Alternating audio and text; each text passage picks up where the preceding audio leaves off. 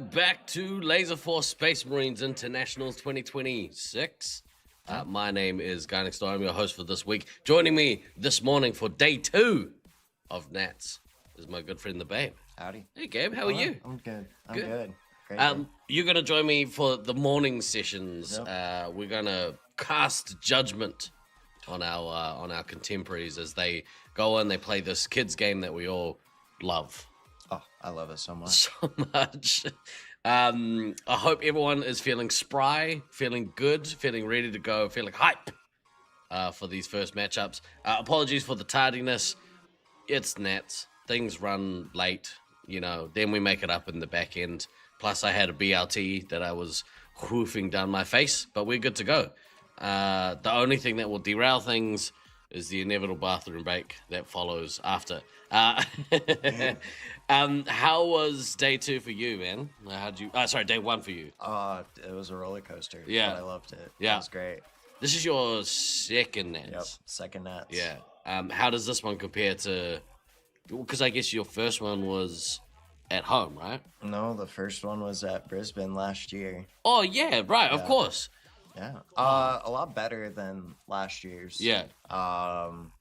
It's nice to be closer to home and not have that much time away from home and miles away from home. Yeah. It does kind of like get on you when you're out away. Like, I've been trying to call my wife and the time zones are just so bad. Yeah. I think like the only good time when she's not at work is like 1:30 in the morning here, and by that time we're like, nah, wrecked. I gotta go to bed. Chat, how are you? You with me? Let me know you're here. Let me know that you can hear us. We're gearing up for a massive day 2 of Space Marines. We had a great day yesterday. Really tight games for the most part across the board. The last block of last night was so good. Hang on, hold that thought. Hey, Beans, can you turn the black lights off? We broke. Thank you. We are. We're good to go. Way worse. Thanks, bro. We're good to go when you are. Are you guys ready? Yeah, we're ready. Okay, sweet. We're gonna rip into it. We don't have time to do any preamble today. Hey, Tavia, what's up? Ellie Larson says hi, Hello. Gabe. You're How famous. Are you? I don't know. It's just the fans. Whatever. Let's go across to here. We're going to have a look at this first matchup. Today, first up, we have Armageddon versus Altitude Issues. Man, how good were Altitude Issues yesterday? Oh, yeah. Holding them down. Technically the A team, right? Yep. Love But, we had a bit of an upset yesterday. We some did. might say. We did. How'd they go going for you? It's not like I lose to some or all of them every week on members nights. So, no, I'm really excited for them. And hope they do well. Yeah. There's nothing they can't handle. Right off the bat, here we go. Some might say it's an update. An upset. We're going to talk about it in a minute. After this game, we'll talk more about that. Who are we missing? Fire team has taken the lead. Oh. Thankfully, Gabe is one of our tech masters. Do it. So we'll see about fixing the player images up the top. But off to a good start. Papa Smurf came out strong and got the base. It seems to me that most people who go out and get the base first are looking to drop a nuke pretty quick. So let's see if that's the case and they can take this this Altitude Issues team by surprise. Stealth Alf. Stealth Alf was one of my standouts yesterday. I thought he had a really good day. Definitely the bright point for this Armageddon team. No, I mean, watching him, I definitely think him, and if Redneck Tech can hold it, and skills as ammo as they're doing also amazing. I feel like if they're able to just get even one or two things to click, Yeah. I think they can pull really weird games against people. It's just a matter of like, getting used to the system. They're all good laser tag players. They just need to get used to the game format, and they got a week to do it. So I'm rooting for them. Hopefully they can, get some points on the board by the end of the week. I don't ever want to see teams get 0 pointers. I've been there. It sucks. Sparks is having a pretty good start. South Alpha and Sparks kind of not neck and neck, more or less in the vicinity, but Sparks is pulling away a little bit with 1,500 points, rounding the corner to get that first nuke. Whoa, putting in some work. One special point away. He just got his missile off. That'll help. Fire team is behind by 3. Let's see what he does. See if he goes and drops this nuke straight away, or if he's gonna hold. Space Marine There we go. clearance That for answers that nuclear question. strike. Drops it straight away, and drops. And that has put a massive amount of pressure on this team.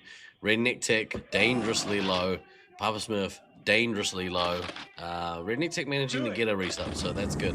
But this team are running pretty low. And Bordercraft is already down to 13 lives. We are... oh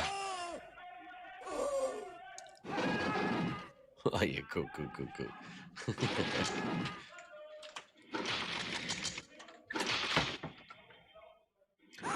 Let me see if I can give you a running total of how far into the game we are.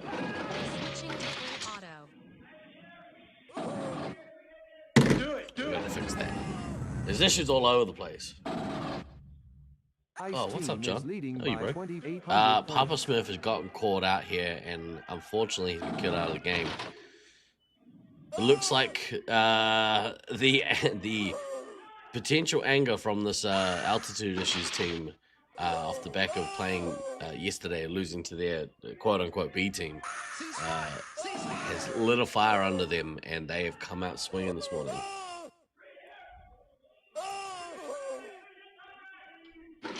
Basically, the entire team going down to single digits. Sparks is doing work here. Pretty much taking it upon himself to get out and kill this team out as quick as they can. Do it. I needed that. Simply Okay and Emily both say hi, by the way. Do it. Do it. Do it.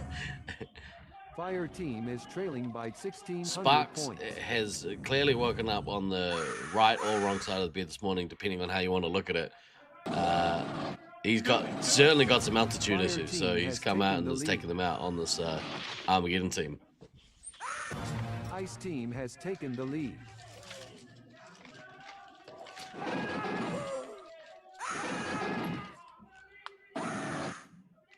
He's on his way to getting that second nuke. South Alpha is going to drop his.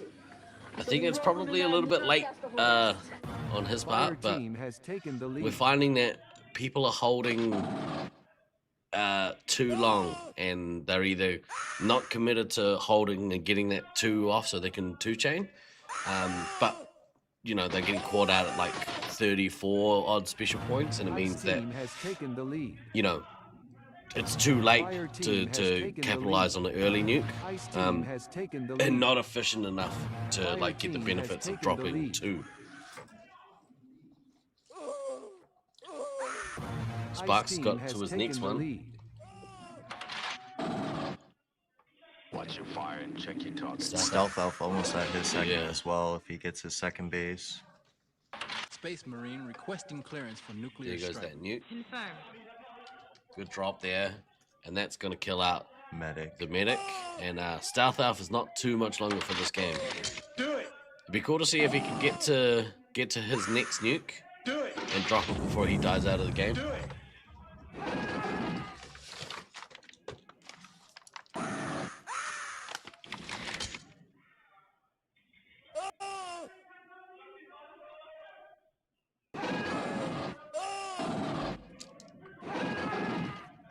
Oh, unfortunately, he gets to the 20 specials, but yeah, if he only had a couple more lives, he probably would have been able to drop that nuke. But Fire team Dying with is a nuke trailing by sucks. 2,400 points. Ceasefire! Ceasefire! Sparks got himself a couple of penalties. Do it. I wonder if that's shielding or likely to be. Do it. Unfortunate.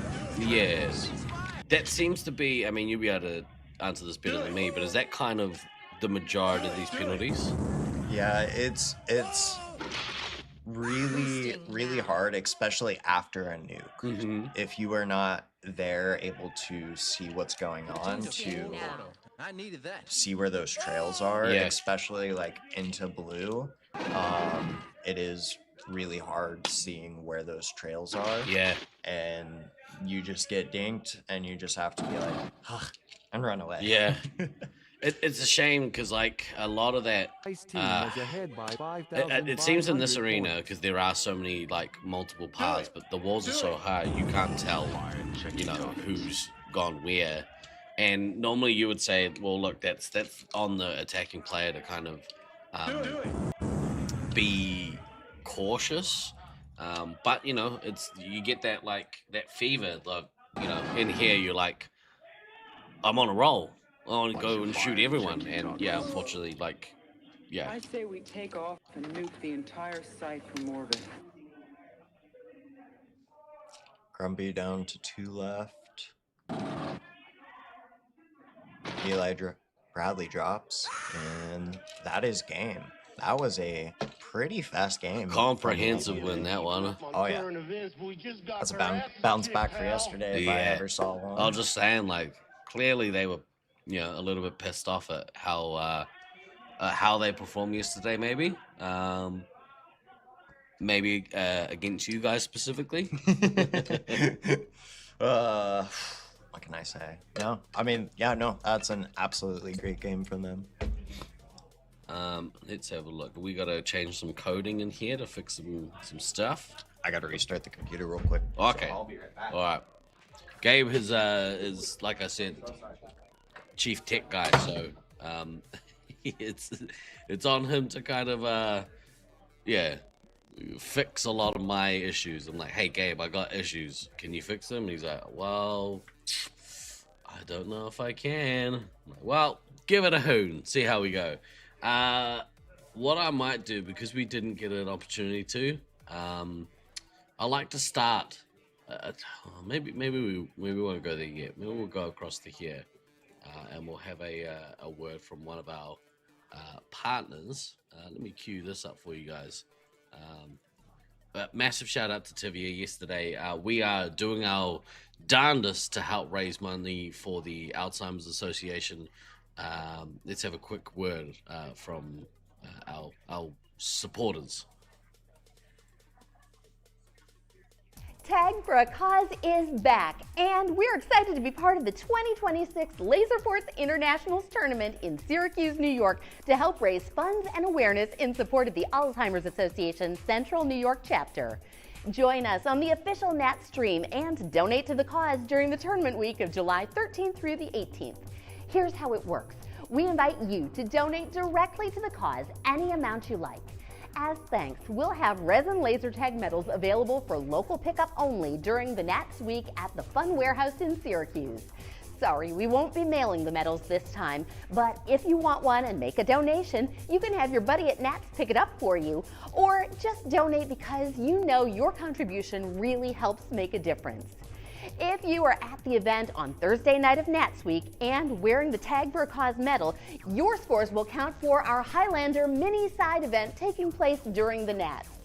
Whether you laser tag for fun, for fitness, or for fundraising, I hope you'll join us to tag for a cause and donate to the Alzheimer's Association while watching or participating in the Laserforce Internationals live stream. Find more info at TiviaChickLovesLaserTag.com.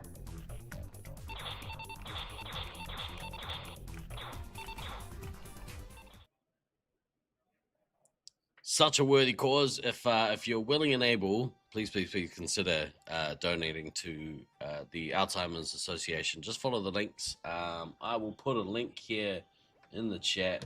I wonder if this account's a mod here. I don't know if it is. I am.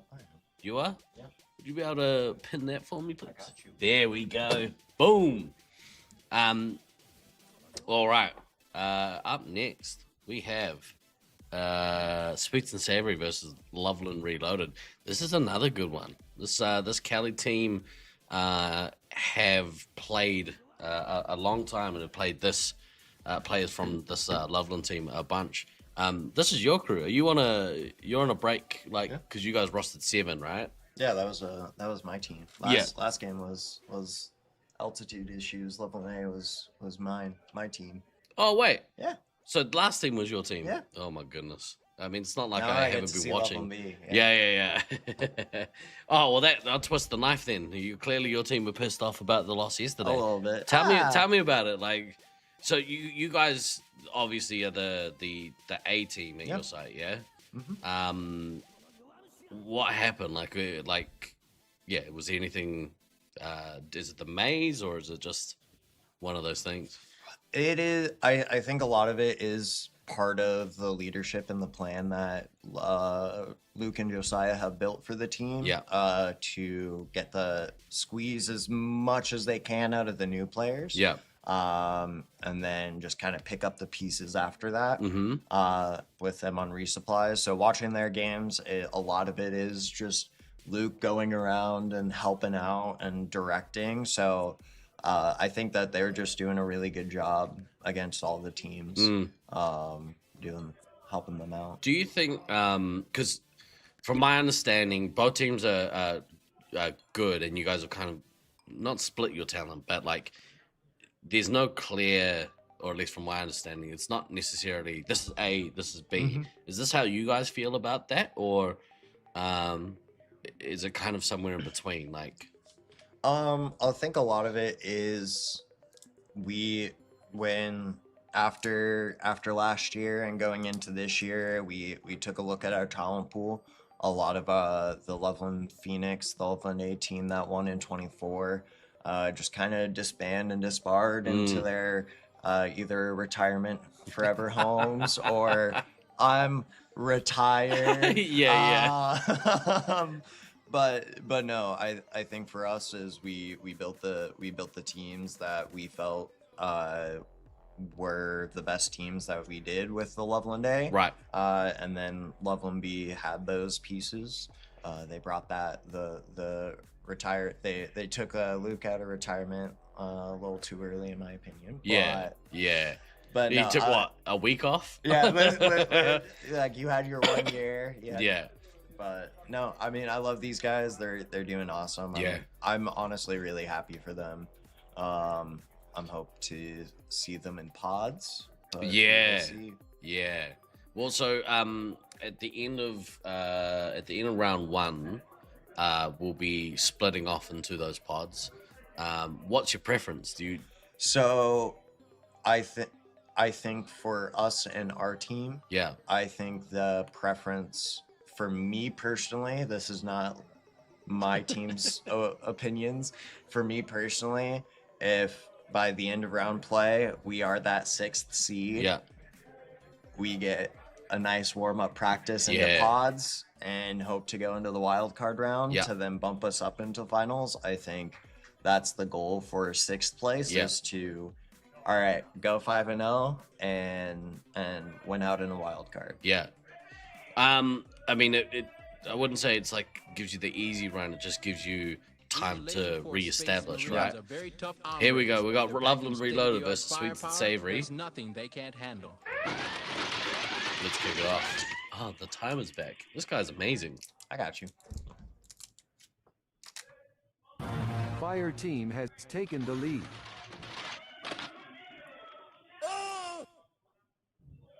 Quiet start here from for both teams. Maybe a little tentative, cautious at the start. I would expect to see Sweets, trying to drop the hammer on this team. Going into yesterday, they were kind of the dark horse.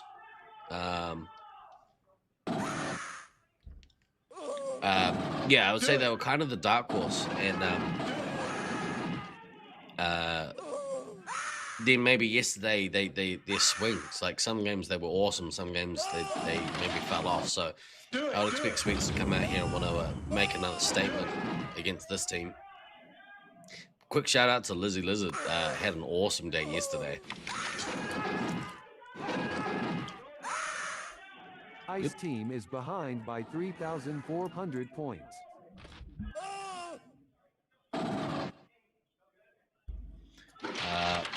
What I would love to see from Sweets and Spooky is being able to farm that midfield with Loveland. Loveland B loves to kind of push out in the middle and then slowly squeeze you in regardless of what side you are. Sweets is so good at kind of farming.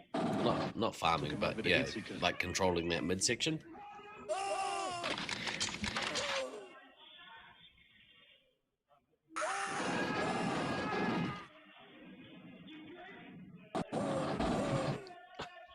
I say we take off and nuke the entire site from orbit.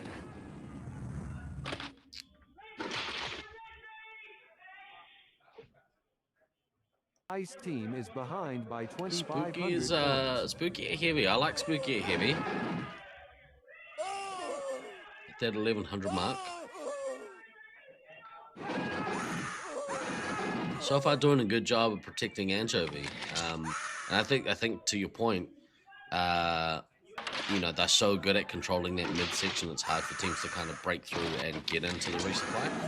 But Anchovy with full life still, whereas the Fair Turkey has lost 6 already.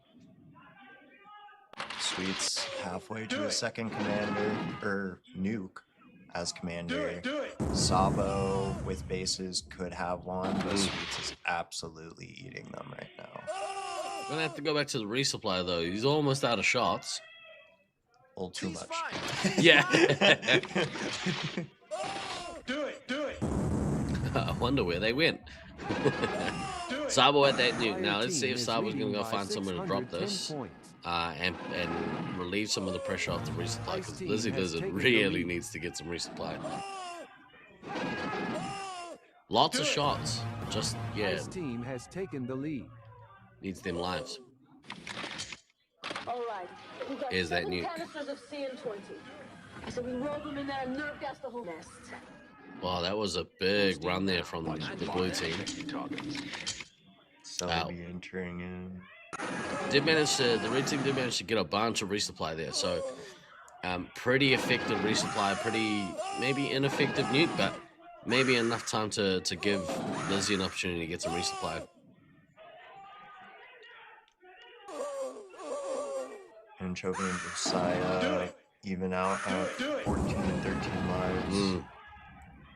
So they did a bunch of damage. Yeah, just in that one attack run, like it sort of leveled it up a bit, but again, Lizzie is running pretty low. The Lovelanders don't like to get lives, do you? Living on the edge. Ice team is ahead by 1,200 points. Mr. Mischief as well. We saw yesterday a couple of ammos. There was a few occasions where they got caught out and killed out early in games, and that's death sentence when your ammo goes. Same with Ender, actually. Ender needs to get some resupply. Boosting now. Lizzie finally lives. Boosting now. Finally. Sweet's here with another nuke. Banked. We'll see if he wants to go and drop it now or if he wants to get some resupply first. Looks like resupply. In the resup. I like that as a potential strategy. You bank a nuke, go and get some resupply, get full, drop your nuke, and then that gives you an opportunity to hopefully run in and do some damage. But in order to pull that off, you kind of need your team Ice keeping team that is pressure ahead out. by 3,000 points. Sabo on the way to his second. Sweets getting flushed out of starting door.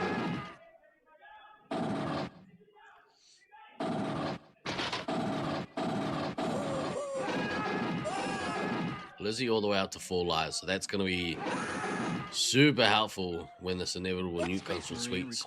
Oh, Sabo drops his. Confirmed. And detonates. Good nuke, that one. Spooky's in a bit of trouble here. Watch your fire and check your Lives are fine, but as a heavy, when you run out of shots, You're in big trouble. Anchovy's all the way down to 6 lives. What a swing. So we roll them in that nerve There's gas a bubble nuke. nest. Good nuke. They need to start divvying out some resupply here. They gotta... The last thing you want to do is panic as a Ice resup team and is just leading start by single 3,100 resupplying people. points. You have to be efficient with your resupplies.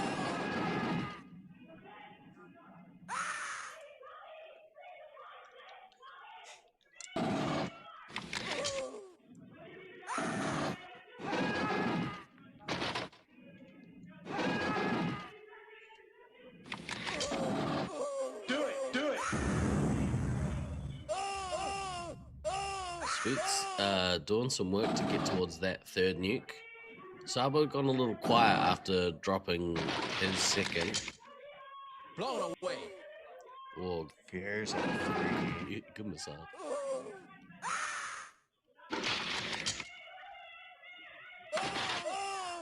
It's crazy how it kind of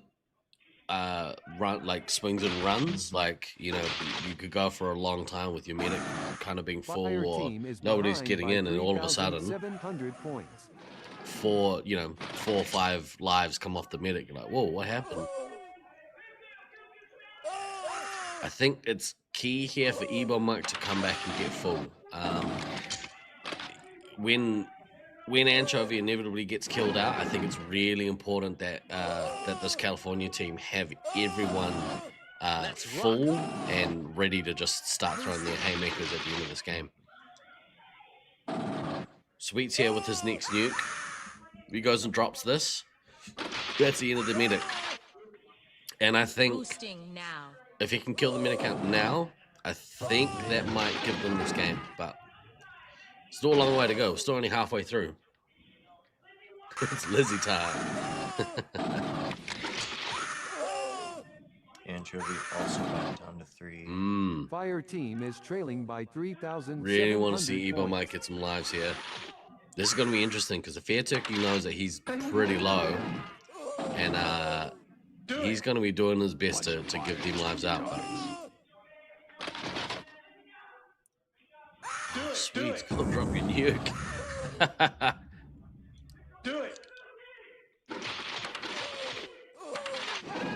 Oh, holding nukes in this arena is just... It can have like such devastating effects. Do it. Yeah, I agree, Russ. Holding the third one's a mistake. You either need to, you know, hold and bank 2, your second and third, or you need to drop them like immediately. I needed that. Anchovy down to 1 life. Fair Turkey at 2. Ice team is leading by 3,200 points. This game's gonna be tight, man. If he drops now and allow Anchovy to get out, just even 1 or 2 more sets of lives Yep. before he's out, I think that's the way that Sweets wins. This is a big mistake from Sweets, not dropping his third nuke here. Oh.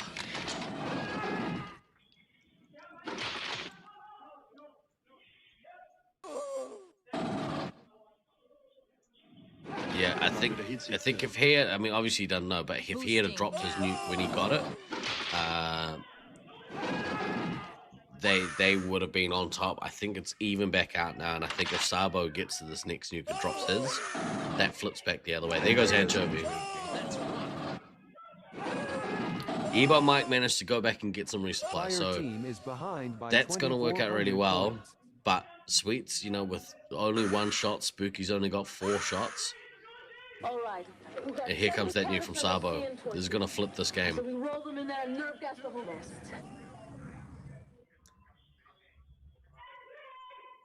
That's huge. And Luke Fair is- Turkey, oh my goodness. Fair Turkey's still on 2 lives.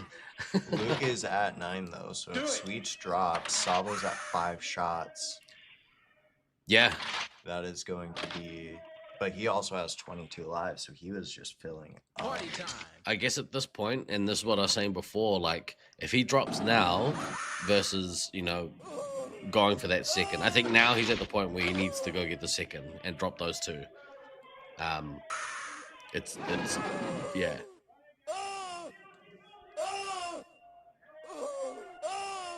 Fire team is trailing Yeah, by the medic on 2,300 those, points. those last 2 lives the medic had just managed to refill Let's roll. Loveland so hard out. So Sweets definitely now gotta go to work. Space Marine requesting There it clearance goes. Is for that nuclear nuke? strike. Confirmed. Fire team has Alright. taken There the goes lead. the medic. 7 canisters of CN20. I said we roll them in there and nerve gas the whole nest. Do it. So Sweet's back up on lives. But the shot difference is Yeah. so much. Yeah. This is the time you got to lean on the rest of your team to go out and try and finish off the squad. So they are ahead on points. There's 3 minutes left, so I don't know if the blue team are gonna really push to get the elim here. So I think I'm gonna say it. I think Sweet and Savory might take this, but it's the difference between getting the win and getting the elimination, and that could be the difference. Ice team is Or whether or behind not by you get 4 points, 4,700 2 points, or 6 points from the match. So I like it though. It's pretty good. I mean, Loveland's only 2K behind with bases. So it is going to be Keeping a it close tight. game. Yeah. Do it. There's should one. know. You should get your bases. Yeah. Blackout. Yeah. Blackout got one. Lizzie needs to go get hers, and that's gonna bring this back to very, very even. And Sweet's getting dangerously low here on lives. He can manage to kind of manage his lives with getting reset with the ammo, then that would be great. But Fire team is leading by What if- 200 points. Absolutely messing them up. yeah, she's a good player, man. Mhm. Yeah. Shout out Halange. If they can manage, if Blue Team can manage to kill Sweets out here, that's gonna stop that that 1 points train.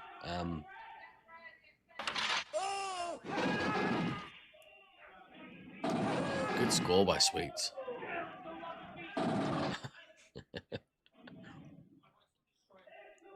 Minute 20 left in this game. Lives are starting to dwindle. I think either team here, if they push really hard, it could, get them close to elim.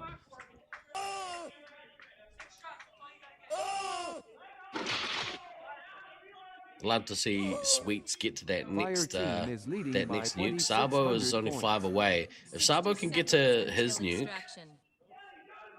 yeah, I don't think they're going to get the elim. But if Sabo got to his nuke, that'd kill out Sweets. That'd kill out Ender, and that would give them the opportunity to run some points. But Got About 40 seconds. yeah, left. you gotta push hard. I don't think they're gonna do it. I'm still gonna say the Sweet and Savory are gonna take this one, but I don't know. Sabo could go on a run, get off 2 missiles, and drop a nuke, and anything's possible. This is the second game of the day, first game for them. Watch your fire and check your targets. This is Bravo Echo 1. We're coming around on final That last 10 now. seconds. Be ready Oh, to there's pick the up in nuke. 15 Entire seconds. site from orbit. Fire Boom. team is ahead by 2,800 points. 5 seconds until extraction. Pretty good effort. Four, Yeah. 3, 2, 1. Mission complete. Whoa, that was an awesome game. Game over, man. I think they really, I think California there really missed a trick with Sweets not just dropping his nuke when he gets them. The double nuke did damage, but It was too late. it was way too late. I think they could have elimed if he dropped it I as agree. soon as he did. I mean, Turkey sat on 2 lives for 3-4 minutes. It was crazy. Yeah, managed to divvy out so many lives to their team and keep them in this. That was awesome. Tight game. Love it. Always nice to see the Loveland squad putting up a fight. Yeah. And who was ranked higher? I can't remember. Like general consensus. General was Loveland A. Yeah. Okay. Yeah, it was Prom Boy that made some interesting. Turns out he's a comments. savant. Yeah, he knows his stuff, Yeah. man. I should listen to him more often. He did cop a lot of shit, but that was an awesome game. Oh, you done this already? Yeah. Oh, he's on it. He's on it. What can I say? I keep forgetting. I'm like, oh, push a button. Oh, lights.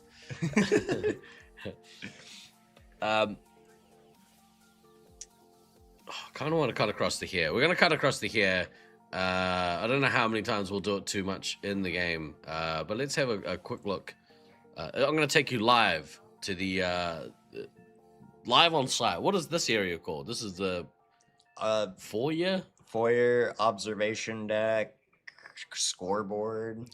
This is the lobby cam. the lobby cam. I like Lobby that. cam. The place where we lament our mistakes and celebrate our achievements after a hard fought game of laser tag. We'll cut here periodically to make it feel like you're right here with us at Laserforce Space Marines Internationals 2026. Have you got a game that you're looking forward to today? Like, who are you playing today? Do you know? So we play Get In. I think we have the unfortunate chance of playing against Syracuse. Yeah. And then we also play... What can I say? I love those guys, but I am afraid of them. I mean, I feel like we get that, but with the Brisbane team, like anytime we had to go and play Brisbane A, just like, right, let's go get this over with. We'll do our best, but you know, a good team is a good team. It's hard to defeat a good team. And then we play the Expendables, Syracuse C. Ooh, that'll be fun. I'm excited to play against them. So you have the top of the table and then the bottom two teams today. Is that right? Wicked. Yeah. So I'm excited to play against Syracuse C. I haven't yet. I haven't really played outside of like Doge Busters and Razor Wires. I haven't seen or played with Mama Bear, Waz, Axeman. Axeman's putting in some work, and actually nobody is as well. I think she's doing a great job. Let's have a look over here. We're gonna have a look at these lineups.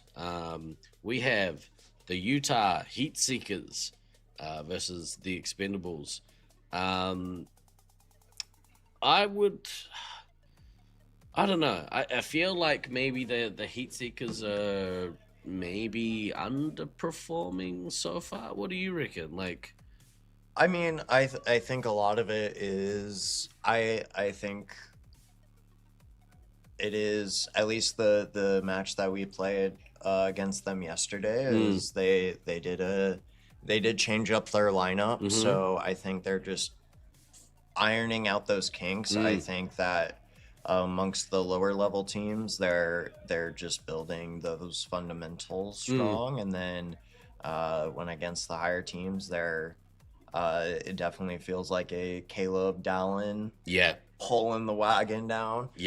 So I think it's trying to lessen the load off of those two individually, and then trying to allow Chaser, Metalface, Rockwood, Cope, and Meds all to help out. So they had to play. They played Syracuse in the first match yesterday, and then I think they went up against. They went up against you guys, and I think they played the other California team. Is that right? I believe they did play. Where are they? They played Syracuse, and they played Sweets and Savory. So they play Cali B.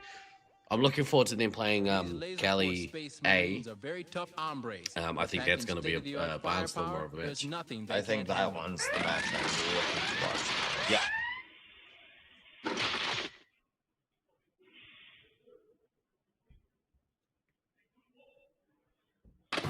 Ice team has taken the lead.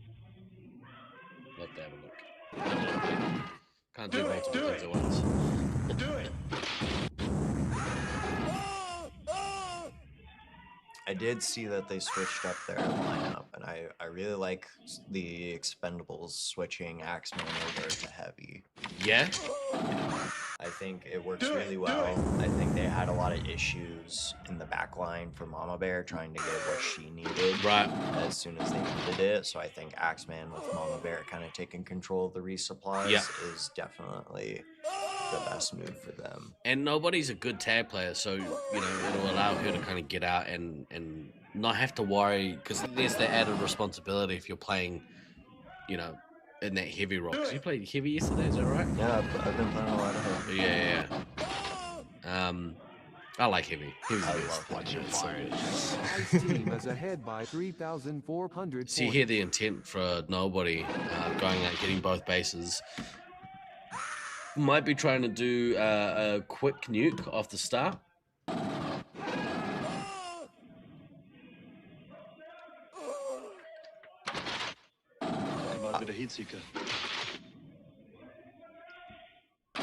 Oh, Snuffles is on the tier early. Putting in some work. Interesting, actually. Slaughtermelon not in this game, which means Chaser steps into that commander role. I don't think I've seen him play commander. We saw Metalface play heavy yesterday and actually did a really good job. So, cool to see them like changing up those 3-hit roles within the team.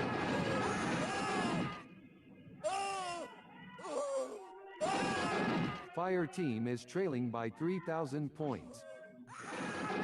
No, it was definitely something like playing Utah. They are part of the. They are not afraid to throw both your heavy and commander at you. Yeah, and hold it for a minute. it's kind of their strength, right? Like, especially if that combo with Snuffles and Slaughtermelon. Like, there's been some really great, heavy commander duos and attacking heavy commander duos in my time of playing this game. So I would put them near the top. They're pretty good. Rusty Trad is probably my all-time. Yeah. That one's a terrifying prospect. Take off and nuke the entire site for more. Is that first nuke? Good nuke there by nobody. I like that. I like that strategy. I like going to get the bases early and dropping a nuke quickly.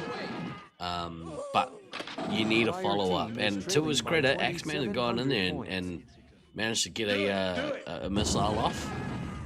But unfortunately, they weren't able to go in and take any lives off the Medic. It was more of a defensive nuke. Get back. Right. Nobody, and Axeman need to go back and get some lives. Doge Buster should be heading back here soon. I mean, Razor Wires is at 15. Med's only taking damage from the nuke.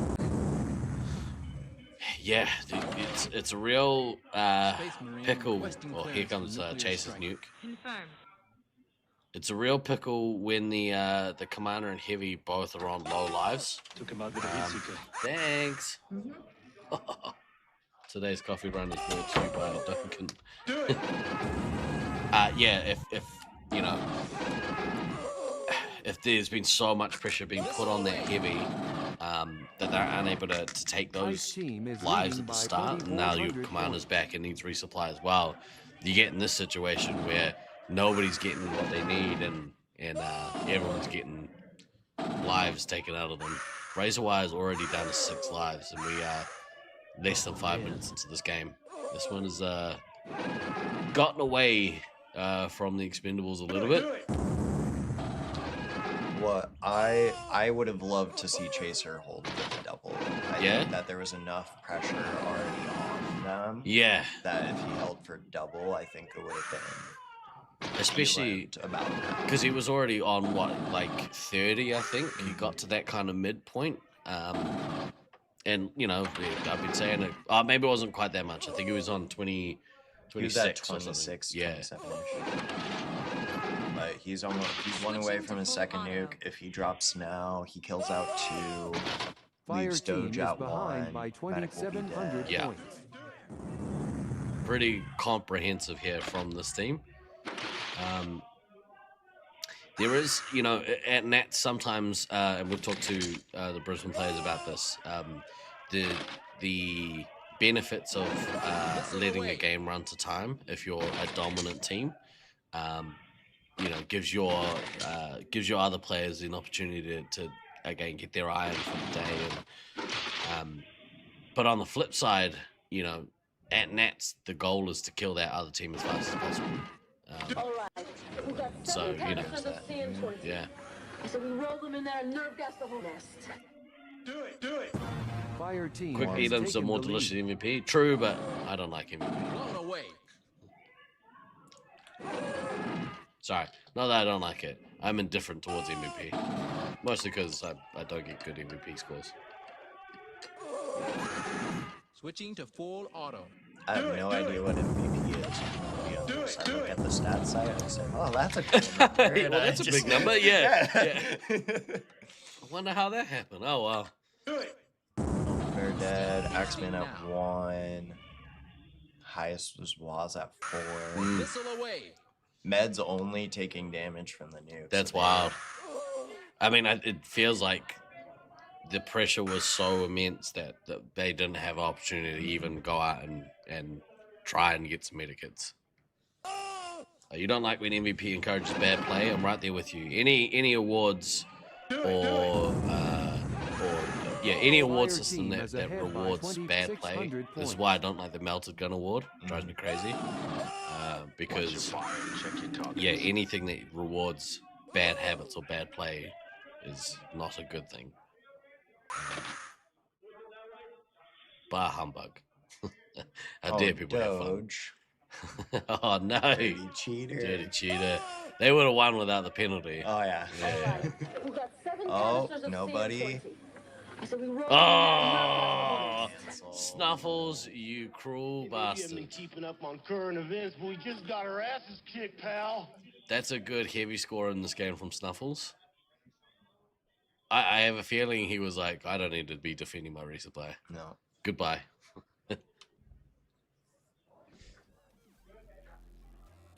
Game went about as well as expected, I think. Let's have a quick word from one of our supporters. Come check out the.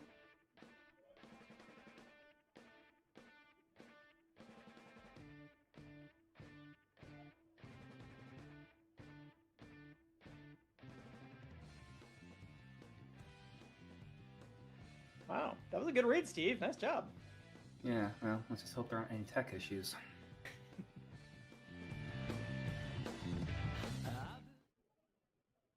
It's always a good business strategy when you're doing a commercial to make sure nobody can hear the things that you're talking about. Exactly. Yeah. That's just an example of like 3 old men who think they're funny. Maybe just one, and the other 2 are hanging on for dear life, right on my coattails. Let's take a quick opportunity to have a look at the standings. This is my first time seeing the standings, so. Oh, really? Yeah. Perfect. Well, here we go. Currently in first place, Syracuse Ninja Turtles, 24 match points. Or won every match so far, but they got pushed real hard at the end of yesterday by the second place team, Team Olympus. That was a battle to see who was in first. Team Olympus were very, very close to taking points, and had they split that match, they would have either been equal first or standalone first. So good effort there from them. Hybrids, my boys, in third equal with Love and Reloaded.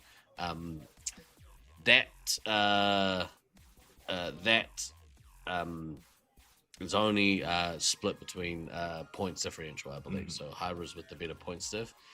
Utah Heatseekers in that 5th spot, rounding out the bottom of the potential pod, I guess. Pod 1 or Pod A. Or we'll find a better name. Altitude Issues, our boys. Yeah. In the top of that second pod, 8 match points. 1 match win, so only the one decisive match win, but you are taking games off of people, which is really key to kind of stay in that middle mix. No lies from Jackal, tied with you guys. More match wins, lower points diff. So closer matches, I guess, in their games. You guys did you play them yesterday? No, we play them tomorrow. I subbed for them yesterday. That's right. so- That's right. That's gonna be a really cool game. I can't wait to see you guys play each other. I'm so excited. Oh yeah, I'm so excited. it's really cool to see when the like for like teams kind of square off each other, which is why I think the game of the tournament for me is going to be Expendables versus Armageddon, because the battle of the bottom teams, that sometimes means more, for games overall, just because you don't want to see anyone get 0 pointed, and oftentimes that's the game that kind of decides whether or not that's going to happen. No. And didn't give them a mention, but Sweets and Savory in their 8th spot, they are playing above their standings, I think. Absolutely. They're a higher quality team. They're a high quality team, and I think it's just, obviously the results that put them there. But that's how sports works. Right. Who have we got up next? Who's this next team? It's our boys. The Hybrids team. Versus boys and girls, sorry. Yeah. Versus No Lives from Jackal. This is another good matchup. Oh, yeah.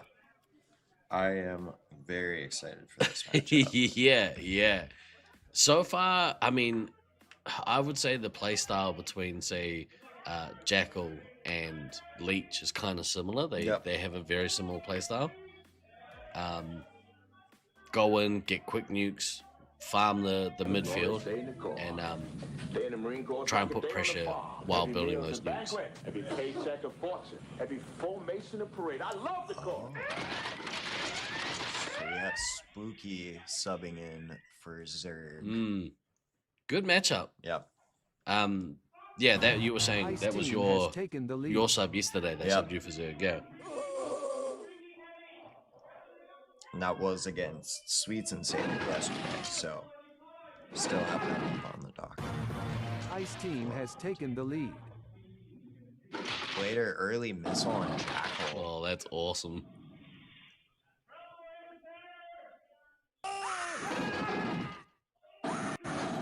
Bit of a quiet start from the rest. Vulcan doing some damage. I'd really love to see a little bit take some resupply here. It's a pet peeve of mine seeing at the start of the game the ammo going to single digit lives. I think it's unnecessary. Take some lives, especially nobody's coming in. And she hasn't taken any lives. Missile away. Oh, another missile. Jackal and Vulcan. They are. Harvest is really pushing in to Ghidorah. Hybra's got this lead in with 3 minutes left. I mean, I'd love to be an impartial observer, but I got a special place in my heart for the Hybrids team. Representing my part of the world. Leech and Jackal pretty even at this point. Just going back and forth. I think actually pretty even across the board. Blown away. The difference here for me, again, is Disco Stew's experience has meant that he has taken those lives, and so far a little bit is still sitting in that kind of 9 to 11 lives range. There we go. Taking the lives. Get full. Ammos get full. Always get full, damn it. Driving me crazy with this. Leech on his way to his first nuke. Jackal not too far behind at 15 special points. Both commanders running, getting to that point where they're going to need to go back to their resupply. And Spooky has put herself in a position where she can capitalize off this, whereas Glader, Glader's doing pretty good too. So, I mean, the game's super even. There's that first nuke. Nuclear strike. Confirmed. Great nuke there by Leech. Real good nuke. A little bit all the way up to basically full on life. So, they've put themselves in a really good position here. Look at that medic lives difference. Alex Boxes all the way down to 12 lives. Fire Sword sitting on 19 still. That will change shortly with the nuke, but I think Hybers have kind of edged out in front a little bit here. Glader a little bit ahead of Spooky. Fox is having a good game. Leech back for resupplies. But they're also pushing them back. Ice Team is ahead by 2,400 points. I really, really like this attacking duo of Leech and Prawn Boy. Prawn Boy's having himself a game. 2,300 points with no bases. Good start to the game for Prawn Boy. Prawn Man is he ain't no boy no more. Jackal's holding for 2. This seems to be like a Syracuse meta for how to play this arena. I've seen a lot of times Syracuse players holding to drop those 2 nukes. I think it's very dependent on the teams that you're up against. Right. I think if you're going against, as we kind of saw earlier with the Utah game, is like if Chaser held for 2, that damage would have been exponential. Right. I think for hybrids, Fire it's team not is going to work trailing as by 1,800 effectively. Yeah. Especially if you guys are not getting any pressure on a little bit of her sword. And they're both very great about scattering and hiding. Yeah. So I think unless you are getting that pressure, you want to drop those as soon as you can. I mean, he's got to 40 now. He's at 40 special points, 2 nukes. They might catch Prawn Boy out here. Prawn Boy's going to need, if he can manage to go and take a quick lives, he's going to go down to 4 lives with his resupply potentially scattered. Unless Spooky runs in here and can kind of capitalize off these nukes. Good missile there by Jackal. Prawn Boy takes a shot. Ooh. Ceasefire! Prawn Boy, there we go. Prawn Boy managing to get alive. That was close. So this is the problem with holding for 2 is that unless you follow it up with a brutal attack, like your heavy is alright, I'm ready to go. It kind of the damage gets done on the medic, but I don't know. Like it's trying to throw a knockout punch, and like that then depends on whether or not your opponent is staggered or if they're fine and you drop 2, they're like, well, that was fine, and then Leech now can counter with his one. Ice Team is behind by 61 points. Let's see what Leech does here. If you're going to throw it immediately. Ice Team has taken the lead. Fire He's going to Team go on a has tear. taken the lead. Fenrir taking down Glader in 3. Good effort from Fenrir. I like his playstyle. Space Marine requesting Here comes clearance for Leech's nuclear nuke. strike. Confirm. Good nuke drop. Alex Box is down to 7, Fire Sword at 11, so they have kind of... Ice Team has taken the lead. Red Team have kind of been Fire able to Team take some has more taken lives the from lead. Fire Sword, which is going to be telling, but Ceasefire! I don't know. At this point, the nukes all seem a little bit ineffectual. Not ineffectual, but lacking a bit of punch, if you know what I mean. Jackal is now put himself in a position where he's pretty good on lives and shots, so he'll be maybe one more resupply away from going on a run.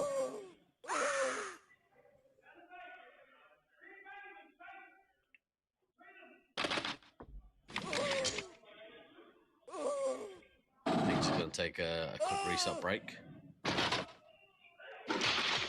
Vulcan with the penalty. Prawn Boy at 3,400. No bases. Pretty good so far, but halfway through the game. They've managed to really form a real competent attacking duo between Leech and Prawn Boy. And going into the week, there were talks of like potential personality conflicts. I haven't seen it. They've been getting on like a house on fire. So that's bad news for everyone else at the tournament.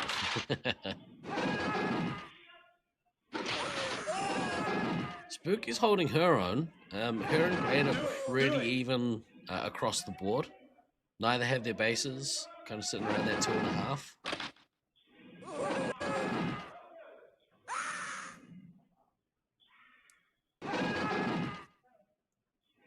Alex Box has been sitting on 7 lives for a minute, so I think we're maybe in a bit of a holding pattern here. Both teams taking a breather. Fire team is ahead by 640 points. Space Marine requesting clearance comes for that nuclear nuke. strike. Confirmed. Good nuke there by Jackal. Gonna take Fire Sword down to 7. Everyone's still doing pretty good on shots and lives, so again, the nukes aren't super effective, but each team kind of chipping away at the medic.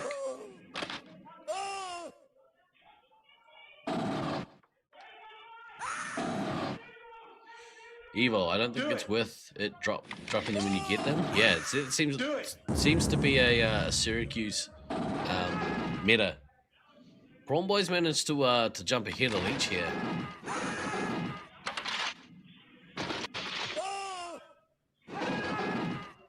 I think that's off the back of Leech going back and getting some resupply, because he's looking pretty healthy overall for this sort of final push of the game.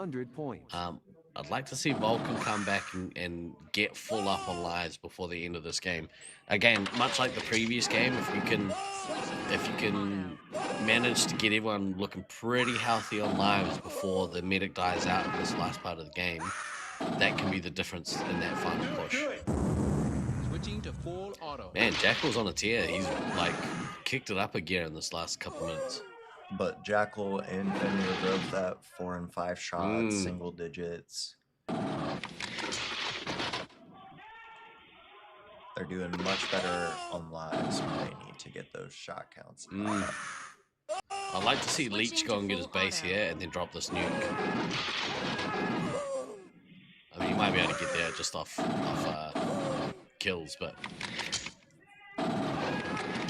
Ice team is this would trailing be by a mistake if he doesn't 6,500 drop points. this immediately and stave Alex Boxes off from being able to resupply any more lives. But the damage is already done. He's already managed to basically fill up his team.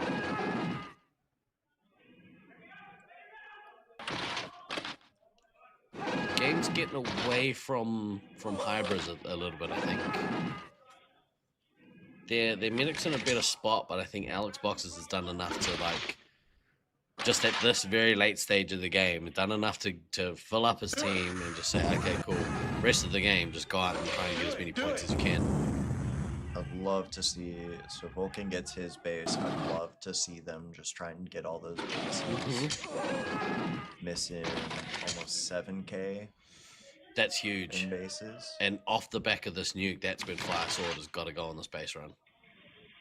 Fire team is leading by 4,700 points. Fox still missing his base. Spooky and Fenrir both missing their bases as well. So a lot of missing bases. This is going to be interesting to see who drops this nuke first. All right. There goes Jackals. 7 canisters of CN20. So we roll them in there and nerve gas the whole nest. But the problem is that follow-up, right? Like, Jackal only got 7 shots left. Do it. Who's that? Prawn Boy's gonna get the base. Boosting now. I say we take off and nuke the entire There's this nuke. site from orbit. Good nuke there. So you're gonna kill out Alex Boxes. 3 minutes left. Other team, the red team's got a lot of lives, so I don't think the Sealam's gonna happen. But this is, yeah, everyone needs to kind of go and get their bases. This is key as well. Like, Fire Sword down to 3 lives with no bases. This is the point of game, yeah. Maybe give Vulcan 1 or get Vulcan to come with on the base run, but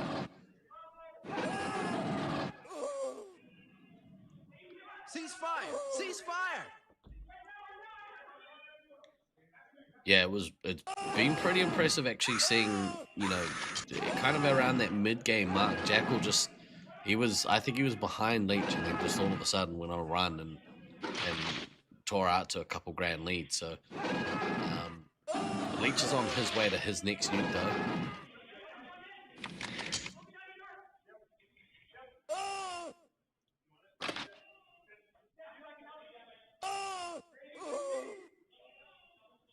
Needs to get there. His team needs to go get his base, their bases now. Little bit and Fire Sword absolutely have to go get the bases. They miss out on $4,000 here. That's the game. There's what, 4, 5 grand versus $2,000. And that'll swing this game. Yeah. Ceasefire! Ceasefire! Someone with who's got better math. Oh, Fire Sword is out. Oh no! They had went in and absolutely. I said we roll them in there. That's massive, with dude. The penalty. Leech drops his 4th. Blown away. And then gets a missile off the back of it on Jackal. Little bit, absolutely. Okay, there's the first base there from Little Bit. The game's back within about 2.5. Fire team is Fox ahead by missing his base, 2,900 and points. A little bit missing their last base. Apparently Fox is a notorious late base gear. There we go, he's got his base. Until extraction. 60 to go, a little bit absolutely needs to go now and get this other base. Hybris need to dig deep here. Equally, Syracuse can stave off this this attack from them. They'll be going into the second match. I feel like this is a game that either team absolutely were in the running to take. Game's not over yet, obviously. 30 seconds to go. Jumping the gun a bit there.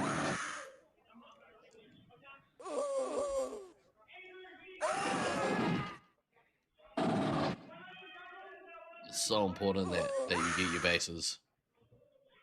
Switching to full auto. Pharaoh, do you copy? Standing by. Prep for dust off. We're gonna need immediate evac. Roger. On our way. Ice team is behind by Little bit gonna 4,500 come up points. and be able to get her 5 base. seconds until extraction. 4, 3, 2, Oh, 1. no. Mission complete. That's it, man. Wow. Game over. That was a very close game. Yeah. A lot of that. That was awesome. $4,000 in it. Yeah, $4,000 in it, and $3,000 worth of bases missing on the Hybris team. So it's a lesson, kids. You got to get your bases. Part of that, I don't know, maybe on Glader a little bit, not taking. I think later. I think there was plenty of time for them to, during the chaos and confusion, or even during Leech's nuke, just being like, all right, let's just run over to red, make our way back, because I'd rather have a medic lose 2 lives for 2,000 than... Yep, good trade. Especially when their team were already looking healthy, right? Like, at about that 3 minutes left, the Hybris team were in good lives count, and there was a long period of time where neither Lil Bit or Firesaw went to go out and get their bases. So part of that maybe on the heavy. I always think it's a little bit on the heavy to not say, hey, we're going on a base run, or hey, go get your bases now, or whatever. Yeah, but they are in a position where they can look to still take points from this match, or even take the match. It's very, very achievable to make up a $4,000 difference, especially if somehow you can manage an Elam. I mean, both teams, they're pretty healthy on lives, but they did get Syracuse down to single digits, like pretty much across the board. That was cool. What a game that was. All right, let's have a look here. What do we got in store for you guys? Who's up next? We got Armageddon Altitude Issues Game 2, I believe. Yep. Let's have a look. Who do we got in those teams that we can take a look at? Altitude Issues. Let's head over with Sergeant Tucker. Sergeant Tucker. Let's have a look. All right. Let's have a little quick player profile check-in with Sergeant Tucker.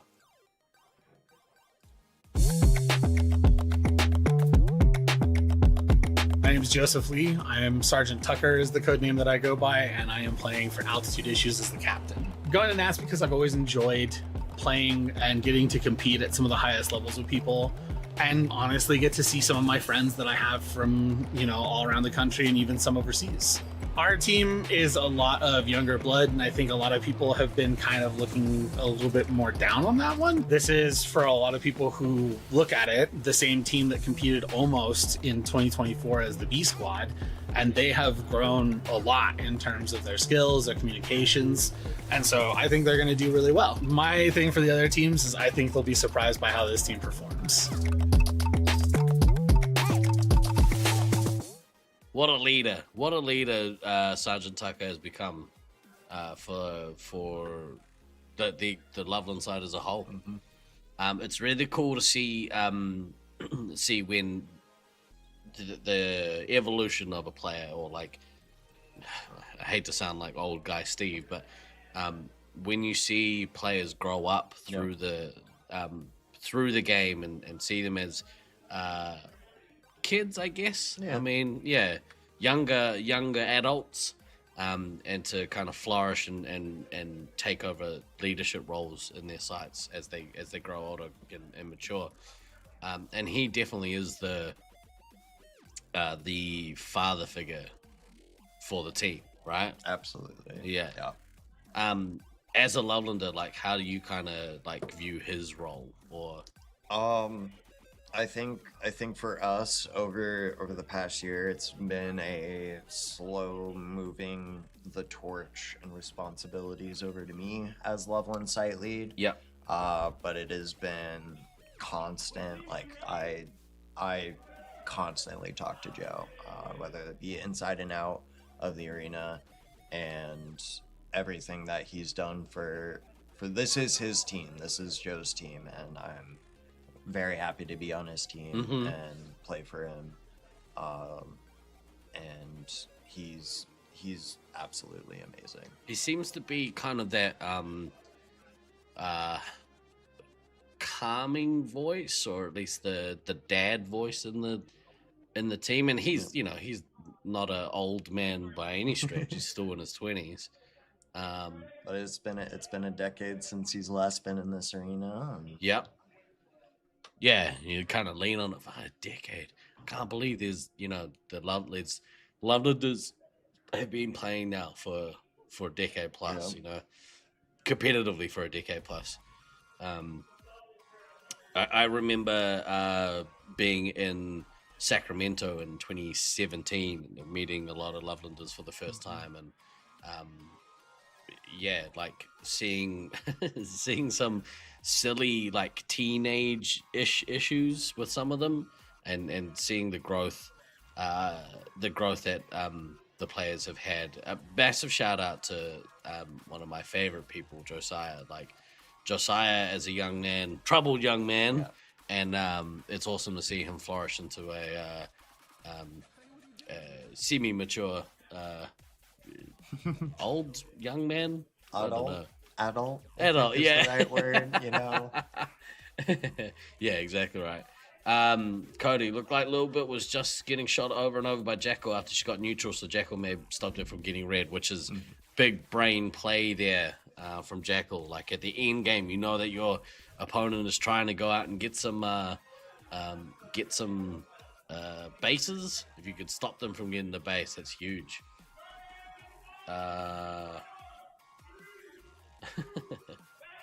Apologies to all the Syracuse beer to go and switch jobs, and they have terrible PT. What's PT? Oh, pay time off. Oh, yeah. No. Express elevator to hell. All right, here we go. Armageddon versus Altitude Issues, game 2. Let's go. I wonder if the Babe's playing this game. That's a great question. What do you want to see from this team here? I want to see good E-door control. I want to see Sammy be able to flex and push out. Communications from Judoku and Rook has been absolutely amazing. So I want Sparks and Rook to absolutely pop off, and I would love to see their nuke timings with Sparks nuke timings for Azure to be able to go out, do some heavy damage off the start, Papa Smurf already got bases. Skills got his base. Skills Commander, Stealth Yeah. Elf heavy. And to be fair, not off to a great start for Skills. Got a base, but already on negative points. So yeah, it's a tough one to see your commander kind of sitting on negative points.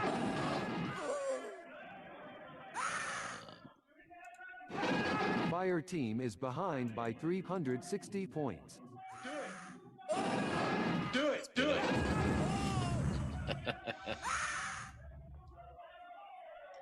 Azra holding back Papa Smurfs and Skills. Look at Sparks' score, man. $2 grand off the jump with no bases. Absolutely doing work. You know what's really annoying is when cocky people can back up their skill level. Yeah, it's super annoying. It's just a kid. Yeah, but like, could be great. Could be great. Shout out, Mr. Wearer. Yeah, that's me. Hi, Talon. Jags rule Tal. Yep. That's an LLT employee if I've ever seen that. Shout out. Ice team is leading by 1,200 points.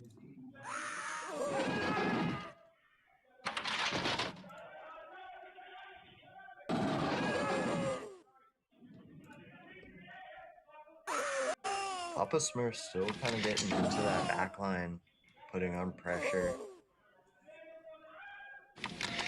No lives from Ghost though. Play Bundercraft down to 13. Almost everyone goes low double digits, going in single digits. Here comes Sparks' nuke. I was just about to say, given like Sparks' score, but Bundercraft's, was only down to 13. Yeah. Tells me that Sparks is absolutely smoking that midsection. Watercraft down to 10 lives. Ghost hasn't lost a life at all. Full lives, full shot, 0 points. Ice team is leading by Clear eyes, 300 points. full hearts. Can't lose. That one might be a little. Switching to full Yeah, auto. sorry. Yeah. No. Just watched Aliens last year. I'm working on it. Good movie. Do it. Fire team has taken the lead. Azra near Marine green requesting base. clearance Here for comes nuclear Skills' strike. command, Confirmed. nuke. Talk about growth in the player. Awesome to see Azra kind of continue her leadership role in Loveland. Overall, pretty awesome human being. Oh, I love it. Azra in the back line, resupply and heavy down. Skills down by both 3 tags. Sergeant Tucker there, just looking at him in the camera. Wasn't overly thrilled to see his gun poking down.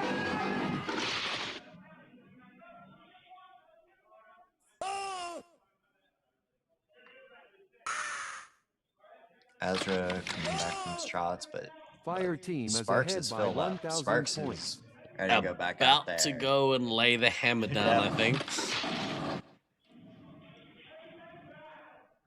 Basically full out. Gonna go out and do some damage. This is gonna get scary. This next little period of play.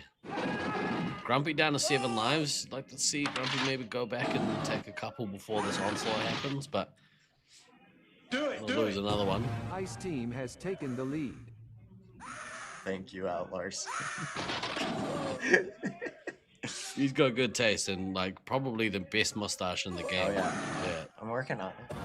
I can't grow a Team has mustache. taken the I lead. can grow this, can't grow here. Yeah. Ice team has taken the lead. Fire team has Sparks. taken the lead. Sparks has started the tier.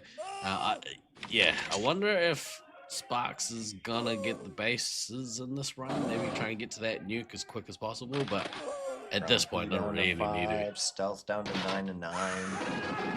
They're able to get Skills and Pop Smurf filled up, as well as Redneck Tech, but Do it.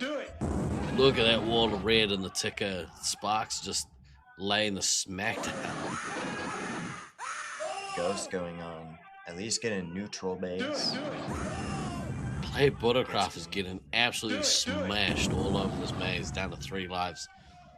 that's the problem, right? Like when you have a team that controls that midfield, as soon as you kick the resupply out, they're just going back and forth, getting smoked. I had that in the training days, and actually it was Rooks and Sparks kicking my ass like all up and down this arena. Team is trailing by 2,500 Again, points. There goes the nuke. There goes the medic and heavy. Grumpy down to 2. Big nuke. Pretty comprehensive win. Do it. Imagine how much better this team would be with Gabe in the lineup. Dude, that would be crazy. I don't know how much better, but How are you guys finding the dynamic of fielding 7?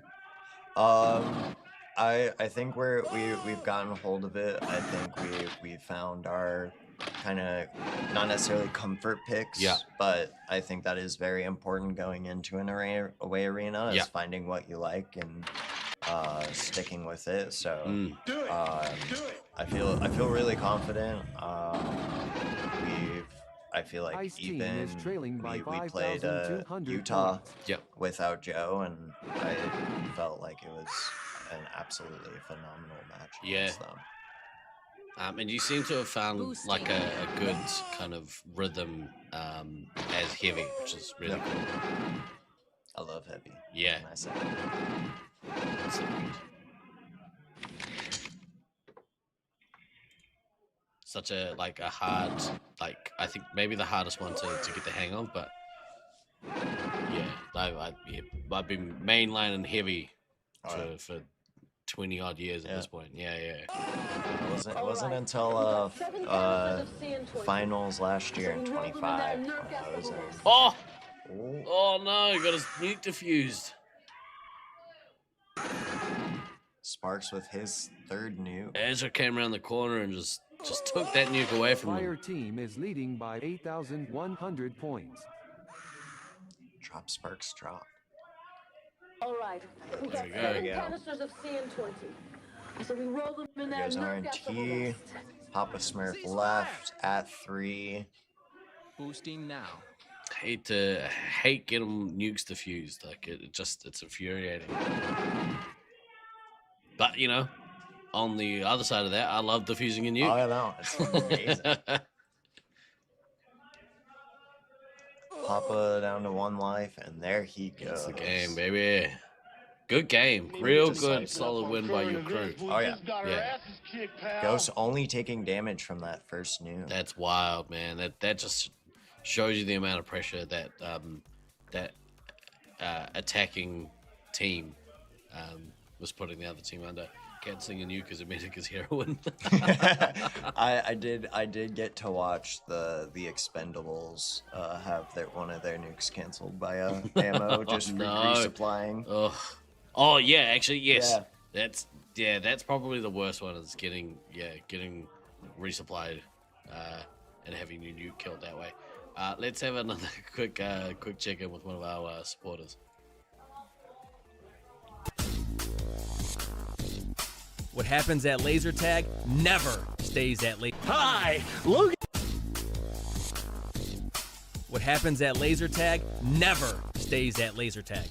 Laser unfocused tag talk. Laser unfocused tag talk. I feel like you could be like in Ghostbusters or something. Oh my God, you have got some stories. Let's talk about laser tag. Who knew you were a laser tag legend? Time to get laser unfocused.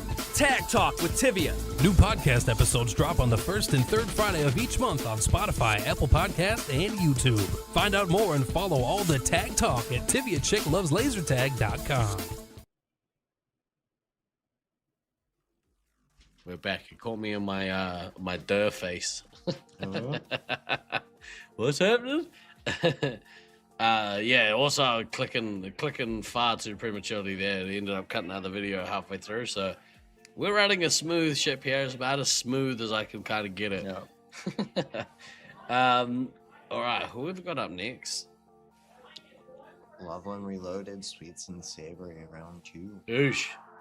They're not ready to go, so let's have a look here. Let's go to some top 5 stats. I think we had a look at these yesterday, but we'll have another quick look. Right, top 5 so far for the tournament. We have Oguri Cap. Oguri Cap's having himself a tournament. I think off the back of the last couple of years, I think Cody has something to prove. Like, I think he didn't have the best tournament in Auckland. His tournament in Brisbane as well. I think that team tried to find a bit of consistency and just never really got it. But I think he's definitely doing some work this tournament. I mean, it's his home site, so you'd kind of expect a player of his caliber to do that. Leech having himself a tournament as well in that second spot, averaging 10,500 over 7 games. Oh yeah, which is honestly very impressive. And we actually looked at this at the end of the stream last night. His average missiles has gone up by 0.7, so he's at 4.57 missiles per game. That's insane. Pretty good hit diff, pretty okay accuracy. Not heaps of medic hits, but I think that's reflected in his scout medic hits. He's kind of sharing the love there. Kodama in that 3rd spot. Blackout is in the 4th spot with 2 games played, and Slaughtermountain rounding that out. I think we're gonna have to adjust. Hey, Maniac, if you're around, would you be able to adjust the thresholds for me in the spreadsheet? Maybe we'll kick it up. More games have happened. Yeah. We might go to 4 games threshold. Maybe that would be better. We'll have a look over here. Let's have a look at the heavies. You need an all-star page, really? An all-star page? I don't know. There is maybe the hang on, the threshold is something that Comp Geek did for us. I'll hit him up as well, and see if he can sort that out. Increase the threshold for us. Snuffle's in that top spot for heavy. Lizzie Lizard doing work. Hell yes, I'm so stoked to see her in the top 5. Odin's Fist in 3rd, Glader in 4th, and Black Hammer in 5th. Outside of Lizzie, and Lizzie is semi-maining the heavy role, I guess. Everyone else seemingly is only playing heavy, so it's certainly one of those roles that, like, if you're heavy, you're the heavy. Yep. Yeah. Scout. Let's have a look at the top scouts that we have in the tournament. We have Rooks at the top of the leaderboard. Lovedon man, doing work. Beans in 2nd, Prawn Boy in 3rd, The Merlin in 4th, rounding out the top 5 is Cope with it. That's cool to see. Cope with it in that 5th spot. Shout out. Standouts there. Pretty good average scores all around. High medic hit for Rook. Love to see that. Beans averaging over a 2.08 hit diff. That's awesome. Hit diff over 2. Shout out, Beans. Giving us the thumbs up from across the room. We'll look at the ammos, and if we have time, I guess we'll look at medics. Mischief in that 1st spot. Autumn in 2nd and Sergeant Tucker in 3rd. Both of them only playing the 2 ammo games, so yeah, I think if we bump up the threshold, it'll kind of have a look at the true ammo mains. Mischief with 2 medic hits is averaging 2 medic hits a game as ammo. What the hell? That's what I'm saying. That Loveland has been loving to push 4 to 5 up and float around. We'll have a quick look at the medics here. Open the form of glorious combat. We're going to have to cut across. We're going to have to cut across. Sorry, medics. Heroes are forged. One place where all men truly share the same rank. Regardless of what kind of parasitic scum they were going in.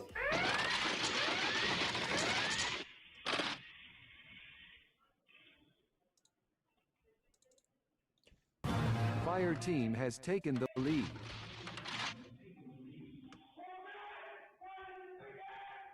Ice team I has love when taken you, the because lead. I can hear, obviously I've got the headphones on, I can hear the feed coming from the camera Hey, what are you in doing, man? the E50 cam. Oh no, the neutral base cam. And it comes through as very, very muffled screams, and I love it.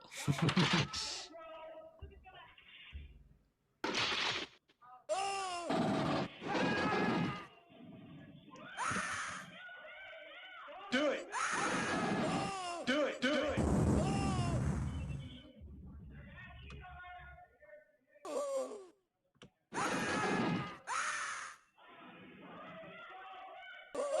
Watch your fire and check your targets.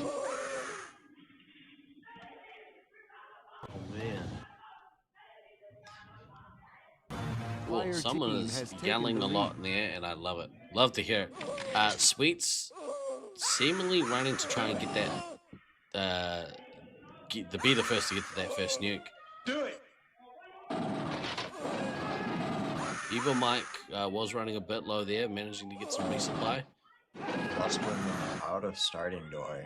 Do it. Do it. That's where the fight is. Yeah. We'll make that camera a little bigger so we can check out that.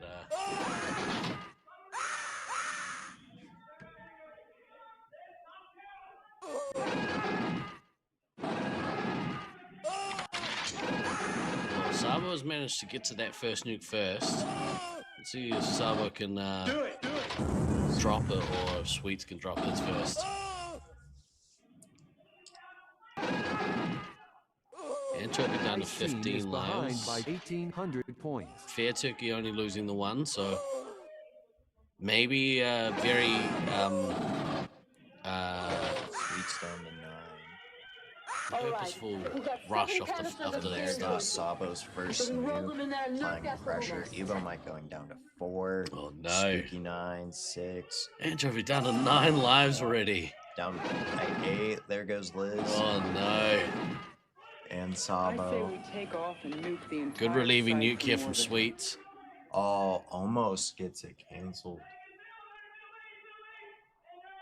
That is an entire team almost on single digit lives. And we are only 3 minutes into this game. This is brutal. Apparently all Lovelanders turn up this morning with a vendetta. Looking to hurt some people. Ice team is behind I may by have upset a few 1,500 of points. them in Laser Ball. I do apologize for that. Got them all riled up. Yeah. Evo Mike killed out of the game. Oh, you hate to see it. But we saw it happen in that first game. Sabo 4 away from his second nuke. If he's able to get that really fast and drop it. I needed that. Halange has had a pretty rough game. She's a good player, but off to a very, very rough start. I mean, the entire team's off to a rough start, to be fair.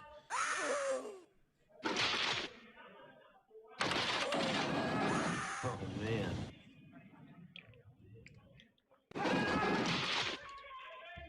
Who won the first game and with how many points definition? Ice team the is first game trailing of by this? 4,500 All right, points. we got 7 canisters of CN20. So we roll them in there and nerve gas the whole nest. There goes Sabo's nuke. Anchovy down to 1. Sweets at 5. Spooky 7. This is a comprehensive ass whooping. Do it. Do it. Ceasefire! I would love to see Sweets drop before Sabo and get a pushback. Try and get some new supplies, but now it's just going to be a fun mission finding everybody. Sweets able to get some lives.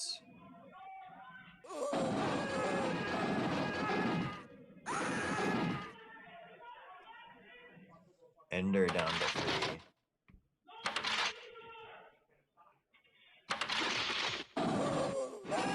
Ice team is behind by And there goes 4,700 Anchovy. points. Anchovy is out, and they're down to 3 as the ammo. Do it.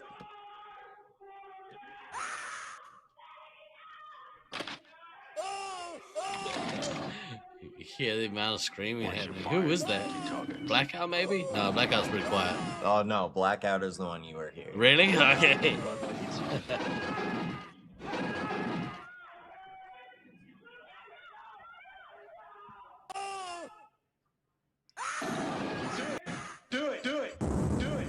Boosting now. Switching to full auto. I needed that. Missile away. Cease fire! Cease fire!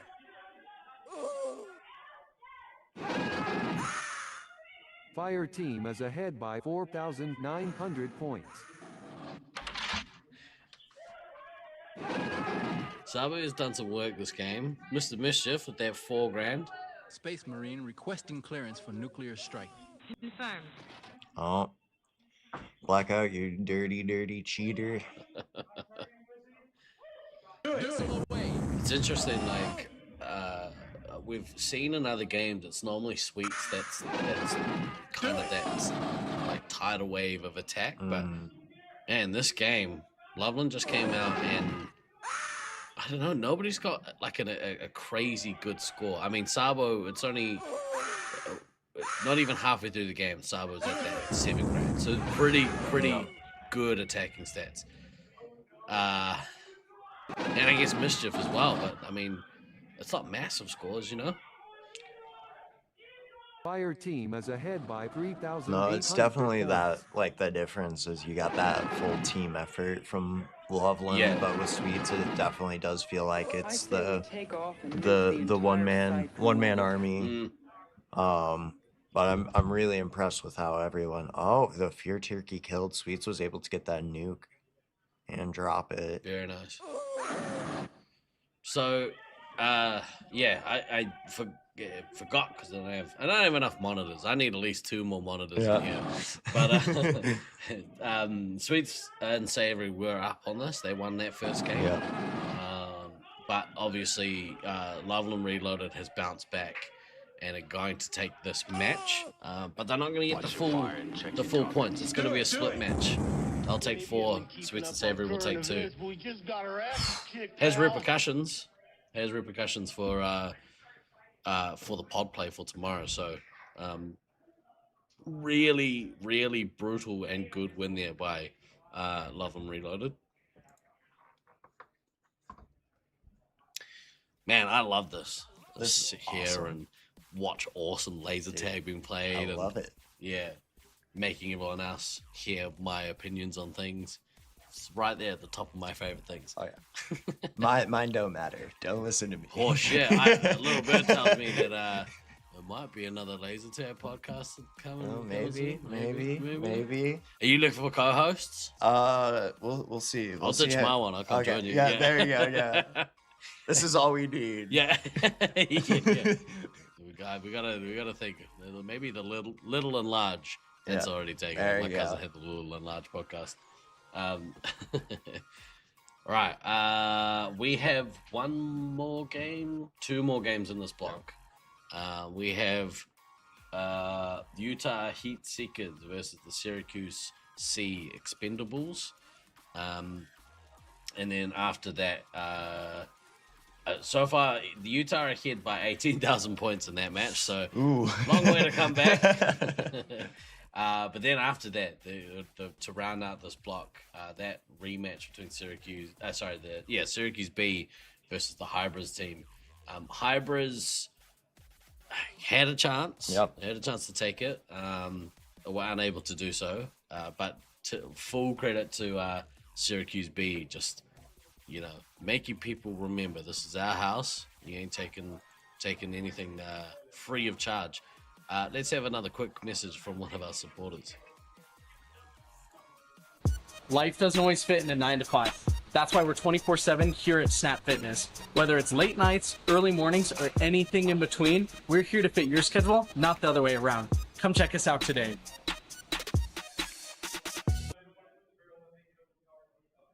Get fit, yo. If you're in the Utah area, 24/7 Fitness, hit them up. We have another shout out, which I can't. don't have the images. I got the images late, but today's break and play during our dinner break, the good people over at Jersey Mike's have shouted us dinner. Yeah? Yeah, they were I'm so excited. Oh my god, me too. I'm hungry already. Yeah. I saw your sandwich. I'm like, ooh. I had Jersey Mike's, I think last time when I was in Detroit, I think, at Jersey Mike's. Bloody delicious, mate. Bloody delicious. Get us a sandwich. I mean, get yourself a sandwich, is what I'm saying. Head over to Jersey Mike's. Specifically the one in Camillus. Can't remember. It's the local guys. It's the local Jersey Mike's. All right, teams are in the maze, looking like they're ready to go. Did we talk about it already? Have you played the Heat Seekers yet? Yes, we did yesterday. Yeah. How'd you get on? We did. We won that first game against them. They took the match the second time, but they're a really good team. So good. Overall, like they are meshing really well and firing all cylinders. We'll see. But it's definitely that extra boost from Snuffles and Slaughtermelon that helps It's so pull it brutal, forward.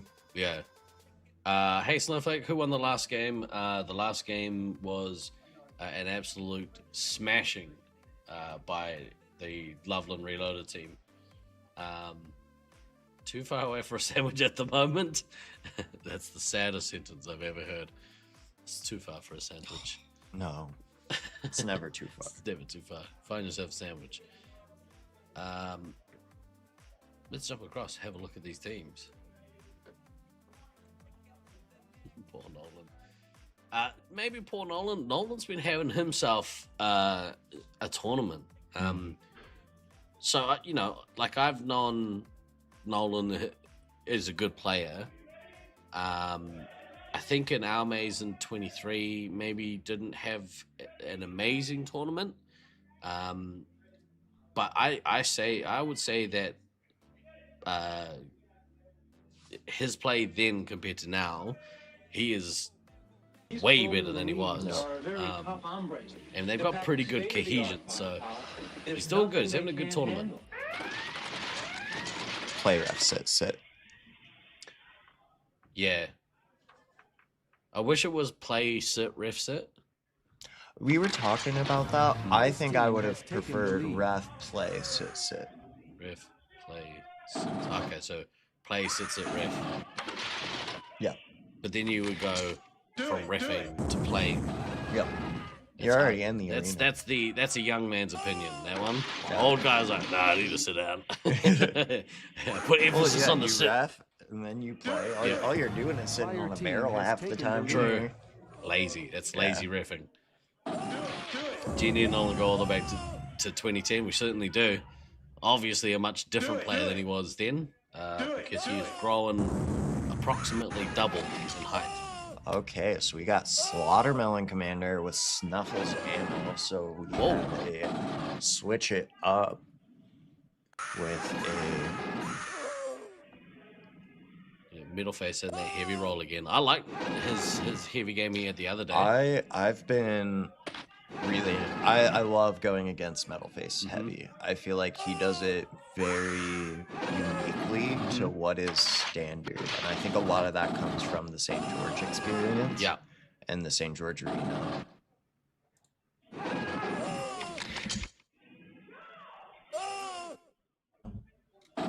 Ice team is behind by 1,300 points. Caleb, one base, one away from his nuke.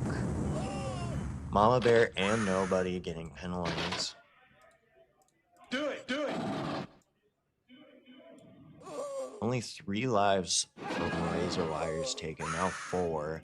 Mama Bear down to 7 though. Cope with it out of shots officially. Needs to go back and get some shots. Caleb needs to come back, get some as well here at soon. Do it!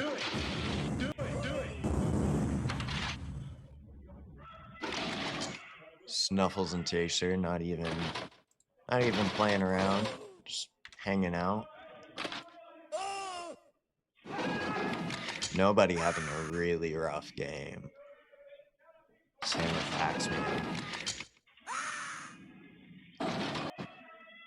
couple of penalties in there as well. Fire team is leading by 4,800 points.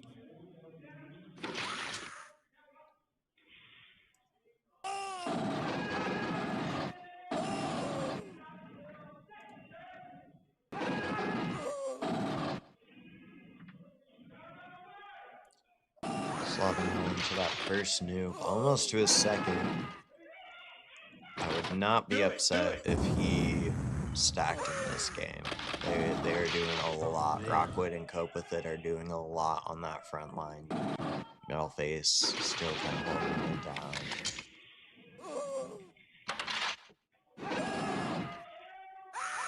Ceasefire! Ceasefire!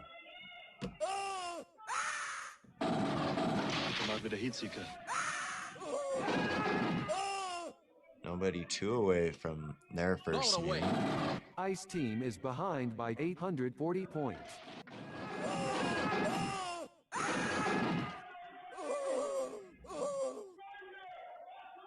Metalface pushing up into Edor.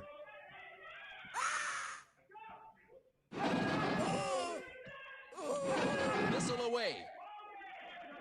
All right, we've got 7 canisters of Slaughtermelon activating that first nuke, one away from his second nuke. Hope to get one special point and drop it again. Oh. There goes Doge. No.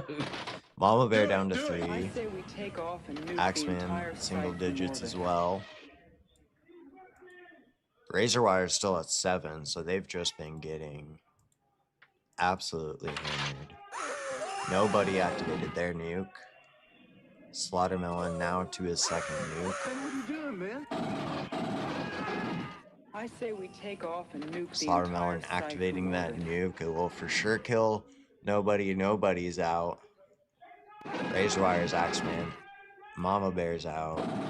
So just up to Waz and Axeman. And this might be less than a 6-minute game It's here brutal. from Utah. Do it! I needed that. Fire team is trailing by 3,400 points. Only 2 medic hits onto Chaser from the Expendables.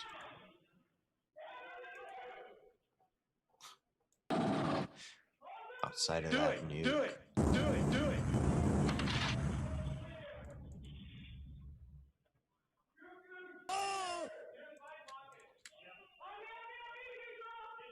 Hey, maybe you haven't been keeping up on current events, but we And just there got is our that asses game. kicked, pal. That's a gnarly game, man. Absolutely beautifully done. Yeah, Utah is a team that when we played, we practiced against them. They love sending the 4 out. They love sending out heavy commander with the 2 scouts and just trying to get as much damage done. And they're willing to run out of shots, as we saw early in the game with Cope, if that means they get to end that early for them.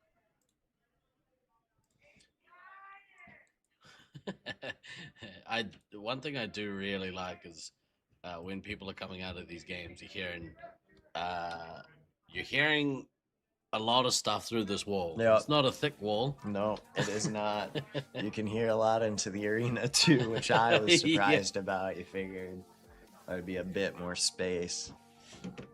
Real quick, so I have been asked to quickly say a few things. So, like I said,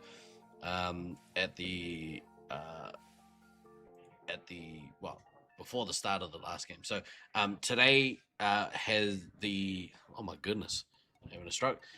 Today we during the break have been very generously supplied with a bunch of sandwiches for our dinner break from Jersey Mike's right here in Syracuse, New York. I'd like to give a very special thanks to Jersey Mike's for taking care of all of our players.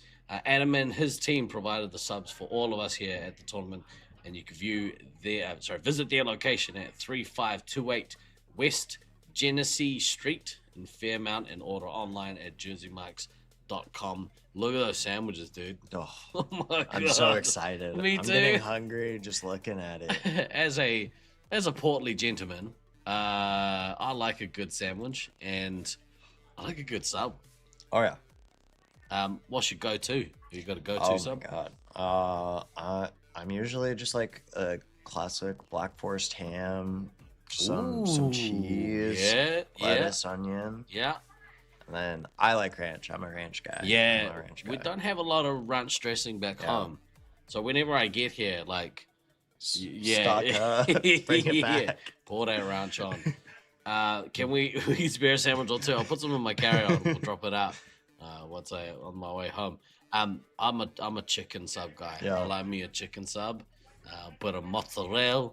Yeah. A little lettuce, tomato. Have a bit of grill on that. Love it. Love me a sub. I have English heritage, so of course I like a bit of mayo on my subs. But yeah, big, massive shout out to Jersey Mike's. Thank you so much for feeding us today. I'm looking forward to getting stuck in for some subs. Last match of the block. Yeah, what do we got going on here? We have this rematch between Syracuse B, no Lies for Jackal, versus the Hybrids team. Made up from a rainbow assortment of people from across our competitive scene. Leech, these days based out of Sydney, Australia, but he is a Auckland laser tag stalwart. Been a part of our scene for a long time back home. We got Glader and Prawn Boy from Brisbane, Australia, which is arguably the hardest place to play. How did you find Brisbane? I loved Brisbane. Yeah. It felt a little bit like home, I think, for me. Playing in Loveland, it kind of felt like home. 100%. Things to get definitely used to. And it took me up until like finals when we got eliminated. Where I'm like, I finally got my groove. That's why you get there a week early, right? You can play a lot of games. Yeah, you're good to go. We made. I mean, it was rough trying to get some games. Yeah. But no, that's why we got here Thursday. Yeah. All right. Yeah. We're playing. So yeah. No, I'm excited to see this. I think for me, I love Syracuse B. I love those guys. So in my heart, I'm voting for Jackal, but Promboy, Glader, and Leech, as well as Vulcan Firesword in a little bit. Yeah, I hope they do really well. I keep, I don't mean to. I keep sort of excluding talking about Vulcan a little bit and Firesword, but they are integral for that team, and I think having Lilbert especially, having her local knowledge of the mains is real helpful, because she, in a pinch, if she's in that resupply role, she understands, all right, I need to go here and here, versus, if it's a out-of-town player playing in that resupply role, when they get flustered, they might have a tendency to panic a bit more. So I think pretty valuable having her knowledge on the team. And then obviously the duo from Utah. I mean, they're used to playing against some all-time greats. The great Thunder from Utah. Massive amount of respect. One of those players I think I have maybe the most respect for as a person. Maybe. Up there. We'll see. Yeah. What's up, Yappy? How are you, bro? Nice to see you. You only played at 234 sites? You're a machine. You're a machine, Marcus. All right, we're looking for a big game out of I'm looking for a big game out of the Hybrids team. They are about just over $4,000 behind. So Loveland B here, all they need to do is Ice team has taken the lead. not get Eland, and they will probably win this game. $4,000 is a decent enough lead, especially off how close that game was. Yep. We'll see what happens with Firesword here. Didn't get the bases in that last game, so we'll see if they can rectify that. Fire team has taken the lead.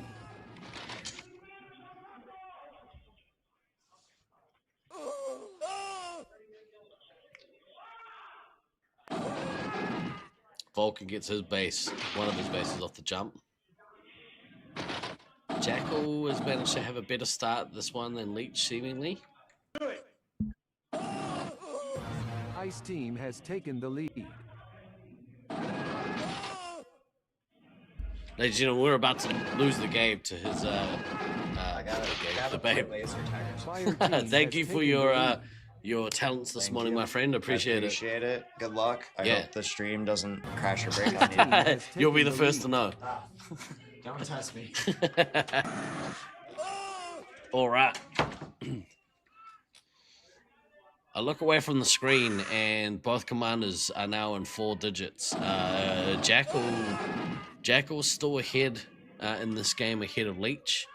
Leech not too far behind. Do it.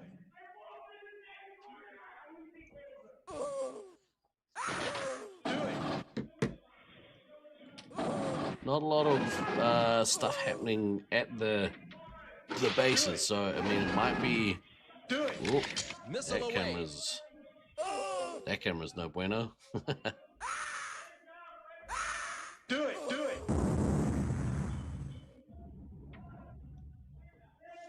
So have a look and see what's happening here across the kill zone in the middle camera.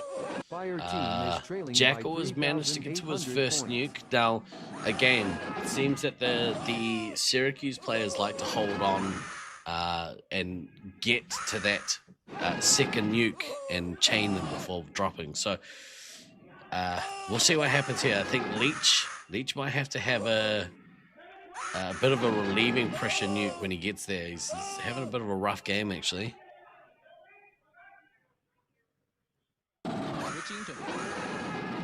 Vulcan doing work, Glader doing work, but the whole team is on pretty low lives here, so they're gonna have to be a bit careful. Fire Sword has only lost 3 lives. Alex Box has lost 4. As long as they can keep Fire Sword out and maybe just get drips and drabs here and there. But if you could take away Leech's ability to get out and start farming some points around that middle section, you have a good opportunity. You have a good opportunity to keep them on the back foot. The harder you make it for Leech, I think the more likely it is that you'll win this game. Jackal's in a great spot here. He's gone back, getting some resupplies.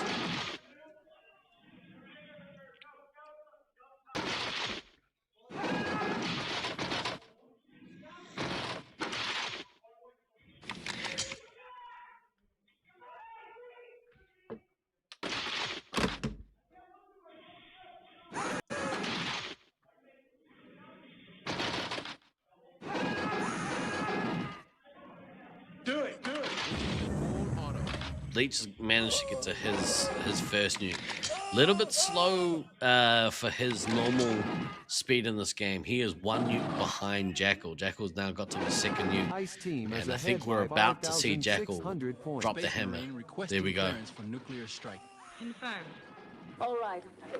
Big 2 chain here. Now, I have been a bit critical of people holding onto their nukes, but I think in this instance they've had enough ascendancy in the first part of this game that these 2 nukes are going to be brutal. If you have a look at the lives difference, Leech is going to throw his one back,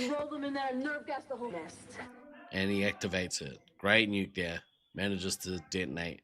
Prawn Boy is in rough shape. Needs to get back and get some resupply. Got heaps of shots, but very, very low on lives here. And go back and get a couple, maybe 3.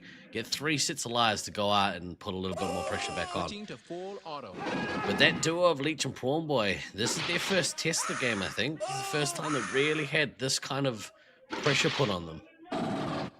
Ice Team is ahead by 5,500 Jackal is points. absolutely doing work this game.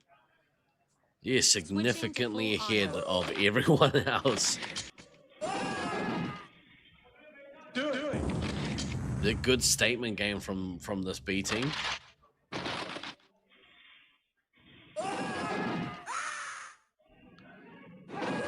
Both medics around about the same, kind of nearing the halfway point of their lifespan.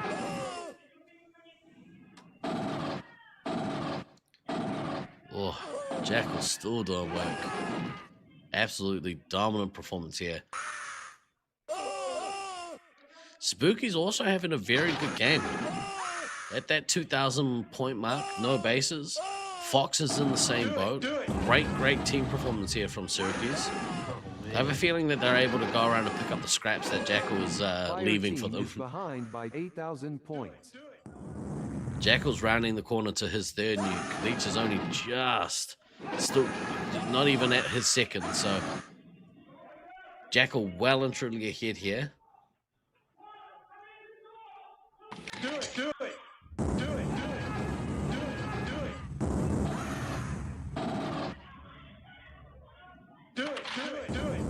Fire Sword down to 5 lives. Alex boxes at 7. So this is the point of the game. There's a bit of a swing. Lilbert needs to get some resupply here.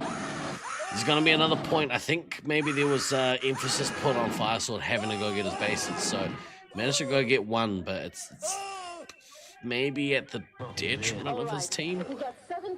Here comes Jackal's next nuke. So we roll them in there and nerve gas the whole nest. That's a big nuke. What a nuke. What a time to nuke. Little bit down to 2 lives. This is a massive statement win.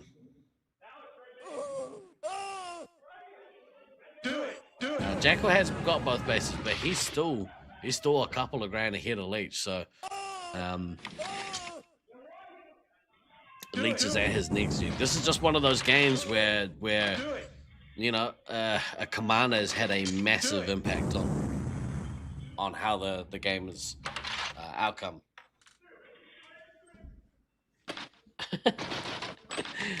You and me both, John. Me and you both. Do it.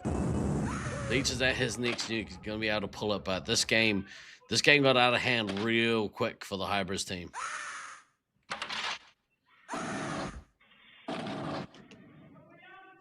So far, we've seen some really good, not bounce backs, but some really good performances by people on the 7 canisters of CN20. So we roll them in there and nerve gas the whole nest. Leech drops his nuke, but it's not gonna be enough to sway this game. They do end up killing the medic, which is good, but Alex has done a very good job keeping his team full of lives here. Lilbert's managed to stay alive on 2 lives for quite a while. Bit of that Syracuse local knowledge of where to hide. Do it. Switching to full auto. I needed that. Do it.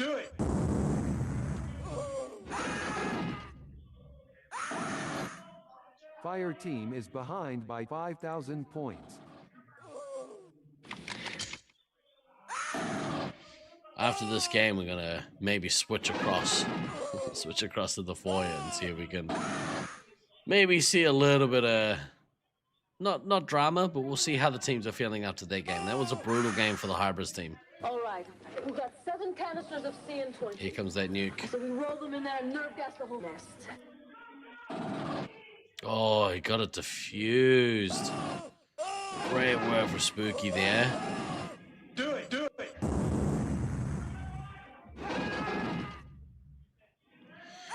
Yeah, Leech is probably not going to be overly happy after this game.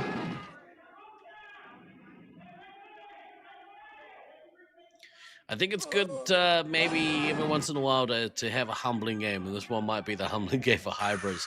They really took it to Syracuse's B in that first match, and actually, if you go back and watch it, you'll see just how close that game was, and could have really gone either way.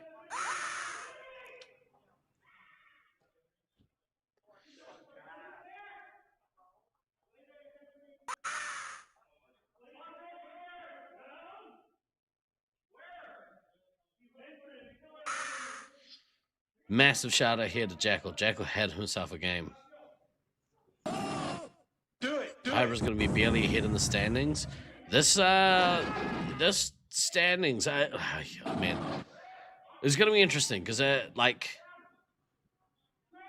I assume both of these teams are going to end up in that Pool A. So we're kind of just jockeying for position at this point to see who's going to be in those pools, but I think Ice both of those team teams is will be. ahead by 7,300 points. Awesome game here from Jackal. Absolutely did work.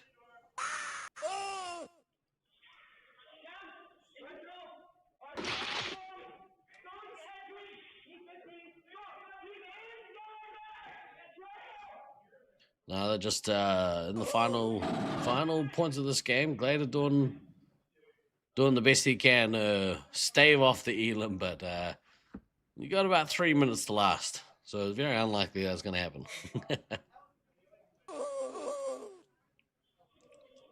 Loveland Reload will knock one of them out.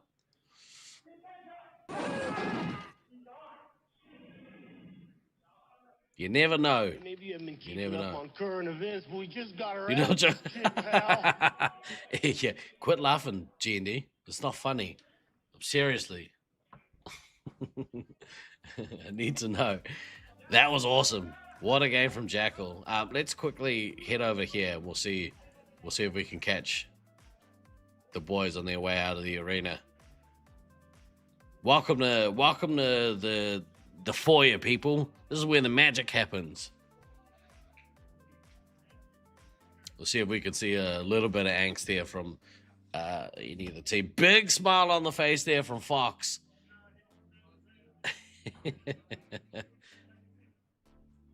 Smiles all around from the Syracuse B team. I think they're pretty happy with their performance. They gave us performance enhancing Fruity Pebbles. Call it the super duper Lucky Charms is what he ate.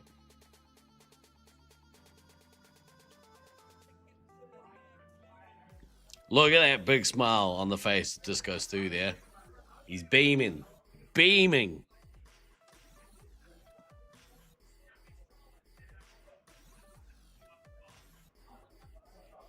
It's probably a good thing we don't have a microphone in the foyer, actually. Luckier Charms. There we go. Yeah, you're right, Marcus. Maybe he didn't have breakfast, and that's why he's hungry. He's hungry.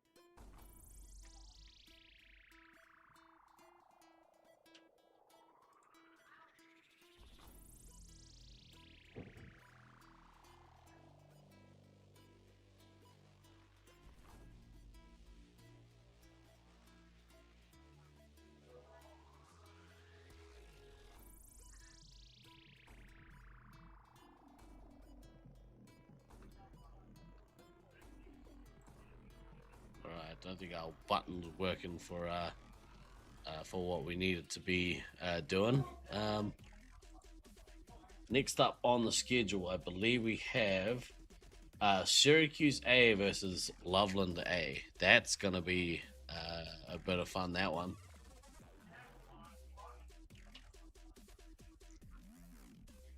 Let's have a quick spotlight video here. We'll head across and have a quick word from one of our players.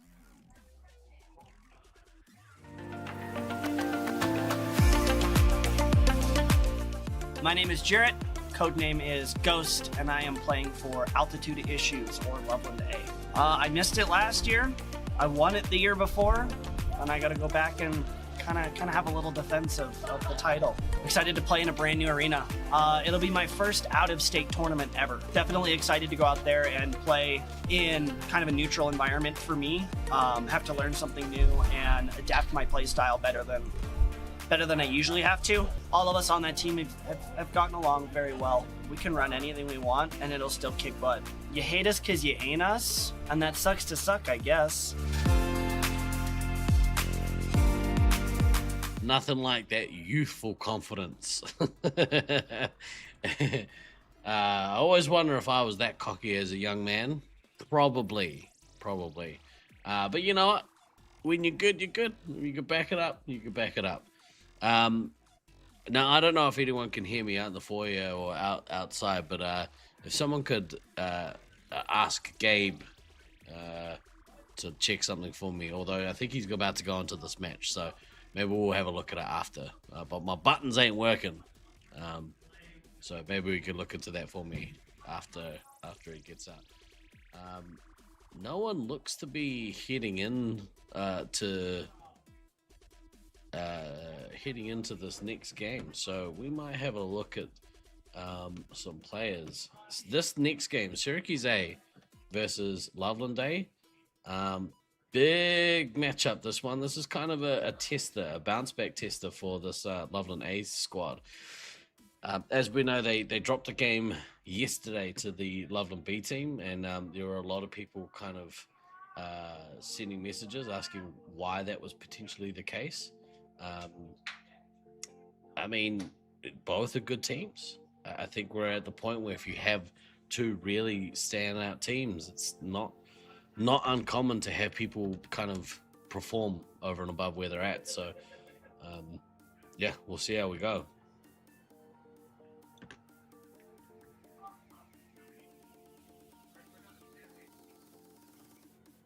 All right, we're gonna try and see if we can have a look at some of these stats. But whilst we do that, let's have a look at what's going on out in the foyer.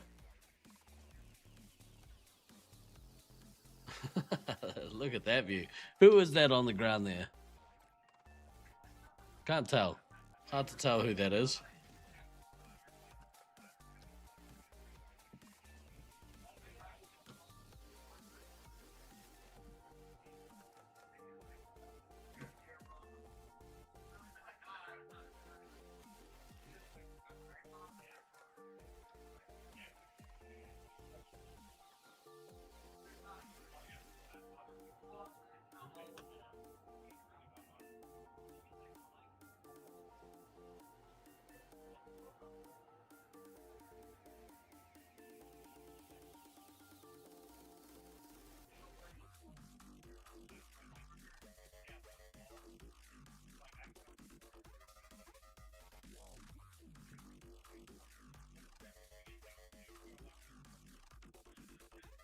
Was that camera here yesterday? No, it wasn't. We probably should give people a heads up actually that we had that camera. We won't hang about on it too long. Yeah, why are you making your way back to site today? Just sit off camera. Today that one's a new addition, so I wouldn't worry too much about it, Esme. We didn't get you picking your nose or anything, probably. Vulcan and Cody look like brothers. Let's have a quick look. We got enough data now that we can start having a look at. You're heading there in an hour. All right, don't pick your nose out in the foyer. At least not in the view of any cameras. Let's have a look at the head-to-head for these upcoming teams. We have two standout commanders about to put the vest on and go head-to-head. Oguri Cap, he's having himself a tournament. There was a bit of noise yesterday, maybe a little bit of tension within the squad. I've never heard an angrier team that is having success. They were pretty mad with each other and they've been pretty dominant. But I think Cody's having himself a standout tournament. I think if you're gonna do it, this is the one you want to do it at your home site.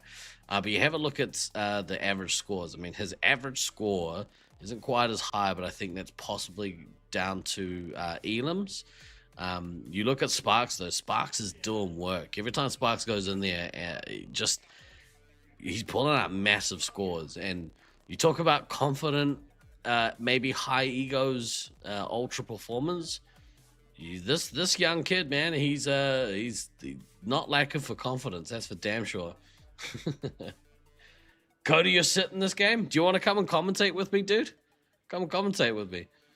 Unless you're not sitting out the block. If you're sitting out the block, come and commentate with me. But otherwise, yeah, if you want to come. What's the response to allegation that you and Vulcan are brothers? But yeah, I think Cody's having himself a standout tournament, and yeah, this is the one to do it at. Average medic hits a game. Now, this is a telling stat because this, to me, tells me that Cody is aggressively attacking the resupply with 8 average medic hits a game versus Sparks' play, which he is getting high scores, but not many medic hits per game, and that tells me that he's more of a farmer. He's farming the players in the midfield, which is not a bad strategy in this maze. There are a lot of points to be had here, just farming points from the scouts. But you know, if I think first and foremost, especially in a fast maze like this, killing the medic is ultimately the goal. Ladies and gentlemen, joining me on the microphone, the man himself. Cody Oguricap. Hey, bro. How's it going? Good, man. How are you? Doing good, doing good. How's your tournament going? I've been having a blast so far. Dude, I've been real impressed. Like I was just saying, you copped a little bit of shit, I think, yesterday for a potential, I don't know. It's the angriest I've ever heard a team who's dominating be. But in my eyes, at least from this seed, just watching your play, it feels like you're getting the best of both worlds. Oh yeah, 100%. Yeah. So you're putting up scores, you're getting good stats, but it's not at the detriment of the team. It's most definitely a, hey, I'm doing awesome, and we are also doing awesome. Oh yeah. Yeah. Is that kind of how you feel, or? I mean, yeah. Like my whole thing is like with my whole play style, it's just I'm the type of person that'll just keep bashing my head into the wall until it breaks, and then once it breaks, I'm gonna make sure it breaks completely. Yeah, yeah. And it's been working great because I mean, you see the medic hits that I've been getting, but I got Evil and Beans half the time right behind me, just ripping them apart Cleaning every your time they scraps get up. kicked out. Yeah. So, and that's important. Like if you if you can have your at least one scout as your backup, like having that attacking duo. I've been giving props to Leech and Prawnboy especially for having a really good attacking tandem, but you and Beans, that's up there as one of the best. oh yeah, 100%. Yeah, especially in this maze, right? Oh yeah, Beans is like one of the top scouts that would play here. I think period. that's ever played. Like I think we on the Resupply podcast on Twitch, we did a Hall of Fame episode a while back, and I think Beans has been underrated by a lot of the scene for a long time. So it's always nice to have that backup guy. You're like, yeah, if I get in, I know that just behind me over there, he's getting resets on everyone on the way out. So, but your team are about to go up against the Loveland A team. Yep. How do you feel with you sitting out here? Do you know who's taking over that commander role? Beans is playing it. Oh, let's go. Beans is getting his commander name in.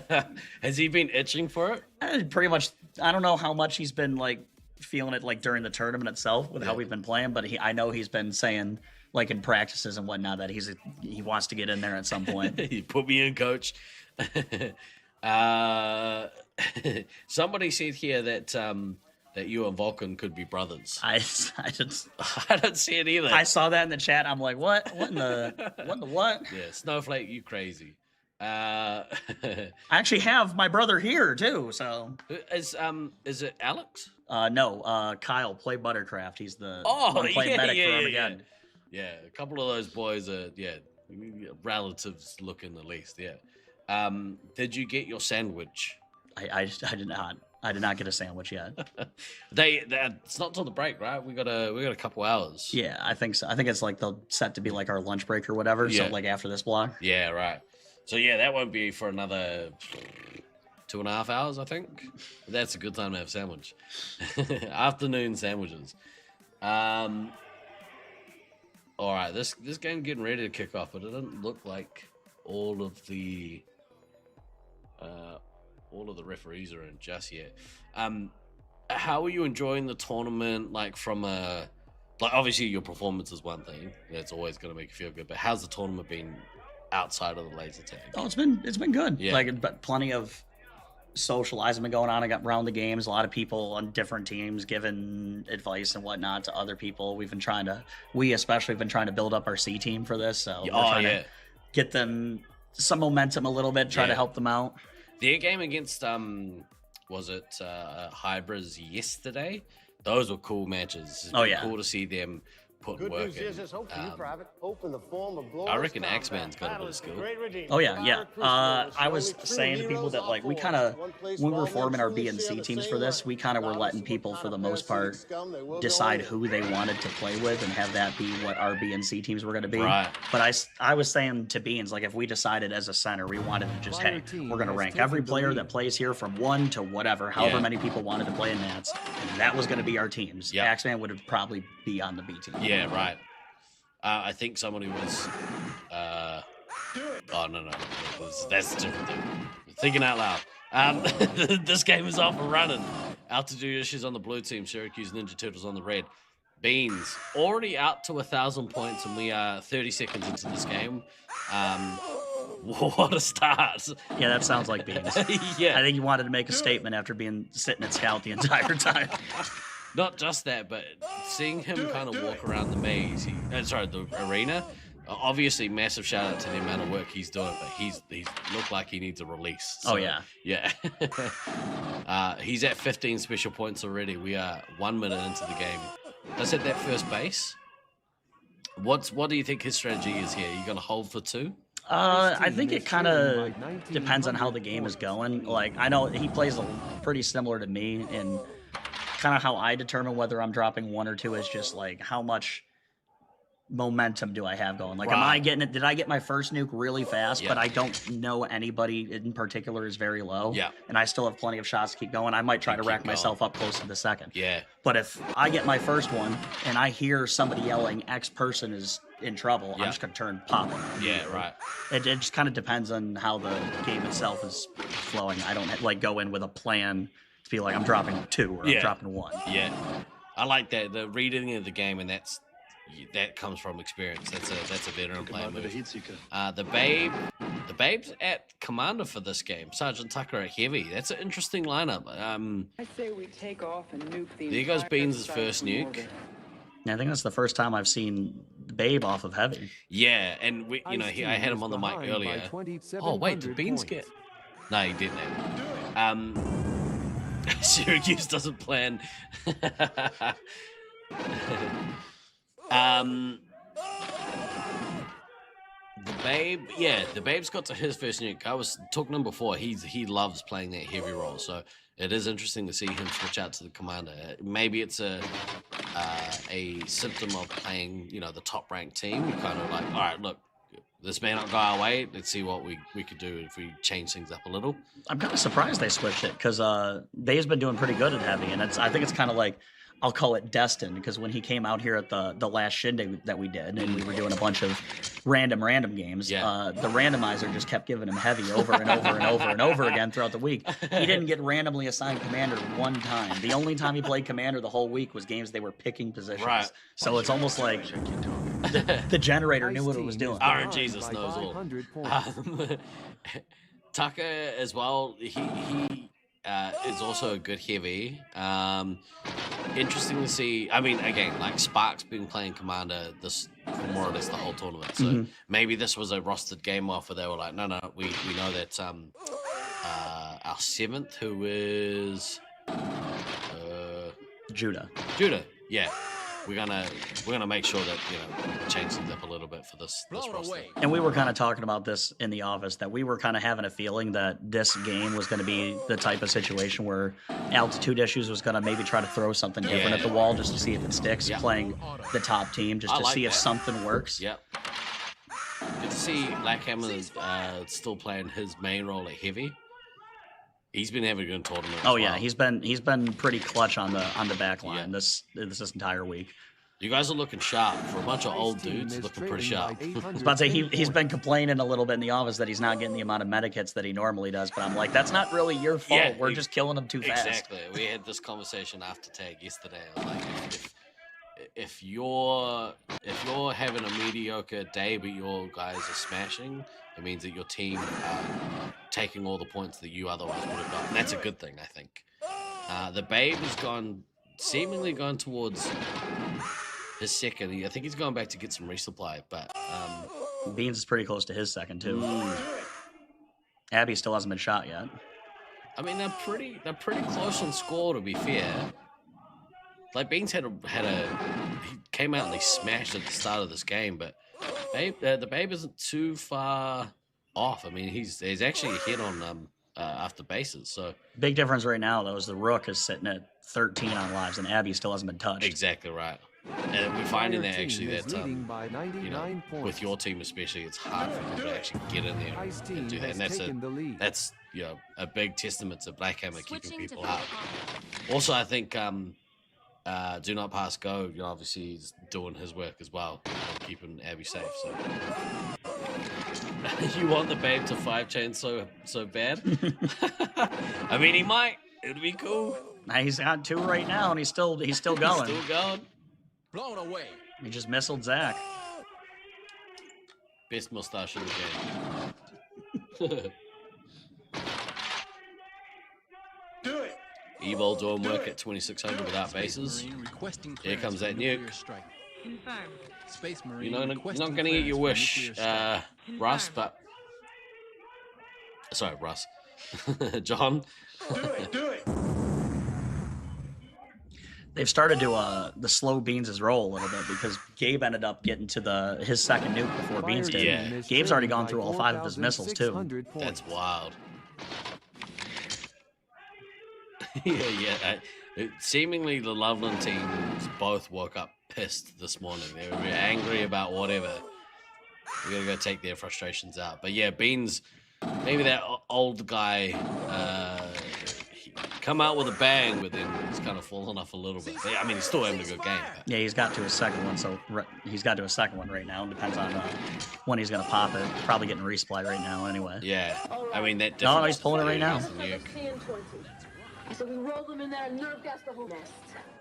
Oh, he got defused! Oh my god, by a scout too. And it was Do only 2 hits. He dropped with 2 shield. Oh no. Oh, he'll be pissed. He's gonna be real angry coming out of this game. Okay, wow, so far. I mean, the big thing here is, oh my god, Abby went from being full on lives down to 11. 2 nukes took 6 out of it, but True. so they got some push off of that after it. And I think I saw them get in off of Beans' nuke getting diffused.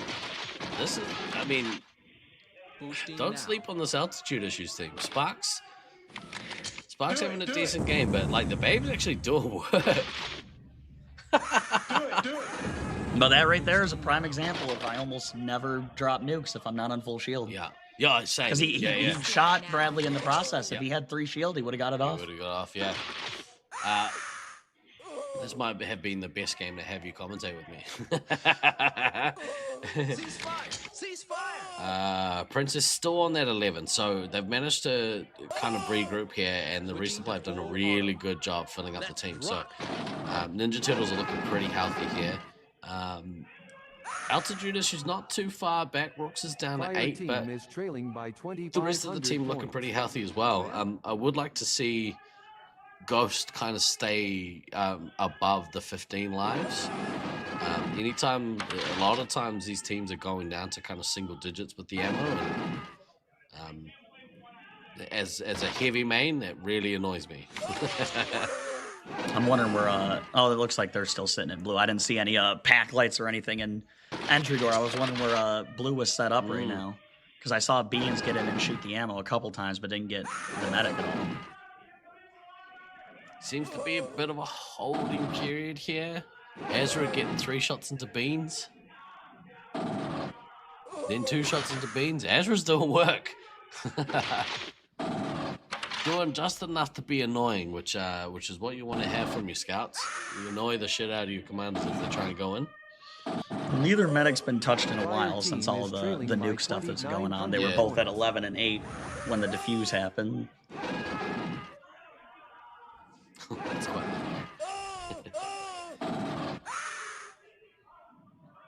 Oh, Sancha shot like 6 people in a row. Get it done, the Merlin.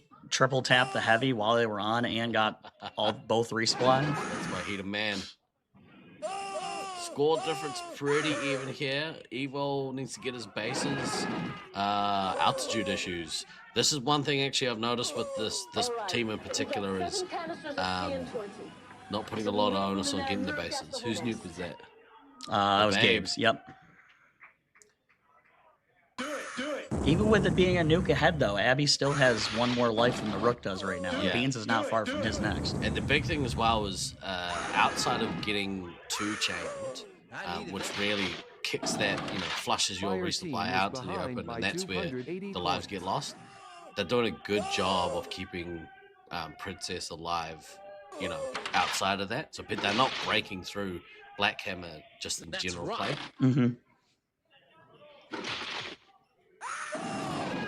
Beans is on his way to his next nuke. This will be his third. It would be, yep. And the Babe is $3,000 ahead. Hammer's got a missile on Sparks. Fire team has taken the lead. Both medics still managing to keep those lives. Beans, when he drops, is going to take Rooks down to 3. And if they can manage to capitalize on that, if they've got maybe Evo or Hammer in a position where they can kind of watch what happens with that medic, look to kill the medic out. Princess down to 4 lives. Yeah, she just got kicked out.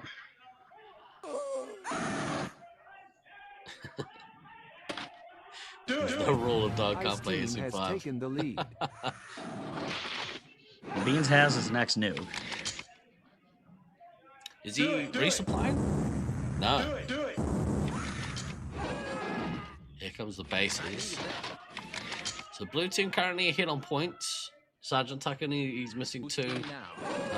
Syracuse missing 3 collectively. And that's the swing. So score is pretty even at the moment. The big difference here is the commanders. The Gabe is outside of that first, 2-3 minutes, Gabe has overtaken and is shot out to a pretty big deficit. And he's rounding the corner of his 4th nuke. Yeah. Goodness me. All right. We've got 7 Here comes Beans dropping right now. So we roll them in there and nerve gas the whole nest. Big nuke drop there. Puts the Rook to 3. Fire team 2. They got to push in off of it. There we go. That's what you want to see. If they can establish and Ezra can take a few more lives, Ghost can take a few more lives. You don't Lenny triple tapping game. Don't want your ammo to die out. You have a look at the lives discrepancy. Syracuse here are looking pretty healthy. So even off the back of the Babe's next nuke, I think they're still in a healthier position. Princess down to 3. Babe with his next nuke.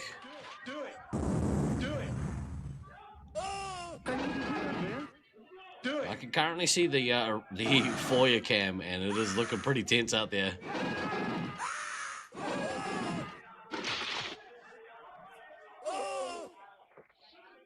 Bean's only 8 away now from his next one. We're gonna try and cut across to Space Marine. Here goes Babe pulling it. Confirmed. Big nuke. Oh, and Bean shot him right when it went off. He got there just too late. He's coming down to the wire. 600 points in, 400 points in this. There they go. That's the Merlin doing some work. Merlin and Hammer pulling some points in there. Switching to full auto. Minute and a half left, so Elim shouldn't really be a factor here. I mean, Tucker's still missing 2 bases. A minute left. Tucker really needs to go get his bases right now. This is the time. At the moment, that's the difference. More or less is the bases. Pretty much, yeah.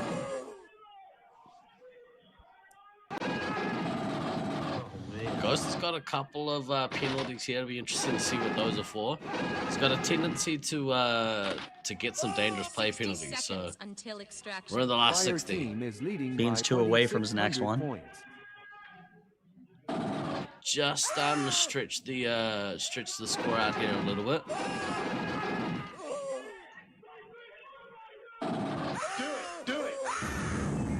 Oh, he just got triple tapped by Rook. Tucker's got his Does first have his base. nuke now. Now, this nuke's going to be interesting, because this might deny Tucker Gabe an out of shots. opportunity. Gabe's out of shots right now. Here it comes. Oh, he gets Diffused again. Oh. And then Tucker whooshed a missile on Sanj. Oh no, Tucker, go get your base. This is gonna come now. Last 10 seconds. Can Fire Tucker team manage is to get leading this by 1,000 points? It's gonna be 1,300 huge. points. There he goes. He's got the base. 5 It pulls them seconds within till a couple of hundred extraction. points. 4. This is gonna be a razor thin Ice team has finish. taken the Mission lead. complete. Derek. That's it, man. Game over, man. Game We lost by 40 points. 40 points. I didn't mean to cut 40 the score. points. Insane. That is huge. What an absolute game. Look at them in the back. That's so good. Oh. That's so good. How are you feeling? Well, I mean, we'll have to see what Ghost's penalties are because, I mean, Yeah. he's playing ammo. Yeah. So usually that's not a situation where points are counting, but you Yeah. did say he's got a tendency to get dangerous plays, and those yeah. do. So Yeah. that, with a game that's only 40 points, penalties on the board could be important. I want to maybe switch it before the Syracuse boys, especially Beans comes out because he's going to Oh, be... Zach already came out yelling about somebody grabbing a wall, so Right. I don't know who or what, but There he is. There's Gabe. Look at that mustache, full of smiles. Chat, how the heck was that game? Let me see. Let me see them emotes. How we feeling? Everyone else got tingles? I got tingles. That was cool. Let's go across to here. We have another look at the scoreboard breakdown. Man, after that hot start, Beans kind of fell off there a little bit. But I mean, I think he got 2 nukes diffused, and that's huge. Massive. That's the swing. I don't know what happened with the second one because the heavy shield doesn't matter when the heavy diffuses you, but like Yeah. that first one dropping on 2 shield, I think is a big mistake. I think so. It's one of those things where it's a gamble, right? Like it's always a gamble. Whenever you drop a nuke, it's a gamble. Oh, anyway. But yeah, it's especially so when you aren't at full shield. So massive cancels there. The Babe absolutely putting in an awesome shift there. Very proud of the mustache. Well done, dude. Had himself a game after that initial 3 minutes. It was all of a sudden he was just like, see ya, off to the Yeah, I don't races. remember if it was before or right after his 2 nukes, but he had all 5 of his missiles out in the first 5 minutes of the game. Wild, absolutely wild. It'd be interesting to see who we got them off on too, because it's not really, your team doesn't have any missile sponges, not really. I think if I looked at stats yesterday, I was the one that had been the most missiles, and I wasn't even in the game. Yeah, So, yeah, right. Spark's pretty solid there. Azra pretty solid. Good, solid 4. I think any score above 4 grand for an ammo is great. Look at bloody Lenny. Do not pass go with that 5-3 ammo score. I mean, that makes me think that they were just pushing relentlessly the whole time, and Yeah. Lenny was trying to defend most of the game. I think so. Yeah. Black Hammer a little bit lower on the score there that he has been getting. Sergeant Tucker put in a pretty good shift, and those clutch bases at the end, so important. 40 points is nothing. I mean, that could have easily gone back the other way. I think when you look at a game like this, neither team should be mad. I think Syracuse will be mad because you guys are mad even when you're winning. 1.95 hit diff for Lenny. That's a great hit differential. That's so good. This makes the table entertaining. I mean, yeah, it does. That was awesome. What a game. Ismail, you got tingles? I got tingles as well. Scooney Bop is not a happy man. I'm not surprised. Look, I think it's important to know just how good both of these Loveland teams are. I think that you guys are clearly the favorites, but I think both of the California teams are very good. I think the Utah team, very good. I think both Loveland teams are very good. The Hybris team, they have the potential to be very, very good. And depending on the game, they have been. I think they've only really had one iffy game, that last one that they played. So, I mean, you know, getting beat by a good team, there's no shame in that. Like, but yeah. Cody can vouch. Normally, the Wrath of Beans in Game 2 is brutal. You better not let it down. You on penalties? So, what was the penalty for? One was a dangerous play, grabbing the wall, propelling yourself. The other was a full speed collision. Yeah, okay. Oh, so they both counted. Yeah. Oh, okay. And do you know who they were both on Ghost? One was on Ghost, one was on Oh, all right. Well, just in, folks. Breaking news. Unfortunately, well, depending on whose team you're on, Syracuse Ninja Turtles will win that game on penalties. Both of Ghost's ones are dangerous plays, so just like we said. Oh no, he said one of the dangerous plays was somebody else, so it looks like it didn't get called. Whatever. Right. Probably the one that were propelled around the wall. They probably got away from the ref by doing that. Yeah, that's a shame. I mean, I'm not a big fan of people grabbing onto the walls and stuff. Like, it's so unnecessary. So good. Good to get penalized for that. It's a real shame that has cost the game, but oh my god, that game was awesome. That was so good. Medic lock incoming? No. I mean, at this point, Ghost's team have locked him into the resupply role. I was about to say, I already heard Tucker outside after Rook got 3 chasing penalties in one game, saying that he's going to be playing nothing but medic at this point because of that. So they've already medic locked one person already. Oh my goodness. I don't know about that. I think both of those players are really aggressive attacking players. And I think you do yourself a disservice by doing that, but what do I know? I'm not a captain. Did the refs just deduct points for grabbing a wall? Yeah, you can't do it. Can't do it. That's field abuse, technically. It's a matter of safety. So everything in our game is about control of your own body. And if you have to use the maze to help stabilize yourself, you're not in control. You're playing out of control. That's dangerous.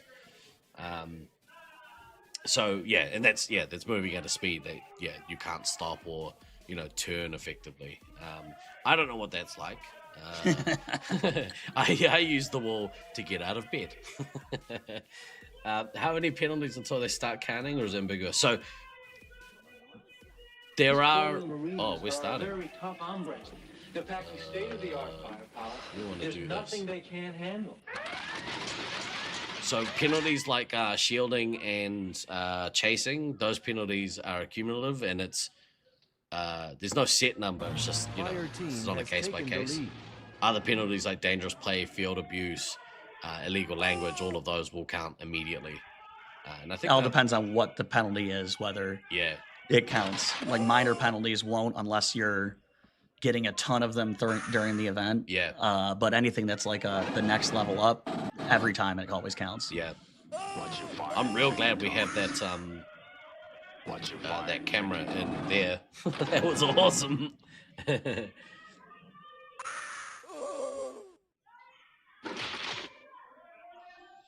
All right. We had Team Olympus versus Love and Reloaded. Sorry, we didn't do enough prelim stuff for this match. This is a good matchup too. Looks like California with their normal lineup for this game. I think off the back of how, because they had a bye first up. Yep. I think off the back of seeing how well these Loveland teams have played this morning, they're like, all right, we can't sleep on these teams. Let's go out and do our business. It wouldn't just be a deduction for Ghost, it'd be a deduction for anyone who does it. The field abuse penalties are 1,000 points no matter what. There is no grace period with those. Yeah, that 1,000 points off the bat. So, not just, as you said, not just for Ghost. Anyone else who would have done it would have got penalized. Is that Gabe riffing? Probably. People need to stop cheating from Fox. Well put, sir. Well put. Blue ammo down to 8 already right now. Yeah, see, this is one team The Loveland teams especially like to play it pretty fast and loose with their ammos. It makes me have hypertension, and I don't like it. Applesauce only losing the 1 life. Lizzie Lizard only losing the 2 lives. So they're doing a good job of protecting their medics at the top of the game. Kodama's 2 specials ahead of Sabo right now, but Sabo has a base and Kodama doesn't. Yeah. That's huge, right? Like some of these attacking runs at the start of the game. I mean, you're doing it, so yeah, it's been pretty awesome to see. DK getting his rapid fires pretty quickly, so I think he's gonna go back, get full up here, and then off the back of the nukes look to do some damage. Oh man. Kodama 1 away from his first, but only 8 shots right now. Yeah, that's the thing, eh? Like, that's making me think he probably didn't take resupply at the start, and just went straight in. Ice team is leading by 1,000 points.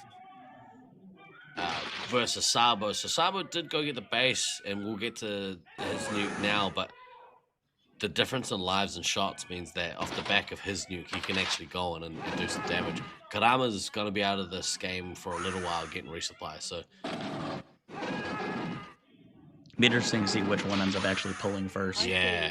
Well, there it is. There's Sabo. That's your answer. Good nuke drop there. Kodama going down to 7 and 8, respectively.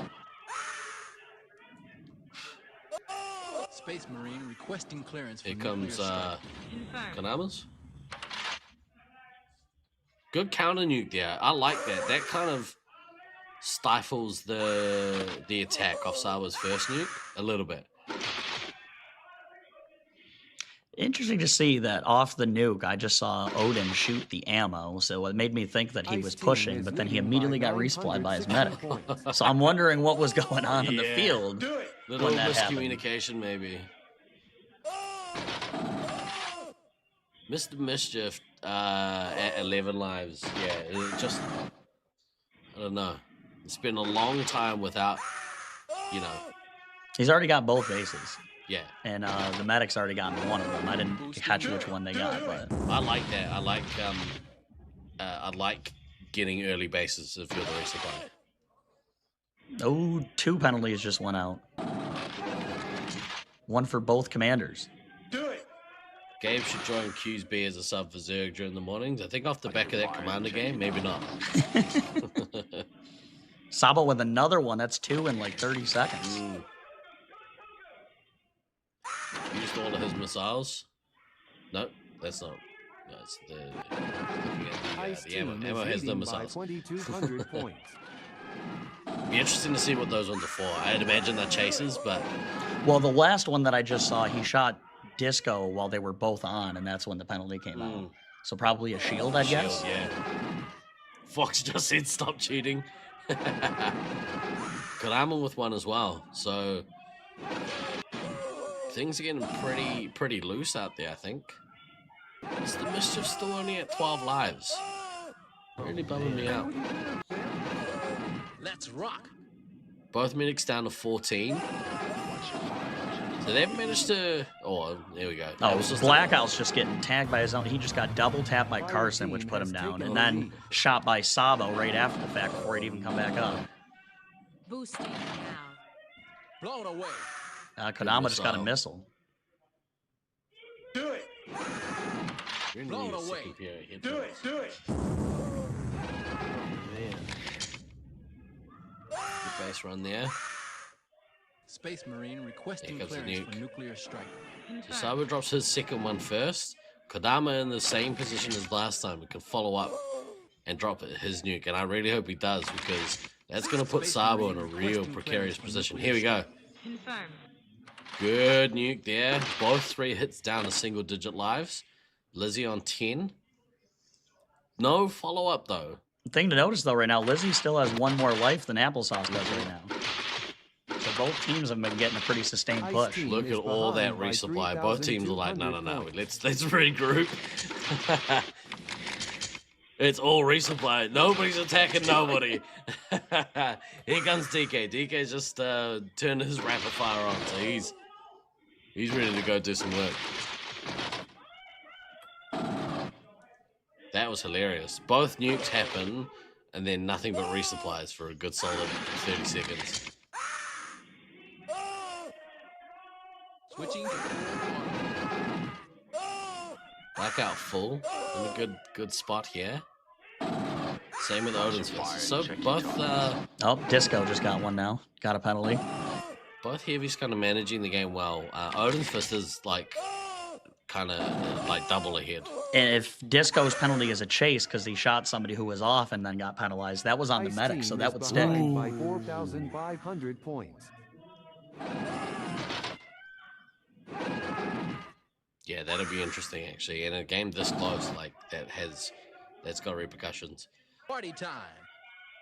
A lot of missing bases so far in the red team. Only got 4 between all 6 of their players, so they are ahead. They're quite a bit ahead, assuming that they do get their bases. Ceasefire! Ceasefire! I think Kodama's managed to overtake Sabo. Sabo seemingly was ahead for a bit. Well, they were at least pretty even. I think Kodama's starting now to just stretch that lead out on the opposing commander. Yeah, because Kodama also only has one of his 2 bases already, and Sabo's got both. Fire team is leading by Both halfway to their next 4,300 nukes, points. and I guess the difference there is maybe, I mean, he's used 1 more missile. It's hard to know if that was on a base or not, but not a big fan of using missiles on the base. Yeah, I usually try not to unless it's a situation where, like, my ammo's dead and I need these shots. Yeah. Otherwise, it does seem a little bit of a waste. Both medics kind of just managing to elude any kind of damage at the moment, which is good. Mischief down to 7 lives. Yeah, and down to Kodama 6 just lives. got in and kicked them all out. This is the thing, like if you skirt the line when somebody comes in and flushes the resupply, now your ammo's in big trouble. Kodama got another medic hit, and now he's got his next nuke. He drops this nuke, that's going to take Lizzie down to 2 lives, and that's going to put them in a really rough spot. Ice team is behind by 5,700 Now Kodama's in again. Goodness points. me, look at the damage being done. Kodama here, he just goes and drops and then hopes somebody else can get a push off his nuke. You only need to tap Lizzie once. Yeah. I say we take There we off go. and Here nuke it comes. The entire site from orbit. Good nuke drop here. Lizzie down to 1. Sabo and low and Mischief and lives low. Lives critical. Do it. Boosting now. Well, wherever Lizzie went, she seems to have gotten away, at least for now. Mischief down to 4. Like I would say, there we go. There's that life.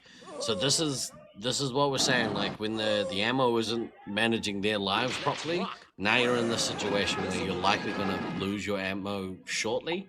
Fire team is ahead by 9,000 Sally B points. has been taking resupplies, but has been looking pretty healthy for a while. So I think maybe staying back a little bit too long. I needed that. But both scouts on the blue team, you know, looking reasonably healthy, so they need to be pushing out and putting a little bit more pressure on them. If they can just tuck and hide somewhere and maybe people Last. forget about them, there's 4 minutes left. That might be enough with that many lives. Yeah, and that's Stick at it this out. point not playing not for the survival. They don't want to get eliminated here. Do it. But red team have well and truly taken control of this game. Blown away. Big missile there by Odin's Fist. They become point sponges when, you know, they got that many lives. Mischief down to 2. Sabo down to 4. Sabo, if they can kill Sabo out before he gets to his next nuke, that'll be helpful. But Another missile from Odin. Oosh. Do it. Kodama just got his other base. And he's 2 away from his next, which Oh, this is going to be close. that would kill out Sabo if he gets to it first. Do it. I wonder if Sabo's just kind of like hiding somewhere, looking to get like somebody in the back or something. Here's the special. Oh yeah, he Here's the shot drop. Odin and pulled immediately. So we roll them in there and nerve gas the whole nest. Good detonate. Good nuke. Perfect timing too, because Yeah. Kodama just got to his.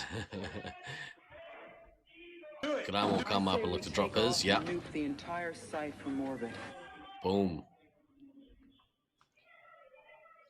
and now the hunt starts. So this will come down to how well California can communicate. But Kodama is such a smart player. Like, I think it's really hard to kind of elude him because of how smart, how clever he is. And he's quick too. Yeah. So even if you can get away for 1 second, he's gonna catch up to you in some other way. yeah, exactly right.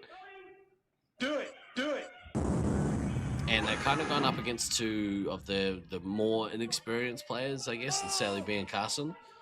Good young up and coming players, I think. I'll say Sally B hasn't been shot in a while. Yeah. She's been sitting on that 10. So like you said, she maybe found a spot where she's like, yeah, cool, I'm going to just sit here and hopefully nobody can see me. And she's pretty little as well, so... Yeah, depending on how long it takes for them to find her. Well, they just found her. I think they're going to have enough time at this point. I think so too. Fire team is ahead by 15,000 Yeah, especially points. given Kodama's speed.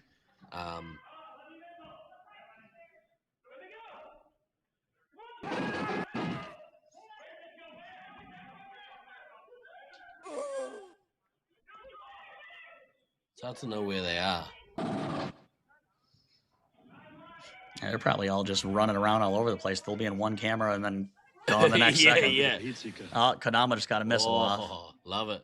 You see Sally B crossing the start. And then she just got double tapped. That'll be it. Good win. I gotta say, like, Loveland started the game pretty well. Sabo had a really good start to the game, but Kodama's experience, just, he's a good enough player where he's like, nah, okay, this game's mine now. I'm gonna take over. That's fun. Who's so far at this tournament? Who's the team that you've maybe not struggled, but like the competition is there for you? Oh, Kelly A in Utah. Yeah, for sure. Those games have been intense. Yeah, that second game against Utah, especially because all Caleb and Snuffles were doing that game were trying to double team me at all times. Yeah, I don't think I've run so much in a game in so long than that one. Yeah. That's such a brutal combination, man.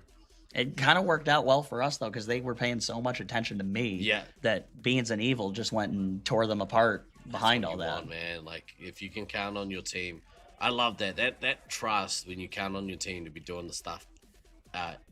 If you're not struggling, but if you're if you got a team focused on keeping you out, you have two other people that, it's the Hydra thing. Like, you cut off one head, two more appear. How do I watch Tag and World Cup at the same time? What's World Cup? I don't know what that is. Who is playing today? It's the first semifinal. I think that's France and Spain. Yeah. Who you got? I have France winning it all, so I'm still sticking with that. I kind of want to see France versus England in the final, because that's a rivalry, that one. Plus, like as a sporting nation, as a hangover from rugby, I hate both the English and France rugby teams. Like, it's hard for me to know which one I hate more. So, yeah, it's weird to be like, I hope they both make the final of a World Cup. I don't really care about soccer.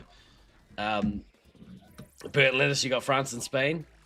Outstanding. I mean, I would say that this tournament is as high a caliber as the World Cup is. I think it's 100%. Yeah, about even. Who's in here?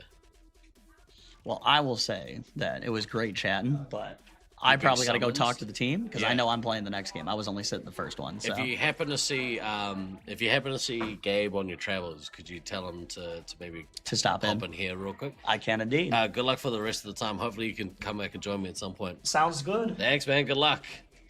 All right, we're gonna have a look and see. Those teams are looking like they are almost ready to go.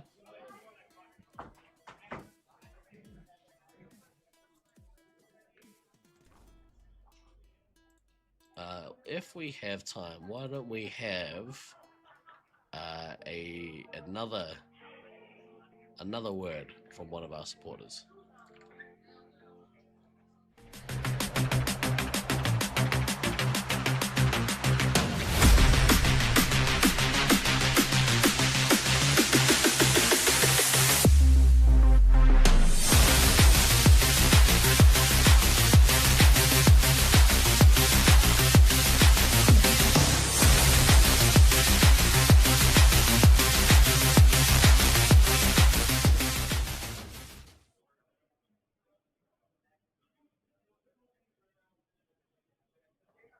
This is better because you guys get to eat sandwiches.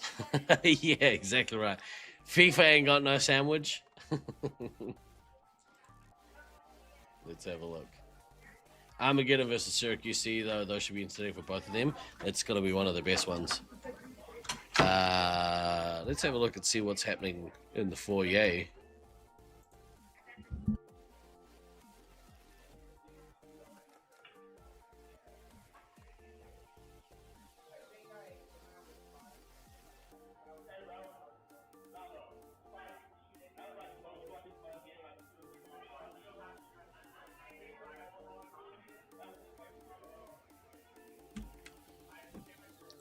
So Gabe is currently with me doing some touch-ups, but hi guys. Just asked me what he thought of the game. What did you think of the game? Dude, I went in, I'm like, I'm gonna go in, I'm gonna shoot dorks, and it's gonna be a great time. And it felt like the Cali practice game I had in April was like my second time playing Commander. Yeah. And it was absolutely awesome. Oh my god, dude, you smashed it. It was oh, hang on, let me quickly go over here. I think they're about to start. Yeah, you smashed it. You Marines are a very tough hombres. I couldn't believe how like there was like a section after the mid game, and all of a sudden your score just went boom, and you'd like think within the first couple minutes you'd used all your missiles. Yeah. And we were just like, oh my god, let's go. And I was talking all this crap about hi Brent Lettuce. I was talking all this crap about dropping. Yeah. But I went into this game, I'm like, I'm gonna double nuke because at least we can get our bases. Yeah. We might die out. It's gonna be fine. And no, it was absolutely awesome. We managed to get the fan cam. The fan cam at the end of the game. Yeah, so definitely go back and watch the reaction. All It's right. really good. Thank you. Thank you. We'll see you after. I'll see you after. Yeah. Good luck. Thank you. All right, we have Armageddon versus the Expendables, which to me is one of the games of the tournament. This is for the bottom of the table, and you'd hope. I mean, the idea here is that you'd hope that one of these teams Fire team is ahead manages by to 760 maybe both points. of these teams get a win, and it means that no team gets 0 pointed.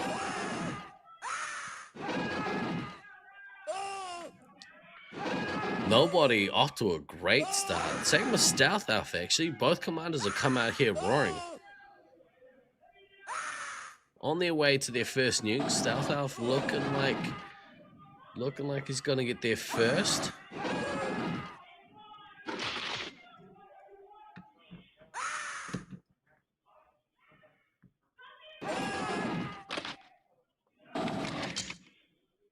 Do it. Ice team. Fire team has taken the lead. Ice team has. This game is Fire back team and has forth. taken the lead. Dogebuster having a good start to this game as well. 1300 as a scout. No bases. Stealth team Elf has taken the crossover lead. into that 2000 with no bases. Dogebuster. We got 7 canisters of Here comes the first nuke from Stealth So we Elf. roll them in there and nerve gas the whole nest. Great drop there. Fire team has taken the lead.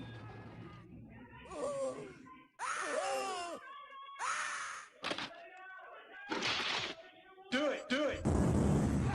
Play Buttercraft.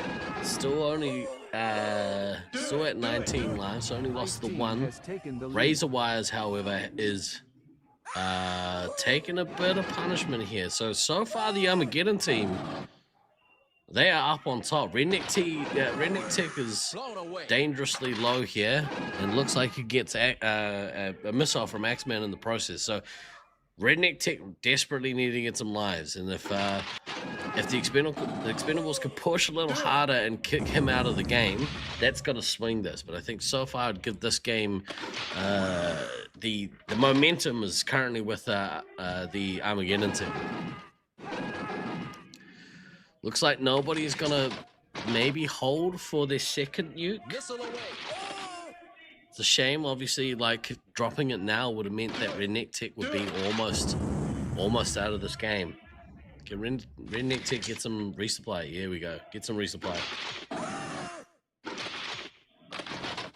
Ice Team is ahead by 2,700 points.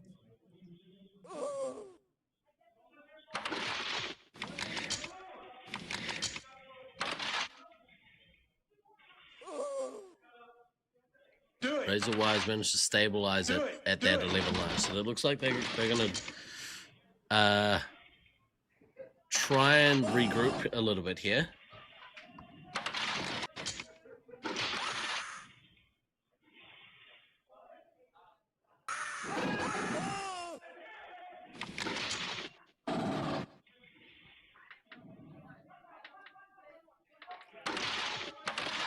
Stealth Elf on his way to his second nuke. Still hasn't got any bases. Doing pretty well at 3,400 points. Nobody's been sitting on her nuke for quite a while. I think this might be a bit of a mistake. Axeman dangerously low, so behind by 3,500 points. Good to see that Redneck Tech was able to get full on lives here. This is going to be real important in this next part of the game. Been online lives for ages, yeah. Some of these players have been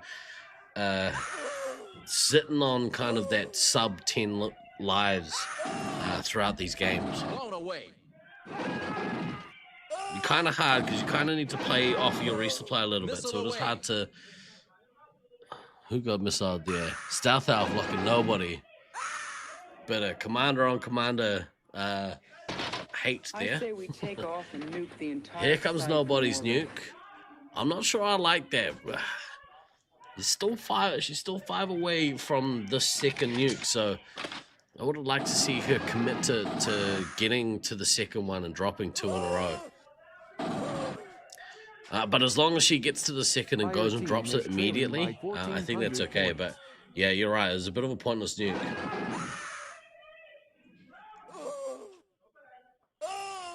I think you got to do one or two. You either got to commit to doing the 2 or drop the first. Do it.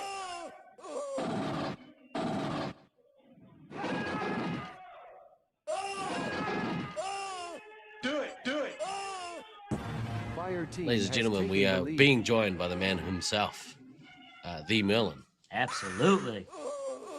We'll get through this game and then we'll have a yarn. But this is an interesting game. This is the bottom of the table clash, which in my mind is sometimes more exciting than some of the other games that happen. Play Buttercraft down to those 9 lives. Razorwise has been sitting on 11 lives for probably 4 minutes at this point. And as I say that, they lose one. Nobody's just got to her second. What the hell are we supposed to use, man? Harsh language? Stealth Elf is rounding the corner to his second and third, so well ahead at this point. Obviously, being a Syracuse local, you got to have a soft spot for the C team, right? I don't know about that. I like Armageddon players a lot, too, you know? No favoritism here, damn it. Nah.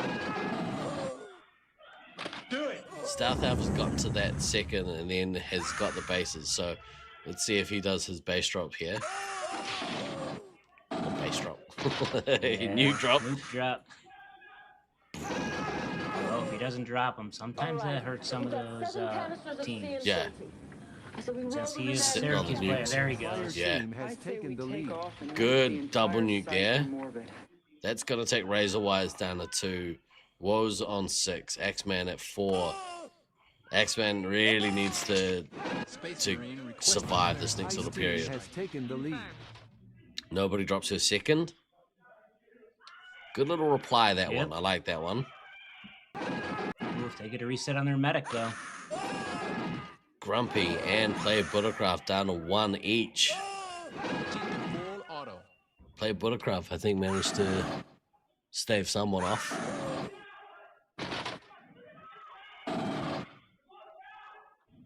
Razorwise down to 1. Woe's still on 4. Axeman really needs to take some resupply here. Cease fire! Cease fire!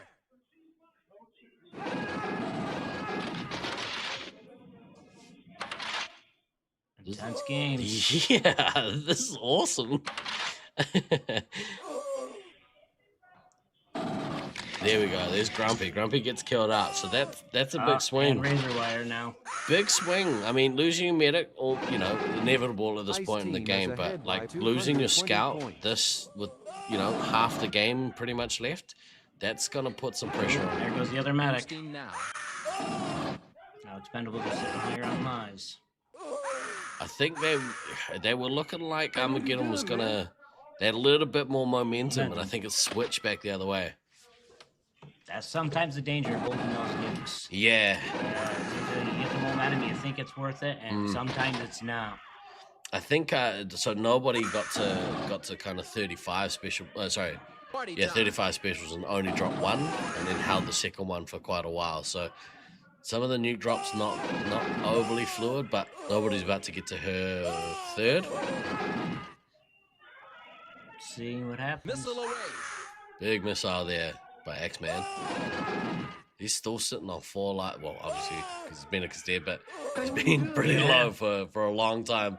Fire team is behind by 2,600 points. Here comes that nuke. Entire site from orbit. Good drop there by nobody. Papa Smurf is out.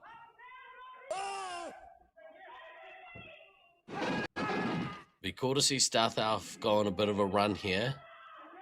And he's still got an ammo in here. Skills are still alive, so might be worthwhile to try and get his hit points reset. You know, and try and save those lives. Yeah, that's the hard part with Redneck. He plays a lot of Force, but sometimes he doesn't remember to do that reset. Yeah, it's crucial, especially when you're in low lives. Yeah, absolutely. Yeah, and especially with the commander, because they're always hungry for shots. Yep.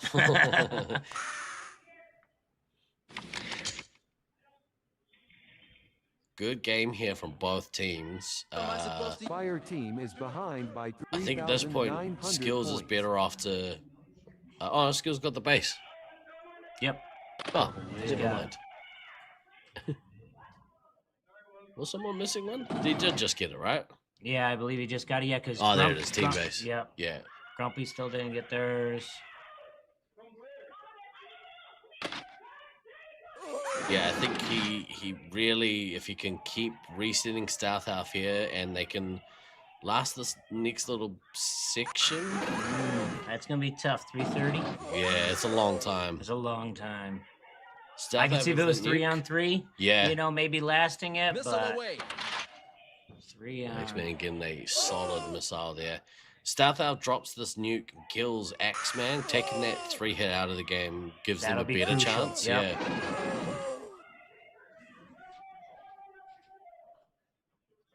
But they're probably Ice team is ahead by Yeah, there it goes. There's the nuke.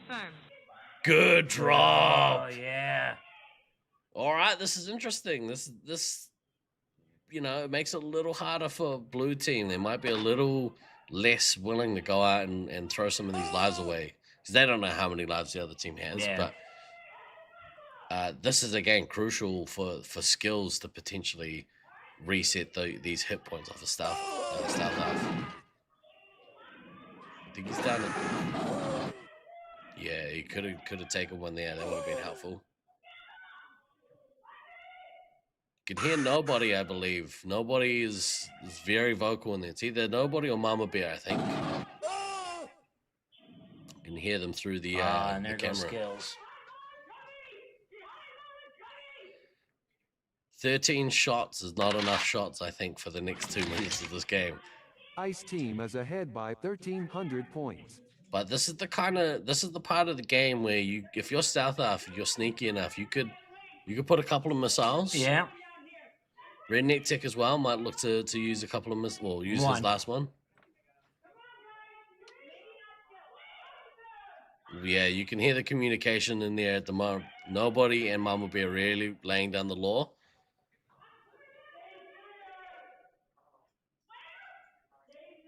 Yeah, they're hunting. They found Redneck Tech. Redneck Tech gets nobody.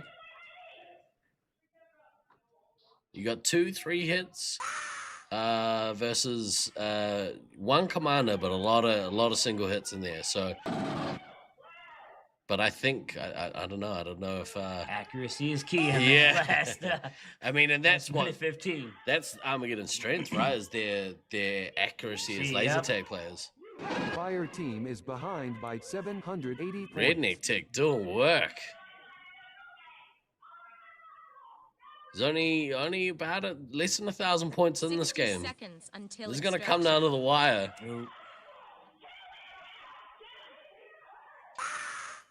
Stealth Out seems like he's hiding. I haven't seen him shoot or be shot in a little bit. Which, yeah, it's hard. Like, I think that's probably the right move. Yeah, stave off the Elam. Yeah. I think, if they think RNT's the last player, they're hunting him down. If he's hiding, that's definitely a good move. Redneck Tech and Waz trading there. The more they go after Redneck Tech, the less likely they are to go after Stealth. Although Stealth there is stepping in and there it is. Must seen nobody. Whatever you're gonna do fast. No, nobody's down to one life. Fire team is trailing by 7. All right, there goes Redneck Tech. They got it. They won't get Elam'd. 3 seconds. Extraction. 4. Close 3. match. Close match. So good. 1. Mission complete. That's it, man. Great work there. That's such a good match. Oh my goodness me. See, this is why I love bottom of the table clash. Let me quickly shoot across the hair. Ladies and gentlemen, please say hello to the best owner in the game, Sanj. Hey, thank you so much for having us for the week, man. It's absolute pleasure to be here. This is my first proper time in your maze. I've been here briefly one afternoon prior, but hospitality here is second to none. Like, obviously, yourself and Beans and all of the staff here at the Fun Warehouse look after us. How long have you been doing this for, man? So we opened actually October 31st, 2008. Goodness, our first day open, and then we got into the tournament scene 2009. Yeah, you're pushing 20 years. Yeah, that's wild. That's so good. Are you guys the oldest one in the States now? Nope, still Sugarland, Texas. Oh, that's still going? Sugarland's still open. They've been open since like what, the early 90s? No, the mid 90s. Yeah, they actually they opened. They were their third site in the United States, and they were, I believe, the first site to get Gen 5. Oh my goodness! Yeah, it's been a long time. I can't remember if we ever had Gen 5. I think we did. I think we had Gen 5, but they had the bigger shoulder sensors, right? Yeah. Yep. Like a linebacker. Yeah, because they had the shoulders introduced, and then there's no sensor in the phaser, so that's when the rules kicked in. That's why you always had to show the shoulder. Yeah, right. They were not the third site. Sugarland was not the third site. All right. Well, there's a third site there, Than. Yeah, Than. What do you know? You're not even here. We miss you. That last game was awesome. Yeah, close game. Yeah, like, so these teams obviously bottom of the table. I would say going in. Oh, yep, they got me right. 4-3 is Sacramento. And what's Sugarland? I'd have to have my phone. If I had my phone, I could tell you. The way I do it is I just tell people that I'm right. Yeah. Yeah. I know Laser Edge was 4-6. So that last game, I would have given the edge to Syracuse Expendables just because it's their home site. But I mean, a good portion of their Armageddon team has played here, right? Skills have played here a little bit. Redneck Tech, I would say this is his home Laserforce site. Right, yeah. And Stealth Elf is one of our players as well. So a good amount of experience. Like, it's not, too much of a stretch to expect that they could, pull out a game or two or whatever. Yeah. But yeah, certainly, I mean, the C team have got a lot of newish players as well, right? They haven't played that long, especially together. I mean, they've played, together with just random mixes, but together. Yeah.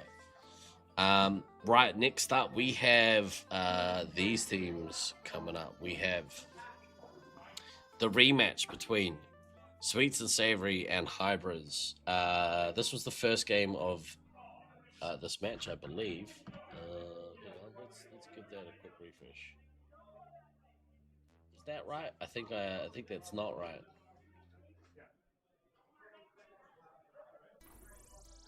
I think I'm crazy. No, they haven't played yet. So this is the first game of this match. I think Hybrids. I think both of these teams going into this match will expect to come out with a win. I would agree with that. Yeah. And off of the recent performance, I mean, I think Sweets and Savory have had a couple of tough matchups in the last block. They did split a match with Loveland Reloaded, but I think they'll be thinking, look, we need to beat this Hybrids team. Yeah. And I think equally as important, Leech and Prawn Boy off the back of their game between Syracuse B, they had an awesome first game. Unfortunately, they had a pretty bad beat in the second game. They got Elam, so they'll be looking to have a bounce back here as well. So, no matters what side they're playing on, sometimes the tactics that you have, being on red, or we call it green. Yeah. But, each of the thing, you can't use the same tactics when you're on the other side. What's your preference? Do you have preference? Ooh, that's tough. So originally, I preferred to always attack. Well, I call it green, which is blue for you guys. Yeah. Green always for me. But since we changed the arena a few years ago for one of the tournaments, I prefer to attack red side now. Yeah, right. Yeah, since we just made a few changes, I prefer to attack red. I love the call. All right, we're off and running. Right off the bat, a bunch of resupplies getting handed out. Love to see it. Expect to see both Sweets and Leech try and really be aggressive off the start here. Oh, they've put Anchovy out into Scout, which is interesting. Drop Spooky back into Medic, which is a puzzle. And Halange is that heavy roll. So.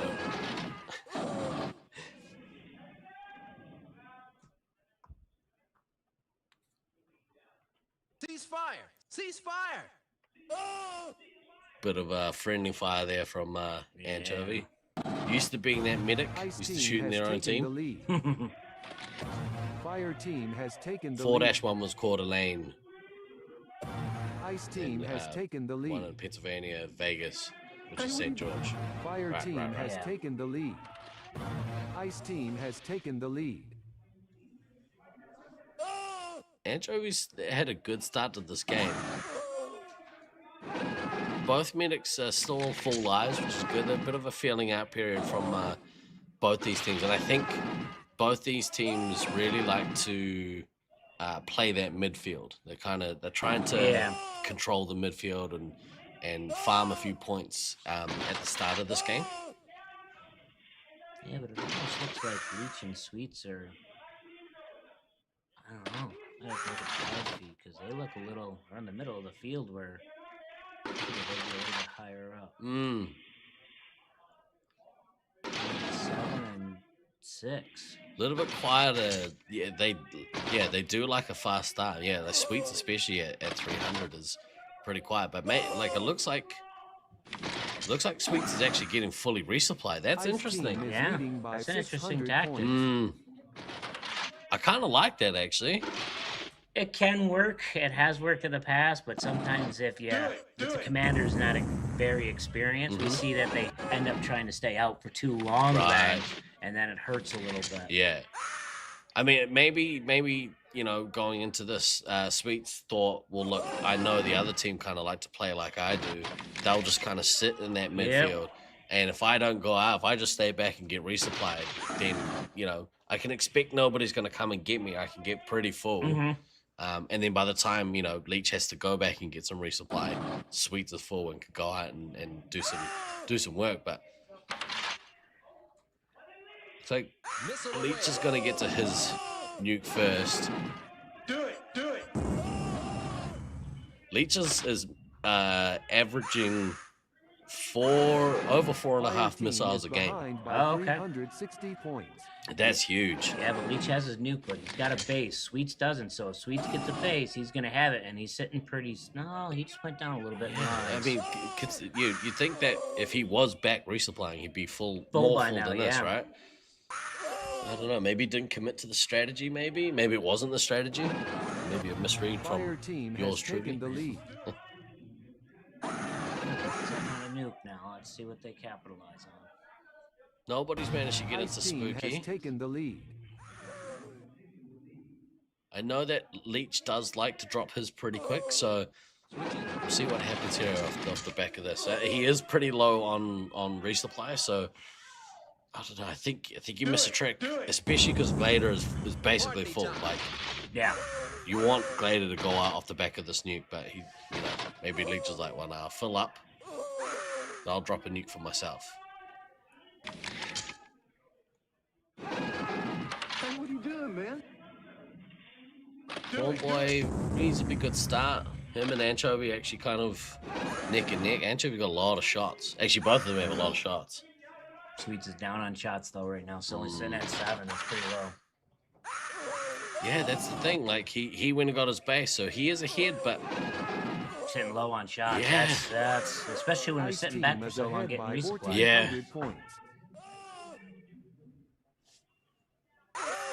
I say we take off. Here's that and first the nuke from entire Leech. site from orbit. I like that. It's taking Sweets all the way down. This means that Sweets is gonna have to sit in the resupply for ages. Yeah. We see a counter here. You're gonna be committed to getting to that second nuke to drop 2, maybe, but might get caught out here. Down to two shots.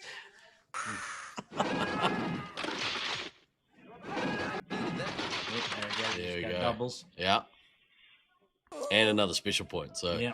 I think he's gonna do that double nuke drop. yeah. Prawn Boy's starting to pull away.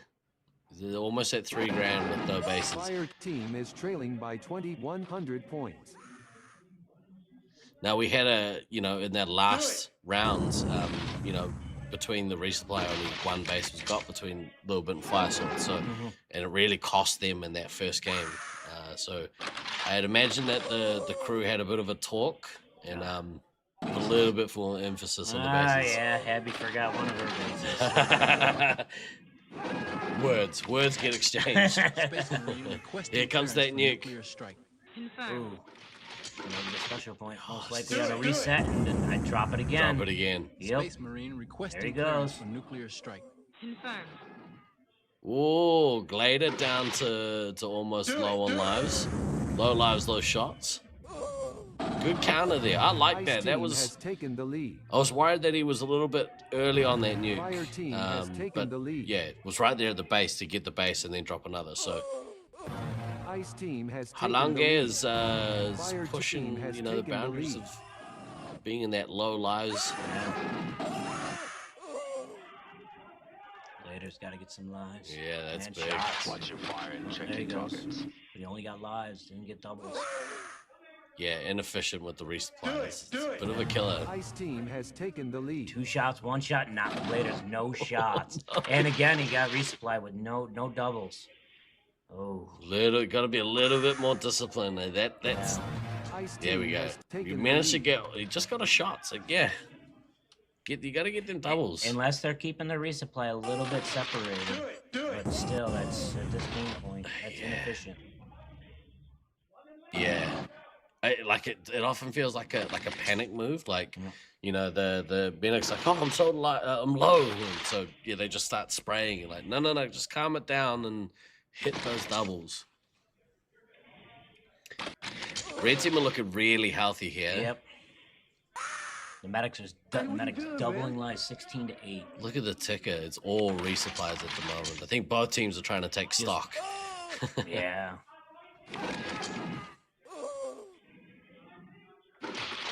And with 7:10 to go, this game might go to time.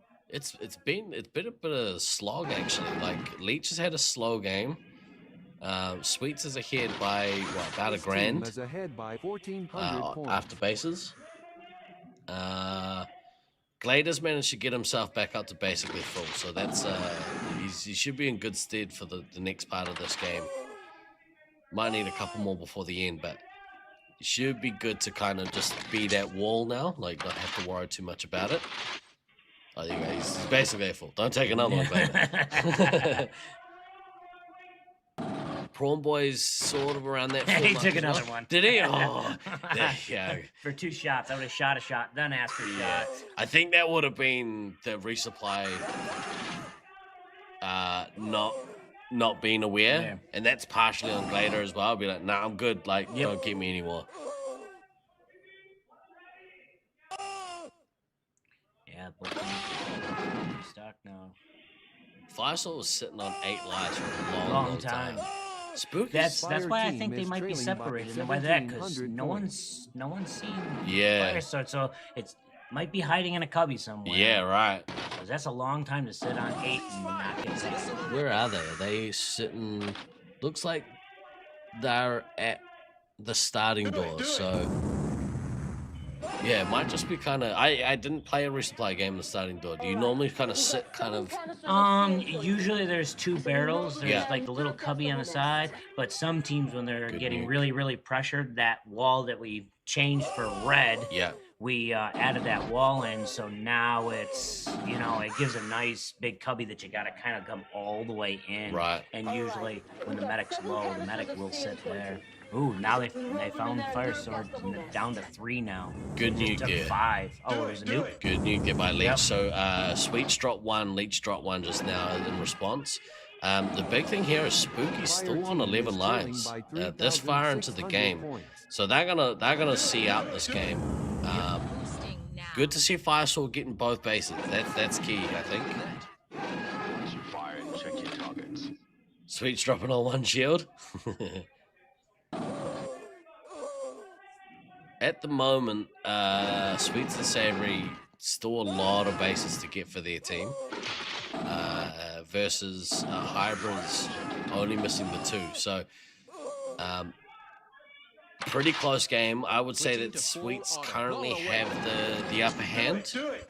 But we'll get to this, kind of 3-minute point, or when Firesword dies out, and that'll be the trigger point for the Hybrids to be like, all right, let's go get some points. Leech here, 1 away from his next nuke. Sweets is over the halfway point to his 4th.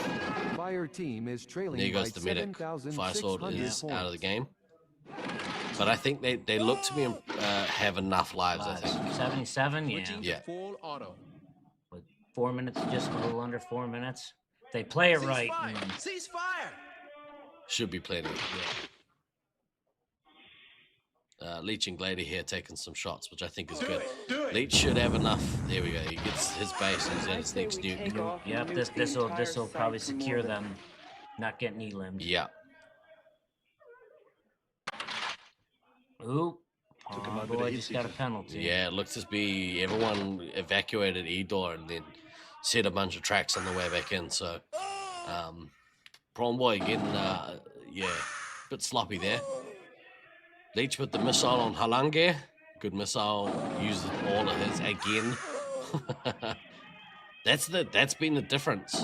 And look, he's actually pulled ahead of Sweets. He was about 1,500 behind. So that nuke. I think his issue here is that he's only on 11 lives. So again, like we said in that last one, I think getting the resets taken off by the ammo is probably going to be beneficial for him.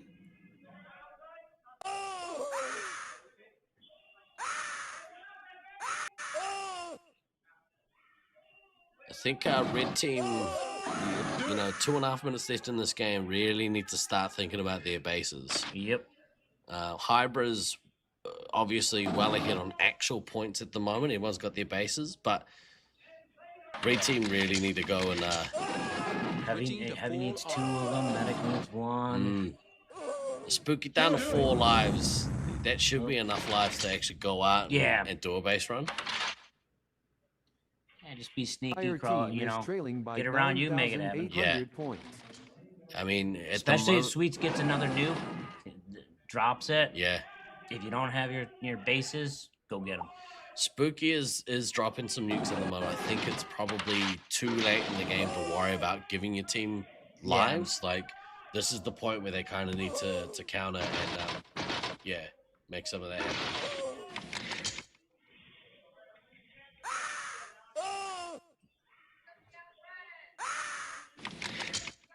Leech Prawn Boy down to those single digits.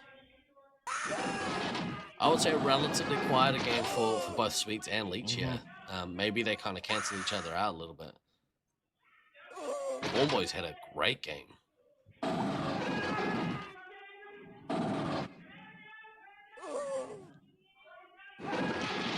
Whoa, with that 60 to go, like 1, 2, 3, 4, 5 bases still missing at $5,000.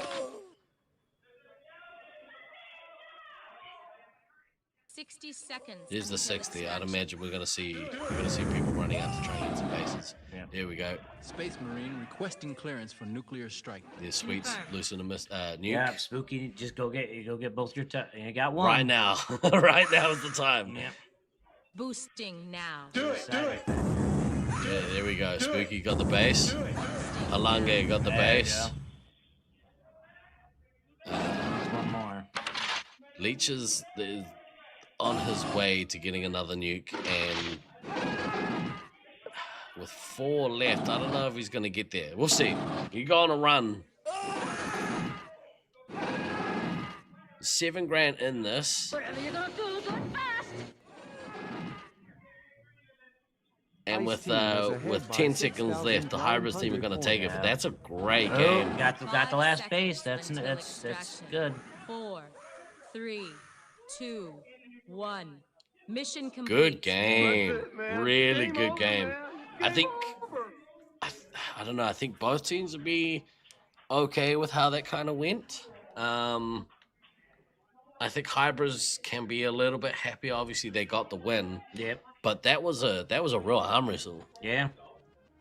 4.5K of missiles. Exactly right. So at the moment, Diablo, actually, I'll see if I can tear it up. We'll have a look at some individual stats. But the big difference here is Leech. Leech is making sure to get his missiles. Yep. What is happening? Yeah. The Heavy, Commander only used 1, and Heavy didn't use any missiles. Ooh. That comes from experience, I think, right? Yeah. Like, because how long? I don't think Halange has been playing for ages and ages. Relatively new.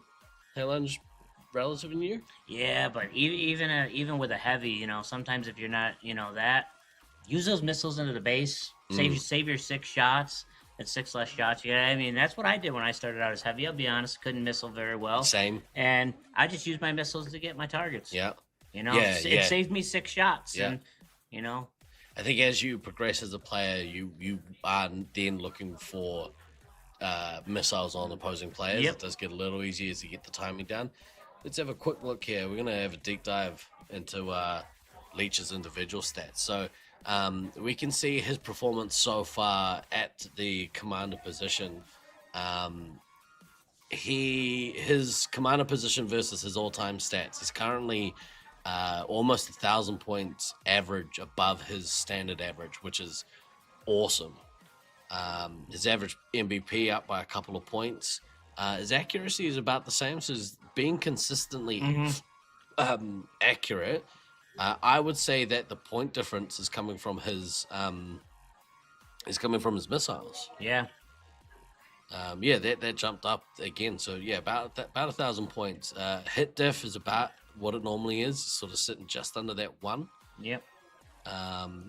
little lower on medikits. Yeah, I think we've noticed that actually. Like, and we saw it in that game too. Is Spooky was on, 16 lives for, or like a third of that game, something like that. They didn't lose any lives for ages. So, and we are seeing, if we go across to which one is it?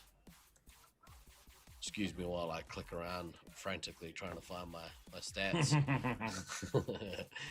We'll go across to this one, and this one is not the one I want.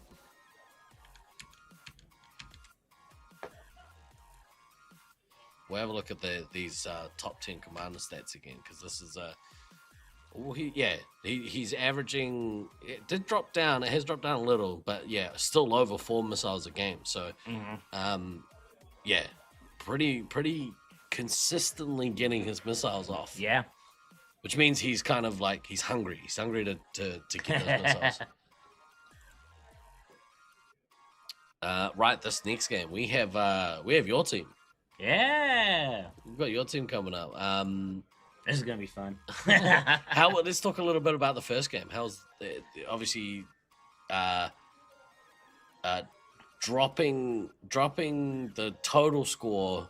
You guys came away with the win. Yeah, but the win came off the back of penalties, and potentially penalties that were not necessarily like dangerous play ones aren't ones that necessarily affect the score.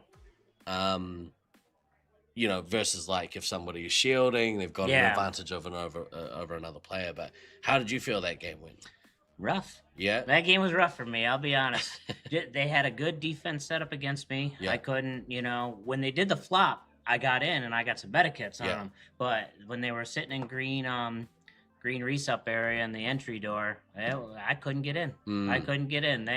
I think that was my first game that I got out tagged. Every other game I was positive my tag ratio, so that was a very hurtful game for me. I'll be honest with you. That one. Who was the heavy in there? Was it Tucker? Yes. Yeah, he pretty solid player if he doesn't have to move. So much like myself, like I can stand there and be a turret. He's a very good turret.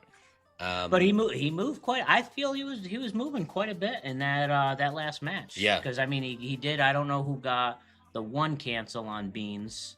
But he got one cancel, and it was partially my fault. There was a scout. I took the scout down, and then I put one into Tucker. Yeah. And then he came into the cubby right where I was with Beans, and Tucker got one in on him. Yeah, right on. Is Leech one of the ones that was hospitalized at 2017 Nats and Sack? He wasn't hospitalized. So I think who you're thinking of is King. So 2K King is Leech's brother.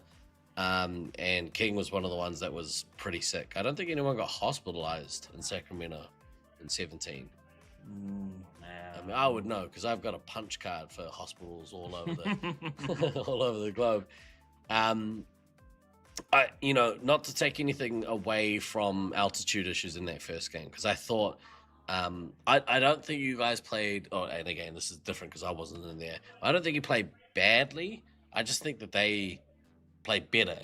You know what I mean? Yeah, they had a good defense set up on us. I mean, they really did. I mean, it really crushed us on that. They had a really good defense set up against us. Yeah, which fair play. Like Gabe had a amazing game. He was awesome.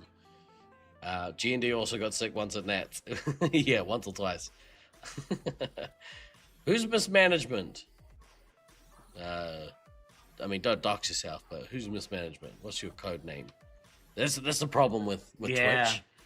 I can never remember the Twitch names. Yeah. Which is dumb. One, especially so, like Max has been in Twitch for ages. Max being Prawn Boy. Yeah. But his Twitch ID is like Click, I think. I can never. It's just so obscure. I switched mine. When I went away from the Z. Yeah. And I changed it to THEE. Yeah. I switched my Twitch name. Are you? I was in there earlier. They're packing state-of-the-art firepower. There's nothing they can't handle. We're gonna go with this game. We're kicking go. off. What do you want to see out of the crew? We'll. Cookie. Cody went back to commander. We're gonna see how Evo does it as a scout. I mean, I know Beans was really gonna push hard as a scout. He thinks this game, so we'll see. Off the back of that last one, did they come out and were like, right, Cody's like, right, I'm never not playing Commander again? No, I don't. It wasn't that. It was just, you know, they have a little bit different play style. Yeah. And it was, you know, we're like, okay, well, we're gonna try Cody's play style because, you know, Beans' play style didn't work. That same thing with all the tournaments. Yeah. Like we used to play a little, you know, even in all the events and everything else. I played Scout for the entire prelim. Yeah. And then finals, I always got switched to Commander.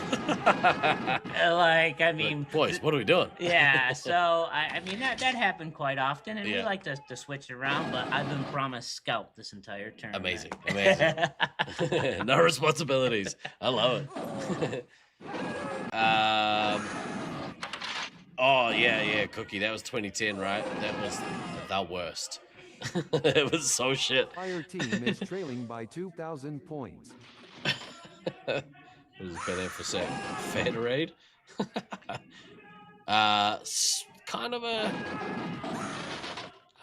Kind of a slower start. I mean, both Sparks and the Gurry Cap kind of feeling each other out a little bit. But they're sitting. I mean, you know, Beans got an early base. So did Cody. I don't know if they're gonna try to do another quick nuke drop. I mean, that's common on a strategy for them. Yeah.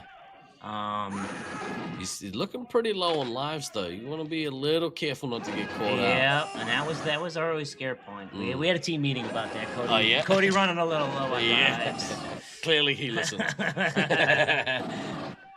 I would. I'm a little. Oh no, I was gonna say it's a shame that the Babe's not playing Commander. He is. He's playing Commander again, but it did take him a couple minutes to find his rhythm in the last game, and then he exploded. So hopefully he could do it again.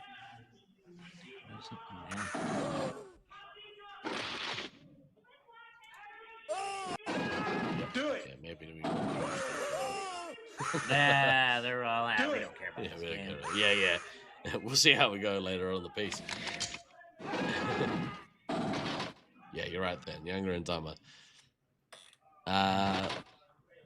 Gurry Cat has got to his first nuke, so I mean, to your point, let's see how he. Yeah, let's see what happens here. Let's see how quick he drops it. Do it. The Babe at 1,300 points with no bases, so he's gonna get to his first nuke without having got bases. Yeah. Cody's looking pretty healthy though with his shots and lines. He's back getting resupplied, so maybe he's looking to get full, drop that nuke, and off the back of it. Yeah. Has taken the lead. Ice team has taken the lead. And Beans is looking healthy too, so he might be right there with him when it comes time. He said he wanted to try a little bit harder this time, you know, but he does have both his targets, so yeah, true. I mean, you know, that puts him pretty heavy on his rapid fires. He does use them more than I do. I'll be honest. I like a bit of rapid. Yeah. Ooh. Penalty over there. Interesting. Rooks is one of those players who has copped a little bit from the refs. Same with Ghost, actually. Young and full of youthful exuberance. But, and I will say this arena is hard. You know, sometimes, you know, shielding and everything else. It is difficult at some spots in this arena, especially because we have some of those angle pieces. Yeah. There comes that nuke. Good nuke there by Cody. Fire team is trailing about his by kill feed. See if we see a bunch of. I say we take off and nuke. Oh, good reply here from the Babe. Good reply. I like that. That just that kills that momentum, right? Like Cody, you know, was trying to off the back of a nuke get some momentum to go on an attack, but the Babe kind of stopped that. But and the medics are close, 15 to 16. So it's. Let's be younger and dumber. And no, now I'm old and sore. Scores are sitting pretty close. I mean, 3 targets to 3 targets. Yeah. It's crazy how it kind of flip-flops, and I guess that's off the back of who is and who isn't in the resupply. Do it.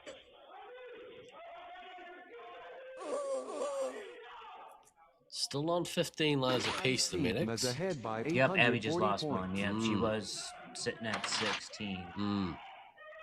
Blown away.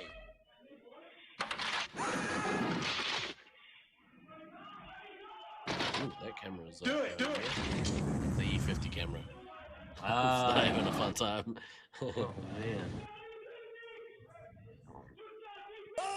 Switching to full auto. Cody running to that next nuke. And that's going to be a big one because he's still looking pretty decent with his shots and lives. So yeah. You won't have to wait. Ooh, Babe just got a penalty. I wonder what on that. It must have been on a blind chase. Usually he's not. That plays pretty clean. Yeah. And that's another thing about this arena. It's really hard to ref. I do have to give it to the refs. It is.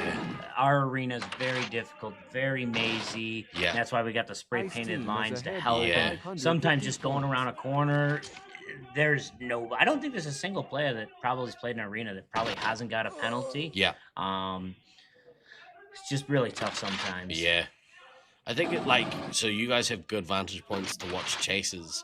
But when you take the refs up and off the floor, it's harder to call the shielding penalties. So yep, that's the downside to it. It's one or the other. But Grid Cap's at that 20 specials. But he's back getting resupply. So interesting. He's kind of going back and waiting to get full or a little bit more full before dropping and going in. Yeah, Babe's already got another one though, and this is back and forth with the nukes. Is this arena 2-tier? It's all single floor, and we'll have a look at the map after this. Here comes the Babe's nuke. Good nuke there from the Babe. Let's see how they capitalize on it. They're gonna be base runs. Blown away. They're picking on Cody. There's the kill. Oh, he got missile.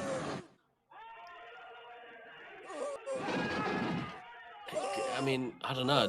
It feels Cody's a little less aggressive in this game. Yeah. He has to be a little slower.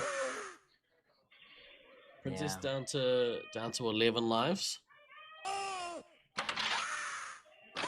Yeah. Cody needs to nuke. They need to put a little bit more pressure on him off his nuke, though. Yeah, at this point, Beans has a lot of shots, but he's taking a bit of damage. So if he goes back and maybe gets 1 or 2 lives in preparation for Cody's nuke, which is coming now. So we roll them in there and nerve gas the whole nest. Ice team is trailing by 1,400 points. They got to push. If they don't push and capitalize on that, leave them. They're sitting. Ice team has taken the lead. Cody gets that missile on Sergeant Tucker, which is good. Rooks lost a couple of lives in this attack, so it was pretty good follow-up off the back of that nuke. Do it. Seems to be a base run going on for the blue team, so I think they capitalized really well off that nuke. Everyone doing what they're supposed to. They got medic kits, they got bases.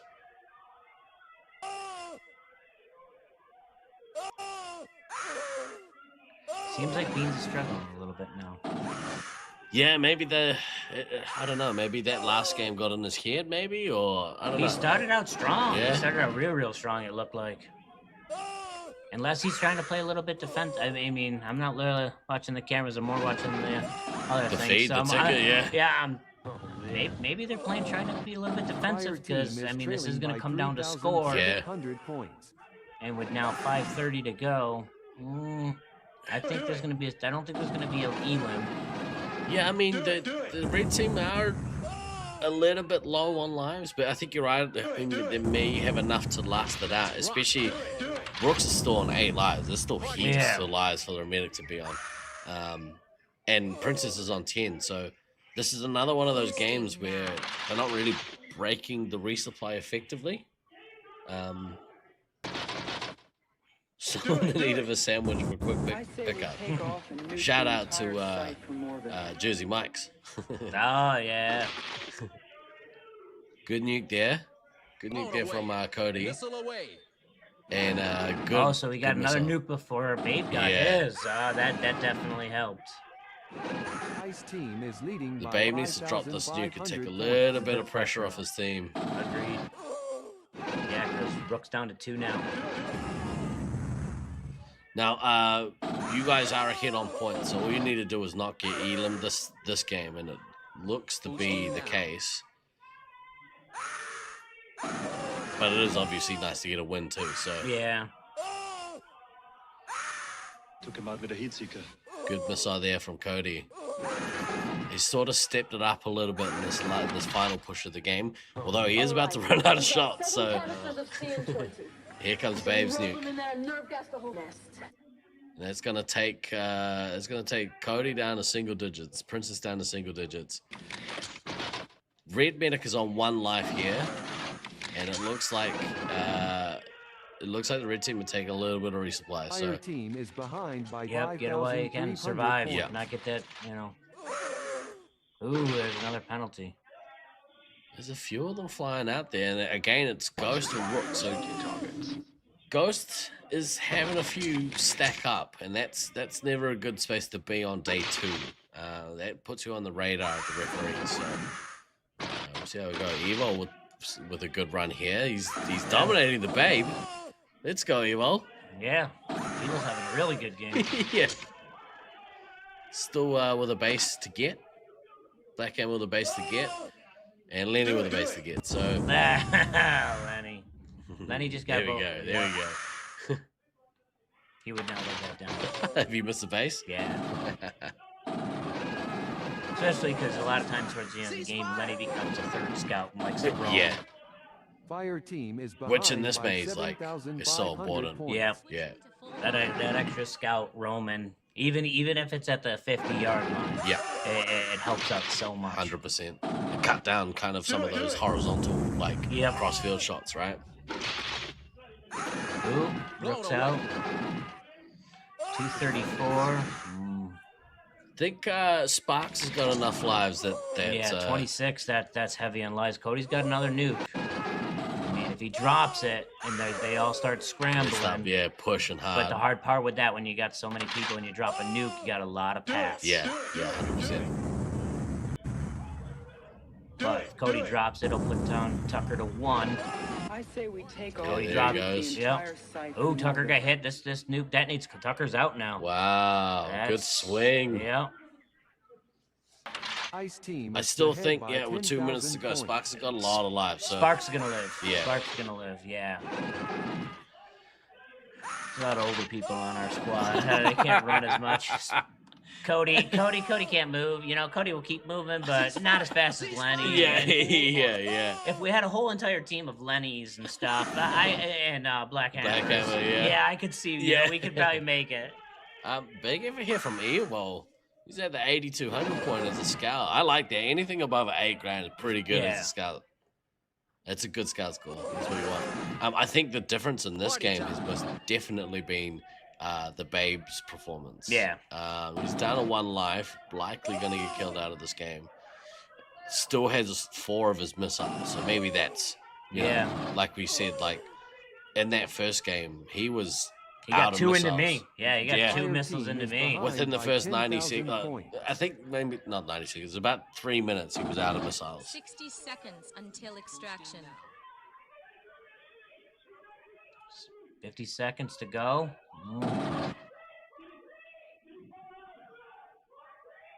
Another good win here from your team, and a better, more comprehensive one, I think. Yeah. I would imagine that's kind of what they were looking for off the back of that first performance. Ooh, Cody just got a penalty. Probably chasing, and that's usually the hard part in the arena. Yeah, especially on the hunt, right? Like if you're hunting, like, the likelihood is you run the risk of tracking somebody. Yeah, but they would all need to be 10 seconds. Yep, they're gonna live. Ice team They're is obviously gonna ahead by live. 12,000 points. 5 seconds until extraction. 4, 3. But the one scout sitting at 10 lives for a while. He hasn't found them. That's it, man. Game over, man. Good win there by Syracuse. Ninja Turtles, good bounce back game. It's what you want to see. You want to see a good bounce back game. Right, let's have a quick look. We'll go over here now. I am for real. Let's give you a quick look at this maze. So, hang on.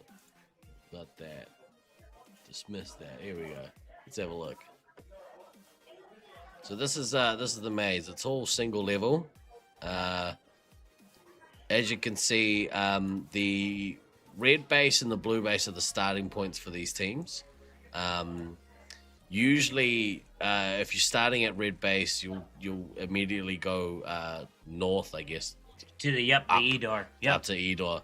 And you're likely gonna want to get in and be in the two corners. So it's usually sort of shaped that's like what an it L. is. Yep.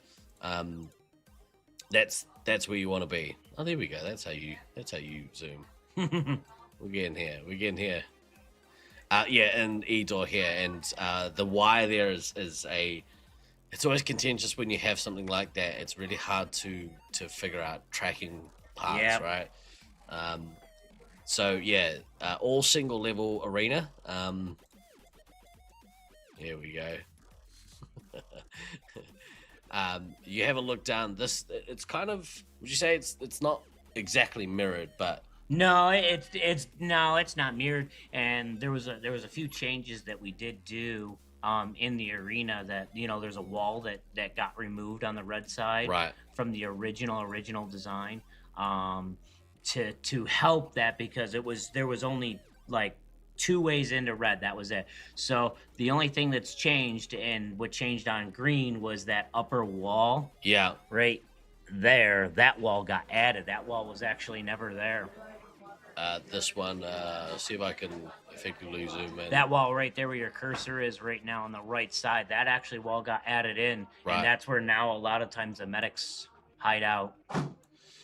Just kind of in this little nook, like that just little right? cubby right there. Yep. Yeah. That's what got it added out, and that wall got taken away from the red side. Yeah, okay. I like that as a little nook. Kind of. Have you found that it's balanced the two sides? I personally feel it's balanced out the two sides. Yeah. But some of them they've changed some stuff. They've also helped out because they removed one of the barrel systems from what we call dime bag, and they put it at E50. So that way it helps green a little bit, because a lot of times a lot of scouts just stayed at E50 and then just shot straight down in. Yeah. And that helped balance that. But yeah, that barrel at E50, that was never there. This one just here, yeah. Yep, that one right there, the purple barrels. So if you're standing there at the moment, is that kind of in a I'll see if I can rotate this camera so we can kind of look down. So yeah, you used to be, and it was very hard for the refs to see that, because a lot of people that was tiny gap right there. So we put also the barrels there for helping on the ref side of things, for shielding. Yeah. And then that barrel took away from the strength of red resupply areas. So with this barrel that's in the center of the screen now, that's kind of taken that shot away. That Can't long do shot that down. shot anymore. Yeah, I like that. Long shots for me, I always kind of struggle a little bit with them. Just it always annoy me a little bit. But the scouts just sat there, and since they have such a huge shot count, they just kind of spammed into that area. Yeah. Okay. So now you're kind of at that E50 door just there. You kind of have to step out to the left to make that shot. Yep, you have to be on the north side of it. Yeah. Do you find that kind of hard, like diagonal wall down? That's another hard part. That if you got short people, that's a little bit harder also to see that. That's one of those hard ones. Yeah. Okay. Interesting shot though. And then obviously if you swing around, when I did play in one of the other games, this kind of shot from blue base into the green. Yep, into green entry. Yep. Yeah. I keep calling it green. It's just bred into my mind. Yeah. But you kind of did have to come over to where that blue barrel is, just up from blue base. Yeah. Kind of had to be in front of that a little bit. Although you can kind of you can shoot straight into that entryway. So if you're in front of it, you can actually shoot straight down. It's just clear line of sight. Yeah, interesting. I like this mains. I think in my younger days, I probably would have liked it even more. A little bit more ability. A lot of people like it, and the fact that it's all AstroTurf with 3/4-inch football foam underneath it, it's easy on the feet. Actual dream. Princess still plays with no feet, no shoes. She plays barefoot. 0 feet. Yep. Right. Coming up, we have Team Olympus versus Loveland Reloaded.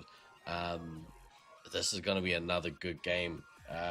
Olympus currently hit by about 27,000. They managed to get the elim on Loveland Reloaded. So Loveland Reloaded are going to come out of the gates swinging, I think.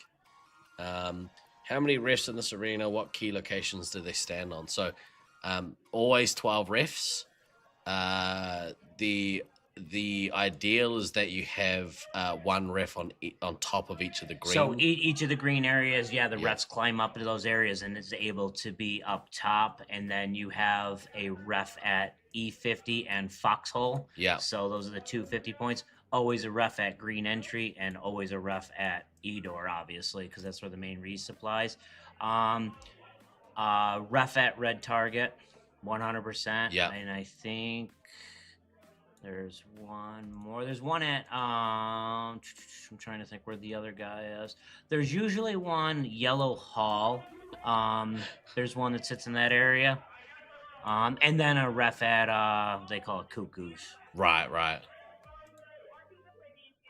I love 3D maps, man. It's such a good addition to commentary, especially when you can kind of match up with the cameras. Yep. And sort of see, all right, now I understand when somebody runs off camera where they're kind of heading to. Especially off the top, because with each team starting at the base, red base will head right of camera into E-door, and blue base will head right of camera into starting door, right? Yep. And it's pretty balanced as far as like off the go. Yeah. Too, like they can each, since the two targets are in the kinney corners, each team has their 3-hit pretty much run straight out, and they kind of get to that area where the resupply is coming across. Yeah. Interesting here. Loveland Reloaded have stayed at red base. Ooh. We'll see how that worked out for them. Yeah. I think they might have gone. I think that they might have got found out immediately and headed over to E-door, perhaps. So. Do it. Ice team has taken the lead. And blue went and got their targets early. Both blown away. DK and Applesauce went and got their targets early. Fire team has taken the lead. See if we can get another camera. Ice team has taken the It's lead. the only downside on the older style scoreboard. Can't say which target they're getting. Yeah, that's the one thing I wish there was actually. Is that Fire team has taken the lead. So we can see here on these two cameras, we see red door and then right next to it E-door. So the left camera and middle camera are kind of covering both those areas. Kind of see, have a good idea. But has taken the lead. Fire team has taken the lead. seems to be a lot of play happening at red base at the moment. Ice team has A lot taken of the play lead. at E-door as well. There's a lot of moving around there, and then as you can see, sometimes it's nice to, if you have like an extra, ref that's handy and everything. Micro's here helping out a little bit, Legend. enjoying absolutely. He got 5 minutes of staying an extra day. Yes, he did. That was great. And I'd probably be a betting man, one of those refs sitting at E-door with Micro. Yeah. I like that. That's a real experienced referee to have in that position.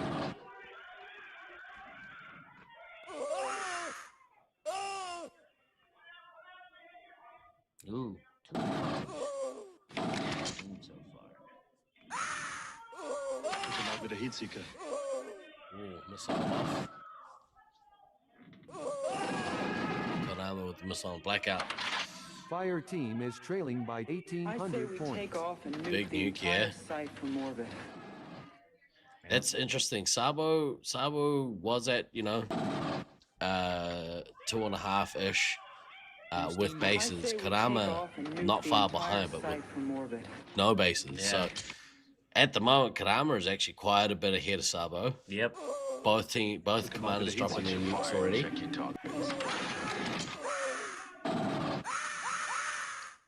I think Cali A would have really wanted to come out here and kind of slam shut the door. I'm trying to pick my metaphor. Do it. Blackout's down to 4 lives. Really needs to take some resupply. Ice Team is ahead by And whether or not they're 4,600 separated or what, yeah, it's still sitting. Yeah, because Kadama's got another nuke and just drops it immediately. That's going to put a real... There we go. Oh, Lucky. Yeah, lucky right there. Let's just see, because if he gets a reset here and he gets tagged, that would have been out. That was actually amazing by Mr. Mischief, because Mr. Mischief had a boost, dropped the boost, and then tagged him. Yeah, that kept him alive, because right now he did lose a life on that nuke, an extra one, so he would have been out. That's huge. But Mr. Mischief is down to 5 lives. This is brutal. Applesauce still has 14 lives. So there's so much pressure coming in on this resupply. Yeah, it seems like they're struggling a little bit. Medic's in second place. Mm-hmm. He's that good. He's got 2 targets, but so doesn't the ammo carrier. So they got their bases earlier. I don't know if that was their strategy. It might not have been the best, because down to 5.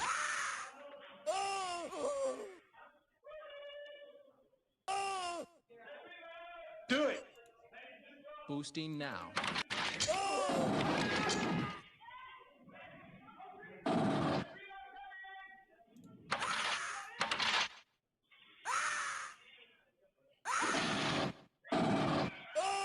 Whole period, I guess.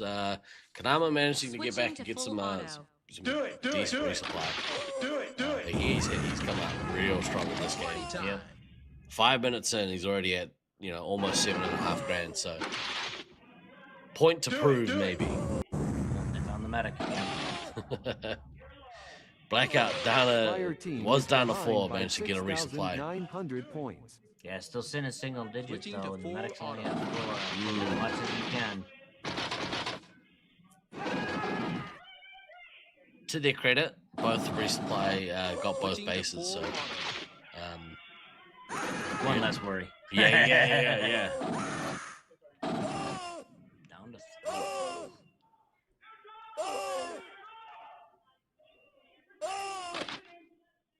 Oh man.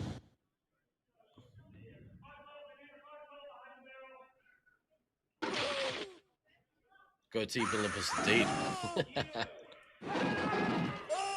I kind of have the feeling that with some of these players, it's like they're playing their peers, or maybe it's the thought of like the young squad taking on the veterans at this point. Because I always think of a lot of the Team Olympus players outside of DK and Disco Monkey. I always consider them still kids, but they're all they're all pushing 30 at this point. Mid-20s, Yeah. Space Marine requesting. They've been around for a long time. Good nuke drop here from Kadama has killed out Mr. Mischief, so now's the time for them to push, and they should absolutely get this even. Oh yeah.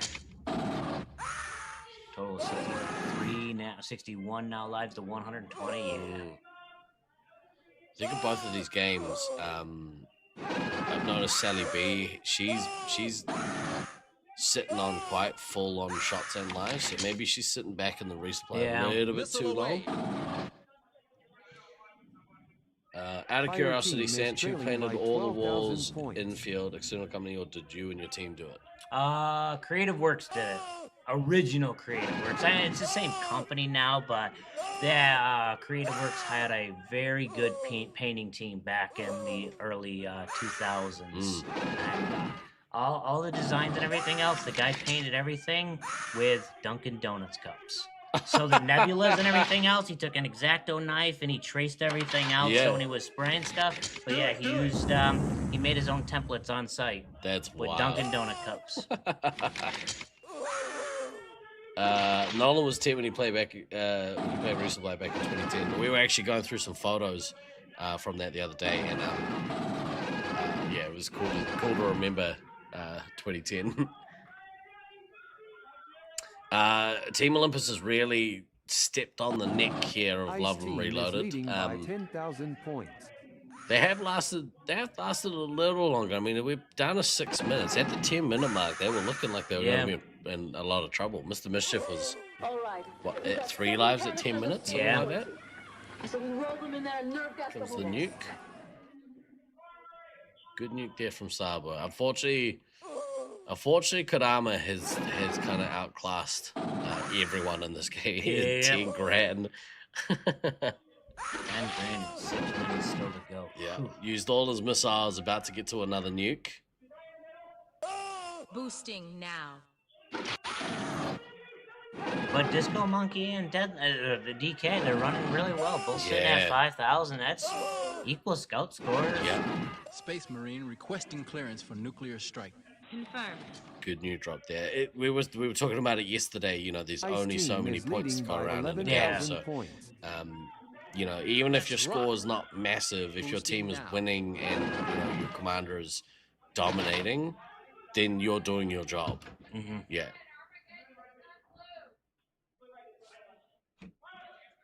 Let's have a look here. What's the schedule looking like? I don't know if the break coming up or not. Yeah. I know Jersey Mike's is doing a huge sponsorship today. Shout out, actually. Shout out to Jersey Mike's.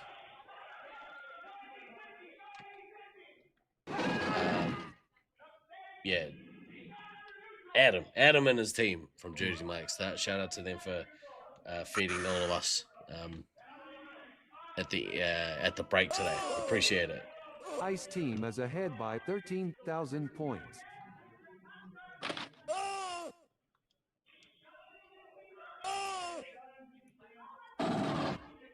Which game is this one? This one's Olympus. Love and Reloaded too. So there's 2 more games and then we're gonna go on a dinner break. Ceasefire! Ceasefire!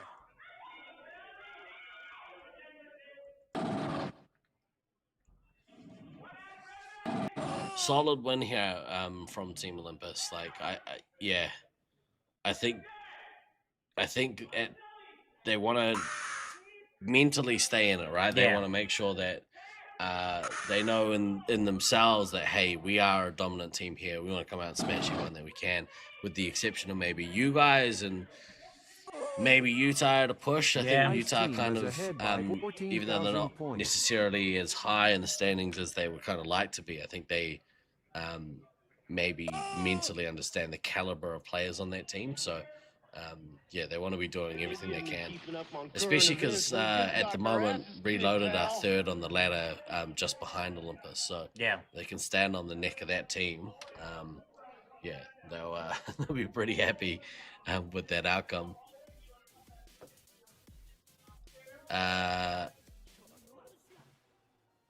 Let's have a quick message from one of our supporters, shall we? What's your favorite part about hosting the Triple Tap podcast? Probably what'll happen if a potential employer finds it, or my mother. Hi, Mom. Oh, definitely the fame. I can't fly across the country without fans asking for a pic or giving me stuff. That I can be myself. Hi, Rockwood's mom. Dude, can you cut that? You little...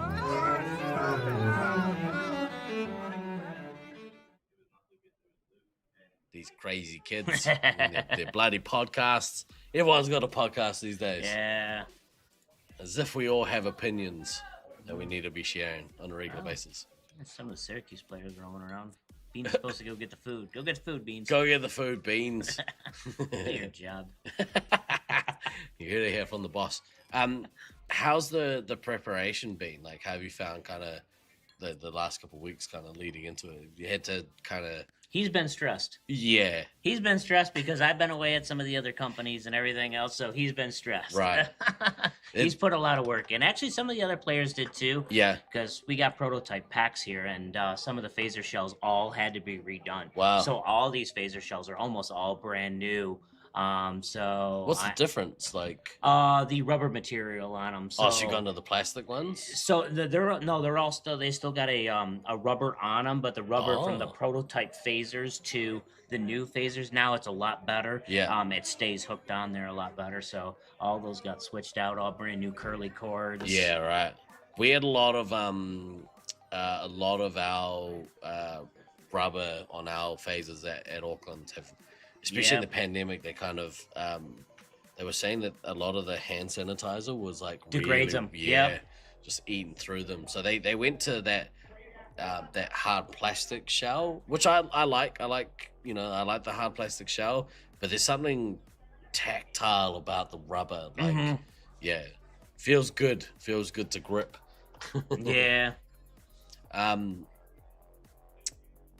How do you feel? You obviously, we heard they were prototyping the phaser only. Yep. Yeah.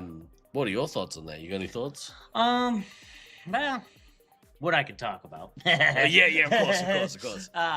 So it's got really, really good feedback. Yeah. For what it's going to be used for. We're trying to push heavily for it to be able to be, a ref. A ref style. Yeah. Should it be introduced into any type of play with regular play? Yeah. Only exception to that rule would be for getting a young kid into a birthday party. Yeah, okay. You should never take that style of equipment and run it in your general public with all teenagers. Someone's going to get mad because, that phaser only is going to dominate everything else. But we're getting good feedback from, Cool. what we've been testing and everything. But it has its simple purpose. Really, Yeah. for a lot of tournament sites and everything else, it'd just be cool if the refs got those phasers. Yeah, right on. Refs just got a phaser sitting on a lanyard across from you and Yeah. everything else. That way you're not wasting a pack on something. Yeah. And, that's the good intention idea for it. I like that as a use case. It's a use case I hadn't really kind of thought of. Yeah. Because from a player perspective, I'm like, I don't see this as a product for me. No. know? Yeah, there wouldn't be a thing that we could utilize ourselves. Yeah, and especially you see you would have seen it your whole time as an owner. Like kids are pretty rough. Yeah. They're pretty rough with the equipment. Yeah, it has its place, but some of those sites that want to open up with only like 10 or 12 vests, Yeah. The full vest with all the features, maybe they're only seasonal. Yeah. So it gives them into the world of Laserforce with Yeah. some of the features and everything else that they have. Hello. So it's definitely got its purpose and everything, but I think the tournament sites, that's their key point. They're like, that's referee style right there. Yeah. And they're obviously significantly cheaper.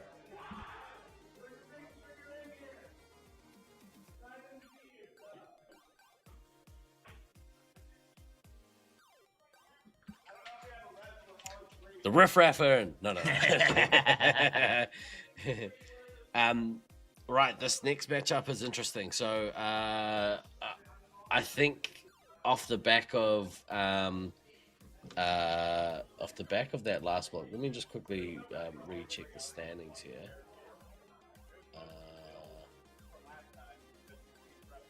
Who have we got coming up? It says here. This is Armageddon. And the Expendables. So this is gonna be awesome. I think who took the first one? Syracuse, the Expendables did. Let's have a look at these matchups. Going into this, I don't know. The standouts for me so far on these teams, South Alpha has been pretty good. I think he's putting up some real good scores. I really like how X-Man and actually how Nobody have been playing. They've been playing good. Yeah. express elevator to hell. The current points difference is 662 points in favor of Syracuse C. So this is anyone's match. I would love to see Armageddon have a bounce back here and take some points from this match. I think whoever wins this game will probably win the match. Yeah, and being, the Expendables, a lot of teams from Syracuse, they feel they're stronger on red. Yeah, right. So with that, this could be their game. I mean, if they really play red side correctly, and red's their stronger side. Do it. Fire team has taken I'm the the lead. oddball, as I said. I think blue, yeah, in quote marks, is my stronger side. Yeah, right. I do like this. I like having two side by sides. It'd be a shame. Maybe I'll figure out a way we could add a fourth camera here. Might make everything a little small, but I feel most of the action, because it does seem a little lighter on the cameras in that red end of the maze. Yeah, you can kind of see a little bit more action. But there's definitely more action on red target versus blue target. Right. Both commanders here just kind of feeling each other out at the early points of the game. In fact, both teams kind of in that same boat. So I should have put a PTZ camera in the center for you. Oh yeah, yeah. Ice team is behind. That'll by be next site. 1400 Next site's gonna do that now. Yeah, well, the next year we're gonna bring. I think we're gonna bring Conk Geek on as the producer of the show, and that's gonna because at the moment I'm trying to do everything, and because of my control issues, it's not working out well. Redneck Tech down to 9 lives again. Still, again, just they sit in that single digits. It makes me a little bit antsy, Same with X-Men. Ceasefire. 18 and 17. A little bit of advantage on the red side for medical lives. Well, they just got hit again, so only one difference. Both commanders on that race to getting their first nukes. Neither of them have got their bases yet either. So points. Man, X-Men on low, RNT on critical. Redneck Tech really needs to take some lives here. Missile away. Or missile from Stealth Elf. Oh, nobody. Nobody having to go back for some lives. Yep.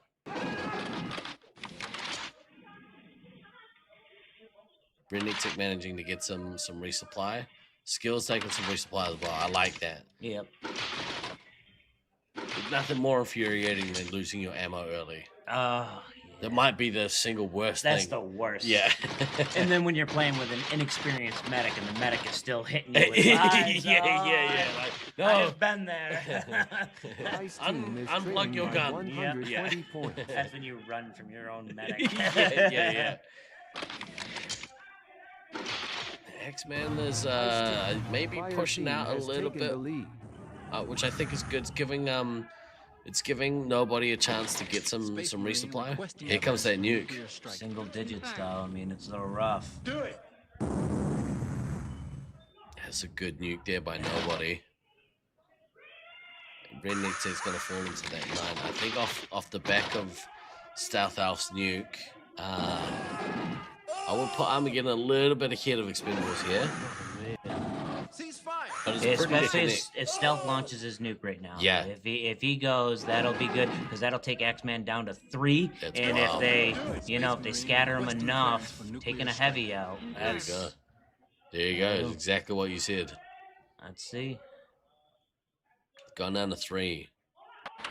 Gonna take a resupply. Resupply, that's smart. Yeah. Stealth Alpha is in a position where you can actually push out a little bit here, and hopefully Redneck Tech can take advantage of that and get up to full. What's all the play being? I guess everyone's down at blue base. Oh, somewhere over there by kill zone. Yeah, I don't really see much action. I don't know what's going on where they are. I don't know where they're resupplying. Cease fire! Cease fire! X-Man and nobody needs to dig out and get some lives. Yeah, I think so.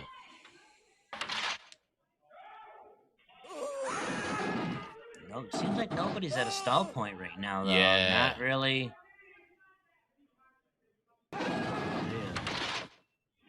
I think stealth needs it. If stealth pushes a little bit now and goes and grabs a target, gets another nuke, drops it really quickly. It's gonna put a lot of pressure on X-Man. Yeah. I don't think it's gonna eliminate him. I think, you know, if he's staying close to his medic. Yeah. But it's gonna put a lot. When you get down to that 1 life and you get that warning for 1 life. Yeah. Or if the other team hears it. I mean, that's the hard part. X-Man managed to get a resupply. We've gone back up to 7. I think Stealth Alpha's asserted himself a little bit more in this game. So, yeah, nobody after keeping it pretty even up until that first nuke. Has kind of backed off a little bit and struggling a little bit. Here comes the nuke. Good nuke drop. Yeah, good nuke drop. Now X-Men's down at 2. As I said, that's sometimes that flusters players.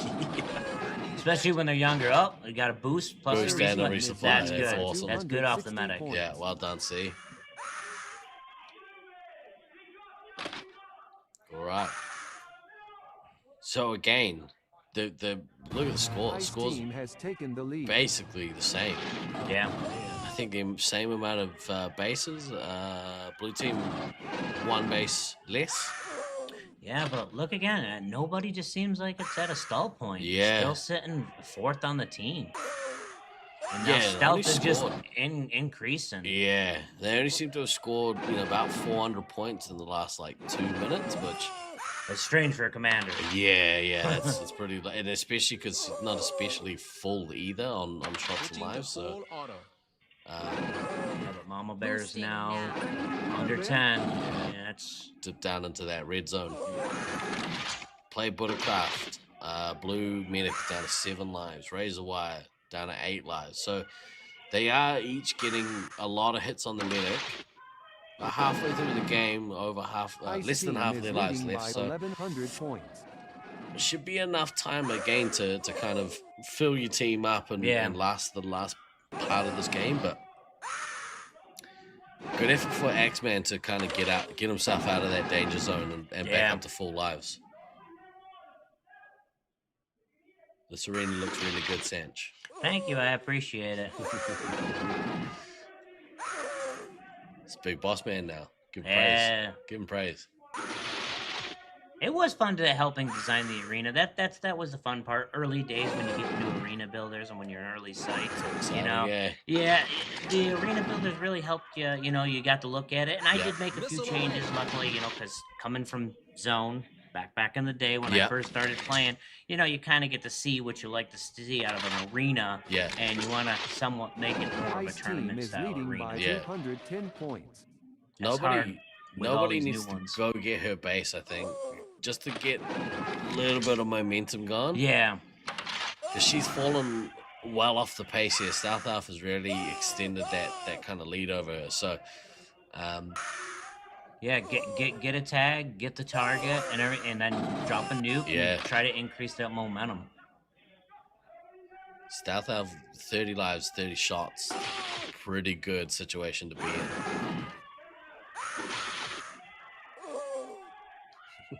Hey, what are you doing, man?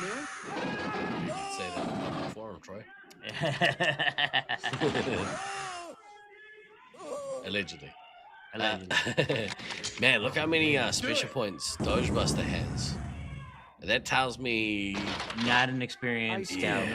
I mean, although I don't like to use my rapid fires that much either. I mean, I know you get to fire faster, but it's one of those things that even practices. Yeah. I always forget to use them because I feel if I use them in practice and then use them in tournaments, I better because it gives you that faster. So if you're in the practice mentality of not using it, trying to get better as a scout, use them in the tournaments. Yeah. Though. I mean, like practice as you intend to play. Yeah.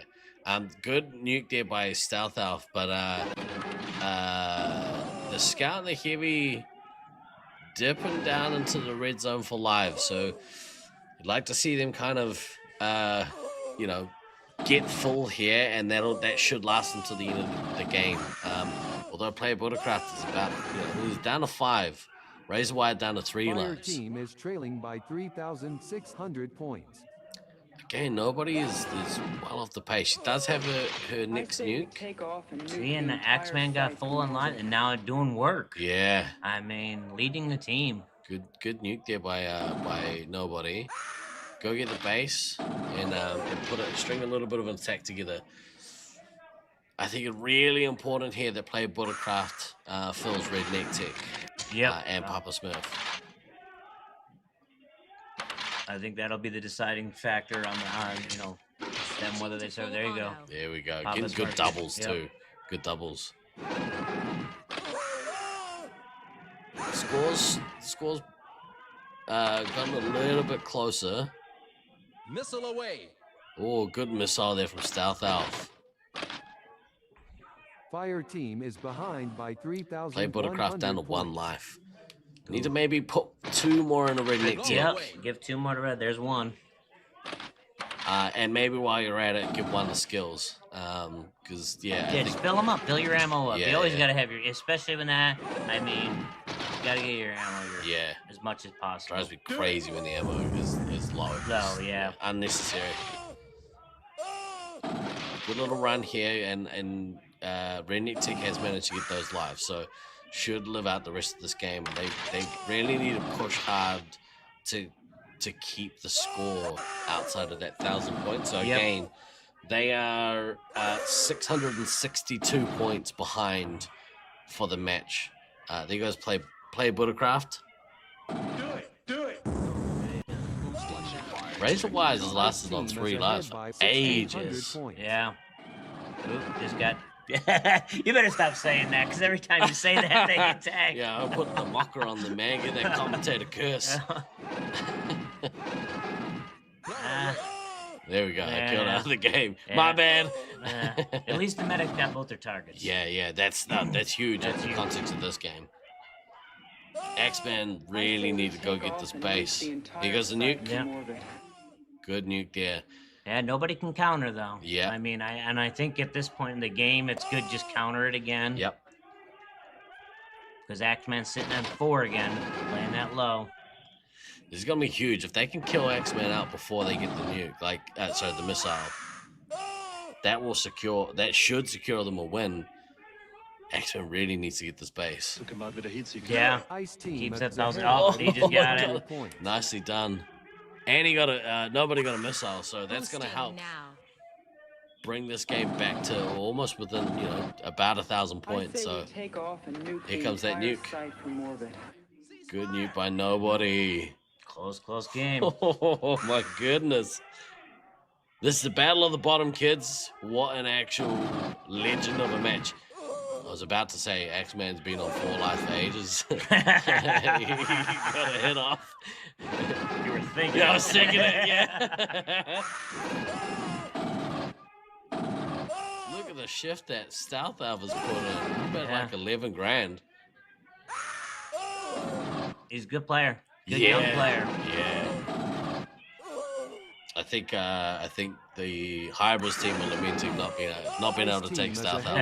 Yeah. Yeah. That's okay.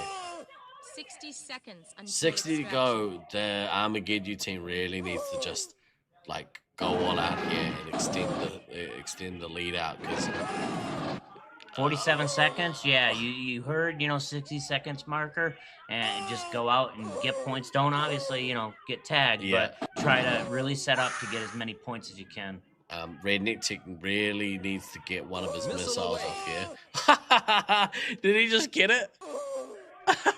Yeah. Goodness me, I'm a prophet. This is awesome.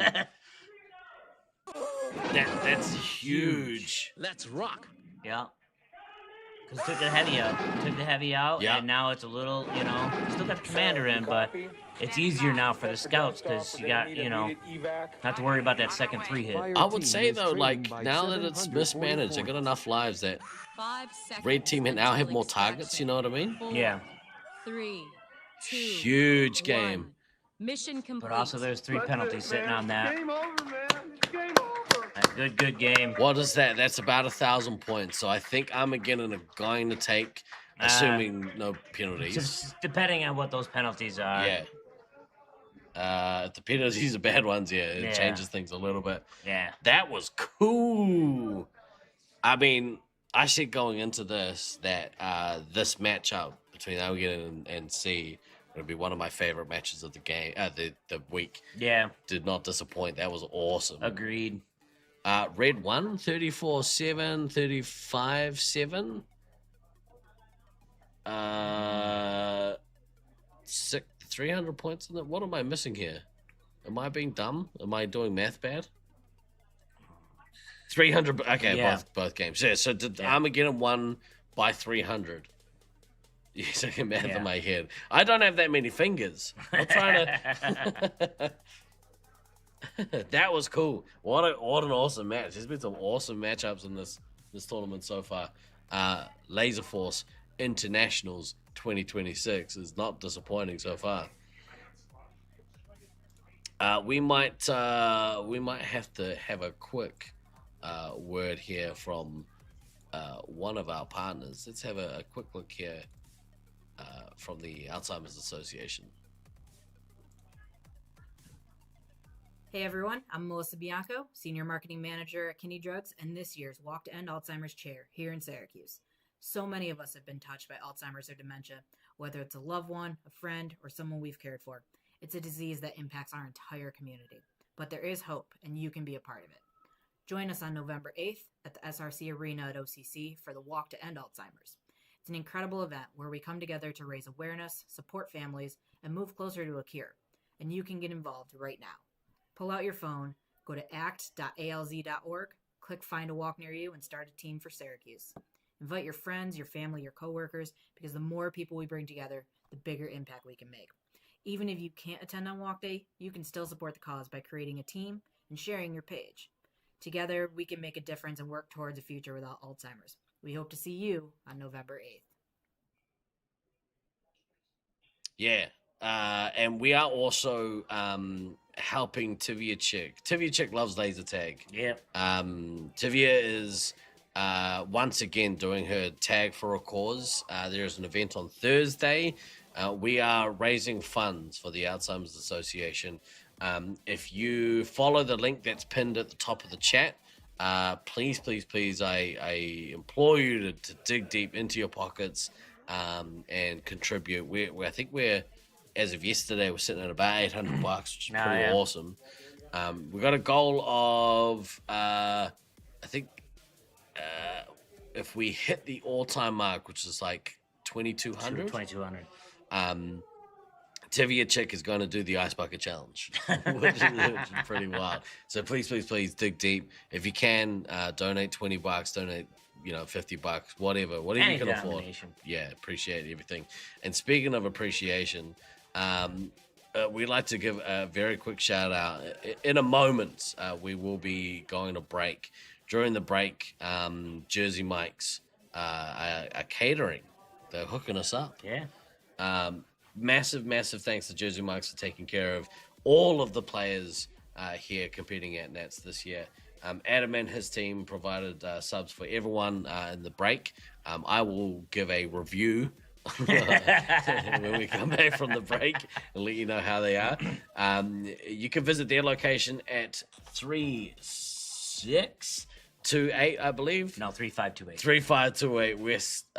Is that Genesee? Genesee, yep, West Genesee I'm on Street, in Syracuse, New York. Or you can order online at jerseymikes.com. Grab yourself a sandwich. I'm hungry. I'm so hungry. They get good subs. I'm looking forward to having myself Jersey Mike's. I think I had. I'm pretty sure I had Jersey Mike's when I was in Detroit. You could have, yeah. Yeah, there's one not too far away from where tag was. So, and I do say was with a heavy heart. Yeah, that's sad. That was my second home. Yeah, right. I mean, you guys would have played thousands of games. Oh yeah, there's thousands of games for there, and we still and you know the originals. We'll still call it Laser Edge from the days when Dave Jackson had it. Yeah. You know, LE and everything. That's. Yeah. Shout out. Actually, shout out to Dave. Yeah. Wishing him T's and P's. Yeah. T's and P's. Let's have a quick look at this. Is Mike personally making the sandwiches? I think so. Jersey beans? Yeah, no, I think they got them all pre-made. I wouldn't trust him making my food. It's been a pretty great time to get sick and miss work. Hell yeah, Nats time, baby. Nats time. Yeah, let's have a look at this matchup because this was a really great game in the first. Yeah. What was the point differential in the first one? Let's have a look. So we have. Let me refresh this page. So Hybris managed to get the win, but they did not get the Elam. They are 6,700. Oh, that's still a pretty big margin. Yeah, big margin. Sweets is gonna have to pull finger here to, yeah, to like. I completely forgot what I was saying. That's fine. I think I'm having a stroke. It's fine. We're about to have subs. Yeah. Yeah, Sweets needs to get off to a fast start here, I think. Ice team has taken As the is lead. the case with both of these teams, they Fire kind team of has rely taken- heavily on their Ice commanders. team has taken the lead.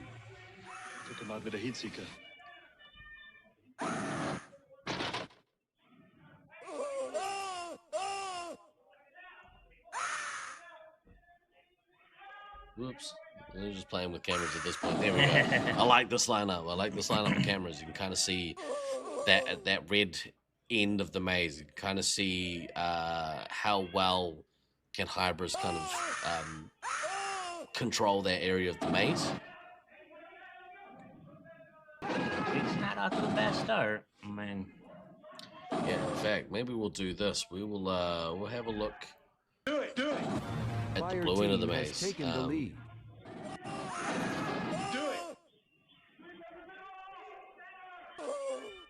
It's sort of, yeah, I guess they're kind of like doing a lot of their play throughout the middle of the arena. Yeah. Ice team has taken the lead. Fire team has taken the lead. Sweets out to that 900 points. He's at a faster start than Leech. I like Vulcan going to get his base off the start, kind of get it out of the way.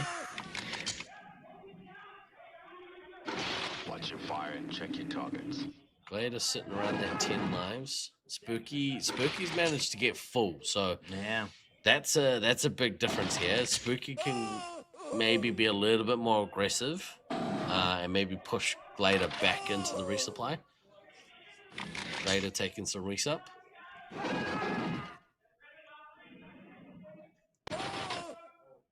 Do it. Ice team has taken Sweet's the lead. getting that first base, so I think Sweet's probably going to try and get to that first nuke. Yeah.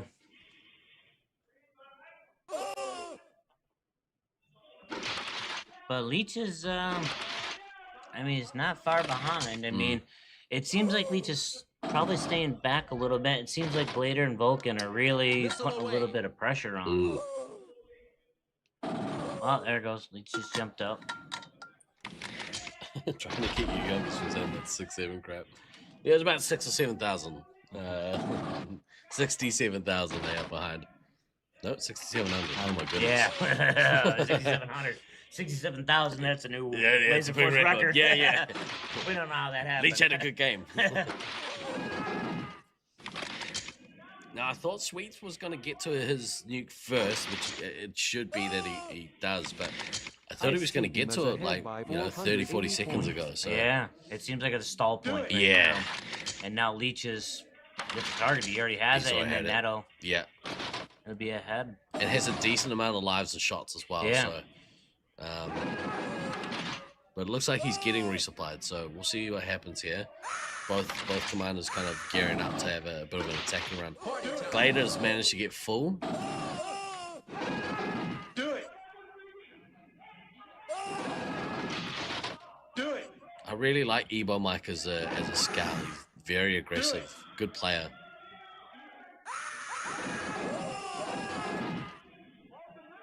Prawn Boy maybe having a bit of a quieter game. Vulcan has been kind of sitting on that score for a minute. Yeah. I mean, he got his base early and is sort of just hadn't really shot anyone since. Fire team has taken the lead. Oh, look at Halange. Halange is doing work. Actually, both the blue scouts are doing work. Yeah. Here comes that nuke. Sweet's got to his first, and is also putting shots into Leech and Vulcan whilst detonating. That's awesome. Yeah, that helps out a lot. Yeah. Leech is still sitting pretty heavy on lives. So I'm wondering if he's gonna go out. Yep, drop the nuke. Did they good counter? Response. Yeah. But now look at the medic. The medic on blue. Ooh. Down to 9 lives. Yeah. Into the and ammo the medic as well. Yeah. 9 and 9. Good. Get your ammo up there. Prawn Boy PMA. I think I can. Do it. Pretty neck and neck here, I think, from Leech and Sweets. But again, the difference is Leech has already used 3 of his missiles, so yeah. Good game from Glader as well, actually. Sitting on 3 grand with no bases as a heavy. That's awesome. Yeah. Firesword's he's only lost 6 lives. But has been touched in a while. Yeah. Been sitting at 14 for a little bit. Yeah. Well, what we were saying before, it kind of comes in runs, right? A nuke drops and then, you get a flush and then the medic loses, 5, 6 lives in one kind of hit. So can get pretty brutal. Sweets is on his way to his next nuke. Leech is a little bit off, but no targets. No Leech targets. has no targets. Yeah, he's managed to pull away in this kind of midsection. Ice team is trailing by 1,300 points. Mike still having both scouts actually, both blue scouts. They're having a decent game, doing enough to be annoying. Not using rapid fires. Sweets has got his nuke. Let's see if he drops it. Gone on a bit of an attack run here, so I was asking Cody about it. He was like, I don't purposefully, have a game plan either way or like a rigid game plan. Yeah. But rather we'll feel out kind of how things are going and make decisions based on that, which I like. I think that's a veteran, that's a veteran at work. Yeah, as back in the day, stacking nukes says that it can hurt a team or it can really help a team. Yeah. It all depends on how the game Yeah, 100%. Leech he's got no. Now this will be determined. So Sweet just dropped. So we roll them in there and nerve gas the whole nest. Good drop by Sweets, getting Firesword down to 6. Glader down to single digits. I think we'll see Leech drop it. Yeah, drop.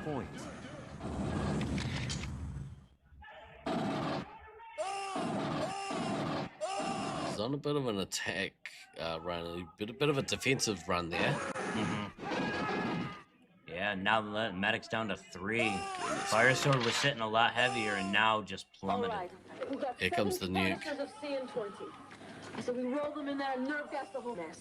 Good nuke drop there by Leech. Kind of pushing the Firesword needs to fill up. Yeah, fill as his many team as you can. There we go. I think Glader got caught out there a little bit. Firesword down to 1. Ooh. Halange getting that medic hits in.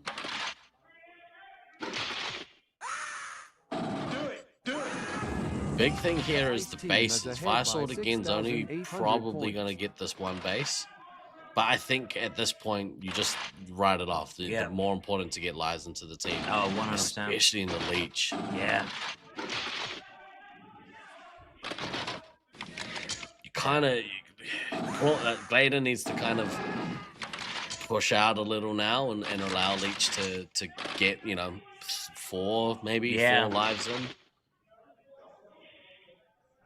What's nice is Fire Sword kept a little bit higher. Yeah, 18 huge. lives. I mean, into your ammo carrier. Yeah. Vulcan has had a pretty quiet game.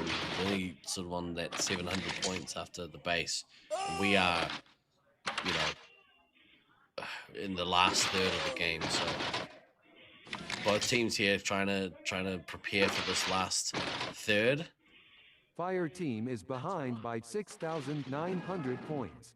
Sweets is on his way to his next nuke. I think what's the big difference here, maybe Leech has left his bases a little bit late. Yeah, definitely leaving your bases this late in the game. Yeah. I mean, like he'll get him, but it just means that he's a little bit off the pace with his next nuke. If this late in the game, if I was Leech, I'd be running. If I don't have my targets yet, dropped a few nukes, go get both my targets, and then drop another. And now I got another nuke. Drop that nuke again. Yeah. Waiting this late in the game to get your targets. That's a little rough. Yeah, I think part of it too was, he was so low on lives after that, like that nuke and then attacking run. He had no choice to kind of go back and get full up. Now, they can lose this game. Oh, Fire Sword's gone. Definitely now. Gotta get their bases and take them out. Give that a little bit of time. He'll know he's 16 with bases in hand. Prawn Boy's gonna get his bases. Little bit needs to go on a base run here as well.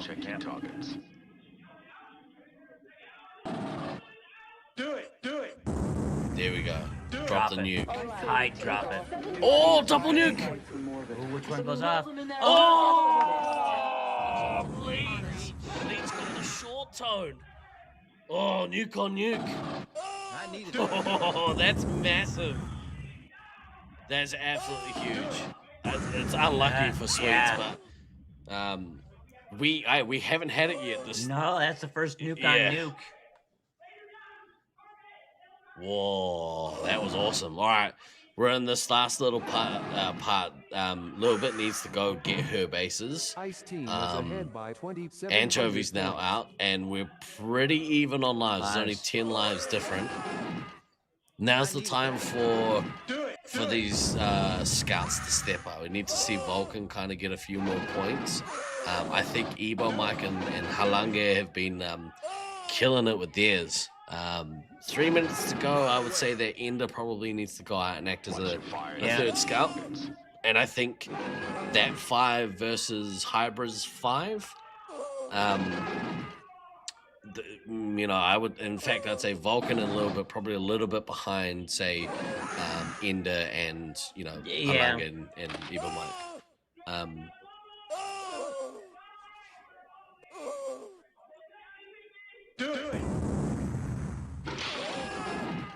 A little bit got our targets. That's good. Now they just need to stave off any kind of elimination here. I mean, Sweets for the week. Sweets and Savory are currently ahead by a couple of grand, which is good for them. If they can stay, they really need to eat them. They can't. Or they need to pack on a bunch of points. I think if Leech gets a few more tags, drop that nuke, that'll secure it. Yeah, I think so. That's 10 grand. He used all his missiles, which is awesome. Got plenty of shots to do the business as well. Oh, Vulcan is gone. Man, I was sitting low on lives.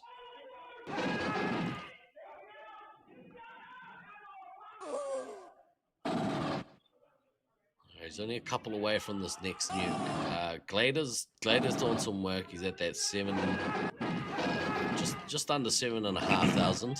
Protect your commander. Let your command. There you go. Leech needs to drop it. Glader needs to. Fire team is trailing by 3,200 make sure that they don't get. points. Yeah. They're up around that 3 grand ahead. So. Said Sweets isn't too far away from his next nuke. Spooky's had an awesome game here. I say we take off. Really dig her as a player. She's got a lot of talent. Good nuke drop. We're down to single digits for a good portion, but the key player here is Sweets. Sweets has plenty of shots, plenty of lives, and is also just off this next nuke. So, Sweets and Saber really need to just kind of put the foot on the gas a little bit. But I think if Hybrids can kill out Spooky, Halange, and Ebo Mike, it'll make it a lot easier for him. Yeah. Ice Because Team is leading stem by that kind of points 2,600 points. flow, I guess. 60 seconds until extraction. Nope. There we go. Sweets, 60 to go. Is that the next nuke? He's got to drop it. I say Gotta we drop take it. There he off goes. and nuke the entire site from orbit. Good detonation there. Taking Leech and Glader down to single digits. Only 30 seconds left, but about $3,000 in it. They're not gonna get enough points to take the match, but they are gonna take points away from Hybrids here, I think. What an effort by Glader. $8,000 heavy. Spooky as well, $8,000. Big difference here is missiles again. Leech getting them off. In fact, all three, look at the top three from each team, like all within kind of that same score. Same score. Extraction. 4, 3, 2, 1. The ammo Mission carrier complete. on Sweet and Savory did a little bit better. Yeah, I think the big difference here, right? There is a miss base by both medics, so that kind of cancels each other out. But the big difference here is like Vulcan versus Halange. Yeah. or versus the other two scouts. It's the scouts here, $3,000 is a massive difference. Massive score difference. Was it the last one? I think so. Last game of the block. Last game of the line. And then we're going to dinner? We were at dinner. We're at dinner. So we are about to go on our dinner break. That was a pretty awesome session. Any standouts for you? I don't know. Syracuse needs a talking to. as an entire censor, or no, just your team? My squad, Just your my squad. yeah. But those are some really good matches. I mean, that's what this tournament's for. You know, you Yeah. want to see close matches. Yep. And I think this block definitely we had some close matches. Yeah, I think so too. I really love when the quality of the gameplay is there. It's the best. I think we are back. Do you know what time we're back? Jersey Mike's dinner break. Let's have a Keep look. going a little bit more. 1820. Okay, let me update this this spreadsheet so we can next game 18. Let's say 1830. Yeah, we're in Syracuse. Things run behind. 18. Whoops. There we go. In fact, let's quickly have a look over here. We're gonna switch over to. Otherwise, people are just watching me type stuff on the computer.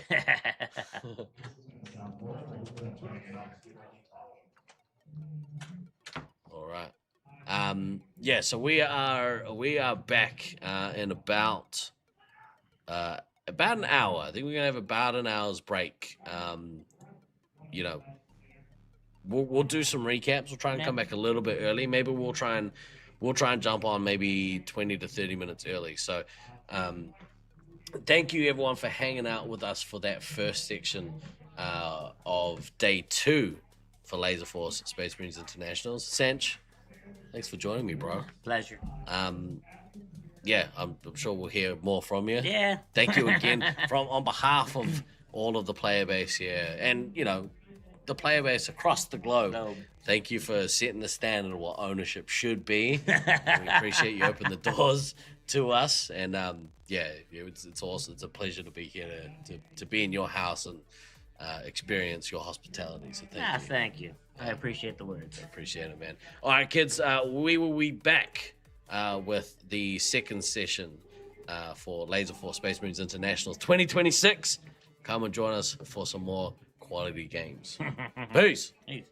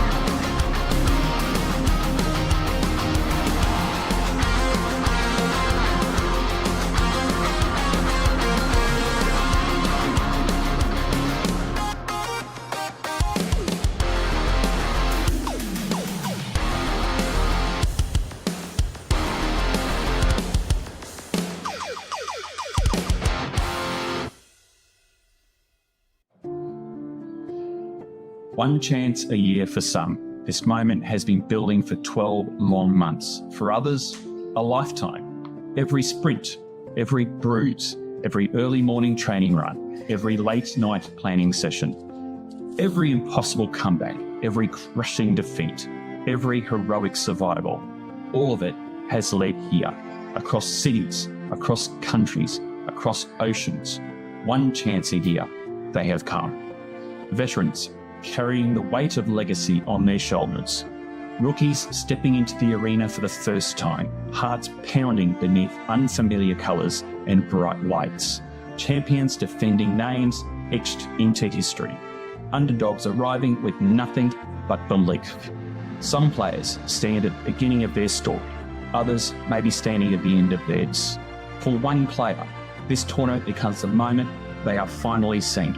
For another, it may be the last time they ever walk into the arena beside teammates they call family. Careers rise here, careers fade here. Dynasties are built here, and sometimes they fall here. This is the strange beauty of competition, the unstoppable march of time, the passing of the torch, the collision between experience and ambition. Every year, the game changes, new tactics, new rivalries, new heroes, but some things never change. The last-minute strategy review, the anticipation before countdown, the silence before the doors open, the pulse of adrenaline in the darkness, the roar of victory, and the agony of defeat.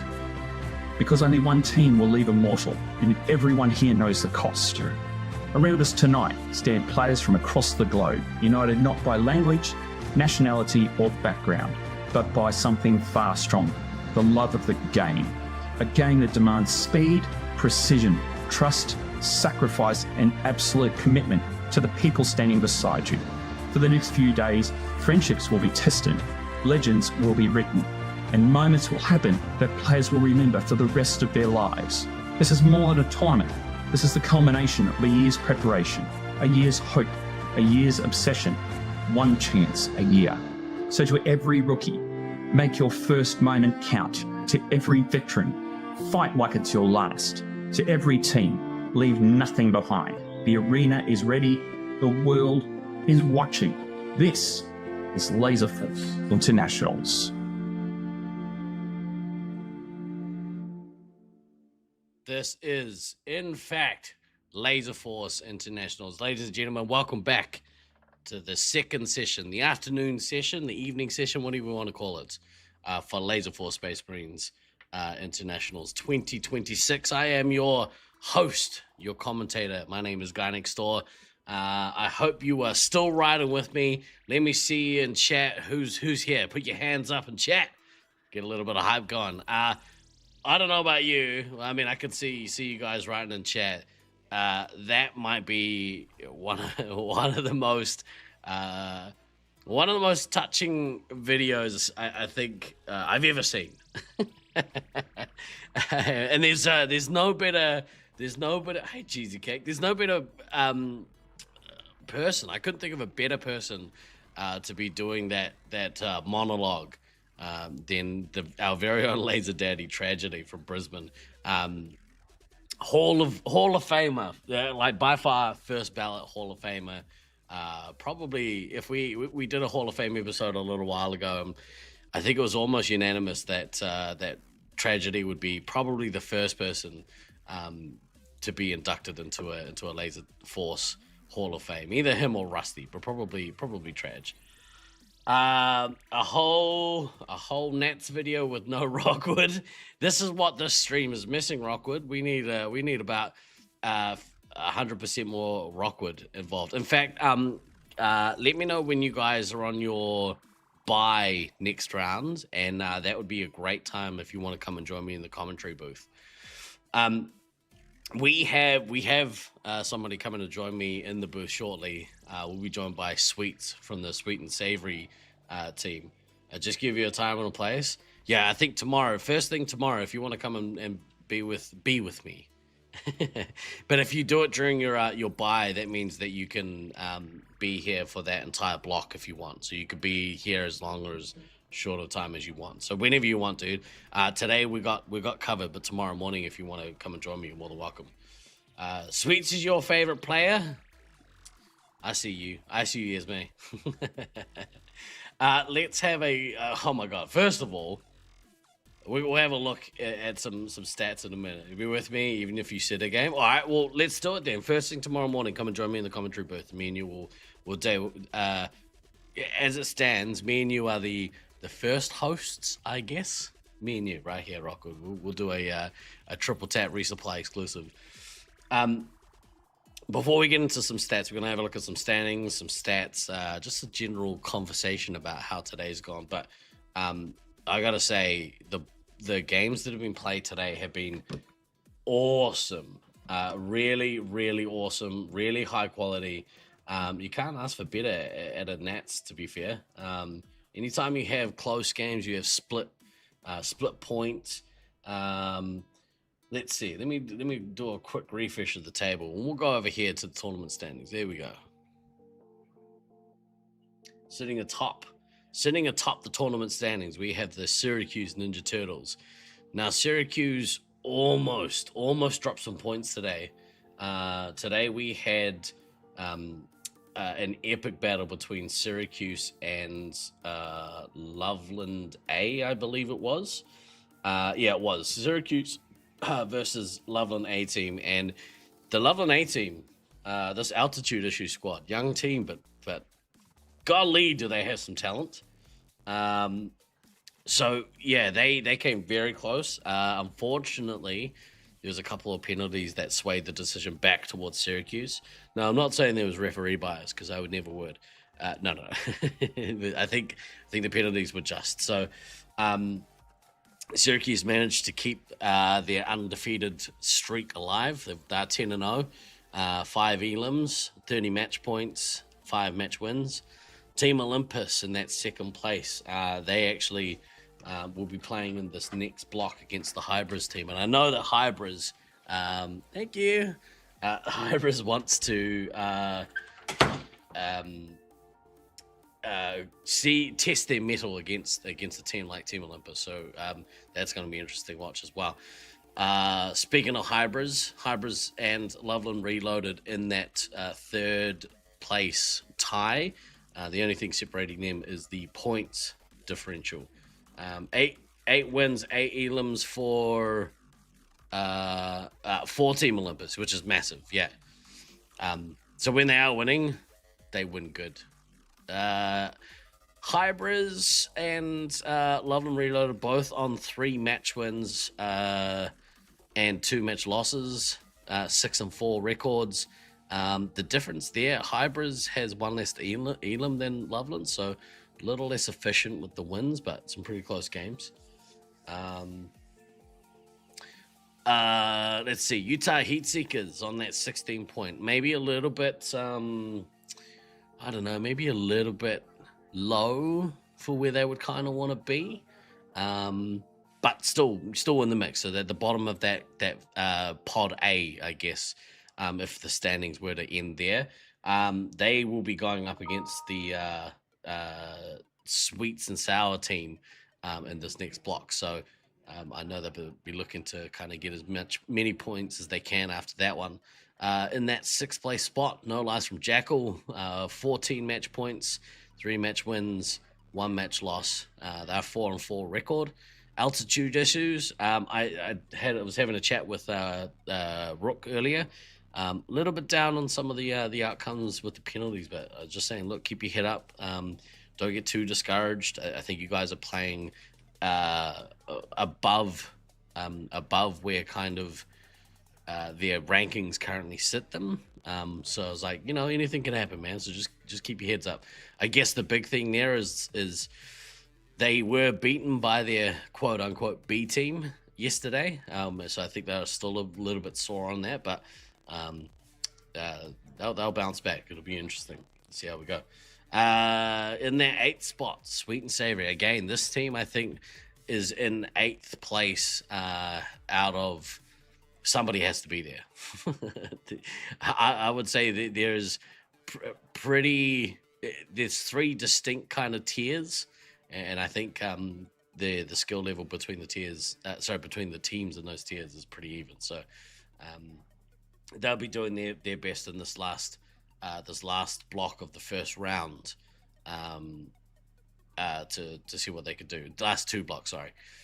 And then in 9th place we have Armageddon. Let's go. They have 4 match points. They won their match in the last game. That was an epic match.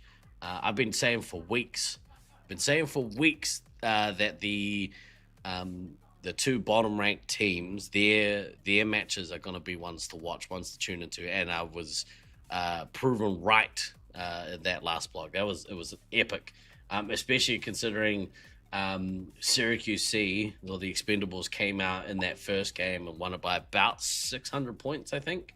And then in the second game, Armageddon came out and pulled it back, so they managed to win. So overall, there was about a 318 point difference in the scores to determine that. And yeah, you guys are right. Like the 0 point teams fun as to watch, and what really makes me stoked is that nobody's getting 0 point at this tournament. Everyone's got some tournament points on the board. So, you know, that just kind of speaks to the quality of teams. And it's a real shame when teams, when we have tournaments that there are teams that get 0 pointed, but it ain't happening this year. That's for damn sure. Let's have a look over here at some of the top stats for this tournament. Top 5 we have for accuracy, sitting in that top spot, we have the Fair Turkey at 95% accuracy. Now, Fair Turkey's played a lot of, or only resupply this tournament, and I would say it's super important that you have efficiency out of your resupply. So that's definitely what's been shown then. After that, we have Alex Boxes at 91.8%, just under 92%. We have Meds, Spooky, and then X-Man all showing their class, with their accuracy. Let's have a look here. Currently leading the MVP race, we have Kodama. Kodama's taken that top spot away from Aguricat. That's awesome to see. Kodama on 239 MVP points, but right on his tail, Aguricat 238. Odin's Fist in that 3rd spot. Leech in 4th, and the Fair Turkey at 206. Big shout out to Leech. Talked about it all broadcast, but the amount of missiles that Leech is getting off is just, he's been a beast. It's awesome to see. Let's have a look at the medikits. So far, leading the way. He came out to a massive lead at the end of gameplay yesterday. Oguricap sitting on 68. Kodama, 49. A little bit of work to do to catch up to Oguricap, but it's a respectable total. He's on 49. Sweets, 45. Odin's Fist, 44. And Sparks, 41. So Cody is definitely out to a pretty commanding lead in the medikit race, but still plenty of time. We're only like halfway through day 2, so heaps of time to catch. Let's have a look at here. The top 5 missiles fired for the tournament, and no surprise there. At that top spot, we have Leech with 42 missiles fired, Oguricat with 33, Jackal 25, Sweets 25, Odin's Fist 24. It's so important as that commander to be getting those missiles off. So some good totals there.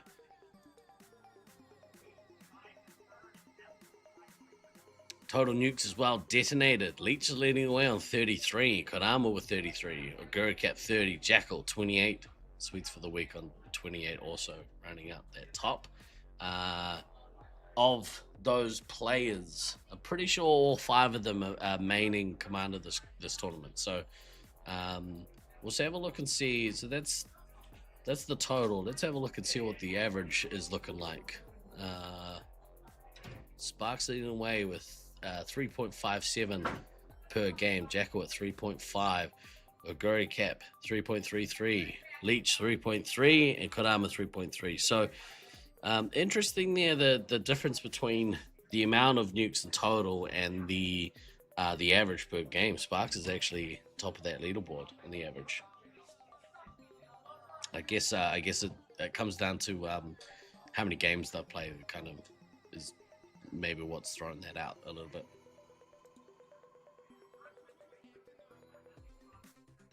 Total rapid fires used this tournament. My boy, Prawn Boy at 24.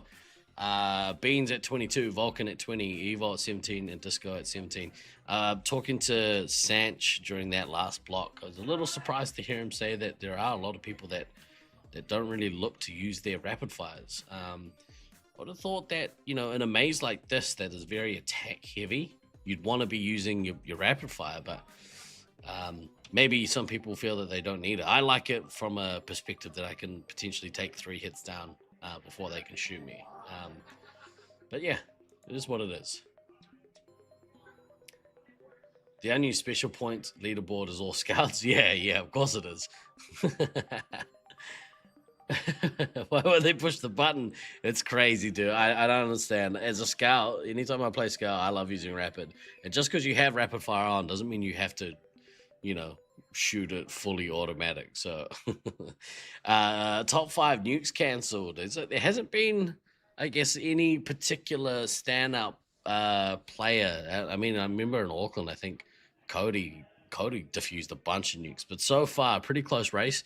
The top 5 listed here: Blackhammer with 2, Sparks with 2, Snuffles 1, Leech 1, Glader 1.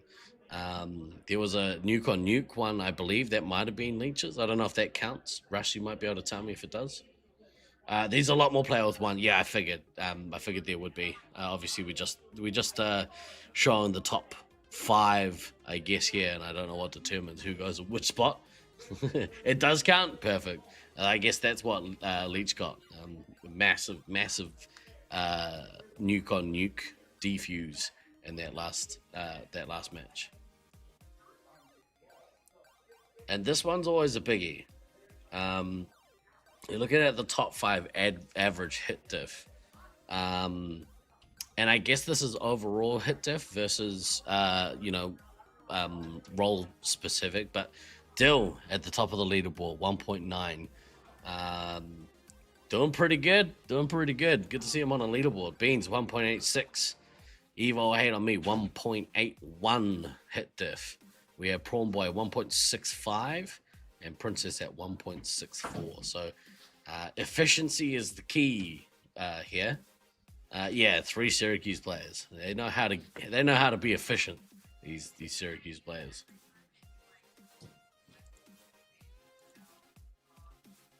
Let's have a quick look here at this upcoming matchup. We have the Utah Heatseekers versus No Lies from Jackal. Slaughtermelon and Jackal both more or less playing their games at Commander.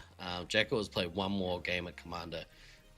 His average score is currently a little higher not even a little higher, almost 1,000 points higher than Slaughtermelon. Average medic hits per game, 4.5 for Jackal, 5 for Slaughtermelon. Okay, why he's so angry? He got fit and so he got tough. He could put his tough guy face on. Nuke drops. Slaughtermelon was slightly less nukes than Jackal. Jackal averaging 3.5, whereas Slaughtermelon sort of sitting just above that 3 mark. So whether or not that's due to Utah killing their opponents out quicker or what, it'll be interesting to see what happens in this next match.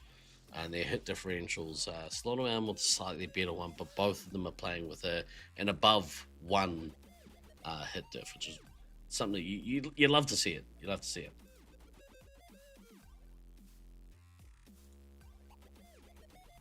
We're also gonna have a look at the head-to-head for a couple of heavies in this tournament.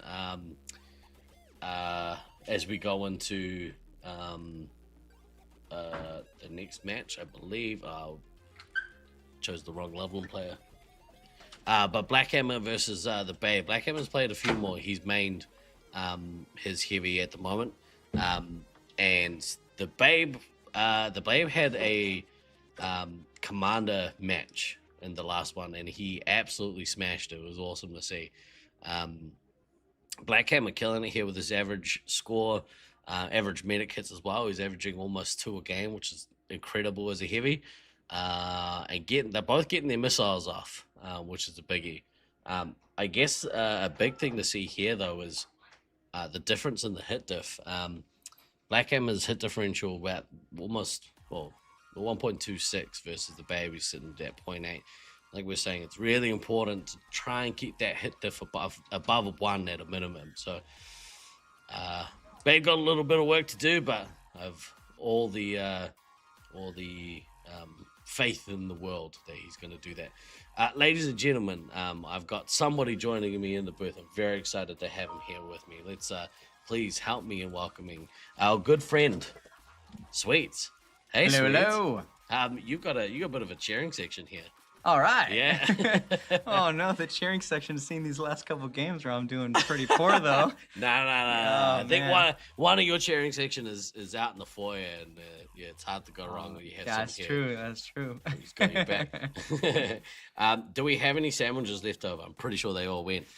I think they all went. Yeah, there may have been a couple snuck back there. I don't What'd know you if anyone have? picked up the vegetarian. I got the double hams. Yep. The double hams? Yep. One for me and one for Esme. We both got a ham Sammy. Like, I took the ham from a different sandwich and I put that in my sandwich. I did put the chips that I had as a snack in the sandwich, Bro, though. that's exactly what I did too. Yeah, right there. You got them ready. There. We know. Yeah. You have all of this to look forward to. There we go. You have all of this to look forward to. Yeah, I've been playing all day, bro. Sorry. How are you, bro? You good? I'm good. The team spirits are pretty high. Yeah. I feel like we're figuring some stuff out. Like, we did so good on practice day. Oh my God. And I think it kind of inflated our confidence a little bit in terms of like, oh, we have so much more teamwork than the rest of these teams. And it's just them not getting comfortable with the arena yet. And once they did, they stepped it up. And our schedule has been a bit rough too. We've been playing against a lot of the top teams so far. But like in rewatching the games, we're keeping pace in a lot of the game. It's just this 1 or 2 little mistakes, and then the game goes totally down the drain. Well, so. let's talk quickly about this last one because before we get into this next match. So, the last one, I guess you split the match between hybrids. They 4-2'd you. That one, I assume it feels like maybe the second game got away from you guys a little bit. Like. Well, the second game felt better. The second game felt much better than the first one. We were talking like, man, if we had the second game strategies in our first game, we had like a big talk after the first game of like, hey, this is the team we should be beating, and they have some good players on it, but we feel like as a team we're better, and especially because they don't have the teamwork that we have. They're just coming together for this tournament, and so. We fixed a lot of our problems in the second game. There's a couple things left we're working on, but like I'm not leaking strats, but of course we felt great coming out of that second game. We didn't get the elim, but it was close. And that first one, honestly, without the new cancel, probably should have been elim too. That's I think maybe was worth clarifying. So that game could have gone either way. And that's just unlucky. Yeah. It happens. Yeah, well, that's good because I think I might have talked about it. I have to go back and listen, but it's the kind of game that you can't be too upset about, right? Like losing, it sucks, but it's not the end. Yeah, I mean, we're still in round play. Yeah. We consider this basically extended practice. Yeah. Where the pod play even is like, because there's that wild card swap, like even if we get placed in lower group from that, as long as we perform well there, we can get the wild card swap. Like we're just looking forward to playoffs and even the pod play. Right now, this is just extended practice for us to figure out our problems. I think coming out of practice as well, like seeing you guys play as well as you did in the practice games, it made a lot of people sort of sit up and be like, "Oh, this thing's for real." Yeah, if we skip practice day entirely and we came in and surprised a bunch of people, it would have been great, and then we would have sucked later because we don't have the practice. But I think people took us a lot more seriously. They're putting in their top players on their 7-man lineups, stuff like that. So. We kind of talked about it like Sweets, Allen Iverson, double hams. I can't even remember what I was going to say. Doesn't matter. It's not as interesting as what Russ said. Greetings to double hands from Vegas, Nevada. Yeah. That's Coyote, right? Coyote. I think so. The Yeah, I am yeah, for real yeah, too. yeah. I think that's Dustin. Yeah, Coyote. Shout out. He's still around, man. Every time he's always watching the streams. So. You know what's really dumb, and apologies to you, dude, because every time you come in here, every Nats, I'm always like, oh, who are you again? And you're like, it's me, Cody. Yeah. I'm like, oh, right, yeah. Only been around for 30 for years or a something. billion Yeah, years, come on, bro. I think, we were all very impressed. That's what I was going to say. I'm with you. We're back. So you guys are currently sitting, I think, in 7th. But I was just saying that I feel that you guys are a team that is much, much better than your standing reflects. Mm-hmm. And it just so happens that someone has to be in that spot. But it could have easily been way up the charts. So yep. I think our schedule is playing a bit into that too. I think so too. Yeah, I mean, outside of Utah, we've played the top 3 expected teams so far, or the expected top 3 teams so far, and then we have not played either of the 2 bottom performing teams right now. So I think that factors a bit into it. Yeah. And 8. Sorry, in my head, I did the 7 plus 3 is 10. If you know what I mean. But that's not how that works. 7 plus 3, not 10. Not 10. You heard it here. Yeah. 11. It's a conspiracy, damn it. Right, you're gonna hang out with me for what? This block or? I'm down for the whole block. Yeah, I'm here. Let's go. As long as you're not kicking me out. You know? Of course not. No, you can come hang out with me as long and as much as you want. I'm basically commentating in the lobby out there too. I'm watching all the games. You're like, this guy sucks at commentary. So you get someone else. We can't hear you in the lobby. I wish we could. Yeah, we were gonna look at doing that, but it didn't work out. Nah, so. You'd probably hear a double of your own voice. Yeah. Not worth No one wants that. Here All we go. Utah Heat Seekers versus No Loss from Jackal. You gotta say that Utah probably had the edge here, but I mean, Syracuse B had a good day so far. Seriously, and now they got Zerg in too. I know he's been missing the first couple games of the day too, just due to his work schedule, but they feel so much more team. They're ready with Zerg in there. I mean, you noticed it yesterday. There was no kind of knock on the Babe who played with them, but yeah, they definitely seem a better unit with Zerg in the lineup. So. We actually got Spooky, the sub for Zerg earlier today, and they're like, "Oh, I'm performing well individually, but I'm definitely not a part of this team." They're just standing in. Yeah. You know. She's been super impressive. Yeah, she's killing it. Yeah. She's doing super good. I'm loving it. This is her first time here. Like, Yeah. all the rest of the players have been here before, but yeah, I think she's getting recognized Super for her skills impressive. too. Yeah. And right off the bat, Zerg put in some work at 700 points. I'm playing Snuffles at the moment. Obviously, we're only, less than 2 minutes in. Mm-hmm. Both medics still up at 20. No one's pushed in early. The Thunder stopped playing tournaments. I don't know, actually. We'll talk about that after, I think. Please remind me, because I know you asked the question before. This team would be a different team with Thunder in it. I would have liked to see Thunder play this match, actually. I don't know if he has. Surely he has. Surely. I mean, he's played for many, many years. Yeah. I would imagine he's definitely played there before. Slaughterman very quick he's coming up on that first nuke. Lots of trading between Melon and Jackal. The 2 commanders are battling it out right now, and Melon's picking it up with the trade, it seems. I would say that yes, but he also has the base, which is gonna give him the edge of getting to that first nuke. But leading by 1,800 points. yeah, they're both trading. They're both doing really well. What do you think this lineup from Utah Heatseekers? Because they're sitting their 7th player, which is Metal Face. Yeah. Because I Meds like is this ammo lineup. here. Yeah, Meds is yeah. ammo, chaser, medic. I think that's pretty atypical for them. Yeah.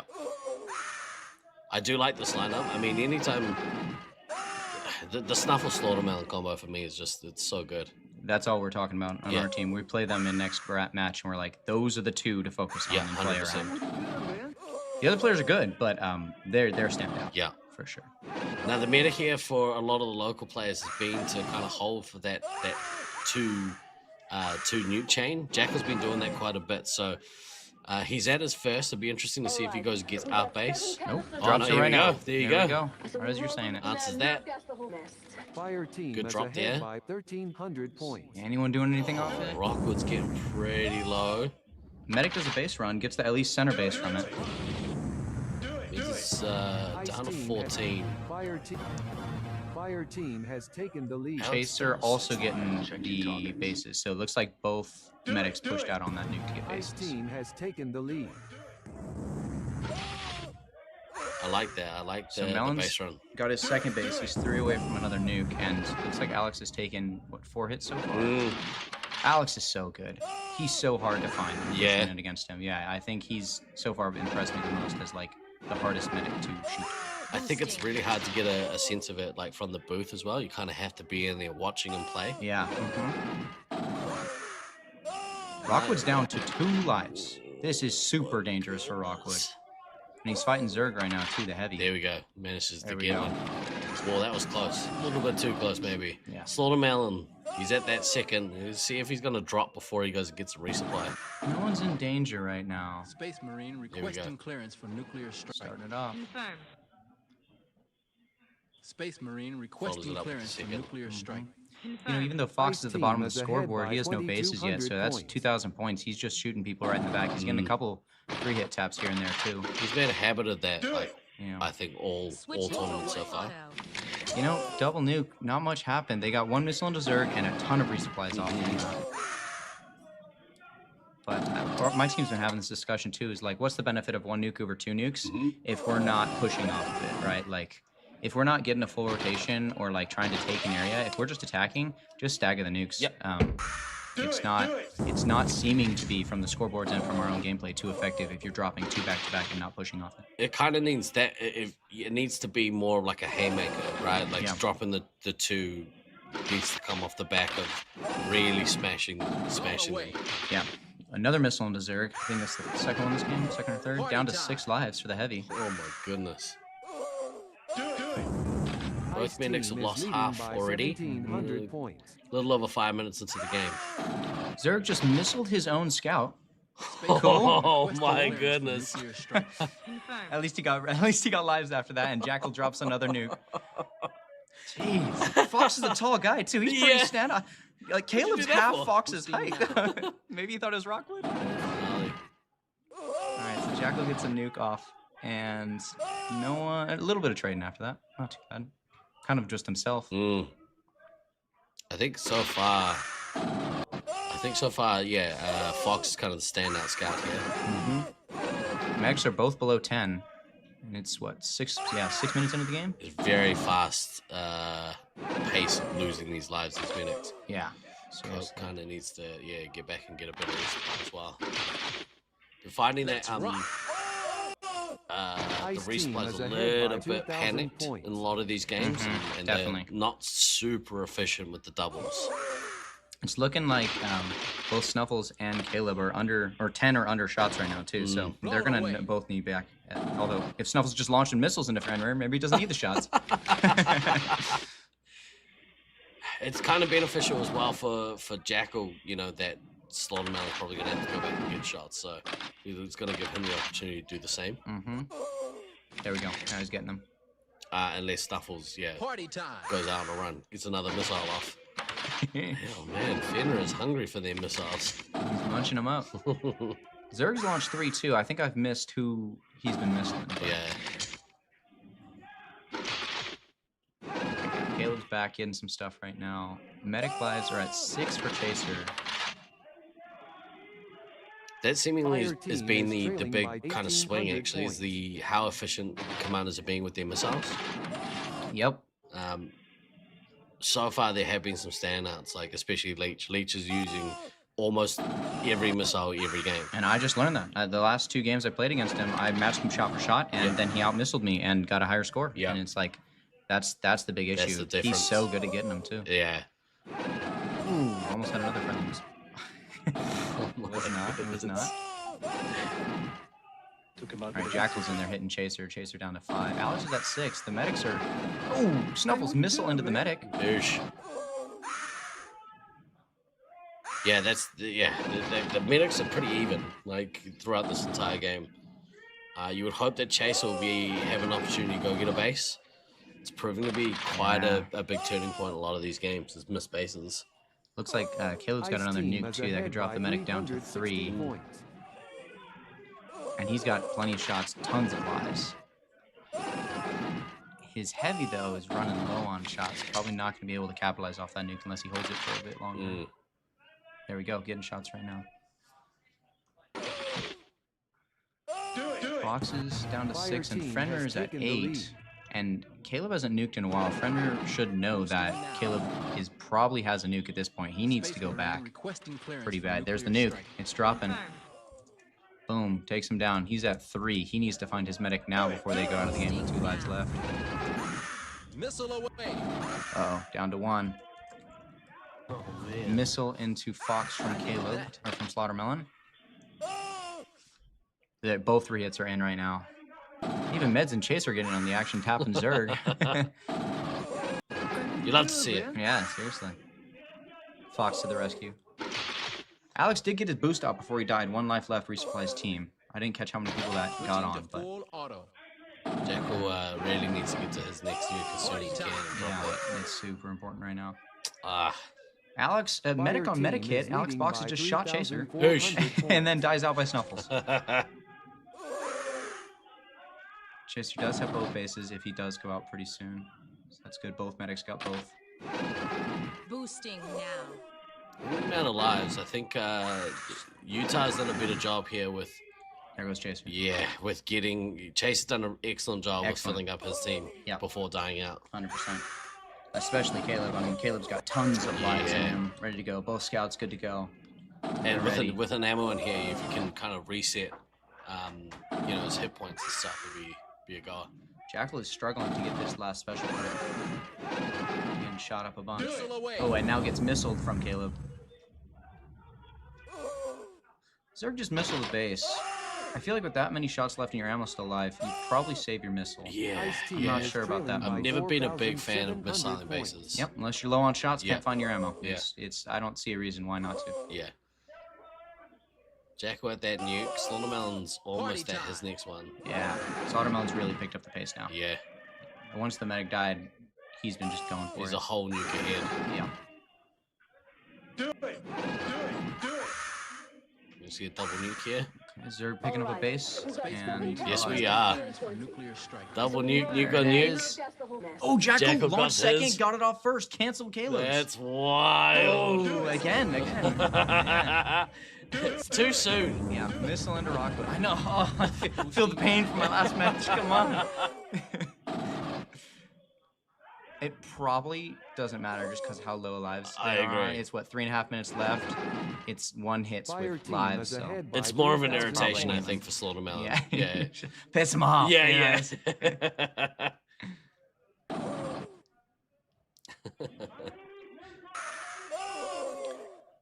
Snuffle's got plenty of shots. Still 8 lives left. Still hasn't plenty to keep pressure, but I have to trade with Caleb soon. I do like how I called that. It was great. I think I called it in your game too. Yeah, oh no. So you're jinxing it. Yeah, I around know, here, man. I've been doing it all day. Snuffles with a missile into Jackal, followed by multiple taps. Instantly kills him out of the game. I like that. I like when you can get missile somebody out of the game. Mm-hmm. Let's see. That's of the 10. We've used 7 missiles on red team. To the 5, quote unquote, because 1 is into a base. Yeah. Yeah, but that is certainly becoming the difference, right? Is who could be the most efficient with their missiles. Oh, I completely forgot to change cameras. Nothing happening on these ones. Missile into Fox from Caleb. Only 2 left. 1 in each of the 3 hits.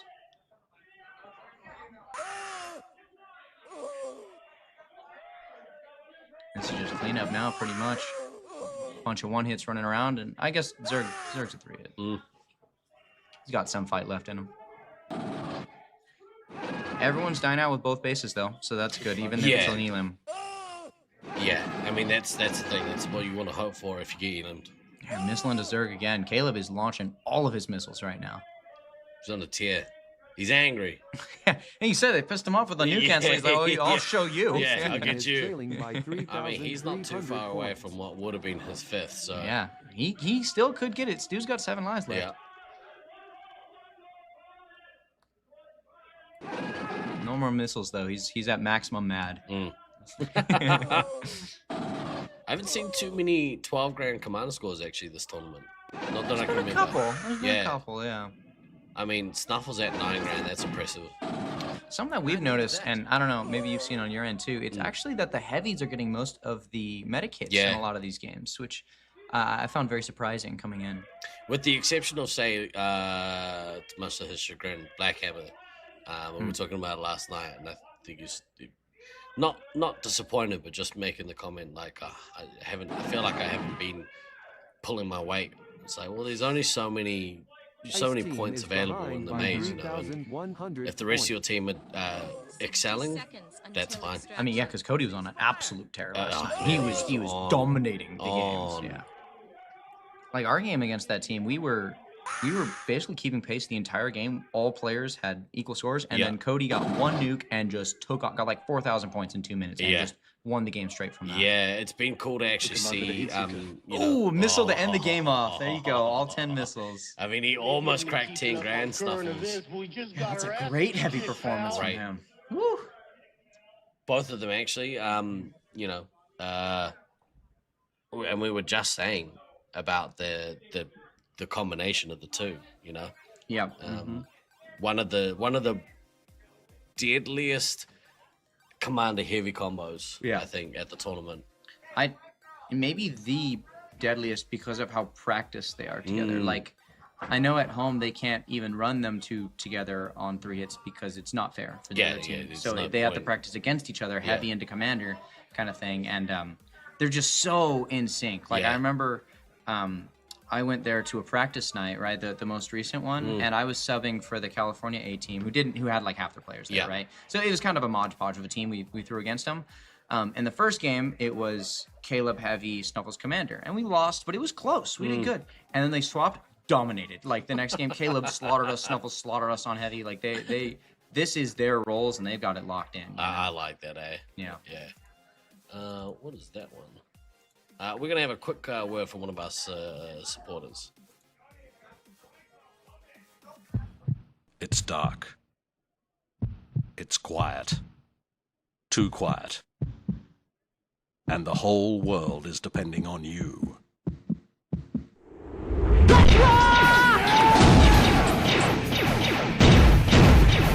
Target destroyed. You're hit! Are you up to the challenge? Laserforce, come and save the world. Man. Laserforce. Love it. So cool. That was a good game. Gen 6, your beloved? I do miss the Gen 6 days. Yeah, apologies for any sounds that kind of that blow out there. Sort of missing some levels. Too much Jared? You can never have too much Jared. Miss that guy. Right, up next we have Loveland Reloaded versus Syracuse Ninja Turtles. This is gonna be a good matchup. Gosh. This will be a great matchup, I feel like. Loveland Reloaded, you actually maybe not see it. Maybe from the cameras. They have the most unique playstyle I've played against of the teams. Oh, here. yeah? They don't use resupply spots. They just send the full 6 on you the whole time. Heavies forward, commanders forward, and the medic ammo are just kind of floating midfield, trying to find their spots and just support them. The Loveland Reloaded team. Yeah, it's super, it's chaos. It's just complete chaos in the game, you know? And mind you, they bleed a bunch of medic lives on them, but their hope is with the double 3 hits forward the whole game that you're bleeding more medic lives than they are in the midfield getting chased around, you know? I think it makes it really scout reliant.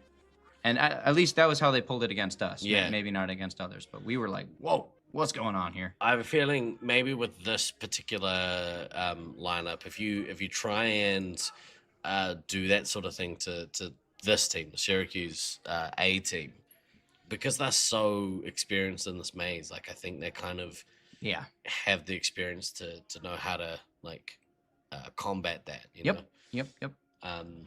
But I do like that as kind of a twist on like of how to traditionally do it, especially because, much to a bunch of controversial opinions, having, you know, two longtime veterans of that club being Mischief and Fair Turkey, you can do that with those players because they're so good. Yeah, and Josiah Fear Turkey, he just finds a spot, and no one can get him. Yeah, you know, he's hidden for sure. So your BF Corbin.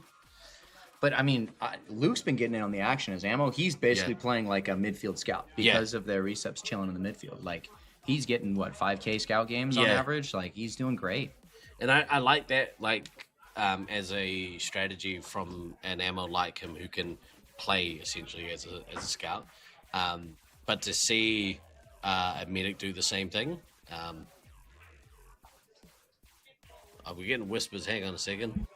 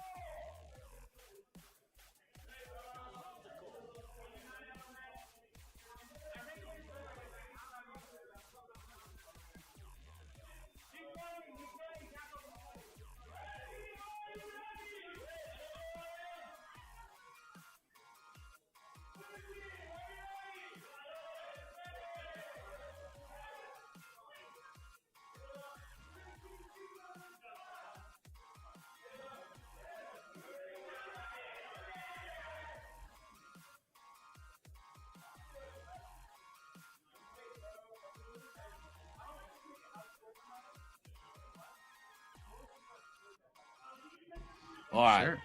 Sure. Apologies for the break. We had to weigh in on a discussion, and I assume that you were part of this suite's I'm the captains. I'm in there. Yeah. So there have been instances where players have used the wall to propel themselves around corners, and in all previous tournaments, at least ones I'm pretty sure I've been a part of, anytime a player has done that, it's deemed that they are not in control of their body. And therefore, it is dangerous play because as soon as you're not in control of your own movement, you're putting other people at risk. And that happened in a couple of games, including one against Syracuse A. And I guess they are now looking at rescinding those. Yeah, so it's kind of two conversations, right? The first one is what is a dangerous play? And the second one is are dangerous plays 1,000-point penalties or 0-point penalties, right? And the propelling themselves is if it's considered unreasonable. This is the consensus. If it's considered unreasonable endangerment of yourself, your pack, or another player, then it's a penalty. And 1,000-point if it's like, well, I guess in the propelling case, it'd be egregious regardless if you're launching yourself, right? Yeah. But if you're leaning on a wall, especially if you're coming to a wall, stopping, and you're holding the wall and you're moving off it, like touching the wall itself is not a dangerous play. It's the launching that is. Now, it may have been skewed too far in the other direction where, hey, because we didn't have a conversation about which of these was actual 1,000-point, because before all the dangerous plays were rules at 1,000 points, they were just all dismissed to 0 points, regardless of what the penalty was, because it wasn't discussed in the moment. And I think that's upset some people. Yeah, understandable. And flip the match. Changing this stuff, and it has very real consequences. Yeah. Look, we'll come back and continue that discussion. Ooh. We have Loveland Reloaded versus the Syracuse Ninja Turtles here. He was shot by Hammer and then penalized, and did not fire a shot themselves. So that's an interesting take. Luke's medic in this one. That means Turkey's commander.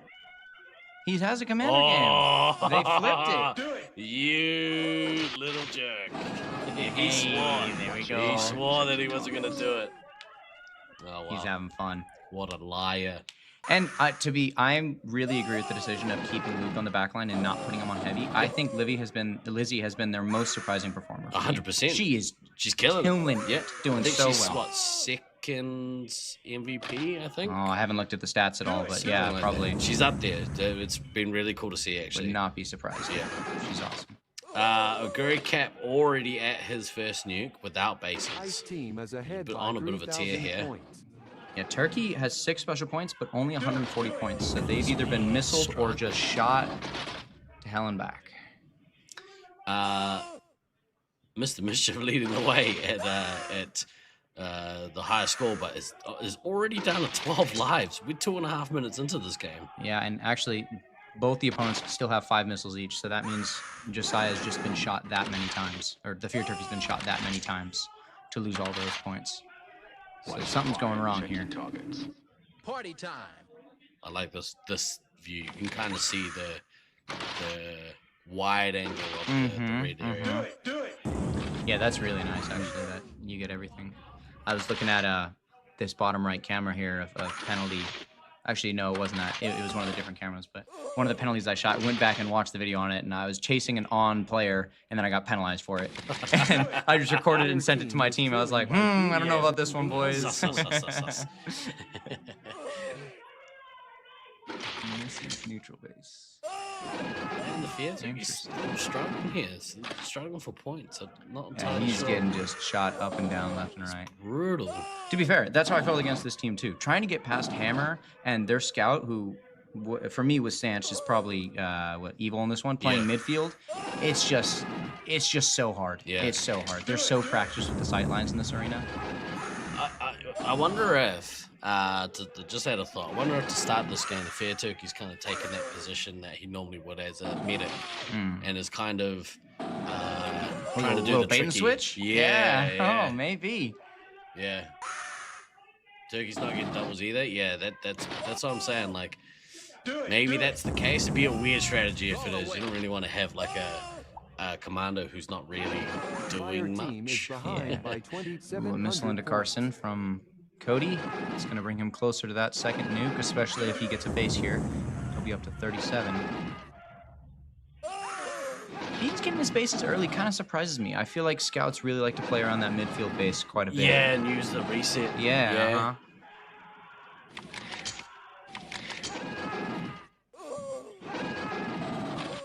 Fear Turkey has gotten a base and will be getting close to his first nuke. He's getting out, like, shot by Evil, shot by Do Not Pass Go, shot by Do Not Pass Go. He's just getting lit up. Oh, my goodness. Kind of like the whole rest of his team. Missile into Lizzie Lizard by Black Hammer. Maybe to your point, you know, if they are playing that same kind of style, just the experience of this Syracuse A team is just like, no. Yeah, that's very true. We got 2 back-to-back missiles into Lizzie. She hasn't turned on for a solid 30 seconds now. She's been shot over and over. By 6,000 points. Okay. She gets on and gets a resupply. There we go. Got some lives back in her. Woo!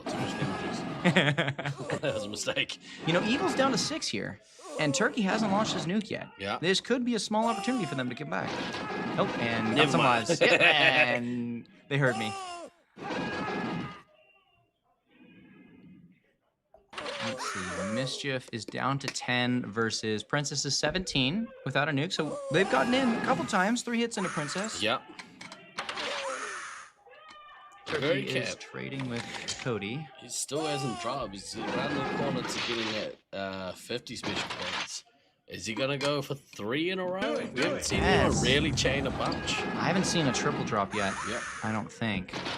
Haven't caught all the games. Yeah, I don't recall seeing anyone drop more than 2 in a row. You definitely caught all the games. Yeah. I've been here.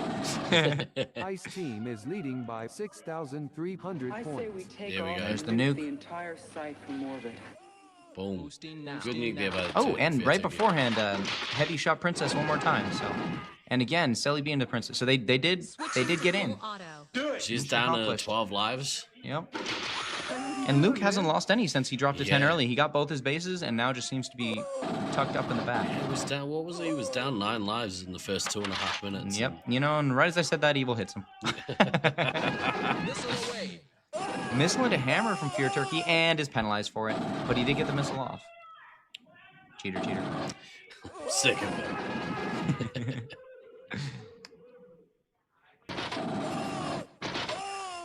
Let's see. Carson's just hitting everyone right now with some shots. I guess, yeah, Fear Turkey's got plenty of lives. He doesn't need the lives. He's been back for a while getting some resupplies. I would assume this is interesting from Cody because he has said that he's not really interested in looking at point whoring or stat whoring. He's getting good stats off the back of good play. Yep. It'd be interesting to see who kind of made the decision for him to hold on to these nukes. Beans is having a killer game here. Without those bases, almost a 4K scout score is great. Yeah. With half the game left to go. Turkey missile into Cody right there. Missiles are kind of flying left and right in this game. He's finally decided to drop. There we go. Oh, he's getting... This will kill Luke if he drops a second. Oh, he's getting... Look how many hits he got off the... Oh, you're the base. And he's got to drop 3. And Luke dies before the other second and third land. Boom. Oh, and Liz is getting shot in between the drops. Yeah, that's pretty brutal. Rough. Super brutal for the head. Yeah.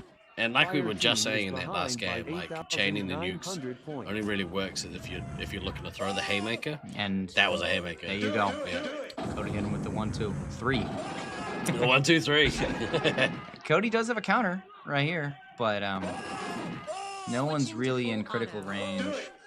Yeah, it's more of a Turkey's got a nuke, might as well drop the nuke. Miss on to Lizzie again. Lizzie's getting hammered with those missiles, and that kills her out of the game. No more missiles heading into this game. Silly B right afterward. Back-to-back missiles by Black Hammer.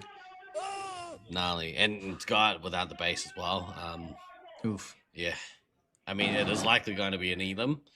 Although, I mean, Fair Turkey does have a lot of lives. And a nuke. A decent amount of shots and a nuke. So, and they still have an ammo in there. So yeah. After this nuke, well, I'd really like to see Fair Turkey get maybe two resupplies of shots. Yeah. Just to kind of be, and then maybe as they proceed, like, use the just reset. stick near them. Yep. Yeah. Reset those hit points. Hammer hitting Turkey. They're fighting over there. Red team's getting their bases though. They know they're not pulling ahead in this one, so everyone's making sure they clean those up. Hey, Hammer's missile on a base too. What are you doing? Efficient.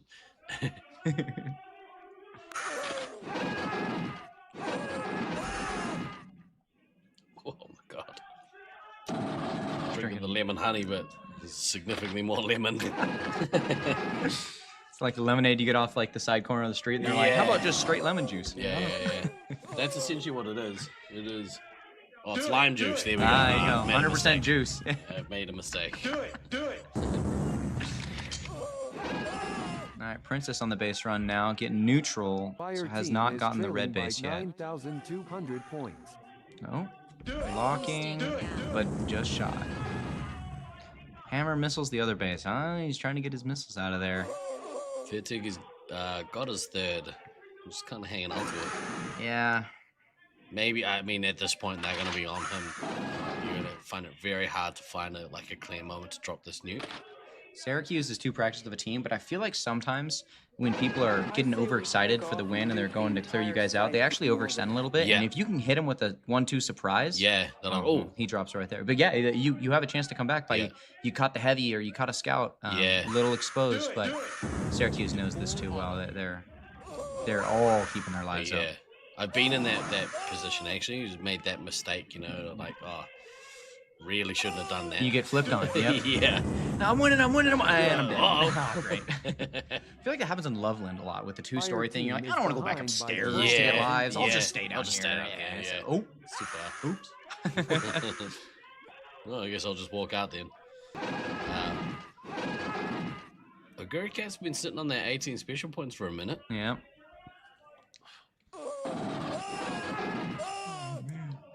Is he getting resupplied? No. No, he's fighting Turkey. Yeah.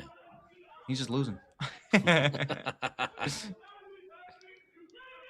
Turkey's at 19 now. Yeah, I mean, they're losing the game for sure. But if he got the 20.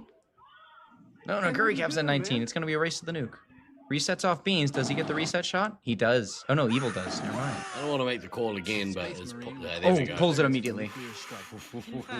I was gonna say we might see a nuke on nuke again, but not 3 in a row. I stopped you before. Yeah.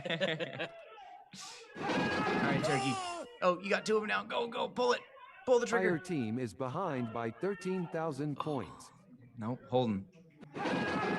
All right. There we go. There you go. Shot It's Cody. a long one too. So we roll them in there and nerve gas the whole nest. Oh. Yeah, good draw. Well done, Turkey. Wow. All right. Getting that off is impressive.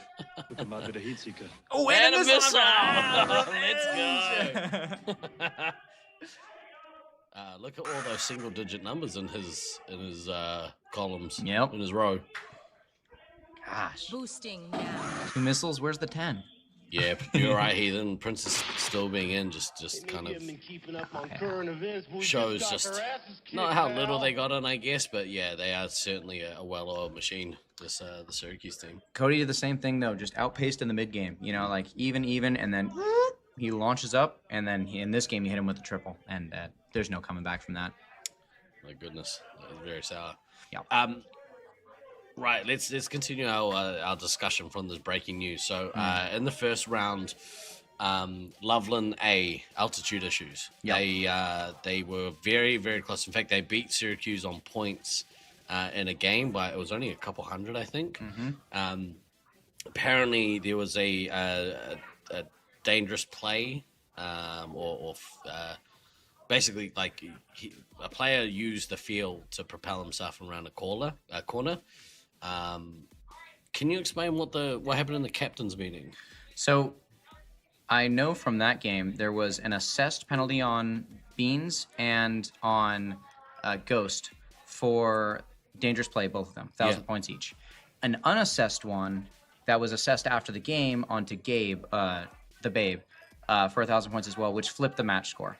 Right. In the captain's meeting, it was discussed that unless it is unreasonably endangering other people, because there is reasonable danger inside of SM5. We are running in there. There are blind corners. Collisions are going to happen. Things will happen. And as long as you're not unreasonably endangering people or breaking the rules in a way that is beyond what is considered normal gameplay, then it should not be a 1,000-point penalty on you. I'm not familiar with those 3 specific penalties. I wasn't reffing or playing that game. But let's say all 3 were reasonable endangerments, then the game would have flipped. It was concluded at the end of the captain's meeting that all penalties up to this point that were assessed for 1,000 points because of dangerous play were then 0-pointed, which does flip the match back. Really I think weird. that was a decision because none of those penalties were discussed to be, hey, is this an egregious, should it be worth 1,000 points? Yeah. It was not discussed, and therefore, in the first place, it should not have been a 1,000-point penalty because that penalty is not automatically considered 1,000 points. Dangerous play? Yeah. I thought it was. In the meeting, DK read from the section of the rulebook that said here are is like 4 things that are automatically 1,000 points. It was like offensive language. Yep. Honestly, you need DK to reread the rules. Right. But he said them and he read them out loud and he goes, "This is everything in that section that's automatically 1,000 points. Yeah. It is not included as one of those." Interesting.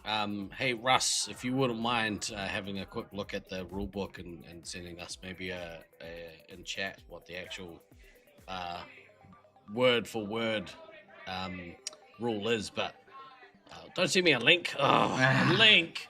Fine, I'll open your link. And you're hacked. Leave it, yeah. Yeah, there it goes. You got now read the entire rule book. Looking here very quickly, I mean, that's not really climbing. There is, in my opinion, I'm not going to read all that. Someone else do it for me. So, from my understanding, reasonably endangering. So, there's been tournaments where somebody has jumped, right? Jumping is usually considered dangerous play. You can jump up and down, but as soon as you jump in a direction that's not vertical, then you get assessed the penalty, and that's because you're no longer in control of your body. I would say, and you know, the whole reasonable amount of danger thing, you could jump, you know, out to the side and it's fairly innocuous, but I would say that's in the same vein as potentially grabbing a wall and propelling yourself. Mm-hmm. So my player Anchovy was assessed a warning, not given a penalty, for jumping up in the air and landing about 3 or 4 inches to the right. Yep. And because that's jumping. Yeah, it was jumping, and it did move horizontally, but it was discussed in the meeting of like, look, 3 or 4 inches, if you can see everything around you, like sometimes we're just like, you're not going to land in the exact same spot you're doing it. If you're running and jumping, you're doing a lunge jump, then that's clearly unreasonable. If you're swinging your gun around corners, that's unreasonable. Yeah. You know, it's the egregious things that are considered penalties. Otherwise, and like it was actually discussed in the meeting, like a collision between 2 players, should that be 1,000 points to each of them just for colliding? It's like, no, that's a reasonable thing. Now, if one player is sprinting, going crazy, head down, or like weaving really quickly, that's the unreasonable part, and that's the player that should be assessed the penalty. Yeah. Interesting. It's definitely worth a discussion. And I think like I do like when common sense gets applied, and you can kind of have a discussion about it. Be like, yeah, like we watched it and there was nothing there. Then yeah, fair enough. I like when common sense prevails. But what is annoying is when it's missing consistency, I guess. And I think that was the whole reason for the meeting itself, is not to readdress the rules or readdress even the penalties, even though that became a part of it. It's just different people were having different opinions of what it was. Some people thought, hey, touching a wall, you're a penalty. You're not allowed to lean or like touch a wall because it's considered like catching yourself on a wall. Right. And that's just not a thing, right? But obviously grabbing and full launching, propelling yourself off it, that's also considered dangerous, right? So grabbing walls to change direction has been a 1,000-point penalty for years, so you're surprised there's leeway here. So I'm with you, Russ. I agree. And especially there's, you know, we've been in other mazes where it's definitely a thing, you know, like there's a right angle corner or something and people grab that to launch themselves around so they can continue at speed. And that was an example that was given. Is like changing direction. You're not in control of your movement. You're using the wall to do that. That is unreasonable. Yeah. Or even like launching yourself beyond your normal reasonable running speed, for sure. That's also endangering. I guess we missed the build up here, but we're gonna have a look. Nothing they can't handle. My bad. Here we go. Here we go. We have altitude issues versus expendables. Fire team has taken the lead. Ice team has taken So the lead. altitude issues keeps changing up their lineup.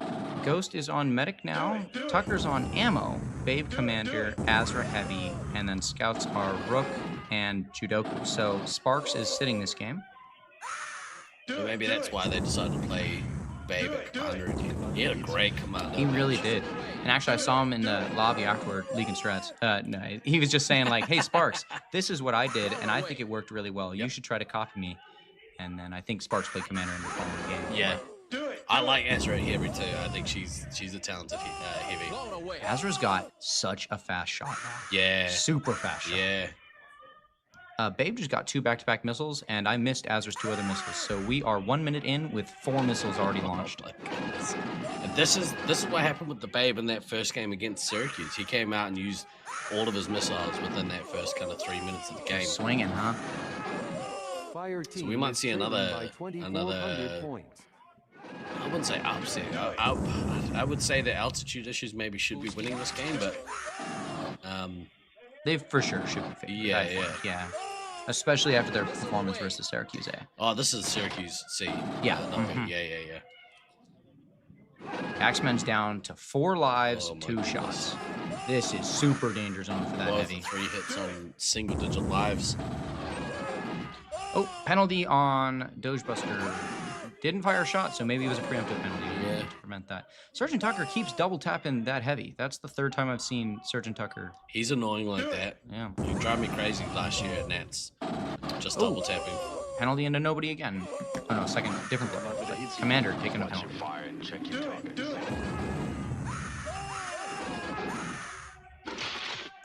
So Ghost just got a base. Ghost is on some sort of base run, and it was actually the blue base, other side of the arena. So it looks like they got pushed out of Edor. Oh, the X-Men is out.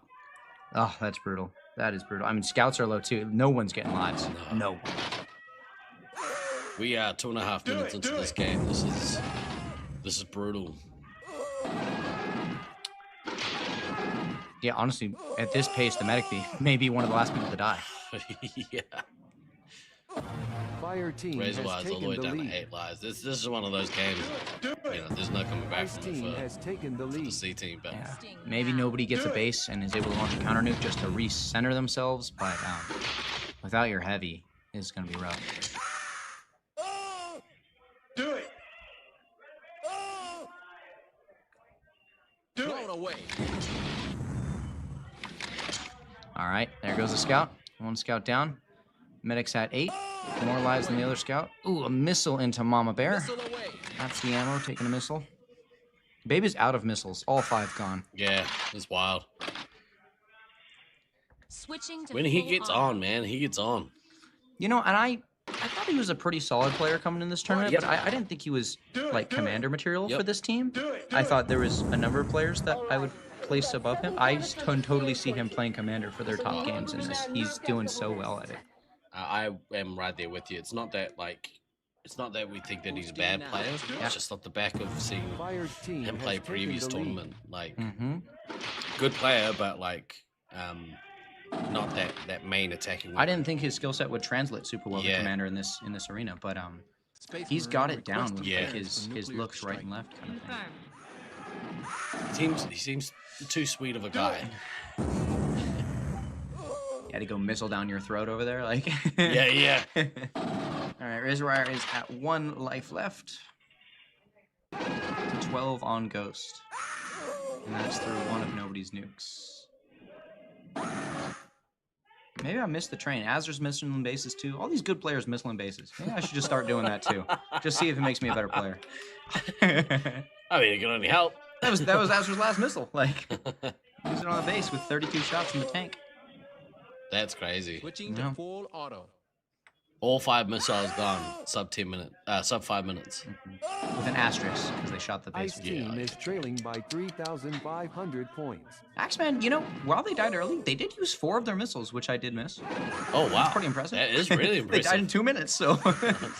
I really rate Axeman. I think he had a really good tournament. I agree. He's a good player. Yeah, I think he's carrying this game or this team in some of their games for sure. And I really like Nobody. She's doing all right as commander. The games where she does well, like she's actually doing very well. Yeah. All right, so we've broken past the 5-minute mark, so it's not a sub 5 elim. What's the fastest one we've seen so far? It might be this one, because it's still pretty close to being over. Getting 12 out of the commander is going to take a second, but I mean. Yeah. Plenty of shots in Azra. Yeah. I don't think we've seen like under 8, and Rashi might be able to tell us. Statsman, on it. Statsman, what's the quickest elim so far? Is leading by 5,000 points. Nobody got a missile into Jidoku. Getting some revenge there. Syracuse had a faster one, right? Okay. Oh my I believe goodness. that's Ghost, who we can hear from the arena 2 rooms over. It's funny because I can hear and hear. I really wish I had a second headset because it's wild. Oh, okay. Yeah. Is he yodeling? Like I'd say it was a, Nobody missiles into Jidoku again.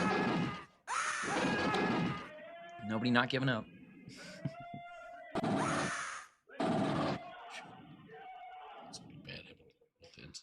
All right, babe, just get one more shot. You get a nuke. Put this game away. Whoop. I like the chat. Still lots of lives on blue. Never mind. Yep, there it goes. Ice team is behind by 5,500 points. Now I haven't had much of a chance to kind of talk to this Expendables team. Here comes that nuke, by the way. How has their spirits sort of been out there? I mean, So I haven't talked to him. I haven't played against him either. Right. But no one seems to be down in the dumps. Awesome. Like honestly, the most down in the dumps I saw was Loveland day 1. Yeah, Loveland Yeah. A, when they got beat by Loveland B, they were feeling the pressure. But I think they even by the end of that day, they rejuvenated themselves quite a bit. Awesome. And then today they came in, Ready strong to go. mentals, and they're playing well. Yeah. So I think it was just a down moment. I mean, man, if I got beat by my V team too and like elimed, I'd feel pretty bad. Yeah, So yeah. I don't think they're struggling. They're just having conversations. I've heard a lot of conversations of like, hey, what do you think we could do better? Yep. Both from this team and from the what do you call Armageddon? Yeah. Both the teams are just asking around like, hey, look, we know you're better than us. You just beat us. What could we have done differently? And I think it's a really positive mentality to have when you're coming into a tournament, not expecting to be one of the top teams. You're there to have fun Yeah. and to learn.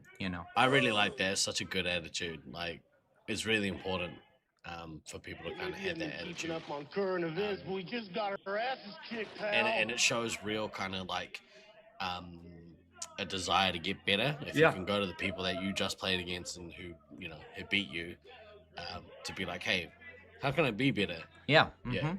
Yeah. What went wrong in that game from your perspective? Because Yeah. our team has had this conversation a million times. It's so hard to tell what you can do better. Yeah. But if another player can tell you, hey, I saw you make this mistake, or I think you should try this differently, and you try it and it works, it's like that's a great outside perspective to help you 100%. improve. We're going to take a really quick break and have a message from one of our supporters.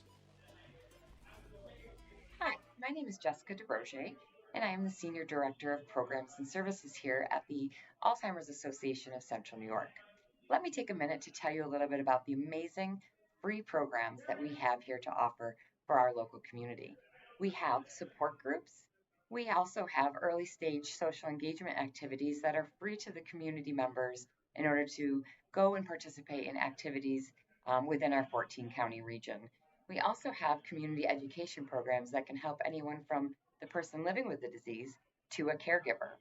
And we also offer one-on-one care consultations, which can support the caregiver or the person living with the disease.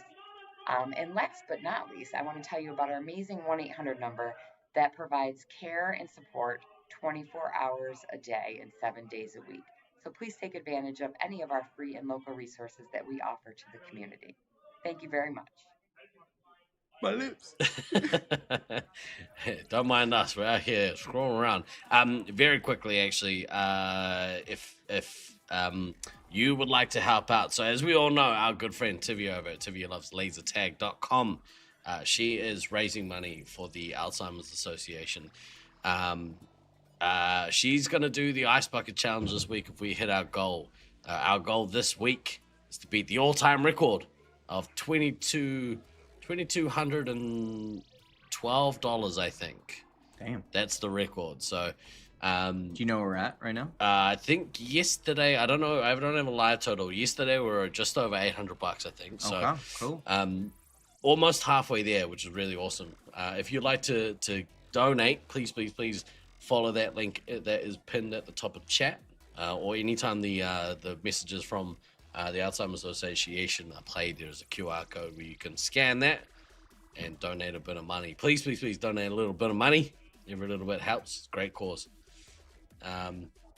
She's a really great person too. Like out there, really positive mentality, interviewing all the players, and just like, yeah, I don't know. She's definitely a positive addition to the space. Oh, so good. She came and sat with me yesterday, and we did a bit of commentary together, and she's the consummate professional.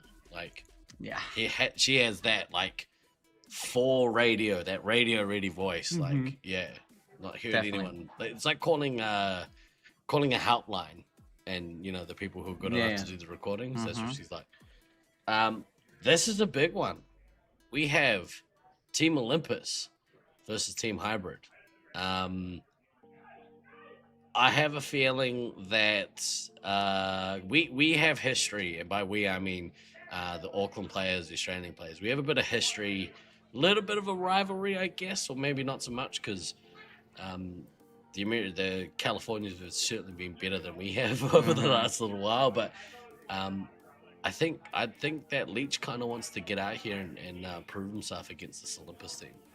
Well, he's been proving himself against the whole tournament so far. He's been doing so good. So if he can keep it up in this match, like, I do think they're underdogs coming into this match, but he can definitely have a standout performance, and who knows, catch him off guard. I do feel like Olympus is not unbeatable. Like they have some clear weaknesses that they've been working through and working on for sure. I mean, they lost to us in practice day. With a little shout out to my own team, but I mean, toot that hole, my friend, toot it. Yeah, for sure. Yeah.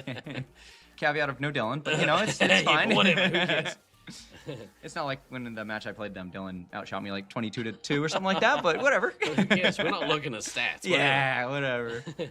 But yeah, I think there are weaknesses, but this team Olympus is coming with a clear focus, and like DK, obviously I speak to DK almost every week with the Resupply podcast. DK this year in the preparation for this Nats has spoken about this Nats with a cold confidence. He kind of talked about on the podcast, like going into last year, the year before in Colorado, you know, they were coming off the back of winning in Auckland, and the glow hadn't faded, and they were kind of still basking in that glory, and said that it wasn't that fast, not fast, but like was okay with the loss. And I think he's now got that hunger back where he's like, no, this is our best chance. There's no, you know, Rusty. There's no Scythe. There's no Rusty.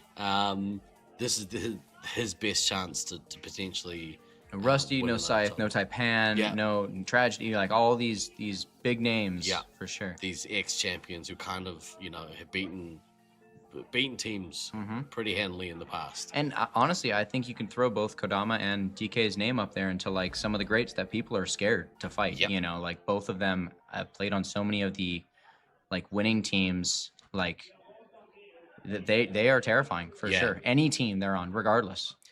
I guess, you know, being you guys are the quote unquote other California team, which is I think is a little bit harsh. I think, you know, at this point you guys are kind of the flagship for California, but would you say that your guys' rivalry is kind of there with that team, or you don't really think about it that way? No, honestly, not really. My 5 other players on my team are all from Invasion, and none of these players play at Invasion, so I wouldn't be surprised if majority of that team doesn't even know any of my teammates, kind of thing. You know, we play at Lost Worlds a little bit. We've had some intermixing tournaments here and there, but outside of compared to anyone else, the only overlap there is myself. And then just being from the California side. I think the main reason we're California B is we didn't want to set a precedent of breaking up California into Invasion and other kind of thing, and it just gets really messy there for any future tournament. We didn't want to mess up future teams. I like that. That's we just keep it as California, and because who knows what Invasion's going to send again, or SAC, or Chula, or anything. You know, we'll see. We'll see. Expect Konami to come out here with a hiss and a roar.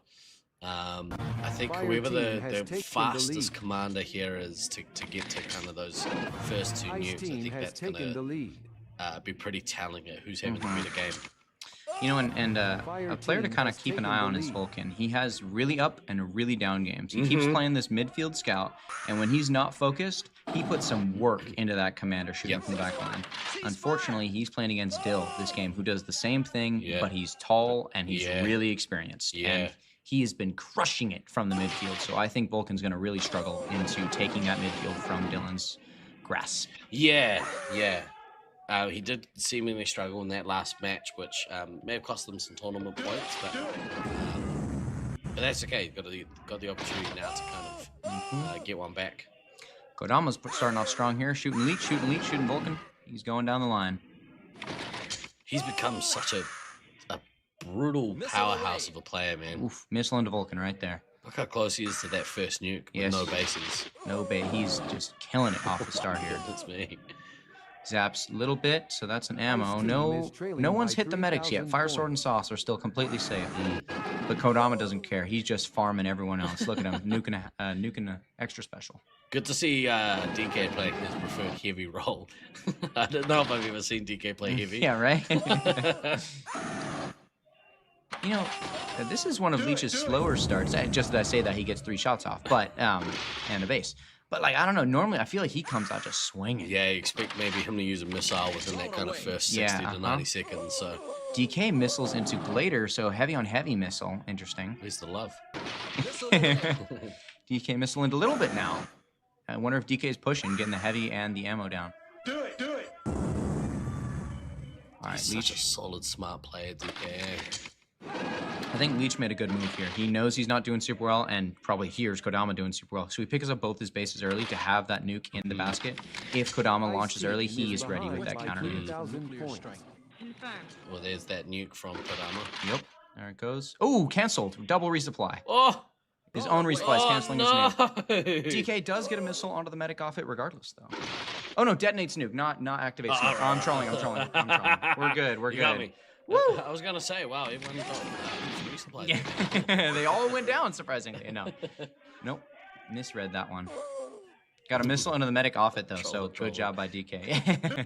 That's my go-to word for my team. Whenever I do something wrong, I'm like, I'm trolling you, man. My bad. Applesauce still on full lives here. Yep, got a neutral base, so they did a little base run off that. I guess they're not under too much pressure right now. Ottoman Applesauce fully unbothered. Well put. So Fire Sword's down to 14. The nuke missile and only one tap into him so far then. And Little Bit is right next there. Both low on the leaderboard or scoreboard. Neither of them have gotten bases yet.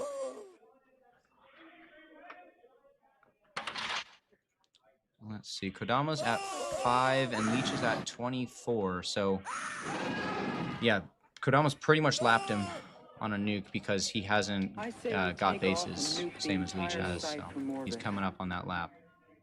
It was Leech's okay. Nuke there. Yep, detonates it. Do it.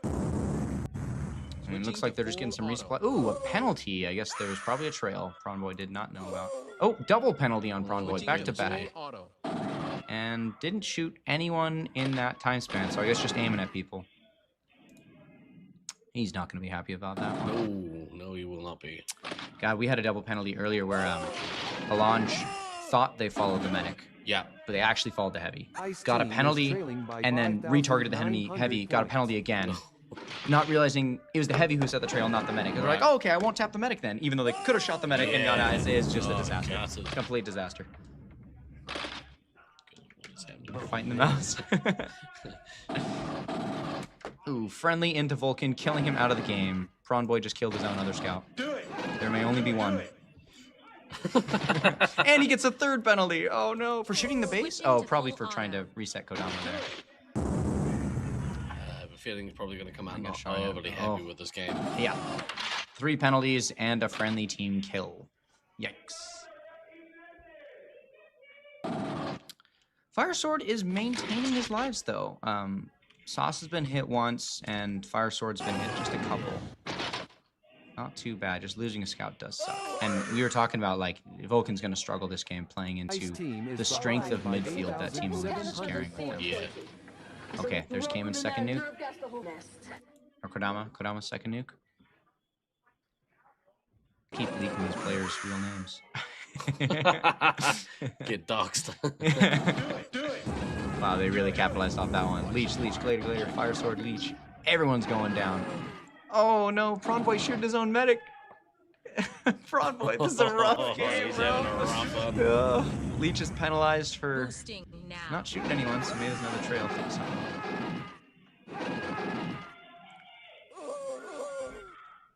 Do it. Okay, looks like Fire Sword's getting his bases, so Medic, 6 lives left, has both bases. That feels pretty good.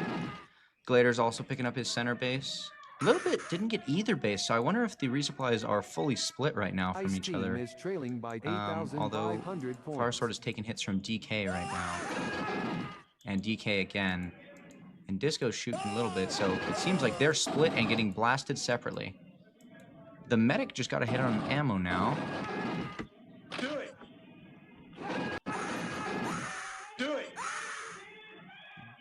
Sauce is still at 16, while Fire Sword is down to 3.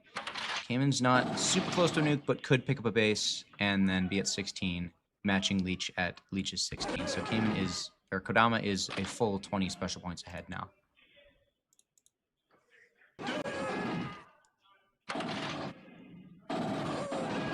Fire Sword triple tapping DK, but does take the life down for it. He is down to 2 lives as his medic. Now 1, Dylan's hitting him. on the run and down. Medic is out of the game. Disco Monkey gets the final kill. Kodama's chilling, just sitting with the 11 special points. Yeah, my team's got this. They'll go kill the medic. They don't need me. Have assets. Yeah. Looks like Prom Boy's doing his base runs now. Again, Sauce is shooting a little bit, so ammo medic, or sorry, medic on ammo, then medic on commander. Leech is 2 away. This is a rough game for Leech. He has not really picked up much points at all. I wonder if they were maybe a little nervous, maybe a little like tentative going in.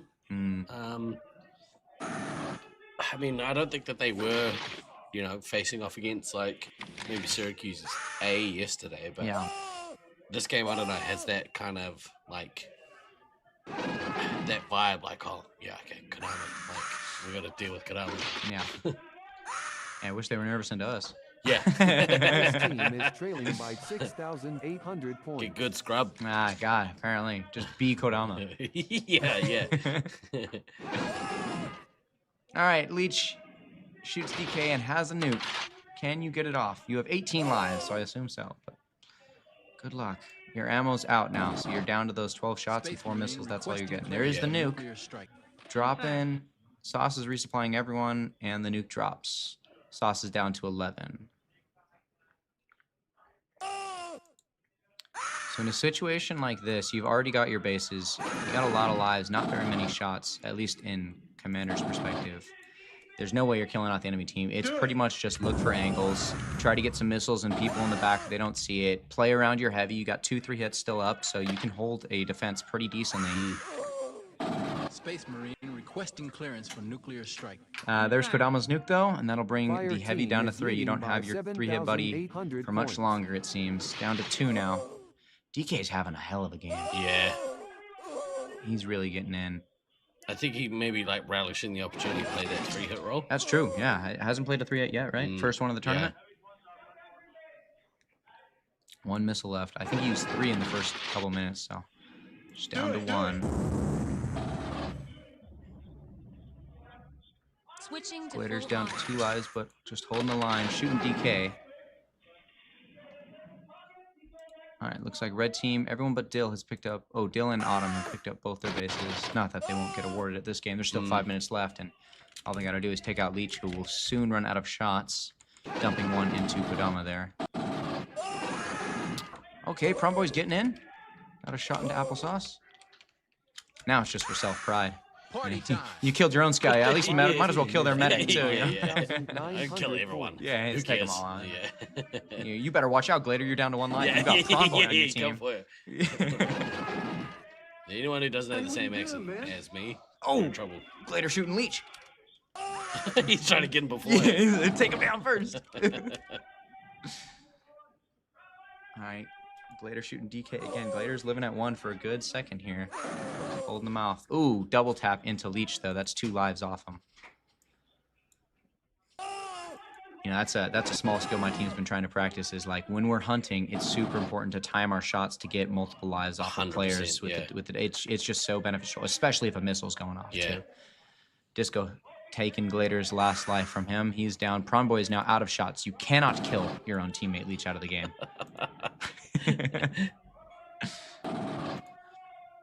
Yeah, he's just running around dead. Leech hasn't been found. Oh no, DK did shoot Leech. They know where Leech is. Neither commander's going to get a nuke. They don't have enough lives or shots to do it, respectively. Even Medic's getting in on the action. Applesauce shooting Leech. Gotta build up those MVP points, right? Oh, there she goes. Ba ba ba. Triple tap in the commander. Oh, just everyone. Oh, and the BM missile. Down to 1 life, 1 shot Leech.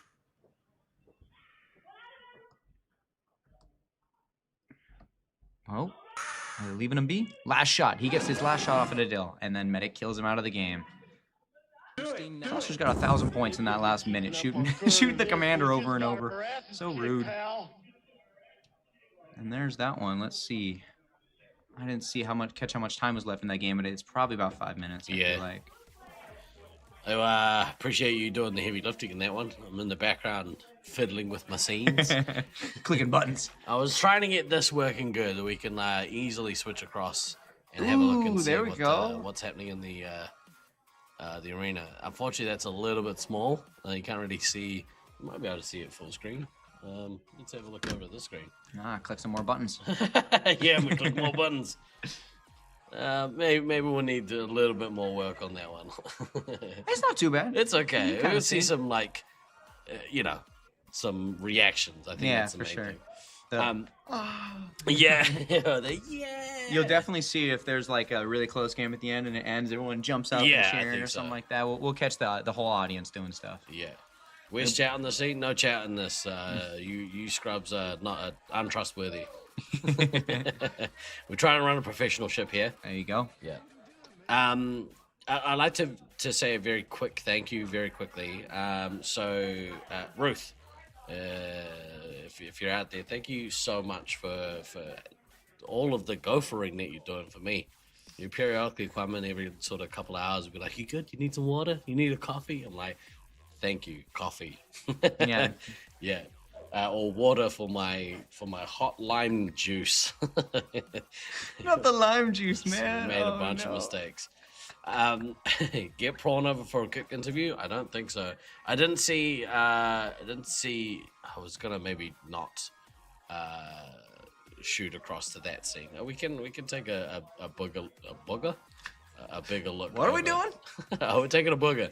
We're gonna have a look over what's happening in the center. There's not a whole lot actually happening over there. Oh, you can full screen that. That's pretty cool. Yeah. This is nice. So we had this on at the end of the Syracuse versus Loveland A game, and so if you didn't catch it, you go back and watch the replay later on. But it's definitely worthwhile going back to check it out because everyone that was sitting around lost their minds. It was awesome. I bet. Man, Definitely go back and do we have this during the Loveland B versus Loveland A game yesterday? The lobby big cam? Yeah. No, we didn't. I put it on this that would have been cool. That was the inspiration, actually. I was like, I would have loved to see the reaction from everyone out there. Everyone was cheering. Yeah. Well, I'm sure we'll have plenty more of those moments in the playoffs for this. All right. What do we got coming up next? I keep forgetting to push the button. We got Utah Heatseekers versus No Lies from Jackal. This is the second. Did they play? I think this is the second game of that match. Yeah, because we just watched Caleb and Snuffles earlier have a hell of a time. Yeah, that's right. A hootenanny, if you will. Yeah, that was when Meds went ammo, and that was a good game for sure. Standouts from that last game? From this game here? Yeah. I mean, I think DK. Yeah. Like, Kodama had a good game, as normal, but I think DK was really holding on the back line and getting the missiles off on the front line.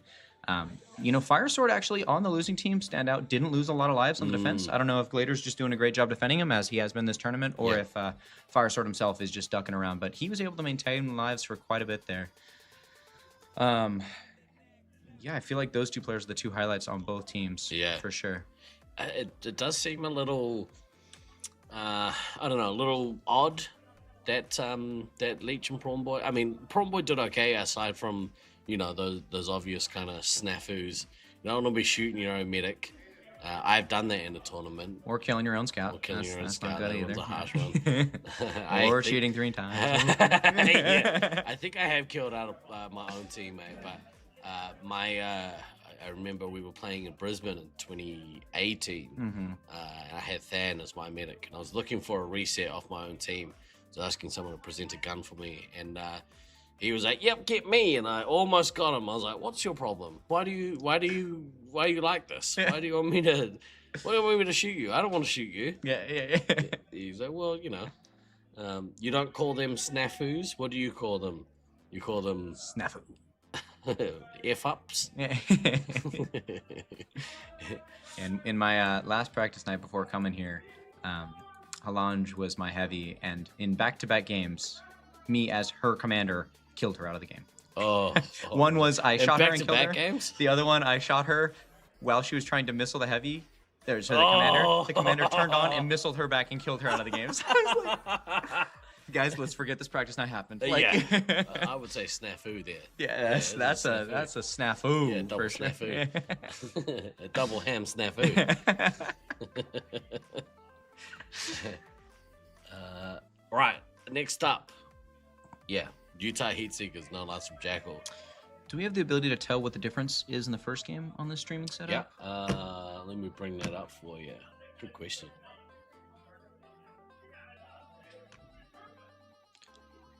So just, I mean, in this last game, Olympus versus Hybrids, that was a 13.5 in-game difference, making that go up to a 23 with the 10K bonus elim. So massive, massive difference to overcome. Let's see. Was this one any close to that? Yeah, look, 14,000, 22,000. There've been elims all 4 games. I think this might be the least competitive block we've had so far. Yeah. That's a good thing because my team's not in it. So it's like, when we're in it, everything's competitive. You know? Yeah, exactly. we bring a certain class to this this tournament. A certain standard. So is that 14K difference there, including an elim bonus? Was there an elim in that game? It was? Okay. I believe... Oh, I don't know if there was an elim that game. You know, I can have a look, I think. If you click the scores, maybe?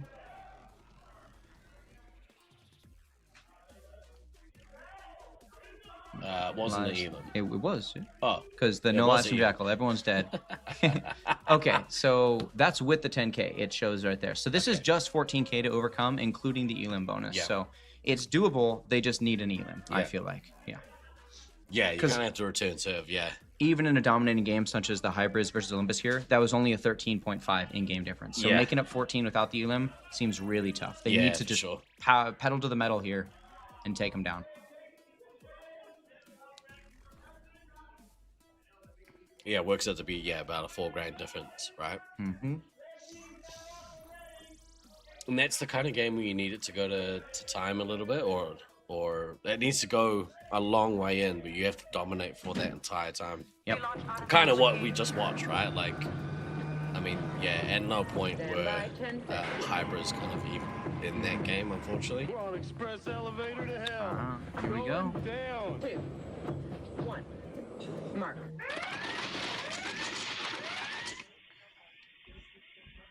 So expected lineup from No Lives from Jackal. Chase is still on medic. Meds is still on ammo for the Utah Heatseeker. So maybe they've either picked this specifically against the Syracuse B team, or is this the lineup you think they're satisfied with, where Meds is on the ammo? Because I know he's playing medic earlier in the tournament. I don't know. I think he's a better. He's a good resupply player. So he's a great resupply. You can kind of put him either place, right?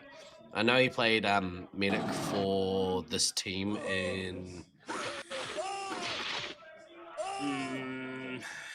I want to say when they went to Loveland. Okay. Mm-hmm. From memory, but that was a couple years ago. So. Mm-hmm. Do it.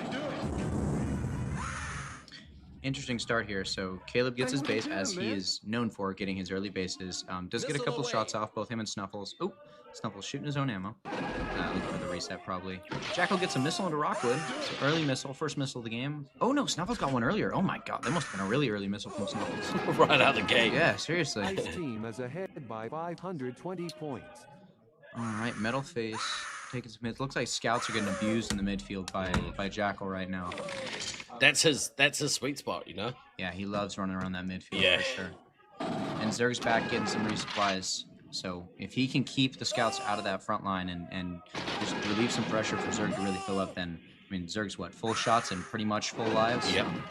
Can now just hold the defense.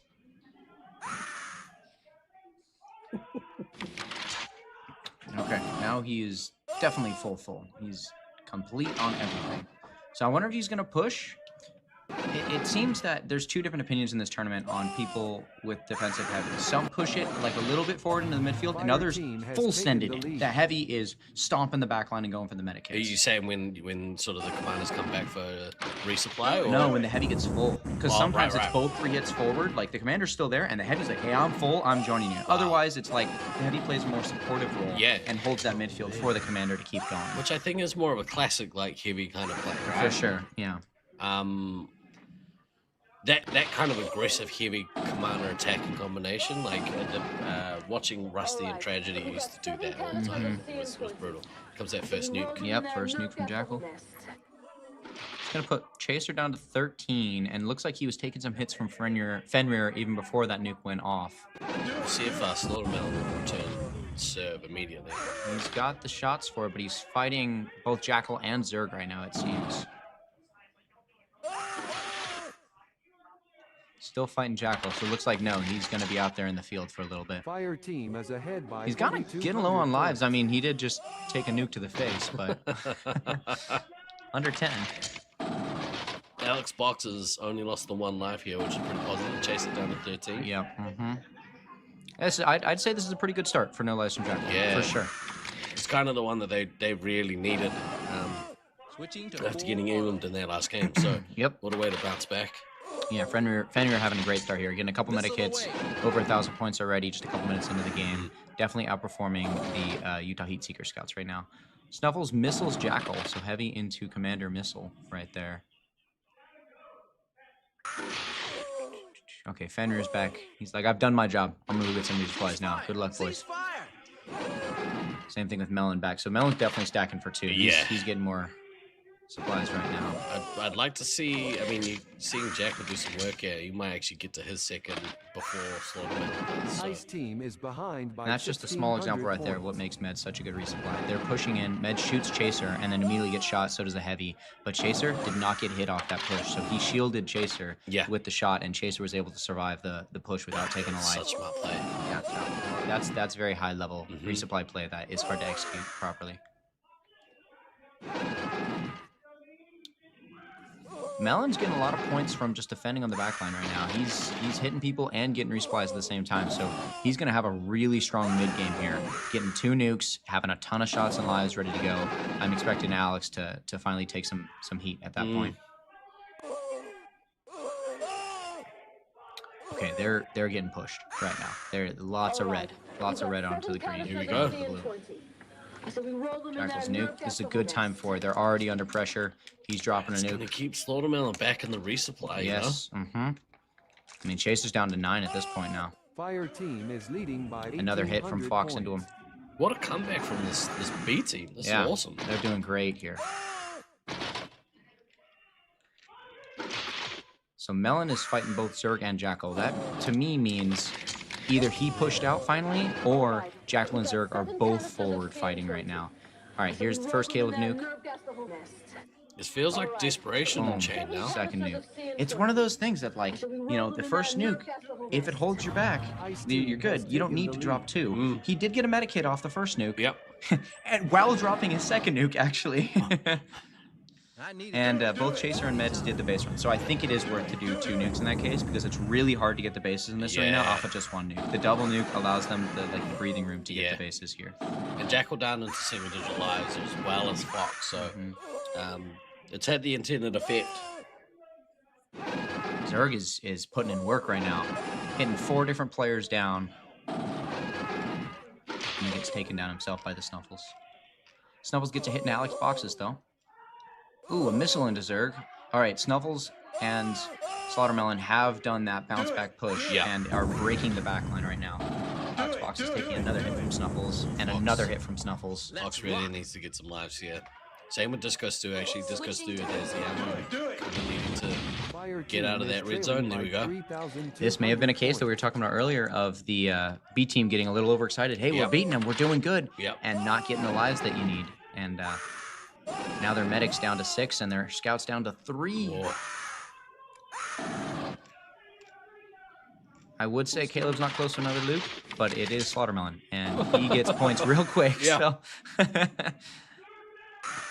down to that 5 lives though. No, sorry, 5 shots. I needed that. That's true. Oh, that boost. Boost helping. Boost so helping good. A lot. And hitting Snuffles immediately after with the double resupply, so that puts Snuffles back in a fighting position. All right, Alex just got the blue base, so they're definitely not in Edor anymore. And triple tap Slaughtermelon, but does take a hit for it. So Alex is down to 4 now and is near the dangerous Slaughtermelon. Let's rock. Ice team is leading by 2,600 points.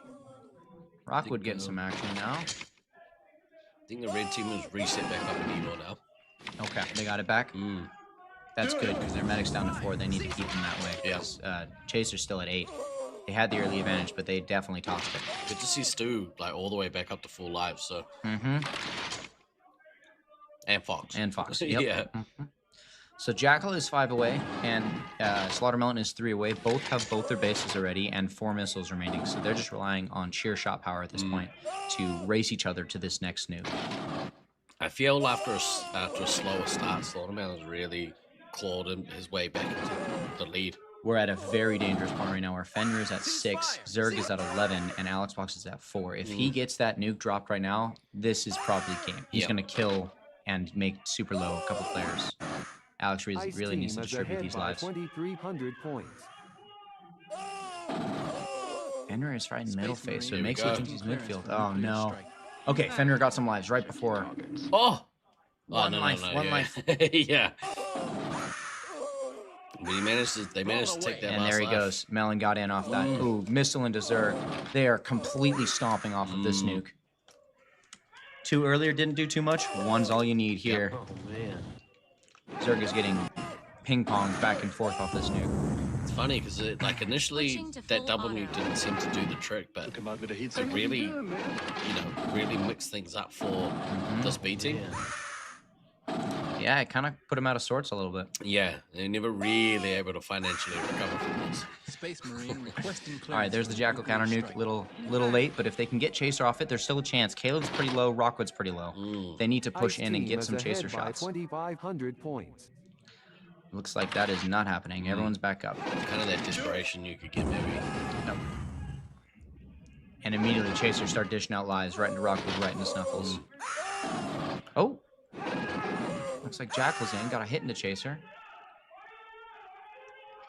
They know their medic is dead, enemy medic's alive. We need to push right now, and there is a chance. Caleb is at 6 lives, 3 shots. Slaughtermelon is almost fully out of shots here. Could die out of the game if he does not get some lives soon. He is close to a nuke. Getting shot again. No shots left on Commander. That's a dangerous position for him to be in. Very triple tapped. Oh no, triple tapped into Snuffles. Double tapped into Melon. Get a missile off, yeah. Okay, he got some shots, so he can defend himself. Yeah, right. He doesn't need shots. Just missile his way into the nukes. All right, he's back. He's out of the danger zone. He's getting supplies now. Watch your fire. Check your targets. And Snuffles is fighting off Jackals. Jackal.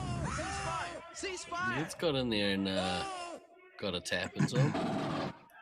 Yep. Chaser down to 3, so Chaser is in nuke range. If Jackal can farm these last 5 special points before needing to go back for shots. But Caleb's got his lives now. I think that window of opportunity for a game win is probably out of their hands here, and now they're just looking for because the score's still even. Yeah, that was the thing. They could have potentially taken maybe 2 points, but getting 4 probably out of the question. Yep. Off the points differential. Yep. All right. Here's Slaughtermelon picking it back up again. Shot, and nuke right in their face. Boom, takes him down before even Jackal can get another nuke. Killed out Zerg, killed out Stu. Yep.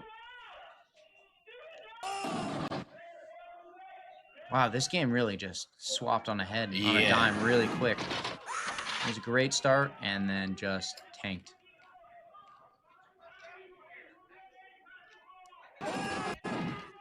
Hey, what are you doing, man? Commander the Heatseeker. Switching to full auto. Got a missile into Fox there, so Snuffles is down to 1 missile left. Caleb's launched 2. Not a high missile game in this one, but there's a good number that were launched off. He has a nuke, but he's being hunted by 6 players alone in the arena. That's going to be a hard one to get off. Snuffles is resetting his scouts, trying. Yep, he gets the tap, just keeping him down. Doing it again. Jackal has not turned on for a hot second here. And just shot, not missiled. It's back on, goes down immediately. They're not letting him get the nuke off, though. They're on top of him. Even Chaser getting in on the action. He knows if he gets that nuke off, he dies. There it goes. There's the nuke. Oh, he's shooting everyone. Oh, cancel. He had to try. Fire and check your targets. And deflated. There it goes. Good effort. Like, I think up until that double nuke, and maybe that's the efficiency of a haymaker like that. Yeah. Like, yeah, initially I was like, okay, it wasn't as effective as I thought, because Slaughtermelon was sitting on like, 10 and 12 lives and shots or something. I was like, cool, okay, he's dropped a second, but he's going to have to go back and get resupply. And then he didn't. They kind of just kept the pressure on, and they were never able to recover. So, pretty good. Yep. Shows what I know. That's why I'm sitting in the booth and not playing in the game. Dropping nukes in there. That's right. To my credit, never was one for dropping nukes in there. What we've got up next? Love and Reloaded versus Syracuse Ninja Turtles. That'll be another fun one. Yeah. That was a 22K difference last time in Syracuse's favor.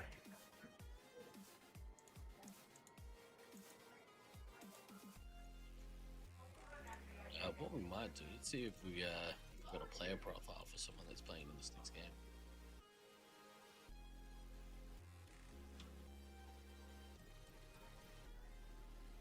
I think we just did Rockwood. Did we do Rockwood before? I think we did Rockwood before. Isn't Rockwood like half of them? What? Yeah. Yes, but he's very, very good. Who's on this team? Carson? Is Carson on this team? Carson? Yeah. Because this is Reloaded, right? So this is the B team. Yeah. Yes. Let's have a watch a Carson spotlight. We did before, but we're gonna watch it again. Not everyone saw it. Yeah. My name is Carson, codename is C.Arson, because apparently I'm creative, and I'm playing for Loveland Reloaded. I did a Nats level competition back in high school, and I've always loved the energy of those big competitions, getting to go explore somewhere new. I love laser tag because it engages the part of my brain that's like a video game. It just engages that part of the brain that loves to see a problem and try to think and respond in new and unique ways. We have a very around and find out mentality, and we've just been trying a whole bunch of different stuff and just causing a lot of chaos, and it's been fun getting to experiment with different things, just have a laugh and see what nonsense we can pull out of thin air. Yeah, we do that. We do that. Someone looked at me weird before. I was trying to make a hot lemon honey drink, and they were like, "Ooh, what? That's weird." I'm looking at you for drinking a hot lime drink, though. That was more of an oversight. I thought I grabbed the lemon juice. Turns out I was having a party. Dude, some of the Mexican places around here, I'm like, "Oh, can I get some lime with that?" And they hand me a lemon, and I'm like, Not the same. And you're experiencing that now. You know? It's not the same. Yeah. Certainly not the same. Goodness me. And it's okay, though, because I only have an entire mason jar of it left. So, or half a mason jar left. Chug. Oh, no. I will die. Real quick as well. So, we touched on it before the break. I'd like to give a very, very special shout out again to Jersey Mike's subs. We had subs for lunch, and they were delicious. Yeah. Did I already ask you what you had? Oh, you had double ham. I had the double ham all over again. It was good. It was like it's perfect amount. I don't want to get like stuffed, before playing these games. So like just a little sandwich, pop it, ready to go. Yeah, little. I think everyone appreciated it very much. So. Yeah. Fat Boy Steve may have had 2 sandwiches. You had the double ham too? No, yeah, the double ham. Just for one person. Shame. I sat in my little cave here and I shame ate. No one else is in here though, so no one yeah, can tell. Yeah. You might have had 4 of them. Nothing sadder than crying into a sandwich. Oh no. All right, we have Loveland Reloaded, Syracuse Ninja Turtles. From memory, this was a bit of an ass whooping. Yep. The last big one. stomp. I just realized as well that we have the total scores here, so yeah, the difference. The point difference. Yeah, perfect. Wait. That's it. Yeah, that's it. But that also doesn't really show the Elam bonus. Well, I think it's included because it said it in the parentheses. We just don't know if it was. I'm highlighting shit that's already obvious to smart people. Hey, we clicked the link. That's all we're good for. Yeah, click the link. I'm out here clicking buttons. Also crying because I'm not playing. Somebody asked me that before, actually. They're like, do you feel like maybe you wanted to play? And I was like, honestly, like, I'm really enjoying this. I've wanted to, for the last few tournaments, ever since doing the commentary for the tournament that was held in Loveland in 24, I've thought, it'd be really cool to attend the Nats and just do commentary. And this year, getting the opportunity to do that, thank you to those who were involved in making that happen. Special shout out to Slaughtermelon and to Beans for the support that they showed to bring me out here and allow me to do something that I've kind of wanted to do for a long time. So, well, it's not only your own enjoyment, but I feel like this sport, like with commentation, is so much more available to so many people. Like any of my friends watching from back home, without you here, they're looking at a scoreboard. They don't know what they're talking about. But this gives a little bit of context, and you don't have to look at the phone 24/7. Like, you're helping everyone, not just yourself. 100%. Well, happy to do it, and thoroughly enjoying doing it too. But next year, maybe I'll play. We'll switch off. Yeah. All right, Turkey is commander again. Liz has switched to medic and Mischief heavy, so they did run the two big boys in the heavy command. Carson's in, Silly Bees in, Sabo's in. So who are we missing? Who's the player that's sitting? I think Sabo sat last time, right? I can't remember who sat last time, but this time it's confusing because the level in A, level in B. Yeah. For sure. Oh, it's Blackout. Yeah, Blackout. Blackout. Yep.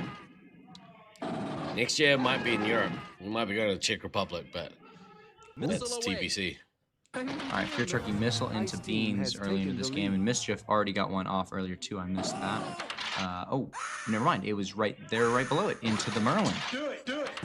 Fire team Oh, Beans is commander. So you got Beans commander, Black Hammer heavy, Princess medic, and Do Not Pass go. That explains why Guri Cap is sitting out. Yep. Guri's on the bench. Yeah, be bench. Take me out, coach. Needs missile into Celebi, and then missile into Celebi again. Back-to-back missiles into Celebi after resetting Sabo. That's rough. Beans on the tier. Yeah, he is. Got both bases and two missiles already, dropping the nuke early. Here we go. He's hoping to catch someone. Boom. No one is taking the bait. No one's low. Lizzie down 6 lives already in the first couple minutes. And got a missile into Evil during that nuke from Fear Turkey. We're gonna have to take Fear Turkey to task. I feel like the deception is liar. Yeah. Now, prediction. Do you think they're going to run this the rest of the tournament, or is this just the one game special? I think this is just against Syracuse. Okay. Yeah. Syracuse special. Yeah. I don't know. I think if they're maybe not in round play. I think probably not round play. They were adamant. They swore that not. They already broke the promise. I know. So it's like, if it comes to playoffs, I think this is a very high likelihood of popping out. It's a good lineup. Yeah. And I think keeping Liz on the heavy roll is still functional. Yeah, I think that's still fine. I think so. Just the Fear Turkey commander is significant. Although Sabo's been having a tournament, man. He's been doing great. Yeah, really good. And it's really disruptive, actually, if their intention for finals is to keep Sabo in that commander role. It's really disruptive to kind of take him out of it. Yeah. God, look at this game, though. We got a missile into Hammer right off of the Fear Turkey nuke. Princess is down to 10 lives. Ice team is and leading so by it's 10 to 10 on medic lives right now. Both are feeling the hurt. Oh, Liz is taking more hits by Evil. And Princess is taking more hits as well. So, but both medics are under a significant amount of pressure right now. Both commanders are getting in. Looks like Beans is a bit closer to his next nuke, and both commanders have already gotten both bases. Maybe they ran this lineup as like a trick play. Yeah. That's not what I was expecting it. Look at the heavy score difference right now. Mischief is up to 2,700 points. Hammer's down at 13.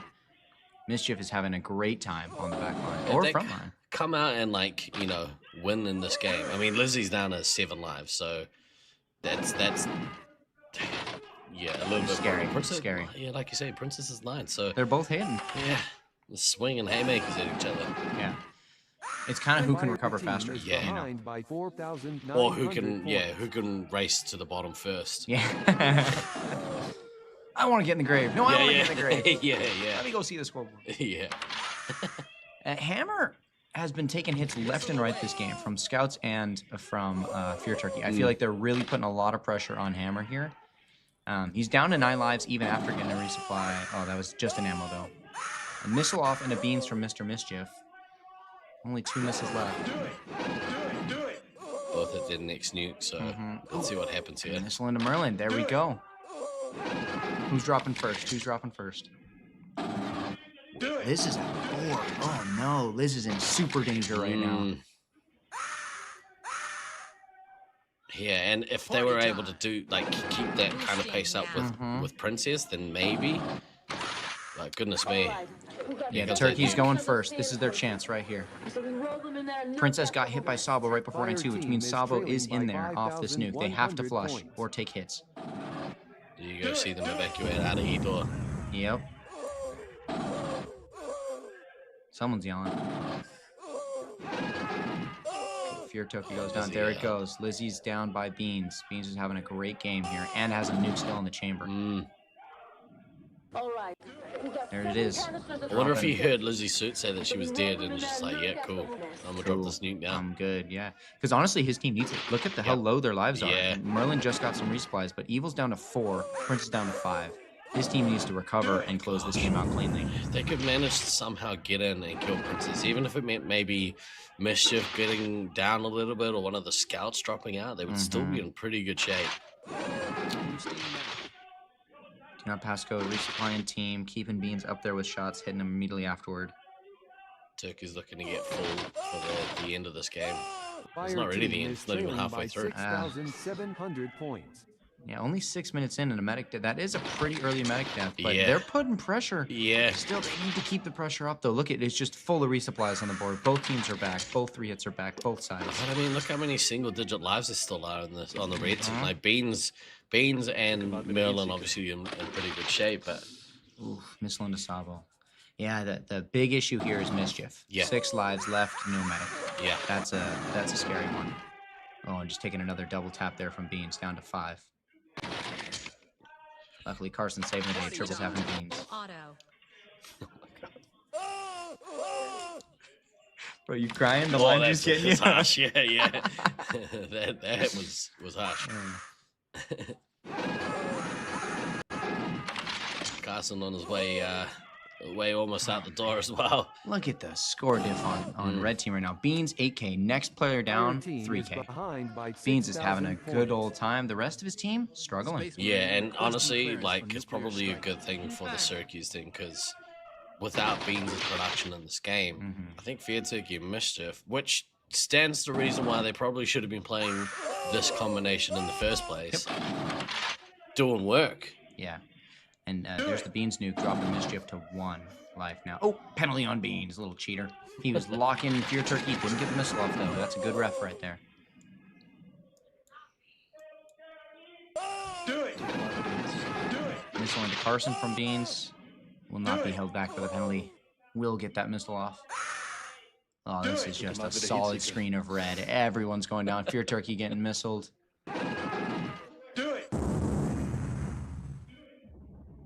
Blue team's got all their bases except for Carson. The ammo just died out. Oh, were they missiled out without getting the base? That sucks. Ice team is ahead by 220 points. Now it's red time to shine. They're down, 4 bases, and they're up 2K in score, so they're just going to clean house here. You think Loveland Reloaded was smart with the lineup, use Luke and Josiah in a backline capacity, get everyone else used to the play arena? And others just struggle to play. I guess. Definitely, I agree. It's getting everyone used to the arena, sure, but it's making you not used to this lineup. Like, Sabo is probably struggling on Scout here because he's used to playing Commander the entire tournament, and he was doing really well on it. So now that he's Scout, just a much weaker Commander, much different play style, he's gonna struggle for sure to figure this out, you know. So he learned the arena maybe improperly if this is the planned lineup going to playoffs and stuff like that. And then you're kind of in the same boat as Utah. It's like you have this incredibly dominant, like, heavy resupply combo. And then, again, not to say that they're bad at playing scout, but, you know, a scouting combination that's probably a little bit on the weaker side compared to some of the others. And with all of this, I mean, this is my criticism of 7-man rosters. You're always rotating a player too. So not only are you now changing positions, you're rotating players, you're just going to be constantly uncomfortable with what your lineup is going to be and how you play the game out. Jared from Loveland. Loveland B was here to learn and build future teams. That is why they've been resupplied with 22,000. Doesn't teach minus 22,000 teaches much. Demoralize them. It's a close game. You learn some things. Expect they'll go back to plan. They just don't want to have them stomped again. I get that. Honestly, I think that there's merit in learning how to lose properly. Because getting stomped happens at Nats. It happens to everyone, except maybe Brisbane. But, like, you have to learn to be resilient. I think that's what getting stomped by that much teaches you. Take a bad beat and learn, like, maybe learn some lessons, if any, or the lesson is just, oh, well, like, stuff happens. And then learn to move past it. Maybe that's where the learning comes from. Yeah, I don't know. We sort of, as this game kind of finishes out, we kind of discussed ad nauseum about kind of, everyone gave their opinions about Turkey and Mischief not playing the 3-hit roles. We certainly did on the Resupply podcast.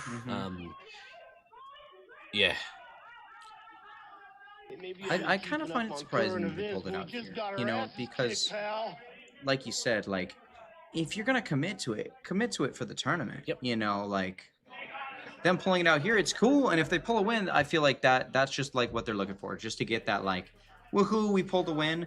But then maybe it feels a little invalid of, like, well, can we only win when against, like, the strongest teams when we have our best players on 3 hits, in which case it may feel like a little bit of a, not imposter syndrome, but, like, may just feel bad for their normal 3-hit players kind of going in, because it's like, okay, step out of the way, the big boys are here, you know.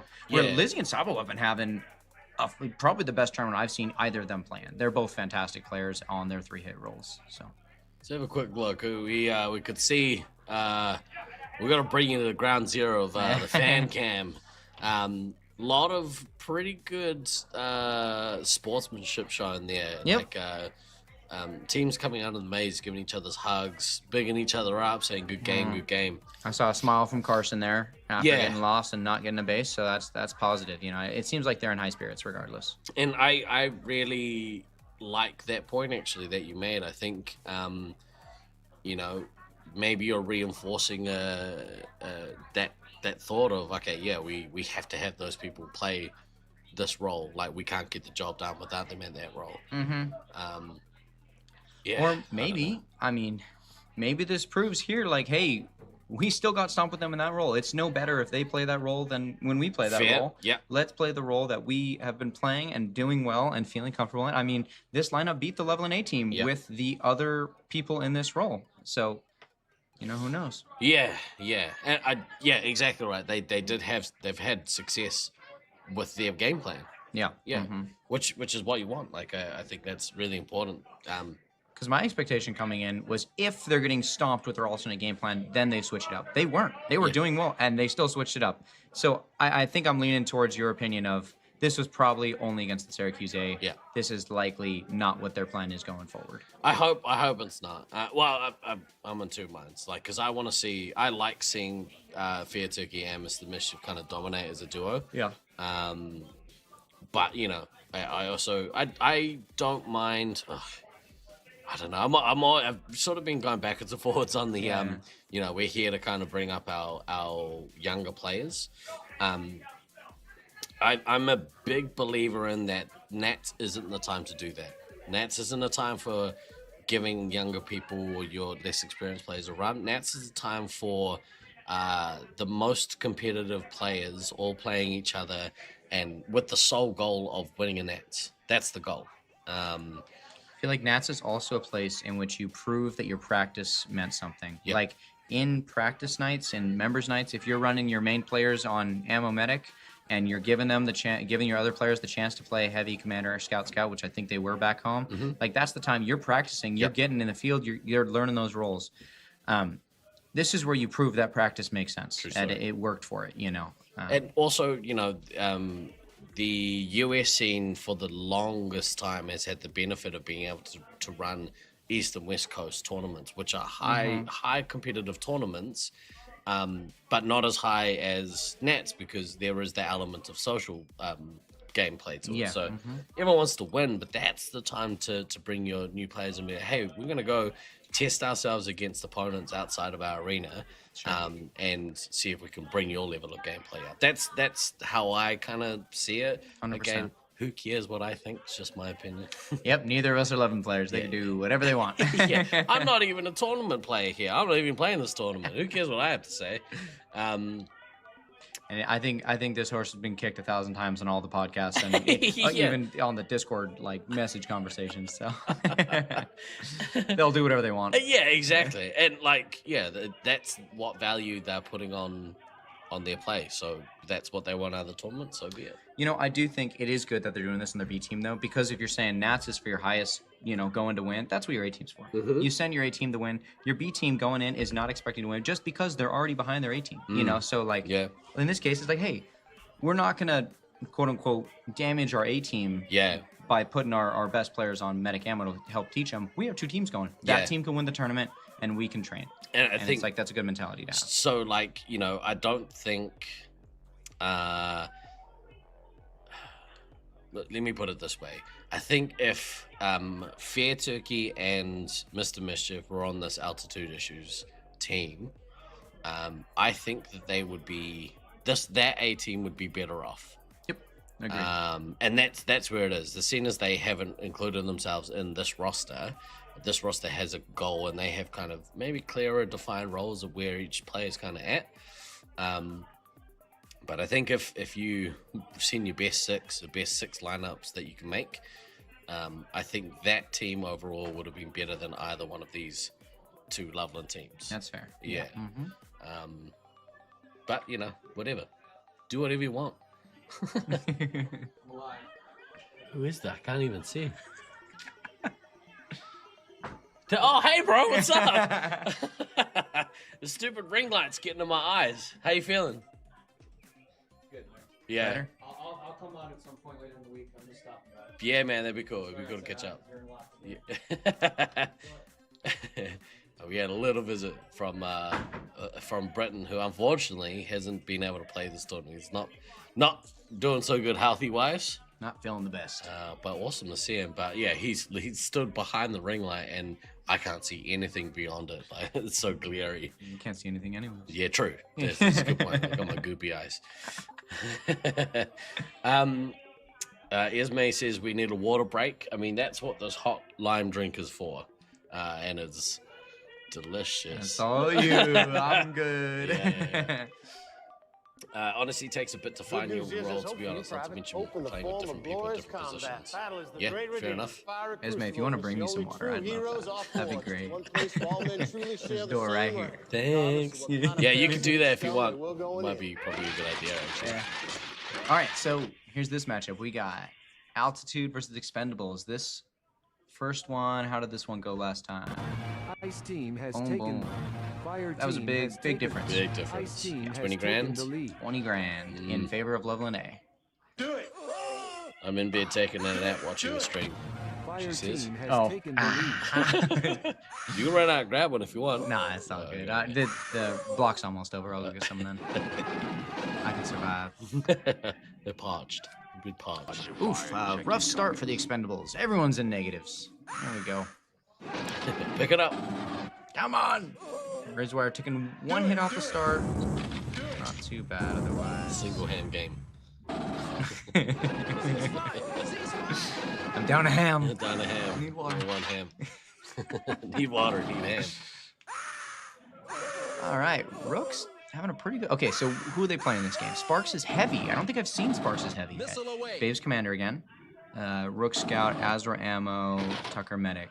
Okay. Could see Rook's out playing in that Skull Roll again.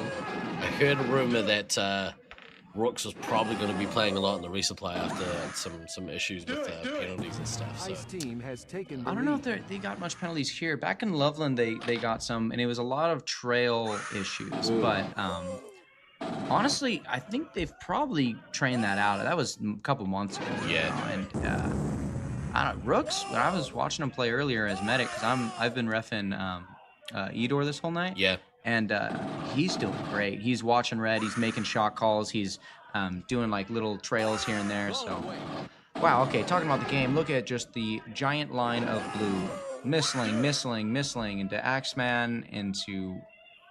Oh my gosh, this is just a disaster for the red team. Medic is down to 11 lives versus 18. Looks like Axeman's having a hard time again. Last time, Axeman died out early last time, right? Yeah. Yeah. It's harsh. Like, he is a very good player, but once that pressure kind of ratchets it up, like, he sort of struggles to get lives. Well, I think also once other people know you're a good player, they focus you. They say, "Hey, that's the problem. Yep. Take that down." Take that down. Cool. Yeah. Axes and. Yep. Chop the tree over. Chop that tree down. Let's see. Missile into Doge Buster by the Babe. So Sparks is 2 missiles in. The Babe is 1. And we got 1 from Nobody as well. Got a missile into Nobody from the Babe right now. And then a missile into Joku from Axeman. Missiles flying left and right. Let's see. Tucker's down to 17. And Razorwire all the way up in 3rd place, still at 11. Has not lost anything from that early push. Hopefully not jinxing them right there. Ah, that's an interesting play. Shooting your ammo down and then resupplying your team. You'd think you'd want to resupply your team first, then shoot your ammo down. So, I don't know about that one there. A little bit. Yeah. Ceasefire! Well, nobody missiling the base. Yeah. I was like, what do you mean? Somebody just did, but that's the name. Nobody gets me every time. Every time someone's like, nobody did this. I'm like, that's good. Yeah. Requesting clearance for nuclear strike. Nobody with a penalty this game. Yeah, Is that a good or a bad thing? I don't know. Yeah. All right, there's the Babe's nuke. And looks like we're just getting some resupplies off that. Oh, never mind. Got a medikit. All right. Good job, We've Rook. got 7 canisters of CN20. In there. So we roll them in there and nerve gas the whole nest. Good counter nuke there by Nobody. Yep. Relieve some pressure. Everyone's low on lives. Actually, the only person in double digits is Waz. Woes? Waz? I think it's Woes. Woes. All right. Woe is me. I have a natural inclination to say was, though. Fire team is leading by 1,100 points. Yeah, the Wizard of Was. Whoa! He's risen it up in there, huh? Yeah. Ice team has taken Again, the just lead. a solid stream of blue. This is it's a rough one. They are pushing hard this game. Solid work there from the Blue Scouts. Everyone's single digits on red team. If let's see. Oh no, Babe's not close to nuke. But I mean, if they get both bases and drop soon, they may just get a pentakill. Ammo's down to 1. Ammo's out. Oh, no more ammo. No. Axeman has 2 shots. Oh. So both 3 hits are combined total of 7 shots. Fire team has taken the lead. Yikes. Who needs shots though when you're just gonna missile the Rook? And then missile Jidoku. And then missile the Babe. 3 missiles back to back from Nobody. Gosh. Wow. That's awesome. They heard me say I have 5 shots, and oh really? Yeah, I got yeah. 3 missiles though. Hold my line break. Yeah. Boosting. That was wild. That's awesome. That's super cool. I don't even know how that 3 missiles is crazy. Do it. Line of blue again. It's the blue wall coming in wall, here. yeah. Yeah. I was like, we got another missile off. It's missile a pace. But I'm a that's hater, the thing. man. So I'm a hater. nobody she used her missile on a base. I would love to, she clearly can use her missiles. Like, I'd love to see her get her Oh wait, missiles on the team. that was Axeman missiling a base who has no shots. So actually, that's completely fair. Go ahead and Yeah. missile your bases when you have no ammo. Yeah. All right, medic finally goes down after an ammo and a scout does. Nobody has no missiles. Fire team is That was a behind confusing by sentence. 1,700 Yeah, I feel like you can make some good points. jokes with that name. Yeah. Nobody has no lives. Oh no. The blue team have got nobody out. That's true in both senses. Yeah. There you go. That's a double. Yeah. 8.5 minutes left. So let's see. This was about a 6. Oh, I mean, I was going to say a 6.5 minute elim, but we have 17 lives on that foreskin. Good luck. I hate this part. Yeah. You gotta run away. This will help. This nuke will help. Down to 13. Do it. I needed that. I can't even tell you who had a good game this one because it was just kind of solid, full domination down the board. I mean, Babe's score isn't very high, but when you kill him in 6 minutes, you're not going to get too many points. Yeah. And then you can tell that it's team effort because of the spread across the board, right? Like, pretty good spread. Yeah. You know what? Take that back. Azra with a 4K scout score in 7 minutes. Yep. That's pretty solid. Ammo score. That's pretty solid for ammo. Yeah, ammo. Yeah. Yeah, these are standing out. That's right. Woo! Sparks missile. So yeah, we got 3 missiles remaining. Oh, now 2. 2 missiles remaining. That's another missile. Waz has the lives to take both of those 2 last missiles and go down with it. Ooh, Azra is in there. You know, I really like the ammo hunting when it's just a scout because you can resupply your own players without losing points and shooting them. And in match play, that's super important. Yeah. Look at Azra going off there like, Waz, resupply, resupply. Maybe you haven't been keeping up on current events, but we just got Good our win. asses kicked, Yep. pal. No Wizard of Waz this game. Richard of Waz. Whoa. Richard of who? Who's Richard? Who's Richard? Yeah, that was domination. Yeah. I think both Loveland teams have completely changed from day one. Oh, They're yeah. both playing significantly better. Yeah. Too. Yeah. And I think like significantly better than previous years as well. Obviously, you know, the A team was what it was, or was what it was in the Loveland Nets. But yeah, seeing how good both of these two are, maybe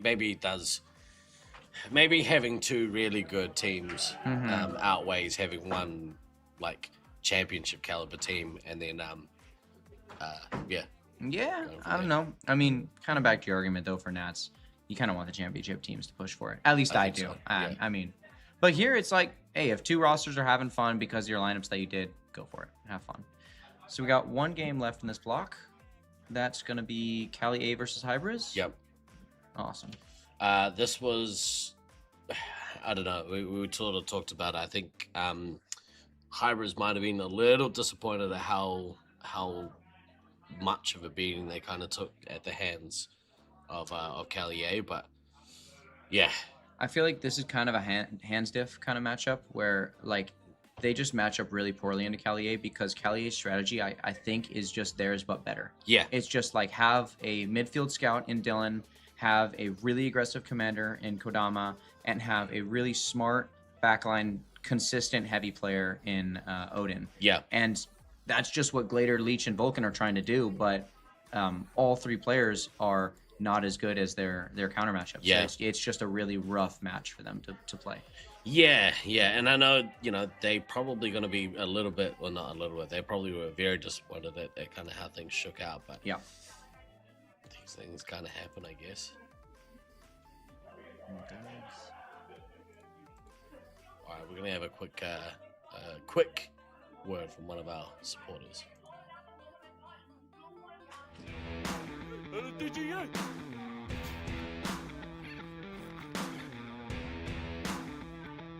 Good up.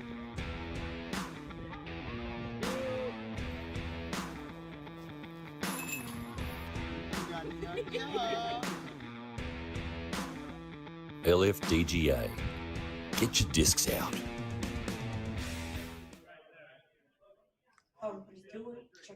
Get your discs out. LFDGA. Laserforce Disc Golf Association. We're both disc golf players. LFDGA. Yes, sir. You played with us when we were in Auckland, yeah? Yeah, I've been playing since I was a little baby. Yeah, My dad yeah. bring out there in a stroller. I throw a little roller disc and hope it goes far. When do you fly home? When do you fly back to California? Saturday. Oh, Saturday? Saturday or Sunday, I don't know. It's either Saturday night or Sunday morning. I don't remember. Oh, well, because we are doing the award. I think we play. It's definitely after that. I'm here for all of this stuff. Okay. Yeah. So probably. Oh, he's American Saturday night. You're gonna miss the awards dinner. I don't think so. I think we planned it around that. I hope.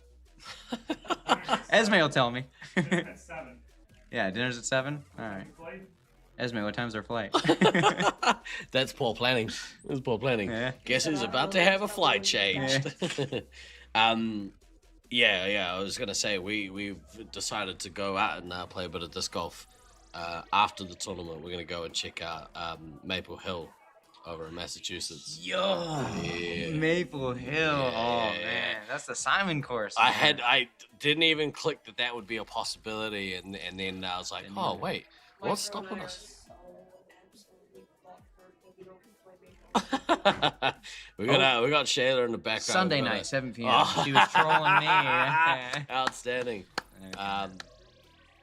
Yeah, we got our good friend Shayla sitting in the background over here. We'll bring her onto the mic after this match. But yeah, we'll talk more about disc golf when you get on. But oh my goodness, I know Spooky plays, and Spooky brought their discs. Really? Yeah, they brought them with them. So. Yeah, we have a bag with us too. Ooh. Well, we're gonna play on the Sunday here.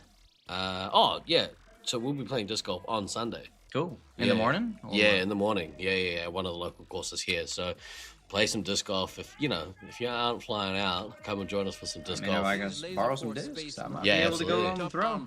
If I can convince Esme, I already dragged her to a laser tag tournament for a week that she's not playing in. So we'll see. Oh, we're gonna get her throwing discs. All right. Back to the game. Hi, Bruce. This is Team Olympus. We got the BDRL in chat. What up, BDRL? Make yourselves known. Instant start to this game. So DK is the heavy, Glader's the heavy. Glader gets a shot off DK, first shot of the game, which makes me think one of them is rushing? Do it! Maybe not though. DK's back, getting some lives from Sauce real quick. Yeah, I don't know. Maybe he just went for like a little early push, hoping to give Cayman an opening. Just flexing his fitness. Yeah, just going for a jog. Yeah. Having Look a good how time. good running I am. All right, Dylan, Vulcan, Leech. He's popping off. So neither medics are taking hits.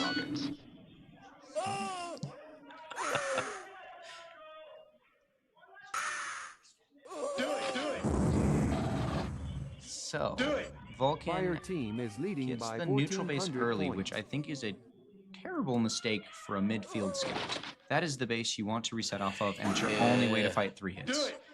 So maybe it was a mistaken shot, but I doubt that. They weren't fighting anything. I have a feeling, so, the boys laid down the line in one of the earlier matches after there was a few bases getting missed, but I don't think that's what they were meaning by make sure you get your bases early. That's not the move. Yeah. Ice team has taken the It lead. takes away that guaranteed reset.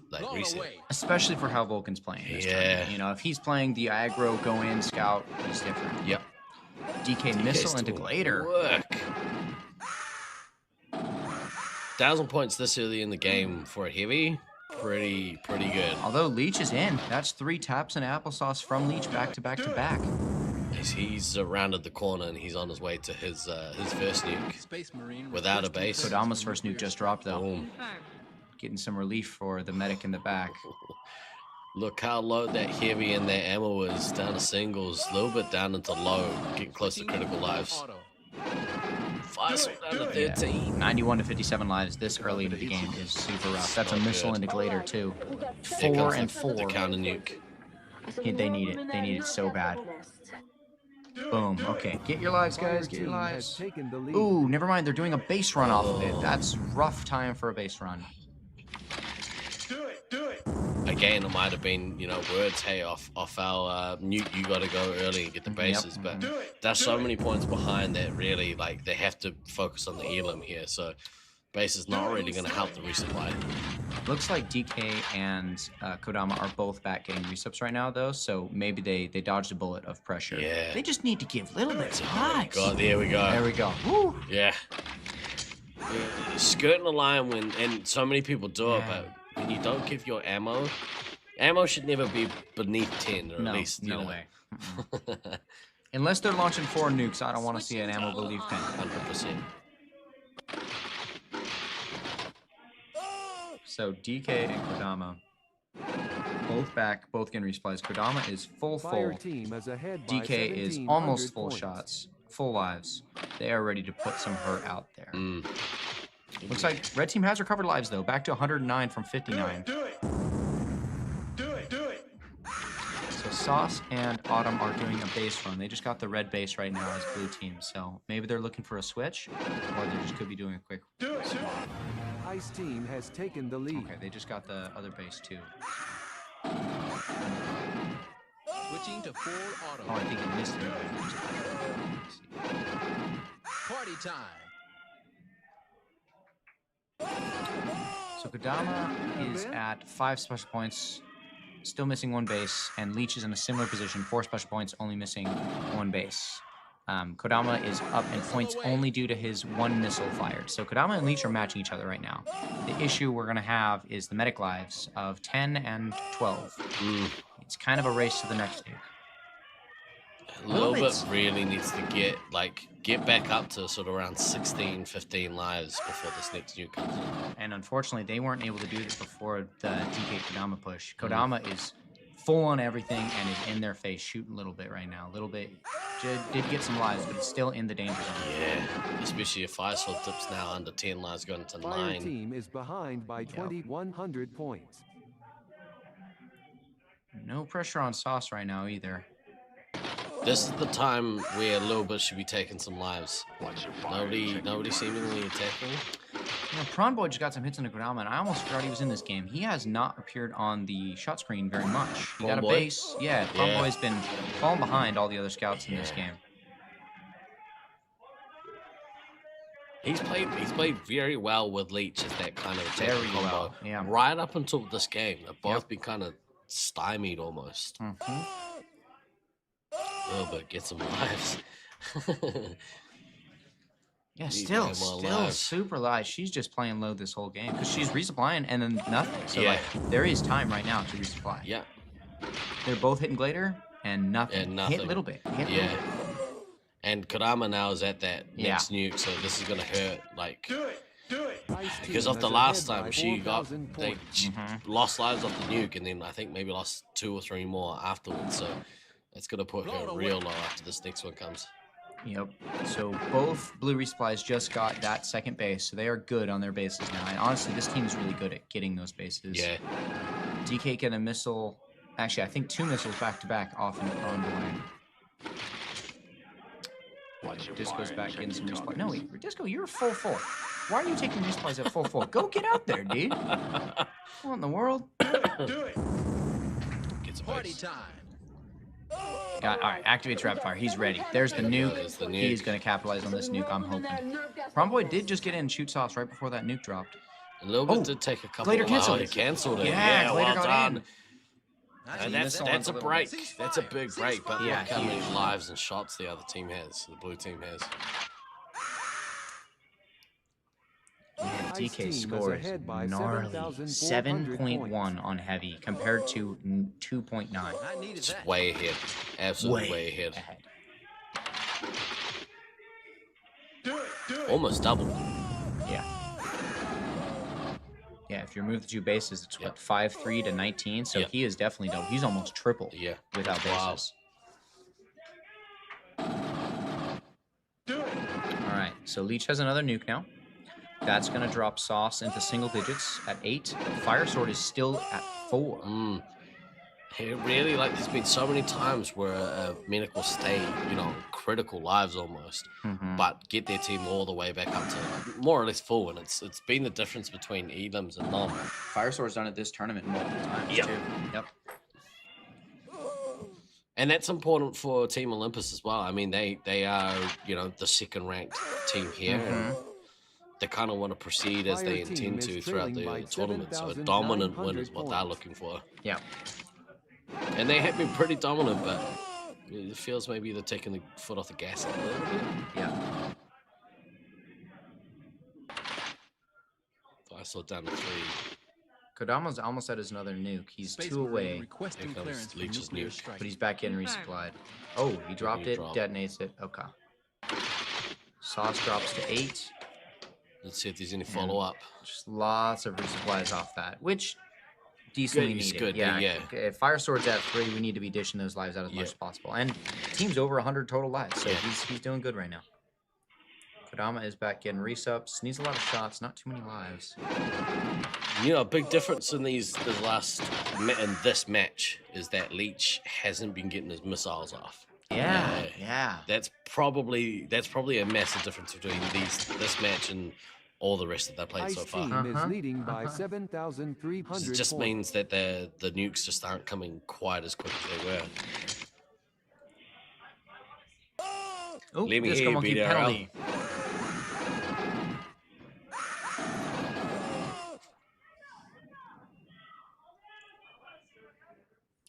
Do it. Lime juice hurting my tummy. Drink more lime juice. Oh gosh.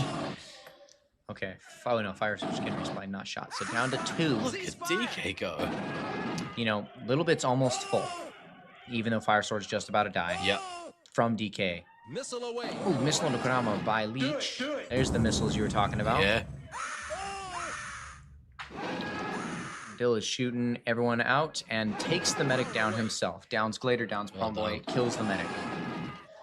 Everyone's got a good hunk of lives in them. Even Glader, lowest at 13. Not too bad. They just need to get into sauce, which Leech is doing. That's a Kodama nuke to relieve the pressure, though. He's had really good timings on his nukes this game, really helping the team out in the back line. Leech is right there, though, and poised to, like, counter immediately. Like, he's not rock. ages away from his next one. Yep. Do it. Ceasefire. I mean, this DK's used all 5 missiles. My goodness, yeah. Look at his score difference between him and the other heavy. Oh my goodness. I got the sentence out. Yeah. Look at the thing on the screen. Isn't the it button. cool? All right, Vulcan, there you go. Take some people down. Sauce takes down Vulcan, though. We'll have none of it. Yeah, it's a real weird thing. Like, for some reason, Prawn Boy against this team is really struggling. Super struggling, yeah. And it may just be that Dill in midfield. The Dill midfield domination is real, for sure. Fire team Because he's barely even appearing on the scoreboard. You'd think he's injured or something. Like he's rarely popping up. I literally had that thought before I sort of brought it up. I was like, I wonder if he's injured. Yeah. But I don't think so. I think you're right. I think it's needed that. It's likely Dill controlling that midsection. It's hard to beat the Sears Tower. It's not that called that anymore, is it? No. Showing your age. Yeah, I know. Always. All right, Kodama is 4 away, and Leech has literally gotten 4 special points since the last nuke. Wow. So Leech is on the struggle bus. Yeah.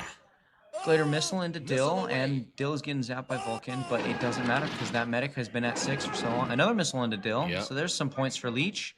Leech hitting Kodama after that, and Disco. Kodama almost at his next one, his 4th. Pretty much lapped. Leech at this point. Okay, Dill going off again. This is the same thing. Dill keeps resetting off of Vulcan to take down Leech in this game, so it's dangerous. All right, there's the Kodama nuke. Leech did get his, but did not get time to draw. It's probably a good thing, actually, because I think if he had a couple more seconds, he might have dropped it, and we would have seen another nuke. Another duel. Yep. Prawn Boy shoots Vulcan. Prawn Boy has it out for Vulcan, man. He killed him out in the last game. He's taking him down here. Your medic's already dead. Glader is not long for this match. Sauce took 1 more hit in that, but is still at 2. 75 lives. Oh, there goes Heavy. That's going to be an issue taking down this Kodama, who has 18 lives left. Yeah, they're not getting into sauce. That's the big issue. It's a big thing, yeah. It took so long to get rid of those last 8 lives. And it really is not on the commander too much to get in to get those medic lives, because in this arena you have to be so far back to drop those nukes safely.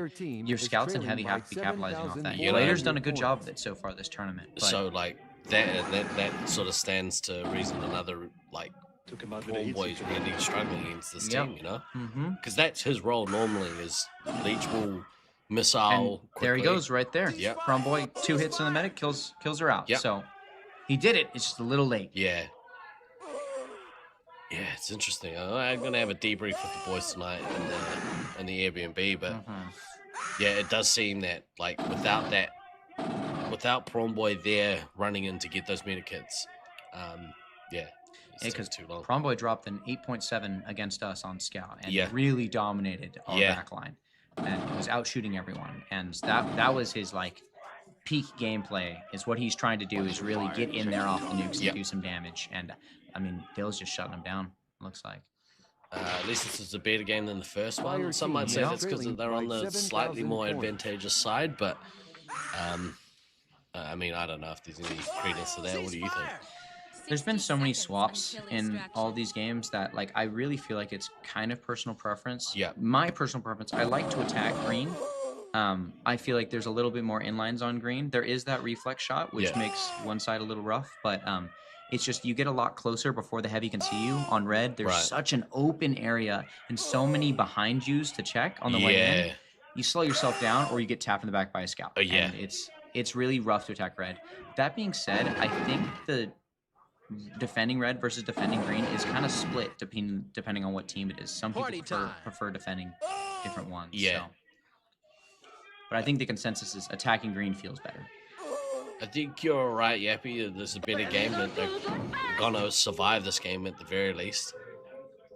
Fire team is behind by Definitely see 8,100 points. Leech missile somebody and get to a 5 seconds until sneaky little nuke. extraction. 4.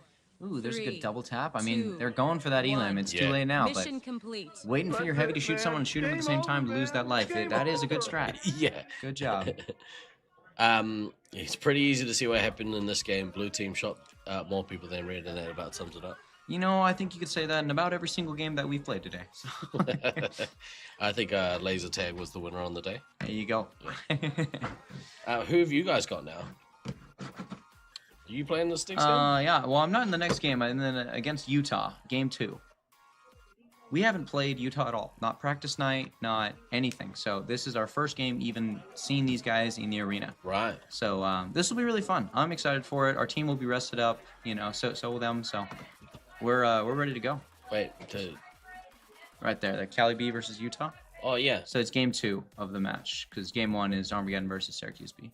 Game 2 of the match. Yeah. Gotcha. So you'll see me on the board in 15 minutes or so. Yeah. Are you appreciate you coming on. And yeah, man. That was fun. Hell yeah. Cool. Appreciate it. Anytime. Good luck for the rest of the tournament. It's been pretty fun to watch. Thanks. And, you know, just on a note, watching you guys play, like, hopefully the Dark Horse moniker kind of is an accurate one to carry on throughout the tournament. So we're wishing you... Well, we've been getting jinxed left and right, so I'll keep it going. Yeah, I've been in here using my voodoo against you guys. All right. Well, yeah. Appreciate you, man. And yeah. Have a good one. Thanks, everyone. We're gonna whilst we wait for Sweets to fade off into the darkness, let's have a look here at one of our player profiles. Let's have a look at Eva Mike. We will be.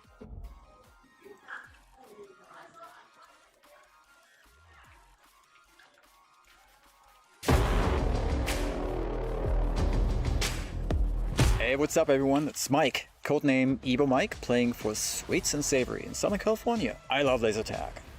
I played for the first time in '92, started playing a lot in 2002, then took a longer break, spawned a new player, and now I'm all in on Laserforce. SM5 has elements of a lot of things I like a lot, like video games, team play, strategy, running around, and trash talk.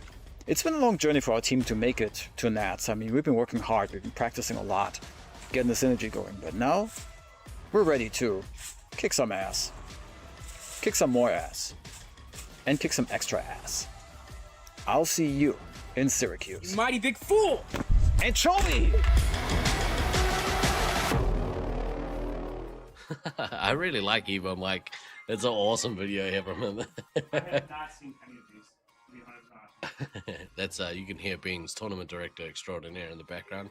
At some point, we will get him on the mic, hopefully. But every time he's not playing in the maze, he's begrudgingly trudging around the building with a scowl upon his face, doing that good work and making sure this is a good tournament. All right, we are joined now, Detroit legend. Detroit legend. Welcome to the podcast, Shayla. How are you? Good. How are you, sir? Very good. Very, very good. How have you so far enjoyed the gameplay?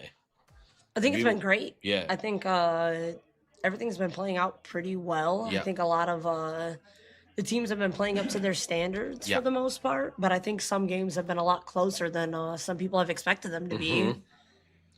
Have you got a standout team or like a favorite team?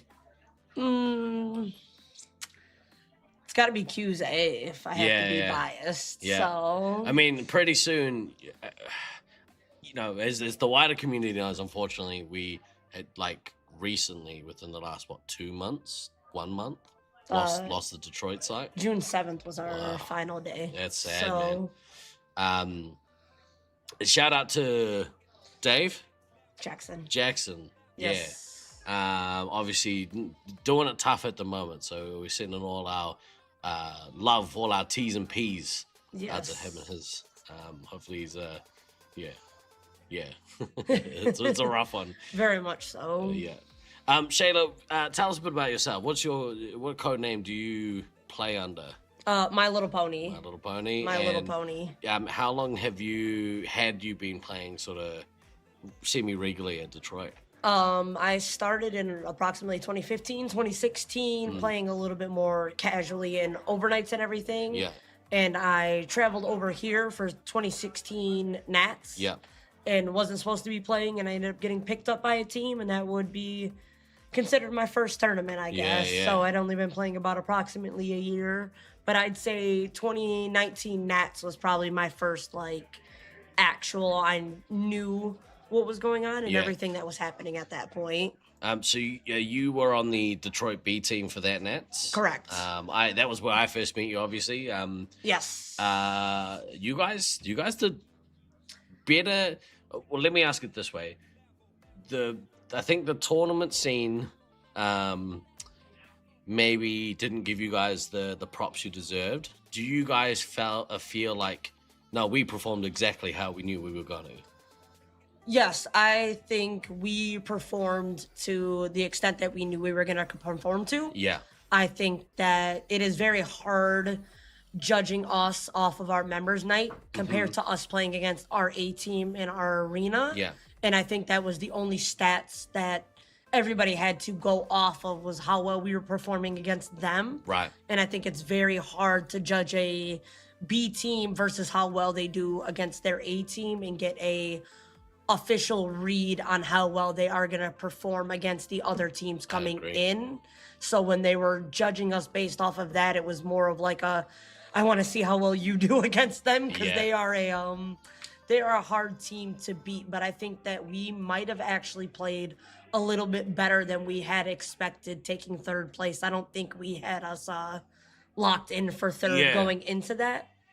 I think for some of us, we were like, maybe fourth. Like, fourth would be good for you guys. And then, just out of the gate, like, you guys played at a really high caliber. And I think you're right. Like, you can't judge a B team off playing just the A team and be like, oh, that garbage. Especially when the A team is such good. It's just a beast team. I mean, they're just beasts, and it's very hard to judge us off of them when we should be not winning those games wholeheartedly.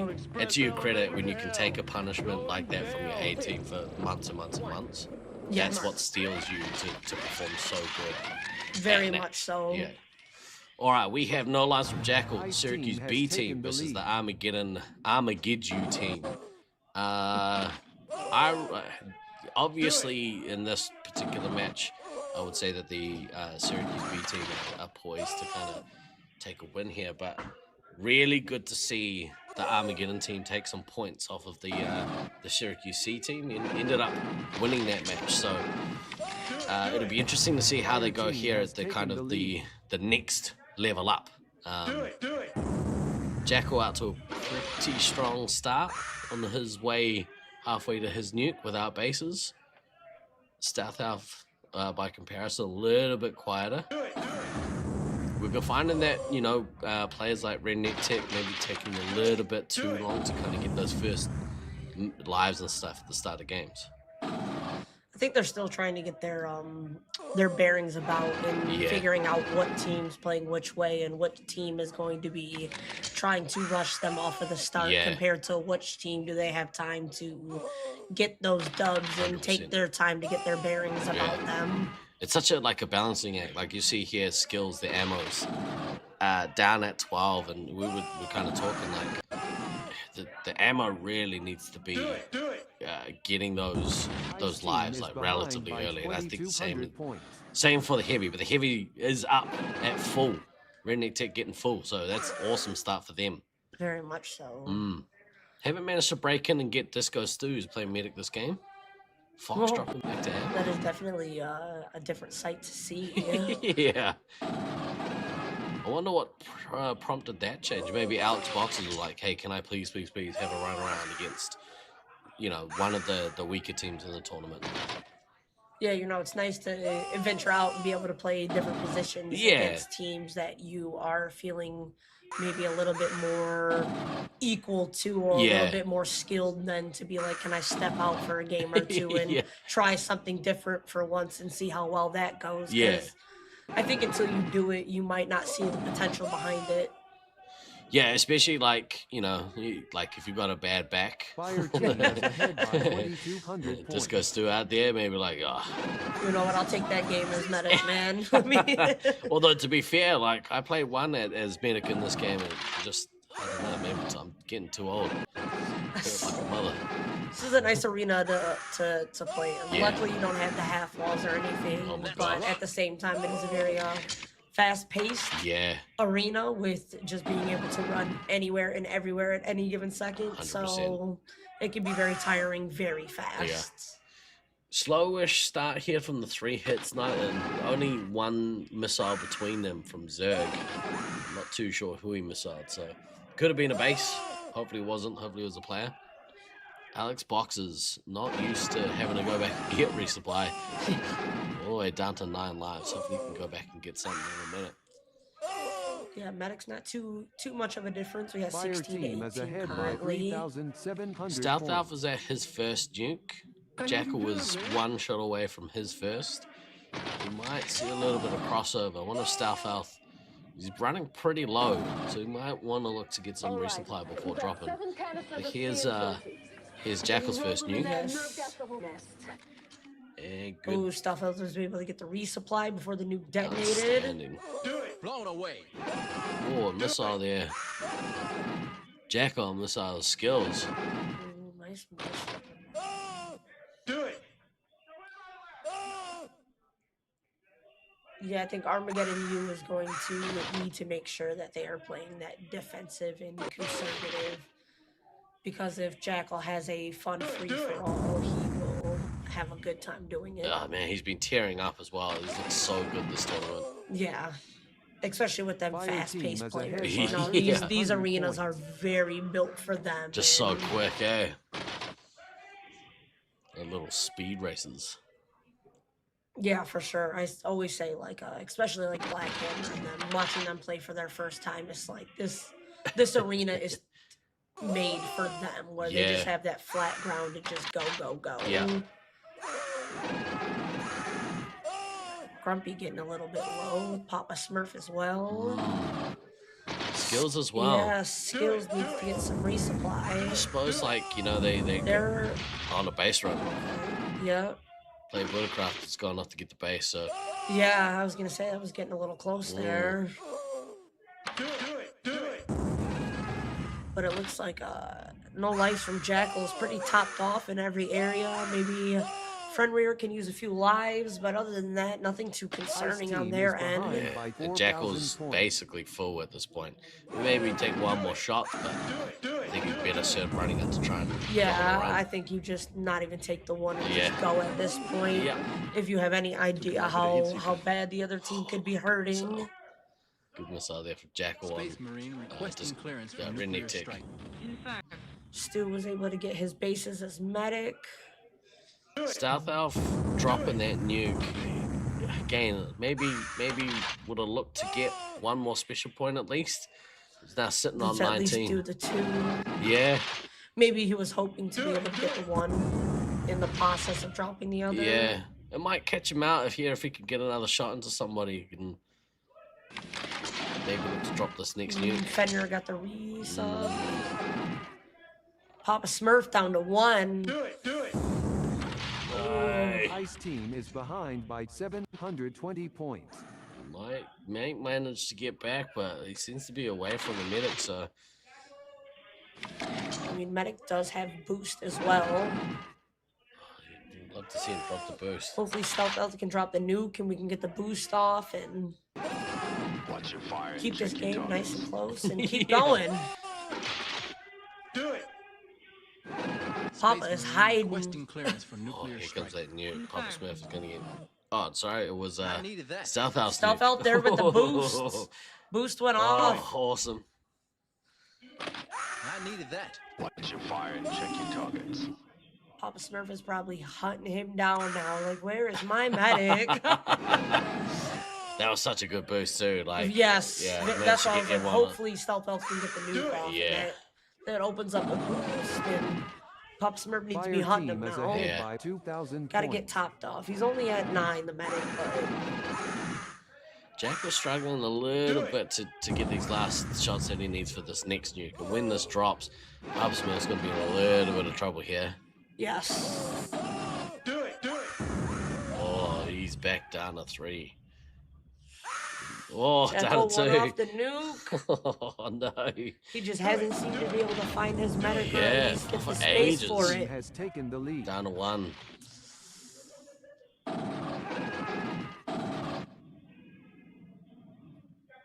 Jackal had a nuke. Desperately needs to get a resupply here. Very much so. Especially Jackal's There just dropped goes his the nuke. If you can't find the resupply and get one for it detonates. Oh, man, that was close. Like, I think if he had managed to get back, it would have kept this game relatively close, but... Yeah, at least getting the 1 to be able to survive the nuke, Yeah. but their medic is under attack as well now, so... He's not too much longer for this game, I think. Here we go. There he goes.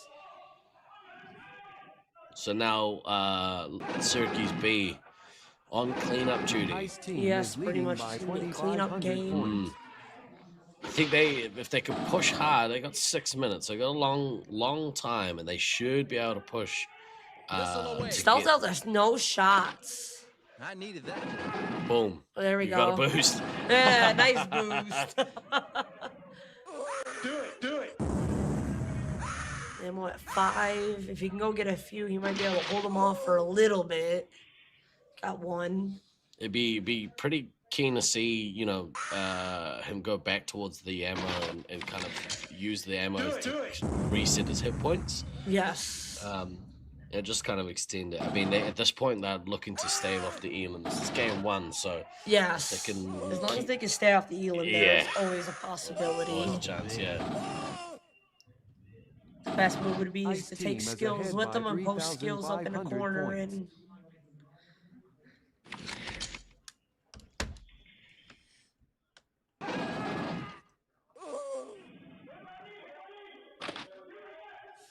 Skills down to 1.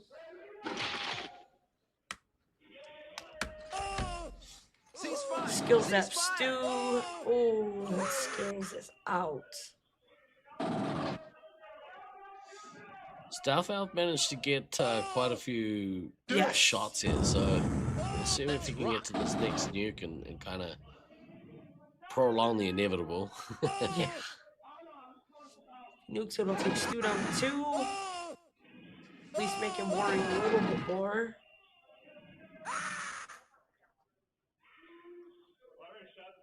Fire team is behind by 1,700 points. Did a really good job at using their missiles. Okay.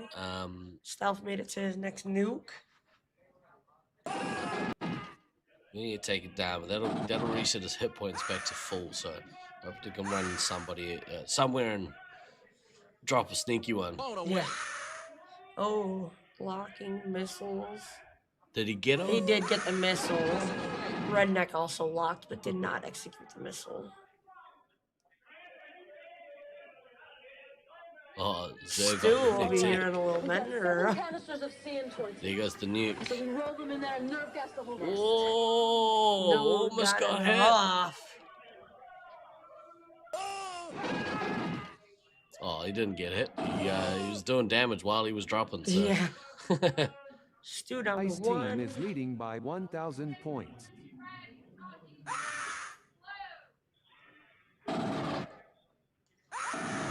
Yeah, I think it's gonna be close on the elim. Yeah, I think it's very possible. Yeah, I think that obviously the B team, local team. I think they play here enough to be like, nah, we should be able to hunt them down and make sure that they are executed at the end of the game. Especially if Jackal gets to this next nuke, like he should have enough. Yeah, should have enough targets to get to it. Hey, what are you doing, man? Stu holding on to his one life. Hear them over the speakers in here, like you can hear them communicating with each other, which is awesome. Doing a good job with the call-outs. Fire team is trailing by 1,200 points. Jackal 2 away.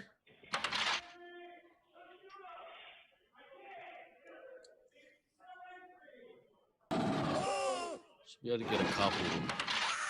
Oh, he got put down. Stuff out got him.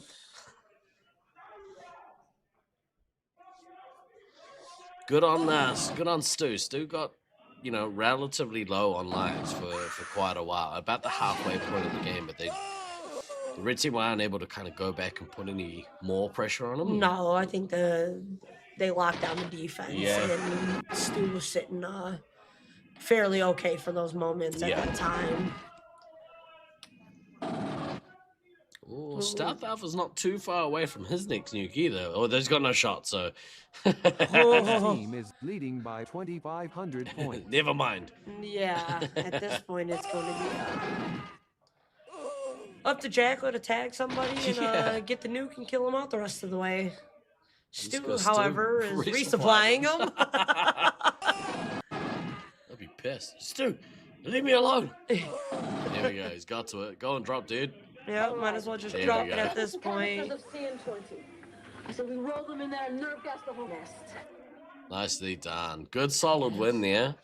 I gotta say, I'm pretty impressed. Like, the Armageddon team got to, I don't know, about 2-3 minutes left in the game. And, considering their form and how it's been for them throughout the tournament, like, anytime they can kind of stave off the elim or push a team or have good moments in the game, I think that's a really positive thing for them. Very much so, and I also don't feel like they lost.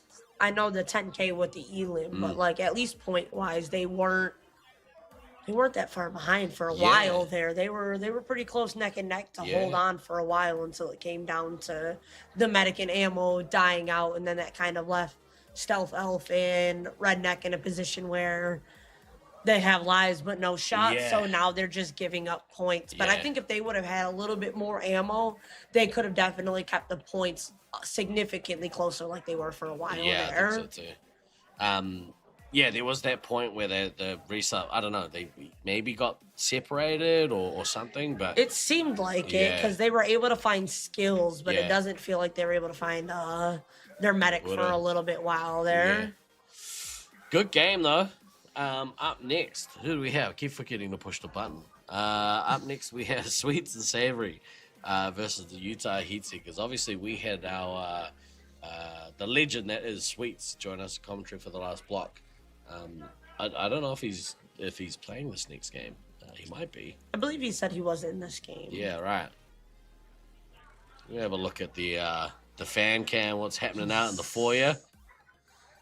lots of happy people playing some competitive laser tag, doing what they love. So yeah, this is the best thing about Nats, eh? Oh yeah, just getting able to play, have a blast, and see all the people you only get to really see maybe once, maybe twice a year. Yeah. So, I mean, and like for other people, like it's maybe once a decade, like. Yeah, no, it's been a minute for me and you too. Yeah. So, I mean, last like, time I saw you, 2019. Yes, sir. Not that soon. No. I mean, COVID had kind of made it feel a lot longer. So yeah, I keep thinking of COVID as it was like last year. Yeah, and, it was 6 years ago at this point now. So wild. Yeah. I had a bunch of fun. I actually really enjoyed my time in Detroit, except I did have a medical issue, so that was less ideal. Yeah. What are you gonna do? It's me. I'm gonna have medical issues. As we all are. Yeah, it sucks. Kiwi AIDS is real, kids. Make sure you get travel insurance. Let's have a look over. I wonder if I push this button, it's gonna work. No, that button doesn't work. Doesn't do anything. There we go. Sweets and Savory, Utah Heatseekers. I'm looking forward to this. I think the Sweets and Savory California B team, they came before the tournament started in the practice days. Mhm. They came away with a few upsets, and it kind of caught some people by surprise. And Sweets was saying, maybe if we didn't have such a good performance in the practice games, maybe people would have slept on them a bit more rather than going into these games. They're like, oh, maybe we should take this team seriously. Yeah, I think unfortunately sometimes playing in those practice games gives away a little bit more than you would anticipate. Yeah. I remember from Detroit people being like, we want to see A and B play each other. And Yeah. we're like, no. yeah. You're not gonna know. Yeah. We're gonna keep our secrets to ourselves, and Yeah. sometimes it lets a little bit slide. And yeah, I think they definitely were underestimated until we seen them play Sunday night Yeah. and seeing how well they were actually achieving a lot of 100%. things. And they're doing fairly well for being a B team, I'd say significantly. Yep. I think as well, like off the back of doing well on the Sunday and, their day yesterday, today people have been a little more cautious and, against the teams who may feel like, yeah, we should beat them. They haven't been like, yeah, we're going to beat them, we don't have to try. They've been like, we can beat them, but we're going to have to take them seriously. Yes. Definitely gonna have to play them. Yeah. And not just have fun. Yeah. We definitely have to go in and try our hearts out. And I think that's how you should always go into a match. Can't sleep. No matter the team. You can't sleep on them at Yeah. this point because you never know what they unlock. Yeah. So I think like this Utah team probably have talked about that, and Snuffles and assuming that Snuffles and Slaughtermelon both are playing in this game, I have a feeling that they will, and I have a feeling that they will be playing their commander heavy. I expect them to play as if they were playing any other A Yeah. team at this point. Yeah, I think they're gonna take them seriously, which is Yeah. good. Like it means that, all right, let's see that we'll return serve. Let's see how Spooky at heavy can kind of stave off this great looking team. I think Ebo Mike as well. Ebo Mike is having himself a tournament. I've actually been really surprised and Good news is it's open the pleased at how well these young players are doing. So. Yeah, very much so. It was very nice to be able to ref some of these games. Yeah. And to watch the younger generation come in and just play their hearts out. Yeah. And it's like, you guys are Fire achieving team has greatness, taken you the know.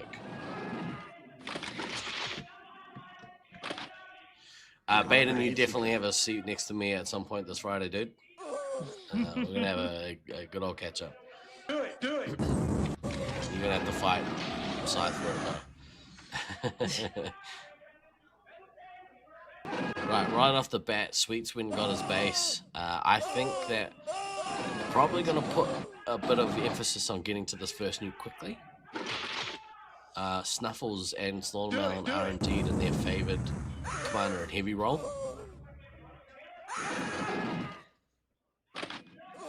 Yeah, I think Sweets at this point is just trying his absolute best to try to match Slaughter as much as he possibly can from the get-go to set the pace tone. I think like he knows his role. He knows that he's kind of that, you know, Ice team has taken the lead. he's the best player on that Fire team, team has and taken the lead. it kind of comes down to him having a really good commander game. But equally as so, I think Spooky really needs to have a good heavy game here. And so far, doing all right. Like Sweets is actually pretty far ahead. Managed to get his missiles off here. Yeah, that was very nice. Oh, Slaughtermelon just got to his nuke so quick. he went on a run there. Yeah, he went on a run. He got dual bases. Yeah. But Sweets isn't far behind him with only one base. He's managed to grab it, and I mean, considering him only having one base compared to Slaughter, they're neck and neck still for the most part. So it kind of needs to turn into like a pressure relieving nuke here though, because Spooky managed to take a lives reset, so that's real good because things are looking a little bit iffy for her. yeah, I think Sweets needs to drop and let his team get his bearings about for a moment and relieve the pressure, force them to back up a little bit. Yeah.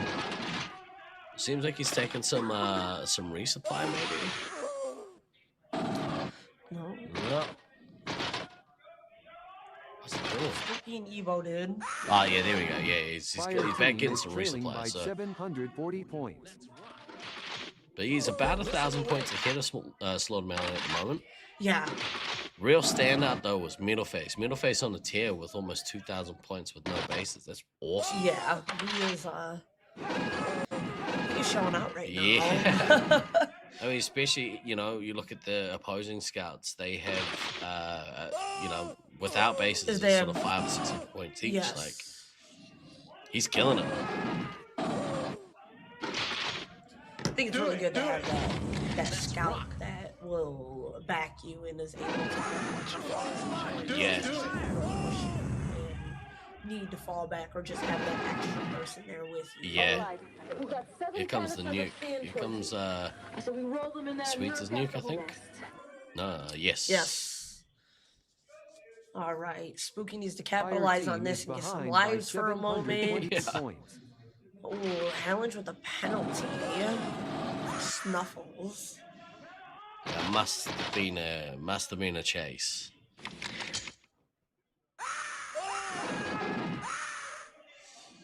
Yeah,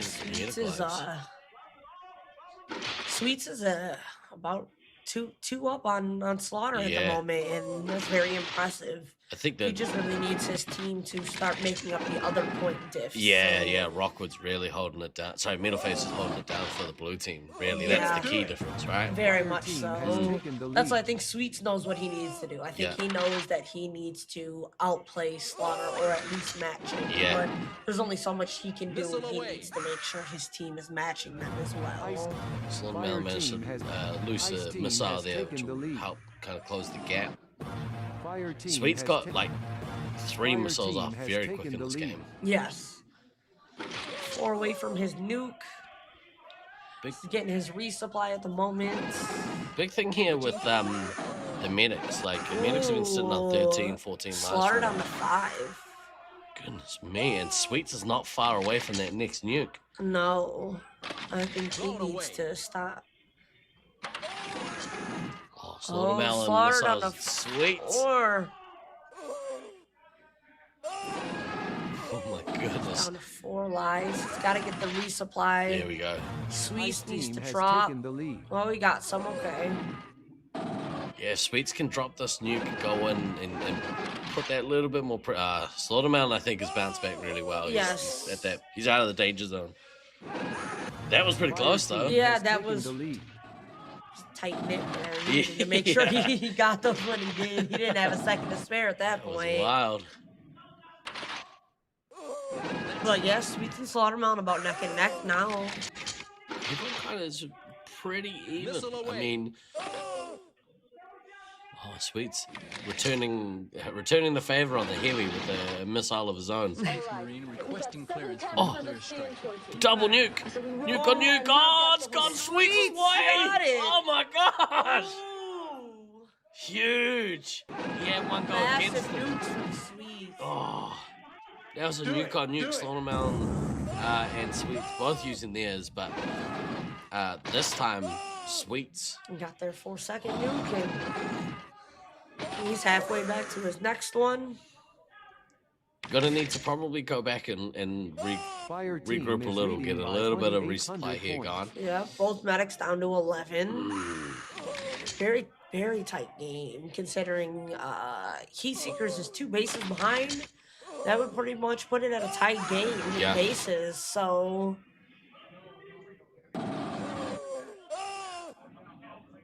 This game is awesome. This is a very nice game. Yeah. I'd like to see Spooky maybe take a shots resupply, but then, you know, put a little bit of pressure on. I think actually Spooky's out attacking, so... Yeah, he's definitely going to have to fall back in a moment. And hopefully Sweets can just stay out for a minute, let Spooky get two or three and head back out. Spooky's been doing pretty well. I think she's probably maybe getting used to this heavy roll, but I think she's doing pretty good. 1,200 points.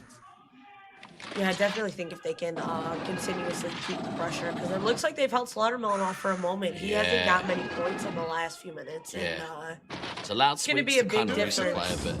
Yeah. Get to his next nuke. Sweets is at his. Maybe he drops and lets him and Spooky get a few real fast. Yeah.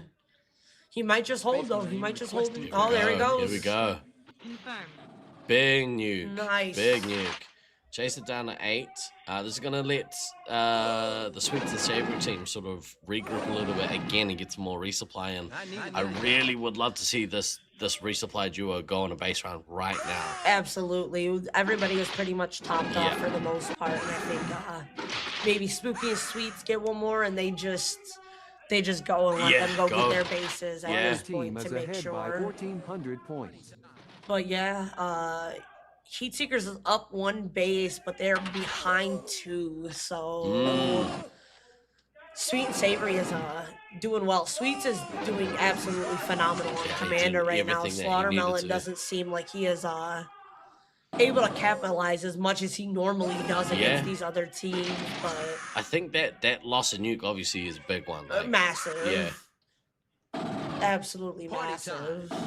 He's not too far away from his next one, though, and hopefully for him it goes a little better than the one previous. Yeah, I think if he's going to play it smart, I would get a few more lives before he drops that nuke. That way he is able to capitalize off of it. Stay out and, Yeah, hopefully he can get semi-full on some lives and then drop his nuke and just feed and farm as much as he possibly can, because that's what it's going to come down to, it looks like, at this point. We're in the final 6 minutes of the game, and both Minix so far are still hanging around, which is, I think that's a real positive thing for the Sweets and Savory team. They really want to like last as long as they can. Yes.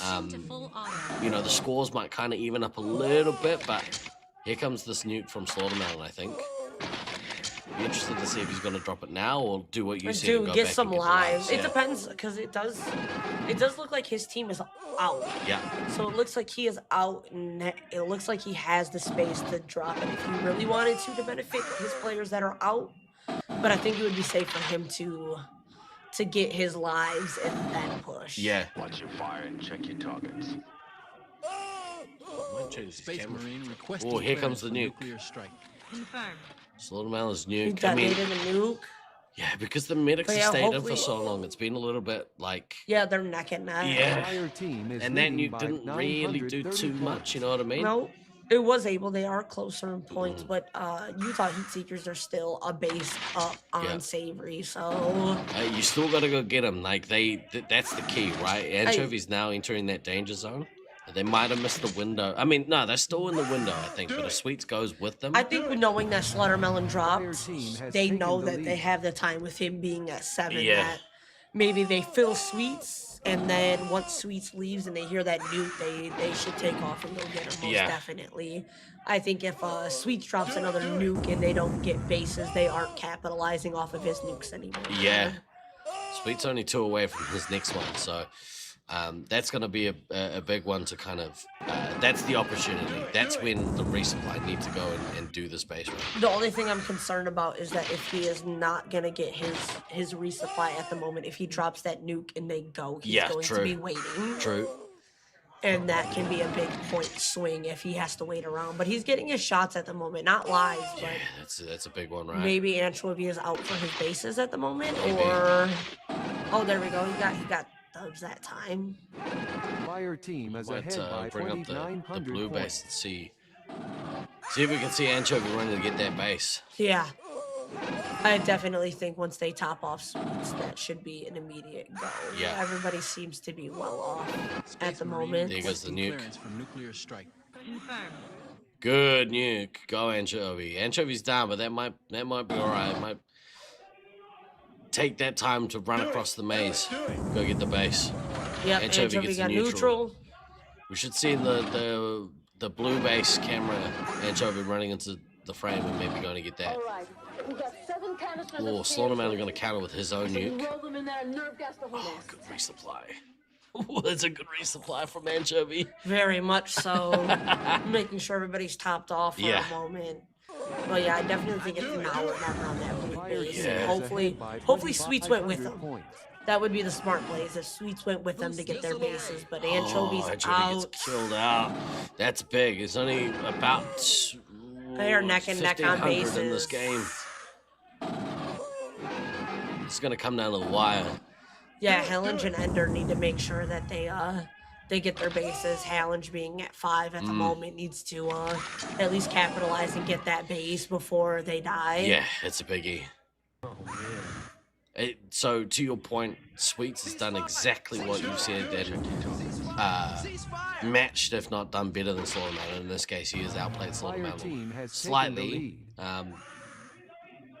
But that's the difference at the moment. Yeah. Is that base. Halange gets the base. Nice. They're currently ahead by just shy of 1,000 points. Now it is going to come down to Snuffles doesn't have any bases. Snuffles has no bases, which he still does technically have plenty of time. Heaps of time, yeah. A full, minute and a half to go and get these bases is pretty quick to cover the ground that needs to do it. Yeah, I definitely think that Sweet should have held off on that nuke and took more lives before sending Anchovy to go get those bases. Yeah. Considering he was at 6 before Slaughtermelon decided to nuke, he should have just taken them, got as full as he could, and then dropped. You can see Chaser get killed out. I mean, it's not a big deal at the moment because we're just over a minute left in this game, but... Yeah, I think at this point, Sweets needs to make sure they're getting points to keep the game nice and close. Boosting now. But right now, if Snuffles gets both bases, Anchovy or Savory is still going to be up by just a little bit there. Challenge popping off on Snuffles. The red team is doing the works at the moment. Yeah, if they can keep Snuffles away from getting these bases in this last 30 seconds, that's going to be huge. Yes. Hopefully somebody's realized that's exactly what Snuffles is trying to do, and they kind of... Yeah, Ebo and Hallen just denying them. Yeah. Keep him out of that area. Oh, okay, he's got one of the bases. He's got the neutral base. Yeah, I think honestly, even if he does get the other base, it's still going to be okay with Ebo and Hallen getting that cycle off on them. Spooky, she's like come back in a big bad way in this game. Yeah. We're gonna cut across as soon as this game finishes to the foyer. We're gonna have a look at this reaction. Mission complete. That's it, man. Game over, man. Literally no reaction. What a game. What a game. Sweets and Savory have managed to take that game from the Utah Heatseekers. I think that's a pretty good result. Yeah. I think, like I said, I think Sweets did everything he needed to do and more in that game. Yeah. goodness me, that was awesome. Yeah. What a game to see. And could have sworn that they they were gonna have a bit more of a reaction there. Literally didn't move. yeah. Oh, actually, we should have waited till the teams came out. Hang on, let's go back. Yeah. Some handshakes there from Emo Mike. Emo Mike with a celebratory photo of the scoreboard. Clearly, he is stoked as to be getting that. You can see, not looks of concern, but you know, what can we do better from some of the Utah players? Yeah, for sure. I think something was holding Caleb back. I can't really pinpoint quite much. Maybe it was just Sweets himself, but Caleb definitely wasn't farming as many as I usually see him getting. And I don't know, maybe if he just didn't have the space, or maybe it was just a little bit more underestimated, but Sweet seemed to take advantage of everything that was thrown to him possibly and used it to his best advantage. That was awesome. Chat, hope you enjoyed that game. So Rusty, pretty cool I made it over. I'm pretty stoked to be here, bro. I'm having a great time. Essence, how difficult is it for medics to get bases? I think it's relatively easy-ish to get the neutral base. I think the difficulty comes from trying to traverse across to the other side and get that other base. Sorry, got distracted. Let's go back to us. What's up? Hi. Yeah, I think it's easier. Yeah, easier to get the base in the middle of the arena than it is to run up the other side and kind of get the red base. In my opinion, I do think neutral is obviously way easier to get, but I don't feel like the bases in this arena are that hard to capitalize on. Right.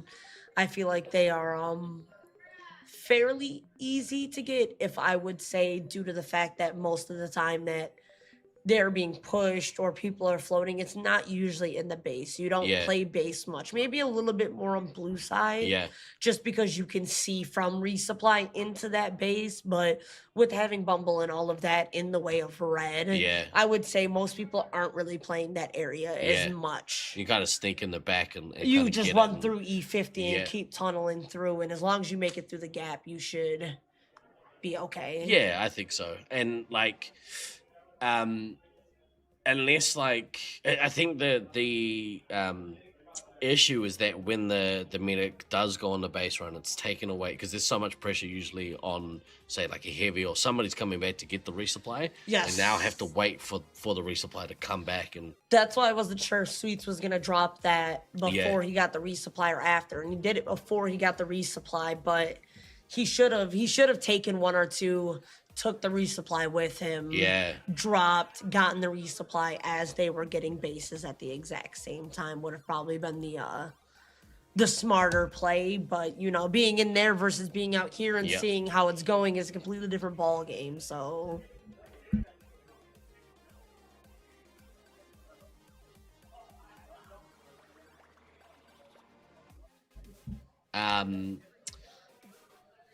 I forgot what I was going to say, but that's okay. I was sneaky and I muted the mic because I was talking to Jared. Jared's going to come join us on the mic in a little bit. But I think given the next game that we have up, the Syracuse Ninja Turtles versus the Expendables, I think it's only proper that we have Shayla on the mic for one last game, especially this game. Commenting on a couple I mean, two teams that you're pretty well versed with, or I mean, at least the A team. I mean, you've been playing against these players for what, a decade at this point? Yeah. Yeah, and I know most of the Expendables now, due to Gettin and all of that, I've met them through over the last handful of years, and so I'm really stoked to see how nobody does. You know, I think she's been doing she's been killing it. She's been doing fairly well. You know, I think she just needs to have maybe a little bit more confidence in herself. Yep. And I think once she gains that confidence, she is going to be a force to reckon with in the longevity of it. Ice Team has taken the lead. But the nuke on nuke cancel didn't help either. Yeah, I forgot about that. That was brutal. Yeah. Good to see one go the way. Sweet. All right, now this is the Syracuse A team versus the Syracuse C team, and they've gone with their kind of strong lineup with the Guri Cap and Black Hammer, that Commander heavy roll, which makes a lot of sense. So it tells me that they are not sleeping on the C team. Like, they expect to win. They should win this game, but they're not, you know, like, oh, well, in that case, we'll play our weakest lineup, or, you know, something like that. That's very much so. I don't think they're underestimating them in any sense. However, Beats' last Commander game was a little bit insane. I know they had to sleep Cody. I had to sit Cody for a little bit there, but yeah, I definitely think that they are playing it right by not underestimating them. Yeah. Because we clearly see that nobody should be slept on in this tournament at this point. Yeah. I've seen, like, big upsets happen in the past where people haven't taken their opponent seriously, so, yeah. I simply...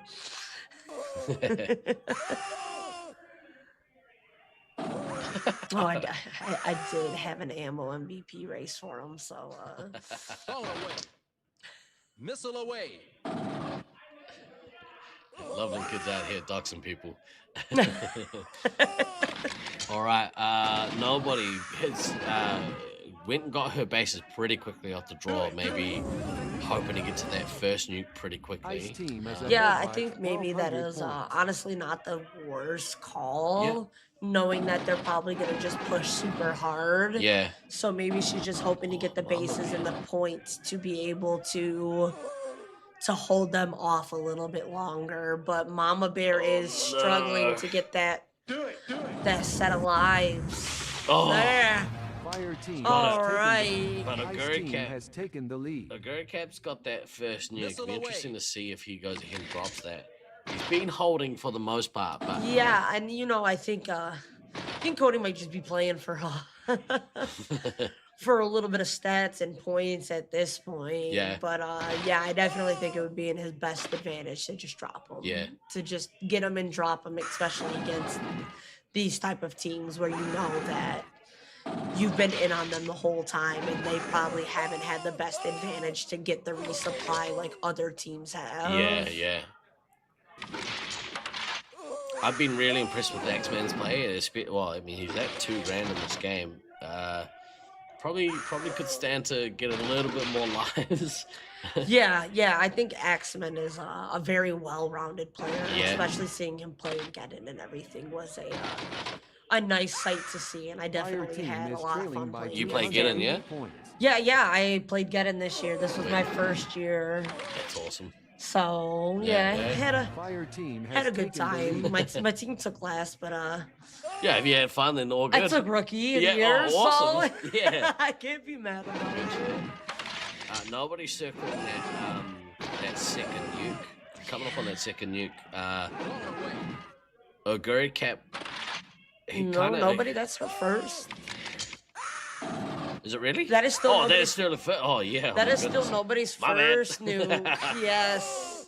However, Cody coming close to his second at this point. Missile away.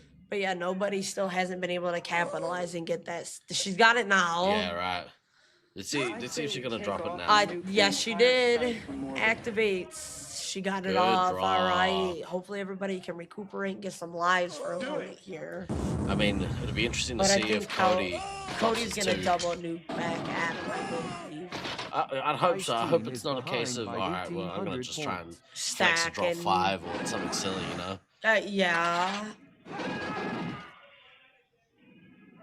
Especially as I defended his play earlier. They reckon he was stat whoring. I was like, nah, he's having a good game and he's also getting good stats. So, yeah, I think it's a little bit of both. He's playing really good and he's definitely aware of where he can and can't stack and how well he can hold and not hold. Yeah. So. But I definitely feel like he's gonna wait for his 3. I think he'll maybe get another base, tag some people, and definitely at least drop a 3 on him. I hope it's that not way a case he can secure it. Yeah.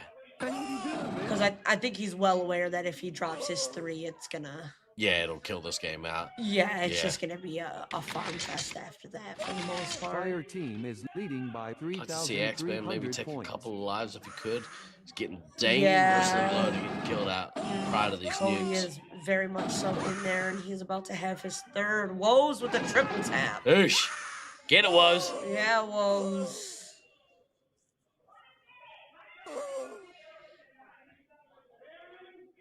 Let's see Cody get his 60th special point here. Oh. I don't know where he is. He hasn't seen anybody in a moment here. There he goes. He's locking missiles. Nobody. Yeah.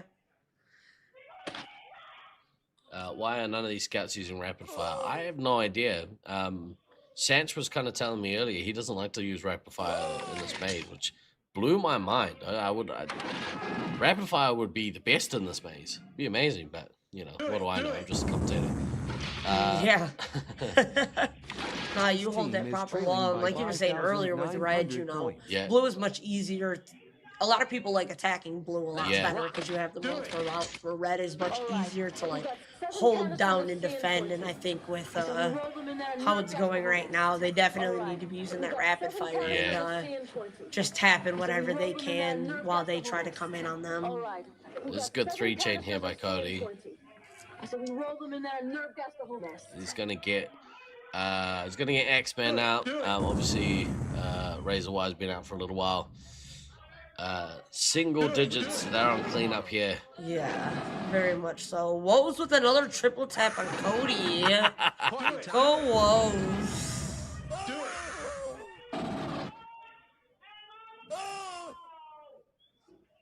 Yeah, it looks like it's just gonna be a nice little cleanup and. Fire team is ahead by 11,000 points.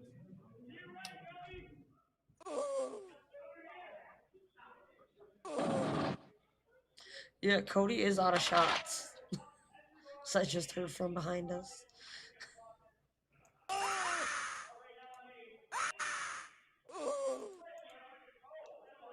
Woes with another triple 5-peat on Cody with no shots.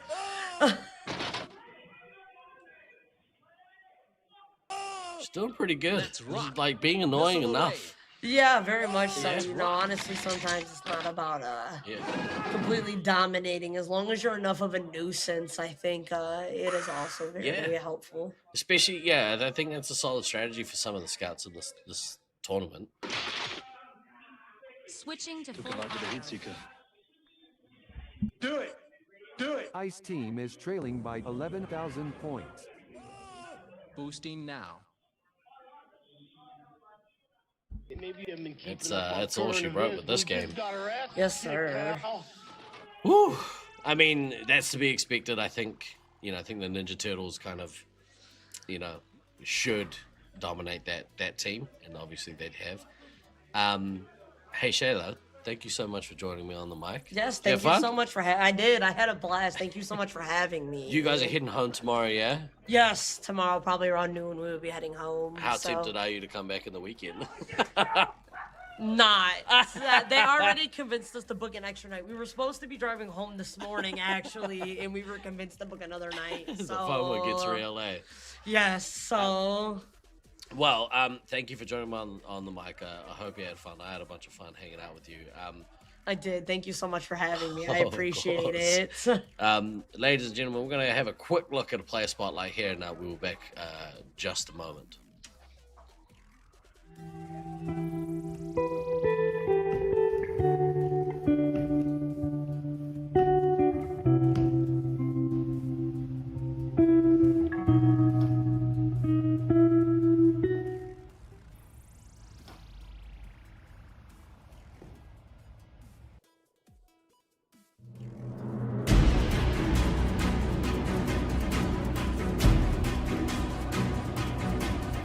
My name's Prawn Boy, formerly the Beat IRL, now representing Hybrids.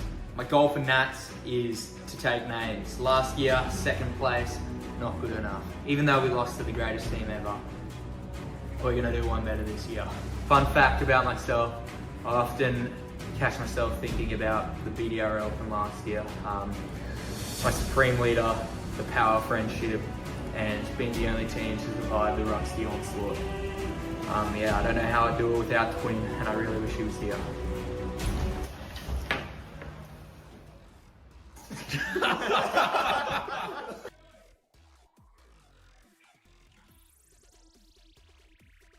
I love that one. Let's see him, Basil Bots. Where the heck are you? Show your colors. Ladies and gentlemen, please join me welcoming to the stream all the way from Loveland, Colorado. What's up, Jared? What up, guys? How are you, bro? I'm good. How about you? Yeah, doing good, bro. Doing good. What an eventful tournament so far for you guys. Oh boy, what a. So you had some ups and downs so far in the tournament. Oh, absolutely, we have. I'm gonna get it out of the way. Probably the sorest moment so far is you guys losing to the B team. We knew there'd be a chance. Yep. But those guys are so talented. Dude, they're the team that knows you guys the best, Oh, right? yeah. So it's understandable that they will know the tendencies. Oh, and, yeah. And if you take away the advantage of everyone kind of being on even ground with knowing the mains, Yeah. like you say, they're in with a chance of doing well at a neutral field. Oh yeah. And it's not like they're a shit team either, you know? No, that's a fantastic team. They've Real got good. such a strong. Their floor is so high, and their ceiling is even higher. Yeah. That is such a talented team, and Yep. there's nobody here that I'd rather. I'm so okay with losing to than our B team, because they have worked their tails off. I'm so proud of them. No matter what, I'm Mhm. so proud of them. So we'll depending on if this game goes live or if we get cut off, we'll circle back to it. We'll circle back to it. But the highlight of the day and one of the best moments, I highly recommend you go back and you find that match when you get home tonight. Yep. You guys took points from the top of the table. We're the only team to do it. So good. There were a little bit of controversy. Controversy. Which, you know, it's to be expected, It's I gonna guess. happen. It's gonna happen. It's gonna happen. What is this game? Is this? This is Hybriz versus Loveland Reloaded. Yeah. Was that always the case? It should be. Oh, am I freaking out? I thought I saw different teams. No, that's right. That's why we play Yeah. Porn Boys video. Yeah. Yeah, okay, I Yeah, got you. We good. So, you guys in that first game, you came out. It was what? Less than 1,000 points, or just It over? was 40 points. Oh, that's that right. separated us. 40 points. Now- That came down to the last second, and we took the lead in the last possible second of the game. Yeah, I quickly cut across to, so we have a view of the foyer, the fan cam. Yeah. And I cut across just as the game ended. Watch the reaction tonight when you get home. It's awesome. It's so much fun. Now, we then heard after that Beans came in and said, unfortunately, they lost on penalties. Yeah. And there was what, 3 penalties in there that were dangerous play penalties. There was a dangerous play on me, Yeah. one on Gabe, Yeah. and one on Beans. Now the ones on you and Beans were collisions. Is that correct? I grabbed a wall, I guess. So. That's right. Okay, yeah. We'll explain what happened when we get back to it. This one's an interesting one because I think Hybrids are looking for a bounce back game here. They are, and this Loveland Fire team, team has taken runs the just lead. such a weird strategy that Ice team it's has how they taken got the us. lead. Yeah. We just weren't expecting it, so it caught us off our toes. Right. And confused us, so we weren't able to do what we wanted to. Now, is that strategy having the resupply kind of push up? And Yes, now you're they up stay 5 back. wide? It seems like they kind of try and stay back a little bit. Yeah. And take a couple doubles for a few of them, and then push forward Yeah. all of them. And it's very overwhelming. I will say, as an ammo, it is so overwhelming to have to keep track of that many people. Yeah. And know what's going on, know their positions, because I'm so used to just calling them by their names. Yeah. It's hard to it's hard to keep track of all of that. We're looking for Leach to kind of get off to a faster start than he did in this last match. They're looking to bounce back from what they would probably feel was a bit of an underwhelming performance against the California Olympus team. Yeah. Oh, people are happy. Hi, guys. Oh. Prawn Boy's off to a great start. 1,100 points with no bases. 11. Yeah, that's pretty good. Really good Corbin start. almost has a nuke. Leech is right behind him. Yeah. Corbin has a base though. Yeah, so. that's the difference, right? Is that base. Absolutely. I mean, he's only one special point behind him. That's wild. We've got Josiah hasn't really been touched. He's on 17, but Fire Sword's still on 19. So I'm wondering where they're keeping their resupplies right now. It's looking like they're turtled in blue resupply. Yeah. I would look to Glader to try and get a bit of resupply here. Oh yeah, Carson's in there. Carson just got a medic hit.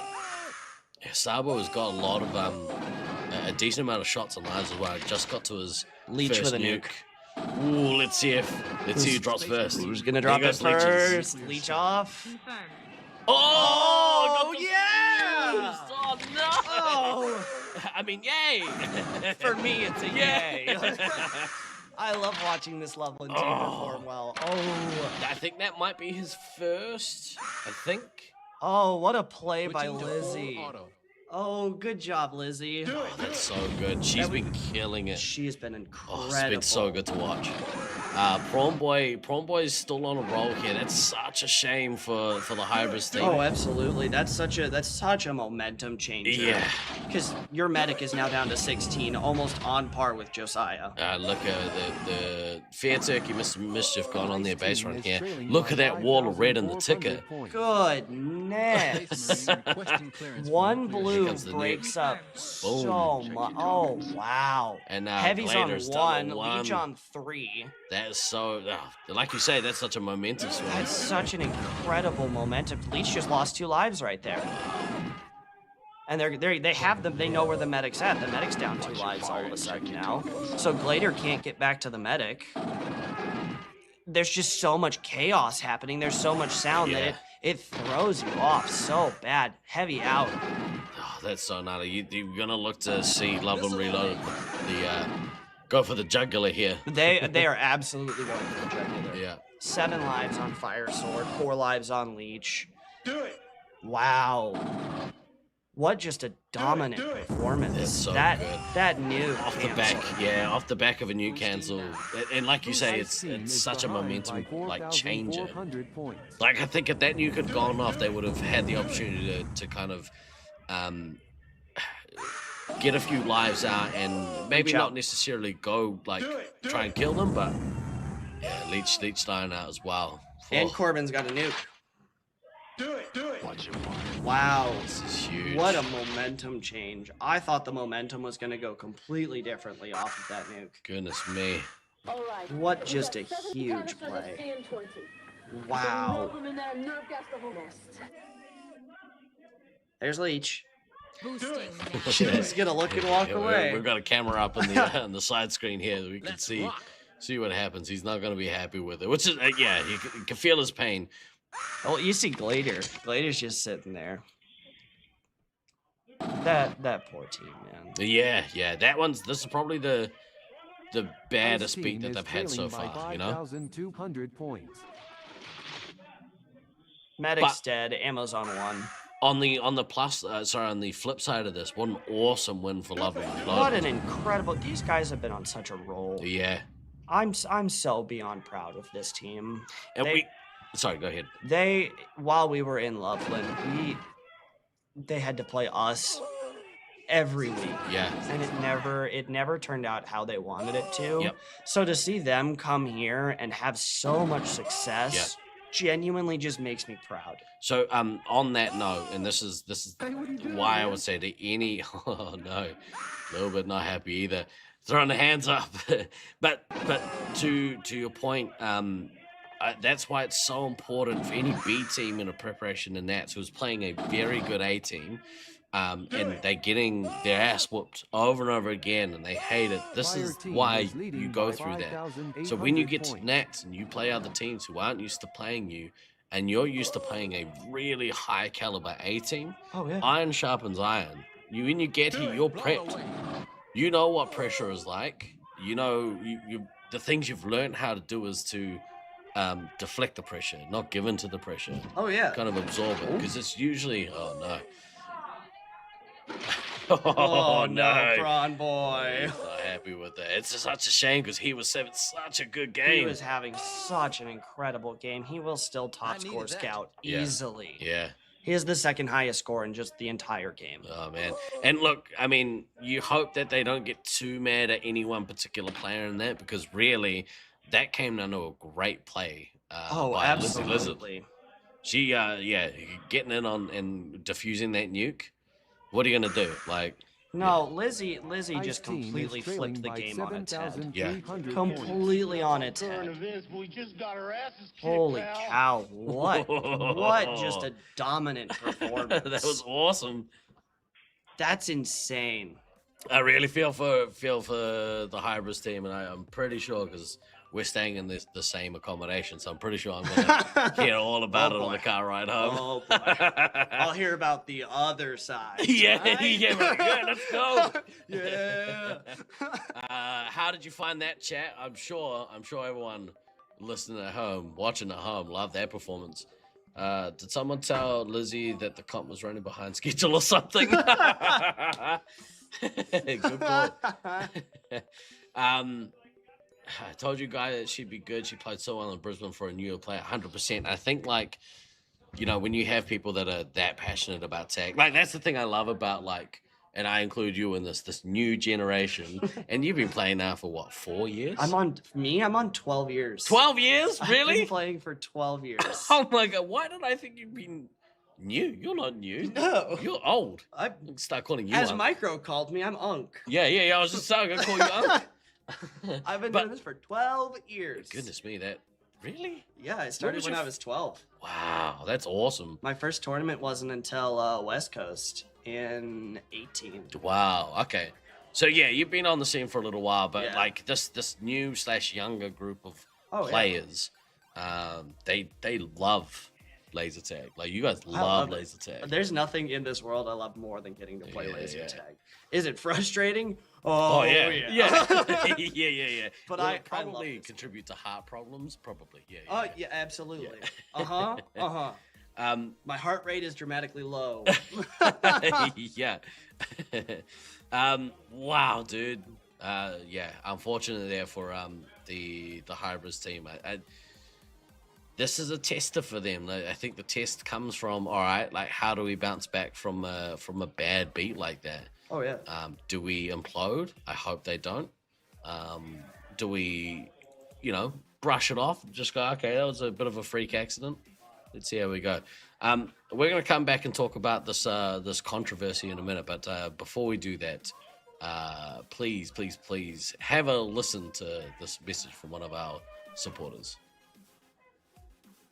Tag for a Cause is back, and we're excited to be part of the 2026 Laserforce Internationals tournament in Syracuse, New York, to help raise funds and awareness in support of the Alzheimer's Association Central New York chapter. Join us on the official Nat stream and donate to the cause during the tournament week of July 13th through the 18th. Here's how it works. We invite you to donate directly to the cause any amount you like. As thanks, we'll have resin laser tag medals available for local pickup only during the Nats week at the Fun Warehouse in Syracuse. Sorry, we won't be mailing the medals this time, but if you want one and make a donation, you can have your buddy at Nats pick it up for you, or just donate because you know your contribution really helps make a difference. If you are at the event on Thursday night of Nats Week and wearing the Tag for a Cause medal, your scores will count for our Highlander mini side event taking place during the Nats.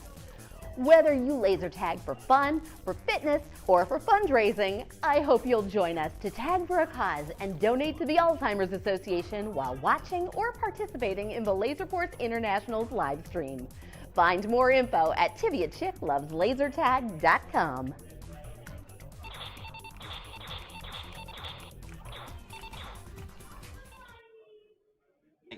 No, thanks for lime juice, but yes, thanks for generosity. Trivia Chick is raising funds for the Alzheimer's Association. Please, please, please follow the link in the chat, which I think is top corner there above chat, and give generously, please, to an amazing cause. Right. So we're gonna get there. We might get cut off again, but we're gonna keep coming back. We'll get there eventually. We'll get through the story. You guys will just get it in increments. Yeah. So you guys get these penalties. Your one was a dangerous play. There was 3 dangerous plays. Yeah. One on me, one on Gabe, and then one on the man over there. Yeah, Beans. Now their two were, I think, collisions. Yes, mine was I grabbed a wall. Yeah. Now we'll talk about that one. Yeah. So in the past, anytime anyone sort of grabbed a wall, so tell us about it. You were running away. You grabbed I the was wall? trying to avoid a missile from Blackhammer, so I leaned forward and went to duck around the wall. Yeah. And instinctively, I grabbed it. Yeah. Not to use it or anything, but I instinctively just grabbed the wall. Did you lean on it? Did you pull it? No, pull I yourself just around? grabbed the wall. I don't know why I grabbed the wall, but I just grabbed the wall. So you literally I didn't just pull. I didn't do anything. Yeah. I just grabbed the wall and then sidestepped. Okay. Yeah. Odd. Well, so now we weren't there. We didn't see. Normally, if you have a situation where you're running away, you grab a wall and swing around. That's where the dangerous plays come into it. Yeah. Anyway, we'll come back with part 3. We'll come back with part 3, everybody. No lies from Jackal. Got our 9-part. Okay, let's see. Yeah, it's a so there's an miniseries. underlying thing with this game. Yeah. I've been chatting with Stu and Fox. Yeah. I really want to see them do it, where Fire Jackal team is has only taken the allowed lead. 3 ammo resupplies for the entire game. Because coming out of last game, Gladiator goes, man, everyone's having fun in here but Jackal. And I really want them to troll Jackal. I think it'd be so funny. These two teams, I think the B team would be playing really well. They came out and had a good session against Ice the team has taken the lead. I can't remember what it was. I think it was against Hybrids. Mm-hmm. In a couple matches ago. Stealth Elf has been playing awesome. Stealth Elf. Yeah. He Stealth sure has. Elf has Yeah. been playing great. Yes, he has. And really kind of that blunt force instrument. I mean, he's got 1 base, but he's still, it's less than 2 minutes in the game, and he's almost had his first nuke. So, good little use of the base, I think. Yeah. Oh man, Fenrir's having a good one so far. Jackal's got 11 special points. Stealth Elf almost with a nuke already, but that's with a base. Missile away. Pretty even as far as points go. Jackal's only 5 Fire behind team is behind without a by base. 1,300 points. Missile away. Redneck needs some lives though. Redneck Yes. down to 6. He's Whoa! Play Buttercraft is down to 10. good nuke there. Stu still has 17. Redneck Tech has been sort of floating that line. He's often running into low. Fox really needs to take a resupply. He does. Living life on the dangerous side.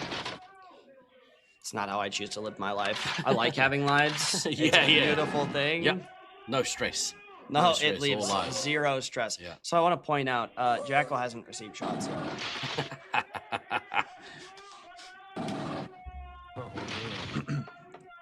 I told him he only needs enough to have 2 nukes. I mean, if they can manage to take some more lives or play Buttercraft, they might get away with it. They might get away with Fire it. Yeah. team is trailing Look, by they're 1,000 what, points. 17k ahead? Something like that? Something like that. They are. No, this is the first game in this match, I think. No, they're 16-6 ahead. Yeah, that one. Yeah. Whoa, skills on 5. Do it. Jackal still has not received any shots. Missile away. Oh, I hope that they... Oh, Jackal got one. If not, I'm going to be so disappointed in Fox later.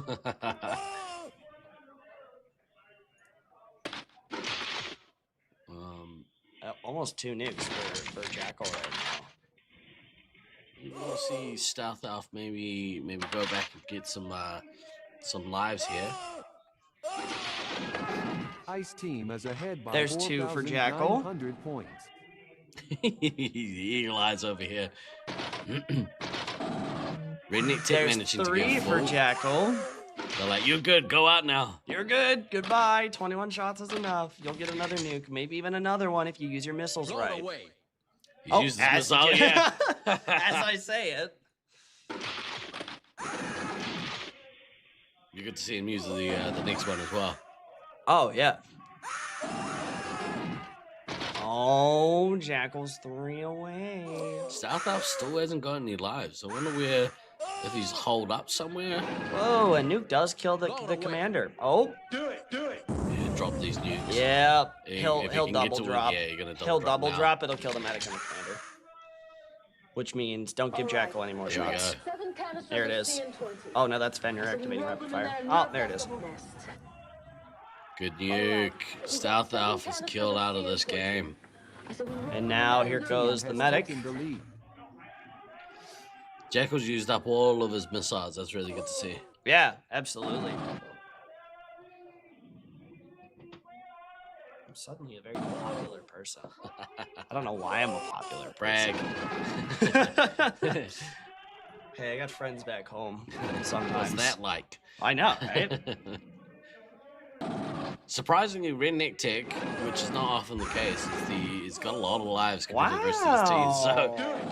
So he might be the last one left in here, and he's got a decent amount of shots as well to do a bit of damage. So you'll be able to prolong the game a little more. But this one unfortunately is not going to go the distance. No, and I don't need Jackal to get any more shots. Jackal, you don't need more shots. You could finish the game on 11. Yeah, and you'll thank us for it.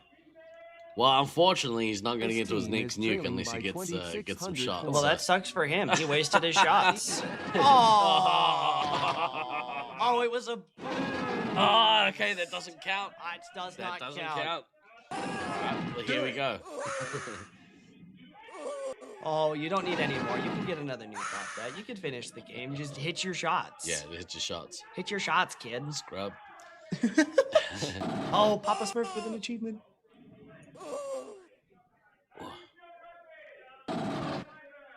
Yeah, unfortunately, damage has been done here. If Jackal can Papa out.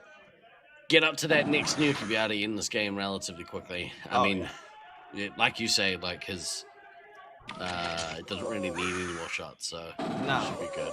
He should be fine. Yeah. See, I told them that they could do it with three. Yep. Only 3. Yeah. And they listened. But what they didn't give me was Jackal Scout, and I'm very upset with them. I had requested a Jackal Scout game, and he looked at me and went, "No." Don't think so. What have you've been playing less of an attacking role? Yeah, I've been playing medic and ammo. Yeah, how are you finding it? It's super hard in this arena, but I've been able to talk to Lenny and Black Hammer and Princess, and I learned so much from them, and ironically, what they taught me helped us beat them. So I like that. I had a similar thing. I needed that. Actually, no, we didn't. I was going to say I had a similar thing in Brisbane. We didn't end up beating the Brisbane 18, but Beast did give me some pointers in 2018. I think we really pushed that Brisbane 18 at the time. So it's always nice. I think when top players are willing to help other players, even potentially at their own detriment in the standings, it just shows a lot of character that, like, hey, we care that you play good. We want you to be a better player. Oh, absolutely. Yeah, so it's pretty awesome. No, and it's been super nice because I struggled day one. I struggled so bad on ammo day one. I felt like I wasn't doing anything to help my team. Right. just very, very down on myself. It's a very different role, though, you know. Like, oh, Jekyll got more shots? Oh, fuck. So we're going to have a strongly worded conversation. Look, I'm all for that, because the way I see it is whenever you're playing teams, you don't want to do goofy shit, you know. I think it's a little disrespectful for your opponent when you start playing games like that. Oh, absolutely. So, you know, it's good that the boys are like, no, we're going to take it seriously. Nah, look, I'm still going to write a strongly worded email. But I'm proud of them for I'm going to request to speak to somebody's supervisor. That's Beans. I don't want to deal with Beans right now. Oh, yeah. To be fair, me neither. He's been real nice to me, kind of. He's been a little angry with me today. All right, we're going to finish the story. Okay, so we discussed what happened. The dangerous play you got was a grab onto a wall, not necessarily a run. No, it wasn't. It wasn't to stabilize myself. It wasn't to do any of that. Did you go like this? No, I literally grabbed it. Yeah. And I have the speed to move forward and sidestep quick enough. That's what I did. I grabbed it, pushed forward, and then sidestepped. Okay. Which so I can see why that looks like a pull. It looks like it's a pull. I can see 110% why that looks like a pull. So. The reason why the rule is in there, as you say, is if as soon as you grab and pull, not saying that you did. Yeah. As soon as you grab and pull, that's when you no longer have control of your body. Well, yeah, if somebody's around that corner. Yeah, whack. And it's the same reason why dangerous plays count for people jumping in directional jumping. Oh, absolutely. Because when you lose the ground, you no longer have control of your own body, which is it's good. It's good that these rules are in place. Yeah. Now there was a captain's meeting. And it was determined that there is actually no rule in the rule book that dangerous play is an automatic 1,000 points. Yep. Which is interesting to know because there is a good portion of us, including myself, I'm going to throw Maniac under the bus as well, that have been of the mind that dangerous play is one of those penalties that it is a 1,000-point penalty off the bat. Yep. So it was decided that those penalties, all of those penalties were rescinded. Yep. 0 pointed. Yep. Which meant that you guys got the win in that game. We got the win by 40 points. If I read it right, we got it by 40. Let me go it's back. Down right. It's down right here. Yeah, it was 40 points. That is wild. That's insane. We ended up losing the match, but we took points off of Syracuse. So positive. And that is most definitely a highlight that is absolutely worth celebrating. Oh yeah. Yeah. Anytime you go to a home arena, because that validates your play. Oh yeah. That tells people, hey, yeah, we're here to win. Like we're coming into this tournament to win the tournament. We understand that beating the top teams is like really hard thing to do, but we ain't gonna roll over. Yeah, it was really hard. Yeah. I was so mentally tired after that game. As Ammo trying to control the backfield and call out everybody when they're all pushing. I was like, oh my god. This is so hard. What did you guys like? I mean, did you guys celebrate? Like, how was the roller coaster about the penalties after? I celebrated. Yeah. First, and then we got told about the penalties. And I admit I went outside under the trees that they're out here, and I cried for like 30 minutes because it felt like it was my fault that we had lost because it was my penalty that got called in game. So I went out there and I cried for like 30 minutes. Yeah. And then came back in, got myself dialed back in for another close finish against them. Yep. They were mad, so they elimed us. Yeah. But we gave them a run for a little bit. Yep. And then we went to dinner, had the meeting, and we didn't really celebrate because we knew that QSA was upset. Yeah. And we didn't want to stir the pot Of course or anything. not. Yeah. So Which when we get back to the BNP, I'm sure we'll celebrate a little bit. Yeah, awesome. But it wasn't worth celebrating like that in front of QSA. Because That's not as the right good as thing it to feels do. for you, it feels equally as shit for them. Oh, 'cause they're absolutely. Like, well, we thought we had won off of penalties, and obviously that's not the case. let's turn our attention to this game. This game, the first game. The first game was so good. Awesome. Sweets and Savory, California B on the blue team going up against the Utah Heat Seekers. Oh, Caleb's going for quick nuke. That's not surprising. Caleb's going for quick nuke. Yeah. Considering, I don't know, I think considering how it went in that first one, California B managed to beat them by 3,500 points. So oh, yeah.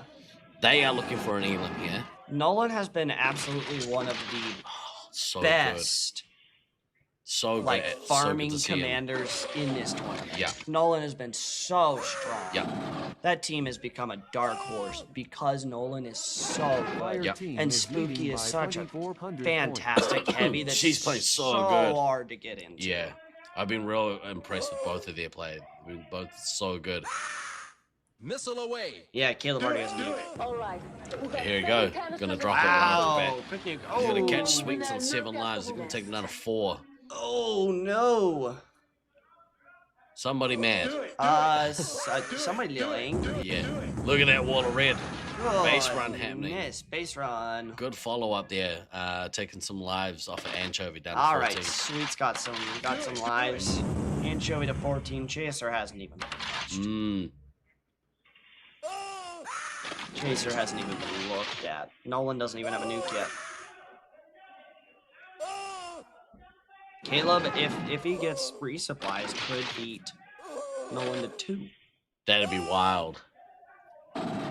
That's how you know Caleb's angry. Yeah, he gets the crazy look in his eye. I experienced that in 24. That was scary. That was beyond terrifying. They didn't unless there was a 12K point difference. Yeah, close enough. Right. Yeah. Close enough. Close enough. All right, Sweets here, sort of struggling a little bit to get to his first nuke. Slaughterman almost halfway to his second. 4,700 points already. We are 3 minutes into this game. And look at Sweets and Savory's score. Oh my goodness me, that is there is such, it's almost a 10K difference. But I mean, a big portion of that, like everyone, like Snuffles is doing well. Meds the ammo, and I mean Meds and Chaser when they got bases, which is a big thing. Oh yeah, no, if you get all the bases from the blue team, this game is tied. Almost tied. Yeah, that difference in Slaughter Mountain is going ham, but he is back getting some resupply. Sweets does have a nuke. Oh. Halland. Taking them 3 hits down. Wow. She said that she don't mind, so I'm going with Halange. Oh, nuke off, nuke landed. Snuffles on 8. Snuffles on 11. It's good to see Sweets, you know. Oh, cheater. It's probably I think they're probably going to be a chase, given the franticness that Caleb is playing with. Oh, it wouldn't surprise me. Caleb already almost has another nuke. Behind by 5,500 wild. Absolutely wild. Using his missiles really effectively. But here's the thing: Nolan gets his base. He's tied. Yep. Pretty much. The big thing is the special points, and that's coming from the missiles. Like. Oh yeah. Yeah. Caleb's just racking it up because of missiles. 1 away. He's gonna go find someone to drop. That'll put the medic down to 7. Yeah. Same with Sweets. He needs to maybe go get another one here. Same with Spooky. Spooky could really use some more lives, but really everyone but the scouts could use one. Could use one right now. I'm liking Snuffles' work here. He's on 2 grand with no bases. Oh yeah, Snuffles playing very aggressive. Yeah. I mean, you look at the scoreboard. Oh, there we go. It's so much red. Good nuke here. Boosting now. Medic down to 5. Sweets down to 4. 5 players in single digits. 5 players in single digits. Goodness me. It's just Halange. Anchovy down to 5 lives. This is unfortunately in the first game. Sweets was able to do the exact same thing that Caleb is doing now. Yeah, with that nuke cancel too. Yeah. That nuke cancel. Again, another nuke Yeah. cancel that just changed the complexion of the game. Yeah. And you feel, you kind of feel bad. I mean, it sucks, but feel good that it happened for the team that it. Oh, yeah.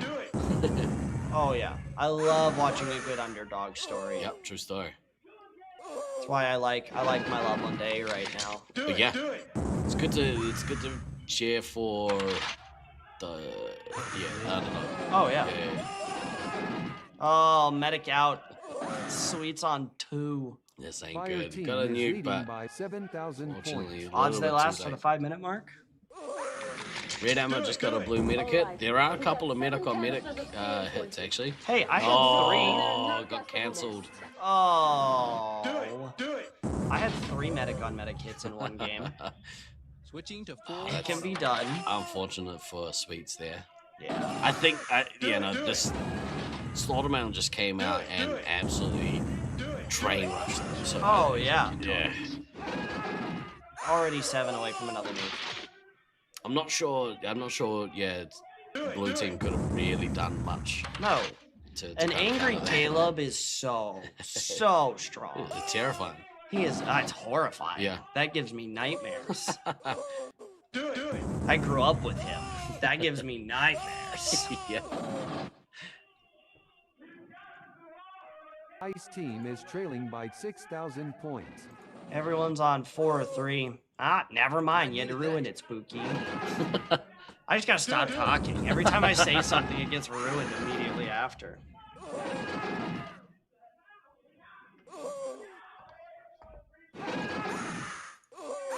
Hey, we're all on 3 or 2. Don't ruin it. Blown away that. Oh, Halange. Halange with the missile. Oh, nuke going off. That'll be game. I think you're right, Manette. It very much feels that way. Yeah. Yeah, that's a big win.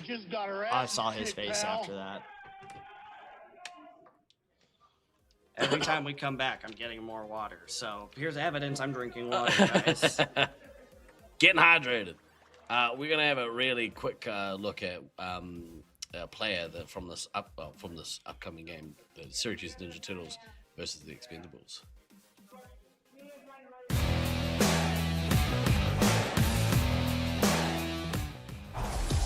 Ready. Let's run.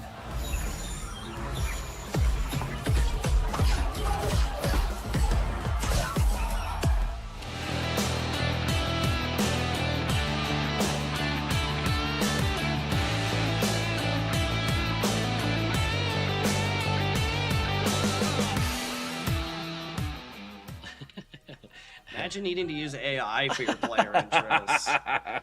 Couldn't be us. Yeah, just talk to a camera, damn it.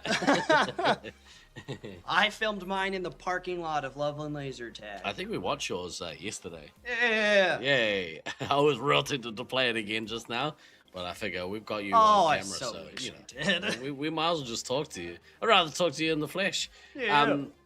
So, you played... you didn't play Nets last year. No. Was it just that you didn't... I couldn't afford that. Yeah, man, that's so brutal. I could not afford to go out there. I wish I was. Yeah. I really do. Once the benefit, especially with going to Auckland. Okay, so the benefit to going to Auckland for any Americans that are thinking about doing it when we eventually host, which by the looks of it is going to be 2028. Going to New Zealand means any American can live like a king because your dollar is worth double. Our dollar is so much money over there. Yeah, it's not fair because when I come here, half. Which is why I have to shake down the community for all their money. I'm gonna print awesome T-shirts and charge you an arm and a leg for it. No, please, not again, not again. I need my cash. Burnt Letter says they're very proud of you, Jarrett. Oh. I love you, Nate. Very nice. Who's Burnt Lettuce? That is, okay, so you know how Loveland has, like, our weird family? Yeah. That's my son. Right. That is my son. That is your son. That is my son. Oh, man, you must And have... Sally B is my daughter. And I love them both very much. You're a little too young to be having them kids. Whoa! Babies having babies. Whoa. Hey, I'm 24. Yeah, that's what I'm saying. Babies having babies. Goodness me, that makes me feel very sad. See? That's my dad. That's my boy. Soul 28. I'm gonna be so. Oh old. yeah, Rook is also my child. I have like 5 kids and I don't know how it happened. I don't know how any of them happened. I just had children. Yeah, I know too. I know. Judah's my brother. And he's died.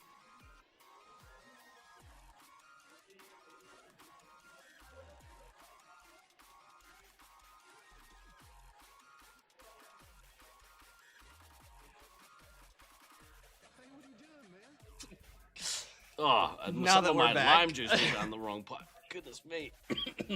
Now that our lungs are working. Sorry about that. Yeah, it's an old guy thing. I almost had to call Fenrir for you. Medic! Medic! Medic! Wait. I'm the medic. Those of you that can't see, I have a medic shirt on that Autumn made. It's pretty good. Actually, yeah, some of the merch here is pretty great. The sweatshirt, the hat, I'm in sweatpants. I haven't had a chance to go and have a look through. Oh, you should. There is such good merch here. Autumn did such an incredible job. Oh, she always kills it. It's so good. Yeah. All right, we have Syracuse Ninja Turtles versus the Expendables. I should have taken your coughing fit to grab a chip. yeah. I got a whole bag of chips sitting in front of me, and I can't eat them. Crunching. And what medic's dead? Crunch. Unfortunate. Fuck. Ice-T I did has get traveling taken the trance. lead. Oh, bye, Fenrir. I love you too. Right, I would expect the Syracuse Ninja Turtles to kind of do something similar in this game. Oguri Cat came out and dropped 3. I'm glad he didn't come out and try and chain 5. That would have been. Yeah, that would not have been Yeah. very nice, Yeah. especially after I had a long chat with Nobody about different strategies that they can use. Yeah. Yeah, and you know, like we were saying, like I think when people start playing games with the lesser teams, like that's when getting beat sucks. Oh yeah, getting beat sucks anyway, but it sucks more when people turn it into a game. I was part of a team where people started taking turns to see who could eliminate us the fastest, and you know, like that game sucks. It's not really a game. I guess it's just let's kill them real quick. Oh yeah. It still sucks. Yeah, in my first West Coast, we went into the round robin ranked 5th and placed last. Yeah, right. Yeah, brutal. I mean, that was in my home arena too. Our C team beat us. Oh no. Yeah. Ice-Team has taken the lead. Rough. Very unfortunate. But here we are. I played in 24, and I finally went out of the state. I'm finally here. I showed up, and everyone went, "We don't believe you're gonna actually be here to play the first game." Drop out halfway through. Evo kind of sitting back. We see his player profile interview. Didn't get a lot of insight in it.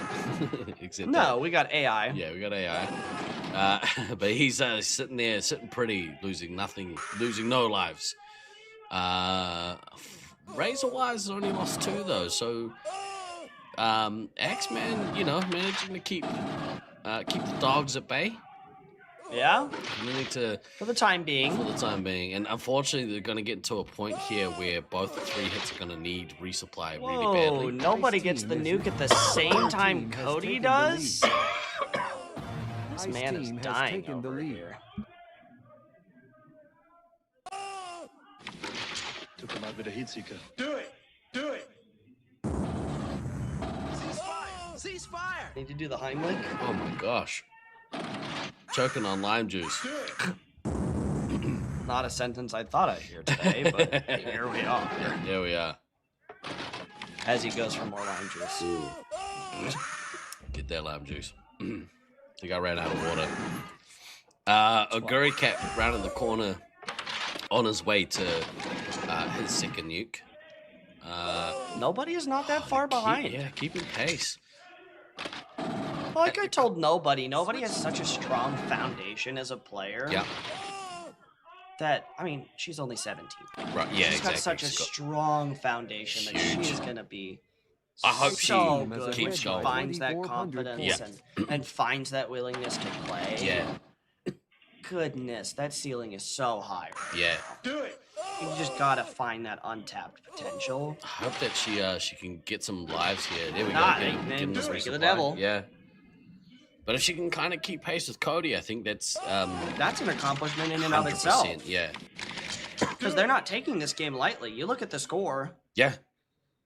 They're throwing everything they have at them. We've got 7 canisters of CN20. Ah, nobody with the first So we nuke roll of the them in game. there and nerve gas the whole nest. Solid drop And there. lands. And it's meant that Axeman's able to take a few more lives. Yeah. Get maybe like a couple more shots to be in good stead. That might be helpful. We need nobody to go back and get lives before. Razor Wires on the base Fire run. team has taken the lead. Oh, if Cody drops a double that drops nobody down to 1, 2. I can do math, guys, I swear. Remember, kids, Fox says no cheating. Ice team has Ah, taken you the cheat lead. whatever you want. Hey, yeah, just don't get caught. Apparently we can do whatever we want this tournament. I feel like the Ninja Turtles here have kind of maybe a little bit slow, like maybe taking their foot off the gas, or They've definitely, I mean, they're still trying, but they Fire aren't like team has taken the lead. trying to make this team hate playing laser tag. True, yeah. Because this team is mostly brand new to tag. Mm. Is what Cody was telling me. Is that they're so new to tag that it's not worth just demoralizing them and making them want to quit. Farming MVP, I mean, you get better MVP points if you get the Elam quicker. So yeah. He just wants to dump all 5 missiles into the medic. Yeah, I mean he's managed to get them all out. So sorry, I keep looking at Beans' score. I'm like, oh yeah, very kept, doing pretty good. Oh, Beans outscoring his command. Oh, never mind. I had a whole joke lined up. He's on his way to his 3rd nuke, and it looks like he's gonna look to do that 3-chain again. I hope he 5-chains. I don't know. That'd annoy me if he did. I'd like to see Razor Wires here really fill up nobody, and you know, they're almost halfway through this game, so. I would love to see a 5-chain. I think that'd be hilarious. Again, like, you know, the only reason why I could see them doing it is if they want to, like you said, if they like, well, we don't want to completely demoralize our C team. Yeah. Let's give them a decent run. We're gonna like, you know, keep them around as long as we can. Oh yeah. Once their medic dies, just let him go. Yeah.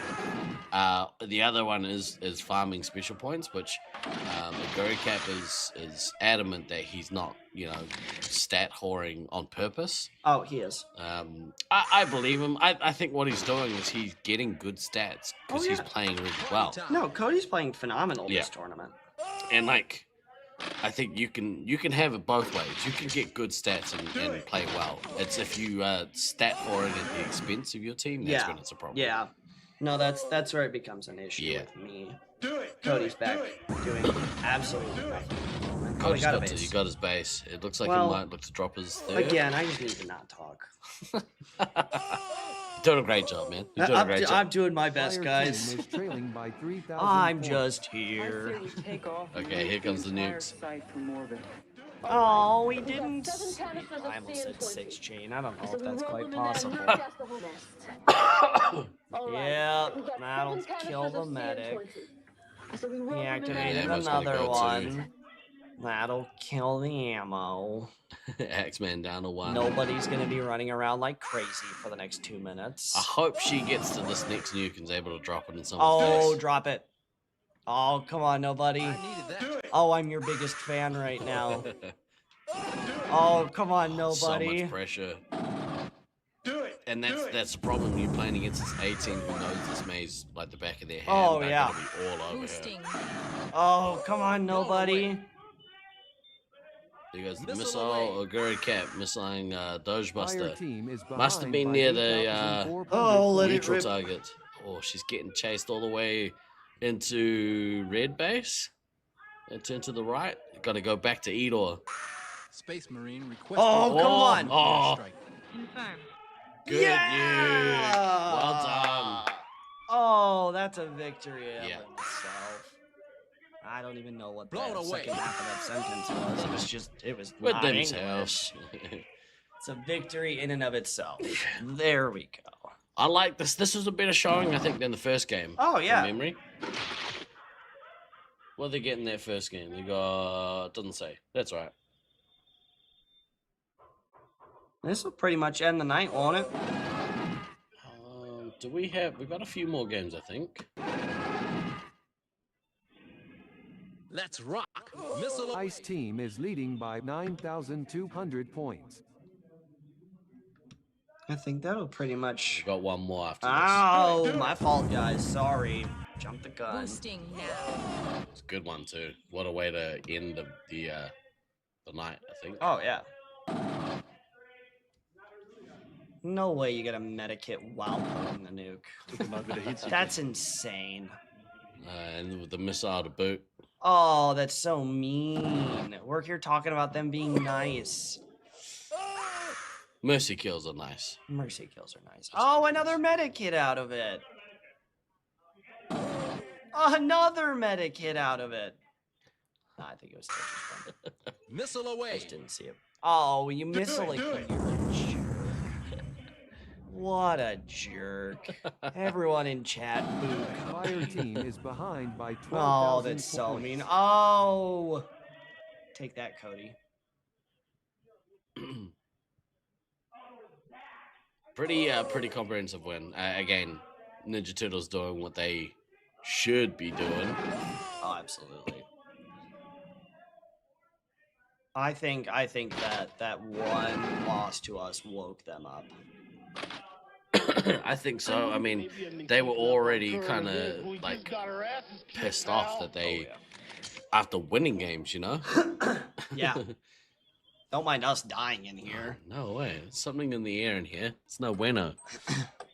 Excuse Dust. me. Boy, All right. dusty in here. We have who have we got? The last game of the night, I believe. Yeah. It is Loveland Reloaded versus Hybrids. This is gonna be an interesting game. Like, off the back of that bad beat, Hybrids really needs to rebound, and if they can get a win here, then I think they'll be sad. They'll be they'll be better in their minds. Like, They'll be better when you drive home tonight. yeah, they'll still be pissed that they kind of, you know, that they let the game get away from them that hard out. But, you know, if they can call some points out of this, you know, they'll be happy with that. I think what we might do, we might have a one last word from one of our supporters here. Here we go. Come check out the...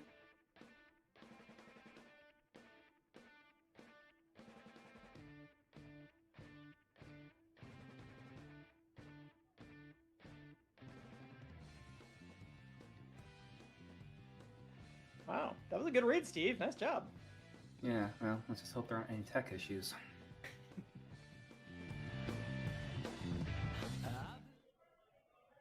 A little bit of shameless promotion there. Yeah. Let me see you in chat. Who you got winning this next game? Loveland Reloaded versus Hybrids. This is probably one of the perfect duos to be commentating on this game. Who do you want to see win this game? Oh, who do you think? Yeah, so we're both in agreement. Hybrids for the Whoa, win. whoa. Well, I prefer sleeping tonight and not getting attacked by my Oh, is that right? Oh, so you're rooting against us now. I don't think that'd go over well.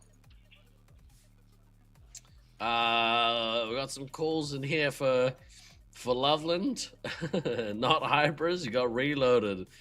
I mean, surely, where's the BDRL out here? Surely we got some BDRL. They aren't here. I want to see a tie is crazy. I mean, you know, if only we could all just win at laser tag.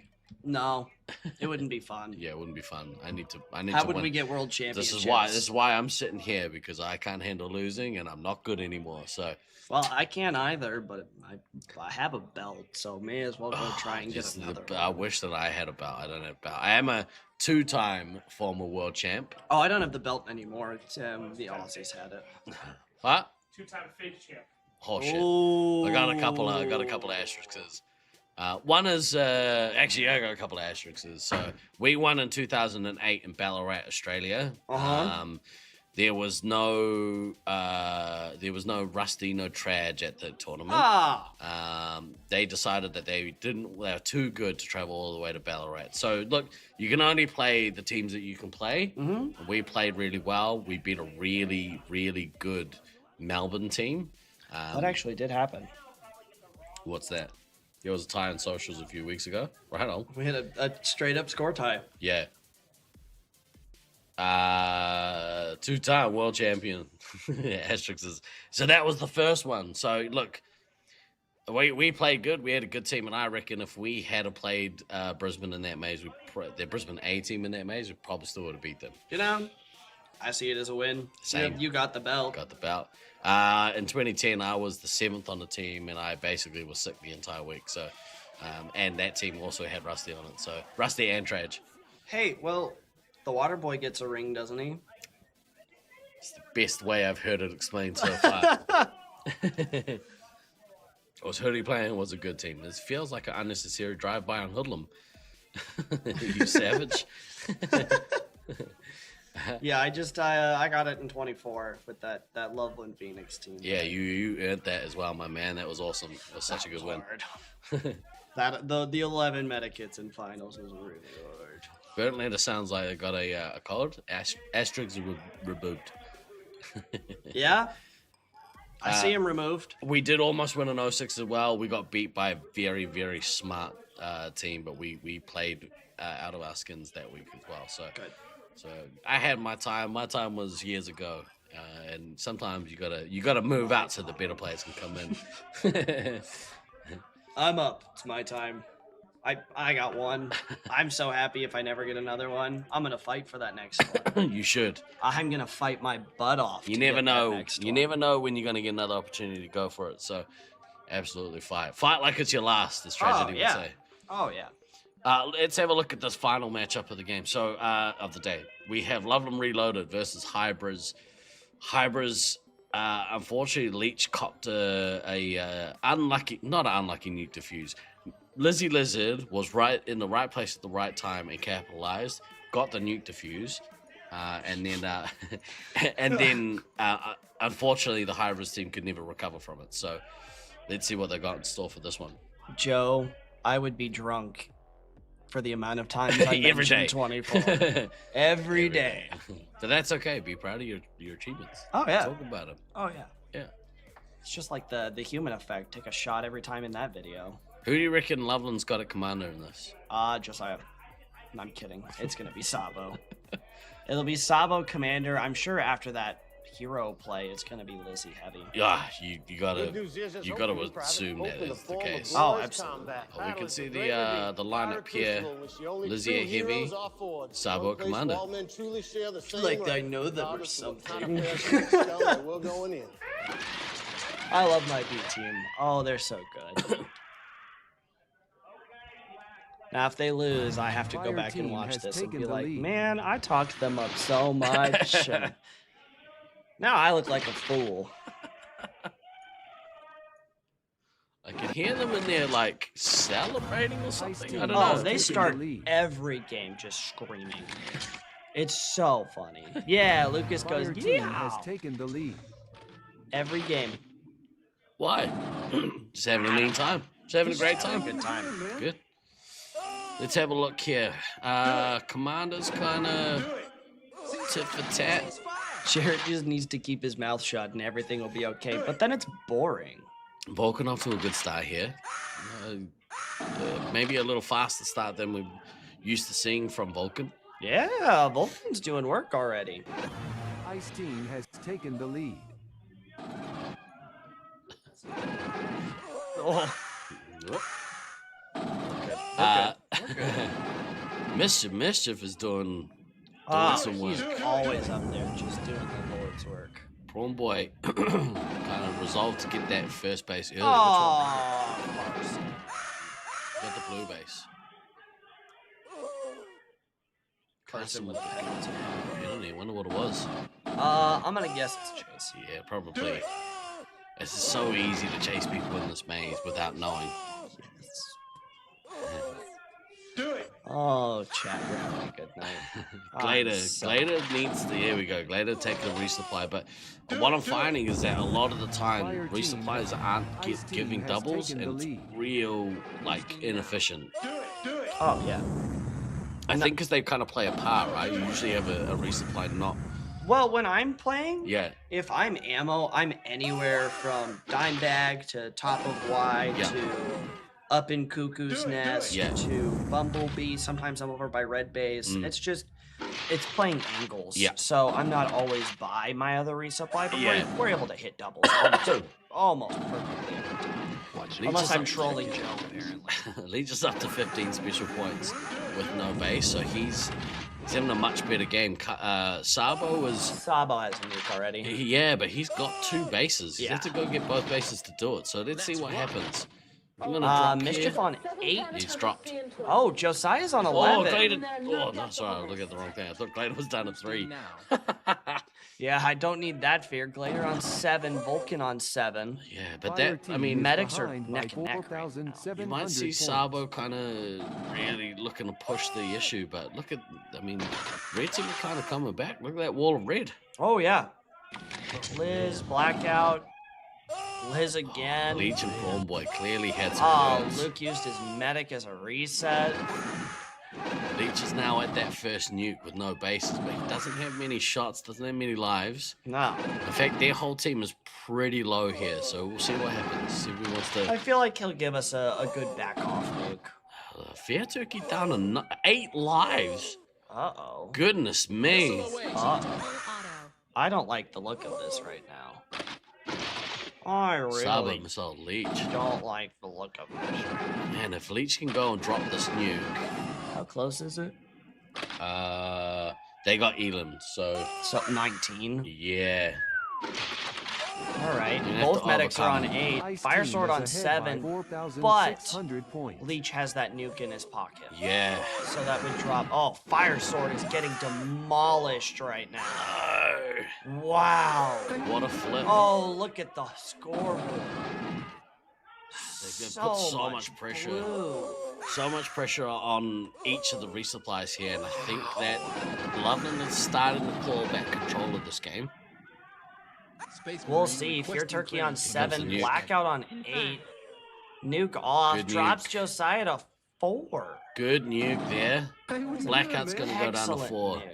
Lizzie Lizard down to 7. Ooh, I'm stressing this. Oh, this is close. Oh, this is a great game. Sabo's got heaps of lives, but not very many shots. So both teams are kind of throwing haymakers, and it's going to be the first one who blinks.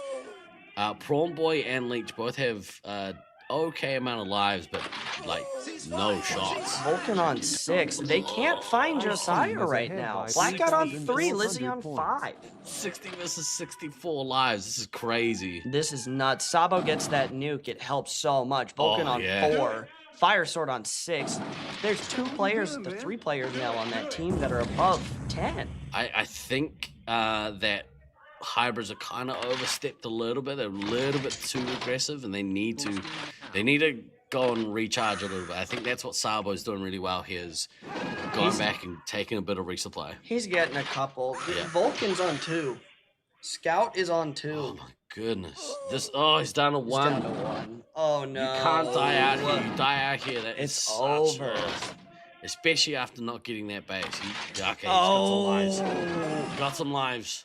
Oh, Sabo's got a nuke. Sabo's got a nuke.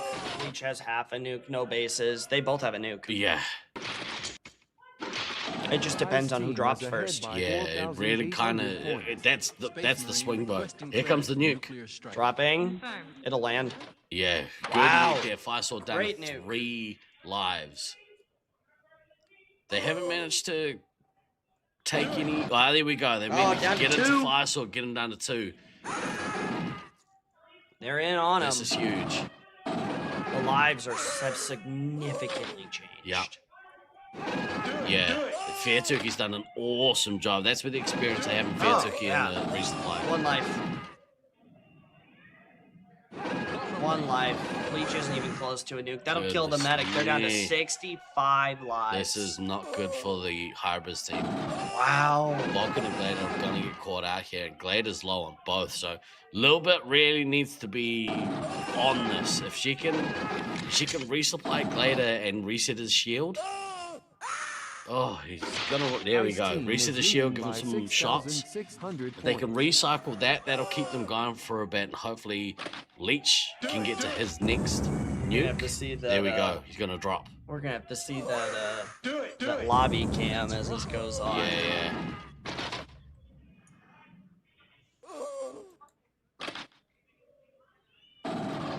All right, Leech has got to this nuke, but he's holding on to it. Firesword is very passionate about something happening there. I needed that. He's stressing. Yeah, just watch a the little screen. bit. Watch the screen. Sorry, I'm so distracted by Firesword over there. 1 life on medic. Leech is on his way. I mean, I think I don't know if he's purposefully holding for 2. But medic out. Do it. I think he is purposely holding for 2. I mean, but Sabo could beat him to 1. Yeah. Let's see what happens. Like, we'll see the damage. Sabo might beat him to second 1. goes. There goes the nuke. There goes 1. Good nuke drop there, but yeah, the Fair Turkey's experience has managed to has meant that he's resupplied his team, so they're in really good shape here. Oh, absolutely. And with the score so close, I mean, they're gonna need a miracle to take the match here. They're gonna need to hybrids are gonna need Loveland to not even hit them. Yeah. They're gonna need them to miss every shot. Yep. Nothing happening. Yeah, and both the 3 hits are going to need to get rid of all of their missiles. So we can see on the camera. I'm hoping Josiah isn't hurt. In fact, I think we can go to here. Yeah. You can see the lobby cam here. You can see Josiah there on the floor. I'm hoping he's okay. He's talking normally out here. I can hear his voice. Leech is down to low lives. Gonna need some shots. You're gonna need to get to this next nuke. But Sabo needs 5. I think this game is probably this game's going. Yeah. Again.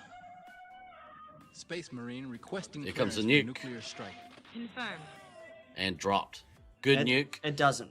Unfortunately, it doesn't matter. Correct. Sabo needs to get those 5 special points, man. Do it. Do it. I wonder if he just can't find anybody. Hits Vulcan. Vulcan goes down again. Vulcan's on, what, 5? Do it. Oh, Lizzie got missiled. Unfortunate. Oh, and Vulcan got missiled. No. We're going missile for missile right now, and there it is. 20 special points. Vulcan's on 2, Little Bit's on 1. So that'll kill 3 players. Firesword had no bases. Little Bit was missing a base, and that's going to be quite a big difference. I mean, they're not nuke off. Yeah, nuke's going, and this is going to see the end for Glader and Vulcan. Leech is not too far behind. No, Leech is about to be out. This lobby cam's about to get entertaining. Maybe. I think. Do it. Yeah. I think you're right. These guys are so passionate about tag. I can see it getting a little entertaining. I mean, you could probably speak to it as well as I can. Like, we get heated. Oh yeah. Yeah. No, this is for something like laser tag. It seems so dumb to get upset about it. And I agree, it is. Nah. But I get upset about it. When you're passionate, you know? Oh, yeah. Yeah. And Glader came out and was just kind of calm. I haven't seen. I was going to say. Oh, there's Leech. Gonna have some words, I think. Hi, Leech.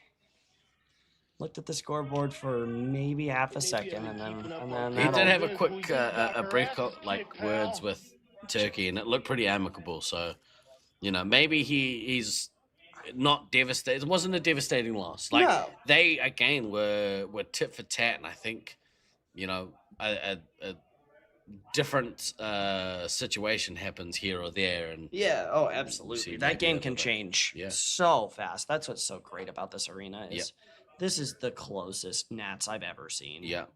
The bottom team can beat the top team, and it's insane. The parity is so good. It's been such a good tournament. Ooh, let's go to we'll watch what happens. A little bit hard to see that camera. We might have to readjust the size of that one for tomorrow, but I don't know. I like the parity here. Wait till I'm done yawning. You can see Josiah there looking pretty tired, and I think that's going to put in a pretty competitive shift there. So yeah, Josiah's a little exhausted. A little bit exhausted. He's a little tired. Wow. I mean, that takes us to the end of day 2. We'll do a little bit of a recap shortly. I think that's also, is that the end of the first round? No, it's not. No. We have to play a couple teams tomorrow. Now we are in early tomorrow. Yep, we got dinner tomorrow night. We do have dinner tomorrow night. We got dinner. Let me quickly shift across to here. We'll do a little bit of tidying up and then prepare for tomorrow. Big day, very big day today. Some really awesome. There were some really standout games. The Hybrids, the first game of that last match was crazy. That was insane. It was so Lizzie good. with a hero play. Awesome. Shout out to Lizzie. I would say that the second game of the match for Cali B versus Utah. First game of that match. Sorry, Cali B with the upset there. Yeah, that was incredible. What else have we got? The Battle of the Bottom. That was a fun one. Yeah, that whole match was so close. I think where are we at? Armageddon versus Syracuse C. So that whole match was actually determined by 300 points total. Oh wow. And both teams managed to get a win with Armageddon taking that match. Oh yeah. So, yeah, awesome games. Our lovely little upset. Didn't want to bring it up. I will always bring it up. Yeah, you should always bring it up. I'm very proud. So that game, like I said, if you get a chance, go home, watch the replay, and I mean, I'm sure that was probably on the cards for you guys anyway. I will be laying in my bed going, oh. Oh, that was so cool. Yeah. Oh. Yeah. Good commentators, best in the world. Yeah. Thank you, Very Epic. Nice to see you again. Good to see you here hanging out with us.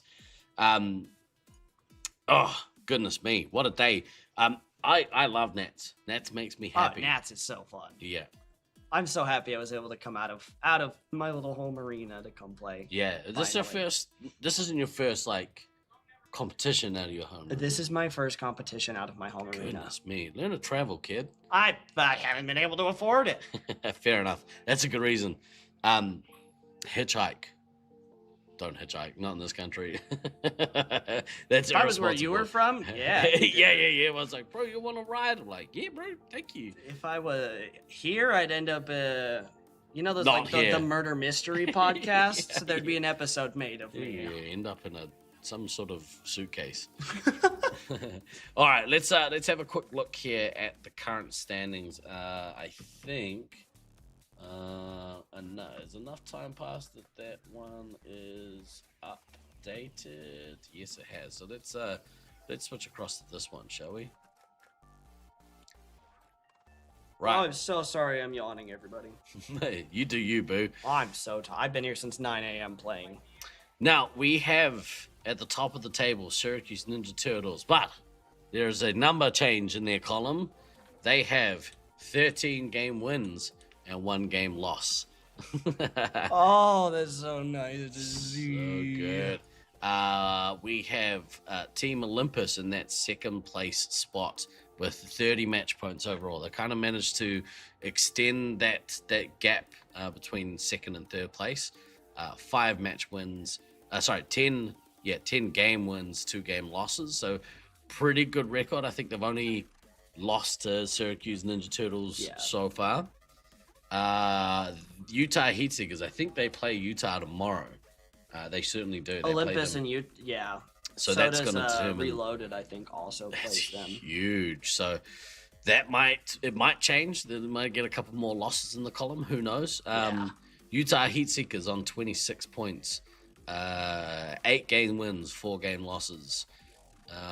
Loveland Reloaded on 24 points. 6 game losses for them, 8 game wins. Altitude Issues in 5th place. You guys are sitting 4th and 5th, holding up that pool A. Hey, we came to play. Came to play, baby. We didn't come to sit around. We ain't here to mess around with spiders. We ain't here to watch. You guys have 3 match wins, 3 match losses, 7 game wins, 5 game losses, and the highlight for you guys putting that 1 in the loss column for Syracuse Ninja Turtles. We are the only team. I could come out of this tournament in last place now, and I'd be like, we beat the best team. We did a pretty good job. We beat the best team. In that 7th spot, dropping down quite a number of places, we have the Hybrids team on 18 match points. Fortunately, today was a rough day for them, but I think they got plenty to build on. So, Sweets and Savory, they are on 8 match points. Another team again that they had some real bright moments. Oh, yeah, absolutely. I'm a little nervous to play them tomorrow. Their game against Utah, that first game was awesome to watch. It was incredible. Sweets just came out and just had a field day. So that was awesome as well. And also, I think Hybrids took the match against them. They did. So, that shows the parity in these teams. Bring in that 9th place is Armageddon. They'll be happy, I think, with being in that 9th place spot. With an epic battle against the Expendables team in that 10th spot with 2 match points. No 0-point teams here. Ain't no 0-point teams here. Yeah. Oosh. Well done, Laserforce team. Let's have a quick look at the positions. So far, top 5 in that commander spot, we have Oguri Cat, which, at this point, not that surprising. No, not at all. Happy for him. Yeah. Dropping a bunch, and he's got those 40 nukes going. Slaughtermelon in that 2nd spot with 35 nukes. 5. Oh, I didn't notice. Oguri Cat got almost 8 medikits a game on average. Dropped down a little. Really Epic wants you to say bottle. Bottle? Bottle? For fun, please say bottle. Bottle. Bottle. Bottle. Bottle. How do you say it? Bottle. That's what am I saying? Bottle. I can't even replicate it. Bottle. Bottle. Bottle. Bottle. A bottle of water. Bottle of water. I'm gonna get so much hate from the UK for that. Karama in that 4th place spot, and your boy Sparks in My that boy 7th. Sparks. It's a little. So Blackout is in the 3rd place, but he has only played 2 games at Commander. Yeah. We will look to remedy that. We'll add some higher thresholds, so we might see a couple of different names pop in there. In that heavy roll, we have Death Knight. Okay, that makes a lot of sense. Death Knight in the top spot. He's only played the 2 games. Okay. But those 2 games were awesome. They were phenomenal. Yeah. Snuffles in that 2nd place. Pretty good hit diff. Yeah, over 1. Everyone in the top 5 have an over 1 hit diff, which is what you want to see out of your heavies. Lizzie Lizard in that 2nd, let's say 2nd place, shall we? Yeah, let's call that 2nd. Look at that accuracy, dude. The accuracy that Lizzie has is incredible. Wild. Lizzie and Sammy. You look at both of them. Yeah. Even though Sammy's only played 3 games on heavy, having a 91 accuracy, no matter how many games, is crazy. Crazy. So good. It's so good to see like such clean play. Oh, absolutely. We've got a couple like Azra in the 90s, DK in the 90s. Again, a low sample size, but we'll look at the thresholds tomorrow and we'll see if we can Lizzie with 5.75 meta kits too. So good. That's insane. Like average a game. Insane. Yeah. Odin's 5th in that spot as well. 10 games. Getting 4.4 meta kits again. So a lot of good support play, you know. Oh boy, here we go with Scout. Scout, let's go. Who's up top? Oh, Beans wow. up top. Our boy Beans up top with look at that. Yeah. So I thought that was the hit diff. But still over 2 hit diff is phenomenal. It's awesome. That's what you want to see. Like anything above 1 is kind of the standard. Yeah. 1.5 is okay. That's a good hit diff. Oh yeah. Averaging over 2, that's amazing. Oh, absolutely. That means that you know his commander can kind of rely on him to have his back. You know. Oh yeah. That's essentially what that is. Evo in that 3rd spot. Another great hit diff. Oh, sorry, I missed Rooks. Rooks in 2nd. Yeah, don't you miss my boy. Sorry about that, Rook. Yeah, the accuracy probably a little low, and I would say the same for Evo. Probably kind of, I mean, anything above 80 is kind of, I think, where you want to be. Yeah, with the accuracy. I mean, he's at 79, so he's right there. off. Yeah. Evo in that 3rd place spot. Alex Boxes and DK bringing up the 4th and 5th again there. Yeah, they have 2 games. 2 games. So we'll definitely look at adjusting the thresholds tomorrow. Let's have a look at the top 5 ammos so far for the tournament. We have Mr. Mischief. Who would have thought? Who would have thought? Who would have thought? The offensive ammo. Dude, look at, he's averaging almost 2 meta kits a game as the ammo. That's wild, dude. Accuracy is on 69%. Yeah. Nice. Hit diff 1.5. You kind of want a high hit diff for your yeah, absolutely. Well. Total MVP being 264, and the closest behind him is 253. That's awesome. It's phenomenal. Yeah, leading the race there. Do not pass go in that 2nd spot. A little bit back from Mischief. Higher accuracy. Kind of surprising in my opinion. Yeah, I think he's doing what he needs to do. He is absolutely doing what he needs to do for his team to win. And I mean, if he wanted to do what Luke is doing, he could do it. Yeah, absolutely. Yeah, I think so. DK is really just trying to get on every board right now. Is he? We're about to see if he's going to make the medic board. Oh, if he makes the medic board, I'm walking out of here. Yeah, rigged. I will stand up and walk out. Rockwood only got a couple of games as scout, but over those games, sitting at a 2.3 hit diff. We're going to see some of these numbers get a little higher tomorrow with the thresholds. Yeah. Sergeant Tucker rounding out that fifth spot. And we often get cut off before we can have a look at the medics, but let's have a look at the medics. Evo sitting in that top spot. He's only played 4, but I think that's almost hits the threshold of enough. But we'll see that number change. But his accuracy in the 90s, which I think you expect high accuracy from your medics. I mean, look at Josiah's accuracy with playing as offensive as he is. Massive. With a 1.4 hit diff. I mean, yeah, insane. Absolutely nuts. Yeah, and he's also averaging. Look at how many boosts. Yeah. That really helps. Josiah's had so many boosts. He's also averaging 0.8 medic hits a game. Uh-huh. That's crazy. He's trying to get a medic hit in every game. Yeah, you could tell. Uh-huh.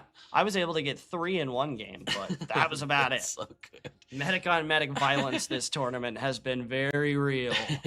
This goes to Sergeant Tucker and then Chaser in that fifth spot. Obviously got the 6 games there. Pretty good looking stats. Tucker, a decent hit diff there. Oh yeah, Joe always is able to hit his shots and use his ankles. Yep. I learned from him a lot by just watching. He's just that good of a player. Yeah. Absolutely a mentor for me. All right, kids. Well, that brings us to the end. This is the end, eh, Beans? Yes. Yeah, this is the end. This brings us to the end I can of go day to bed. 2. I'm looking forward to going to sleep. I'm so excited for my bunk bed. So we are starting significantly. We're starting 3 hours 9 a.m.? early. Yes, at 9 a.m. tomorrow Eastern time, which I didn't even know. I think that actually makes it so that some of the New Zealanders, some of the Australians might be able to tune in. Maybe. Yeah, maybe. They might just do it anyways. But yeah, normally it's too late. I'm trying to call my wife, but the time zone sucks. We are like literally on the opposite side of the world, so Yeah. that might not help you very much. Let me quickly update these titles because I forgot to do so. How dare you leave the door open?